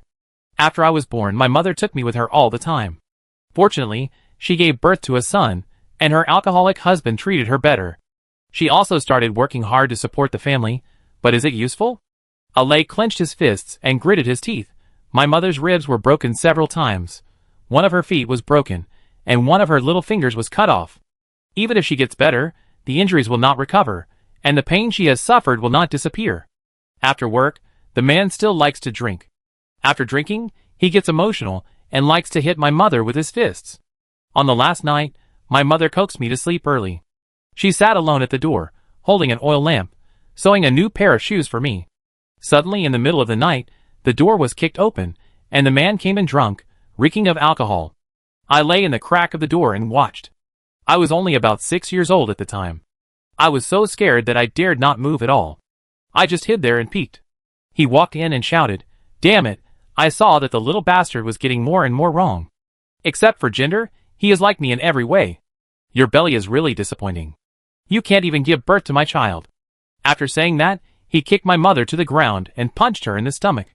Alay lowered his head and continued to speak without any emotion. My mother bit her arm tightly to prevent me from hearing, but the man seemed to be tired of beating her and wanted to use a stick instead. But, Alay suddenly became excited when he said this. "Slow down, don't be anxious." Chinyu reached out and patted him on the back. Alay took a few deep breaths and continued, "But I hid the wooden stick in the corner and didn't want him to beat my mother again." The man looked for the stick everywhere, but couldn't find it, so he found the iron rod on the window. My mother wanted to cut off the iron rods with a saw to escape, but after giving birth to me, she didn't think of leaving. One end of an iron rod was sawed off, and the man stood on a stool and shook it desperately, and actually got the rusty iron rod off, then turned around and swung it at my mother. Because of the iron rod, my mother soon stopped struggling and stared at me with wide eyes, but I was very scared and didn't dare to go out at all. Chapter 200. Just like that, my mother was beaten to death in front of my eyes. Ali was extremely angry when he thought of the woman in the cave, who was also beaten by her ex-husband. My mother had been dead for several minutes, and he was still beating the body. In the end, it was completely smashed beyond recognition. Then he wanted to come in and kill me. Fortunately, he had drunk a lot of wine. When he pushed the door open and walked in, he was tripped by the door frame. I picked up a stool on the ground and hit him on the neck, then ran out desperately. I don't know how long I ran, but after dawn, I found a large stone tablet in front of me. I didn't think much about it, and ran over directly. Later I found out that it was the borderline. I left from an abyss, and stepped into another hell. It's not appropriate to tell you what happened next. Anyway, what you need to know is that I met Xiaoyi later. Although I lost her again, I also stepped into another world. I became a killer. After Alay finished speaking, his face regained its calmness. Killer? Chinyu was slightly startled. I have only seen it in movies before, but this profession really exists in real life. Alay nodded slightly and said, "The movie is still too bland. In reality, the training of killers is very cruel. When each child enters, they will undergo simple training, and then the 12 children will be locked in a primeval forest with many traps, mines, and the like. There is only one key to open the door, and whoever gets it first will survive. Every 12 hours, the instructors of the assassin organization will send 10 poisonous snakes inside. They are food and also a means of eliminating people. After a full month, a small thermobaric bomb will be dropped inside." Chinyu was stunned when he heard this. He had never thought that there were really assassins in the world before. He asked curiously, "What is a thermobaric bomb?" Alay said slowly, "Thermobaric bombs are conventional weapons second only to nuclear weapons. The assassin organization is far from being as weak as you think. They are very formal. They are usually listed companies. They make money secretly to train assassins to carry out high-priced tasks, and then continue to improve their facilities. There are many professional military talents, top hackers, and various retired mercenaries. They have improved the thermobaric bombs and made them into a smaller type. Even so, the power is terrifying. It can instantly drain the oxygen of 3 football fields, and the air in the human body will also be completely drained. So hiding in there, and hoping to survive and kill others is impossible. The only way to get out is to fight, kill non-stop, and step on the corpses of 11 other people of the same age." Hearing this, Chinyu was deeply touched. He really couldn't imagine that the ordinary man standing in front of him was actually a famous international killer. Alay glanced at him and said, "Do you wonder why an ordinary person like me with ordinary looks has killed so many people?" Chinyu was stunned for a moment, but still nodded and said, "Yes, I thought they were all tough guys like those in the movies, handsome and good at fighting. When a killer executes a mission, he pays attention to completing the goal with the fastest efficiency, simple and clean." Ar took out a dagger, swung it quickly in his hand, and then threw it in one direction, instantly hitting a squirrel, and then said, "Before that, you need to scout the location and plan the evacuation route, etc. If you look too outstanding, you will be easily targeted." Because my mother's hatred has always been in my heart, I participated in 3 training sessions and fought my way out. Then I became a core member and began to perform various inhuman experiments around the world. At the age of 15, I was qualified to perform tasks. The next day I sneaked back to my country, back to the village I had been thinking about day and night. Unfortunately, most of the people in it had left, leaving only a few women. I left them some money as a thank you for taking care of my mother. Later, I followed the clues step by step to find out. It's ridiculous to say that those who used to buy and sell women and bully women have transformed themselves into workers struggling to survive in the city. Alay smiled contemptuously. They want to start over, but how can my dead mother start over? How can the woman who was bought into the mountains by them come back? The man, with the people in the village, took a few jobs on the construction side at first, and finally became a disciple of a person with a background. He got bigger and bigger, and even lived in a villa and drove a luxury car. Hearing this, Jinyu suddenly thought of something. He said in disbelief, "A few years ago, a murder case that shocked the whole country occurred in a city. 16 people died overnight. The bodies were left standing under a willow tree, and the lower body was chopped off. The murderer is still at large. I didn't expect it was you who did it?" Alay nodded slowly. "Yes, this group of people deserve to die." Jinyu heard the news and walked back and forth, rubbing his hands. 16 families, only men, were kidnapped. I found it very strange when I watched the news. Why didn't the murderer kill the women and children? Logically, with such a large-scale massacre, everyone should have died. Some people deserve to die, and some don't. Alay replied softly, "I thought about it. After another year of mission abroad, I will escape from the organization, transfer money to my mother's parents, and then turn myself in and reunite with my mother and son underground. But then zombies appeared and the end of the world broke out. You won't suddenly start killing people and attack me, right?" Chunyu asked nervously. Alay shook his head and said, "Of course not. I have lost that identity for many years. Now I am just a survivor in the end of the world." "Okay." Jinyu nodded hesitantly. He really didn't smell any different smell on Alay. Suddenly Jinyu saw the joints of his hands. His eyes lit up, and he stepped forward and said, "What is this in your hand?" Alay looked down, shook his head, and then pointed to his throat, indicating that he didn't want to talk anymore. He said too much today. Jinyu held his hand and looked at it. "You don't need to talk, just listen to me. This thing is a bit like grease." After saying that, Jinyu dipped a little bit of the bark with his finger, put it under his nose and smelled it, and said in surprise, "This is really oil." Then he walked around the tree and said with a smile, "I remember, this is a pine tree. Peel off the bark, make a hole in the trunk, and oil will drip down. I don't know much about the other uses of rosin oil, but I know one thing, that is, it can be used for burning very well." Jinyu scraped a little bit of the trunk with his hand, and it was very sticky in his hand. He said excitedly, "We can barbecue them in the cave."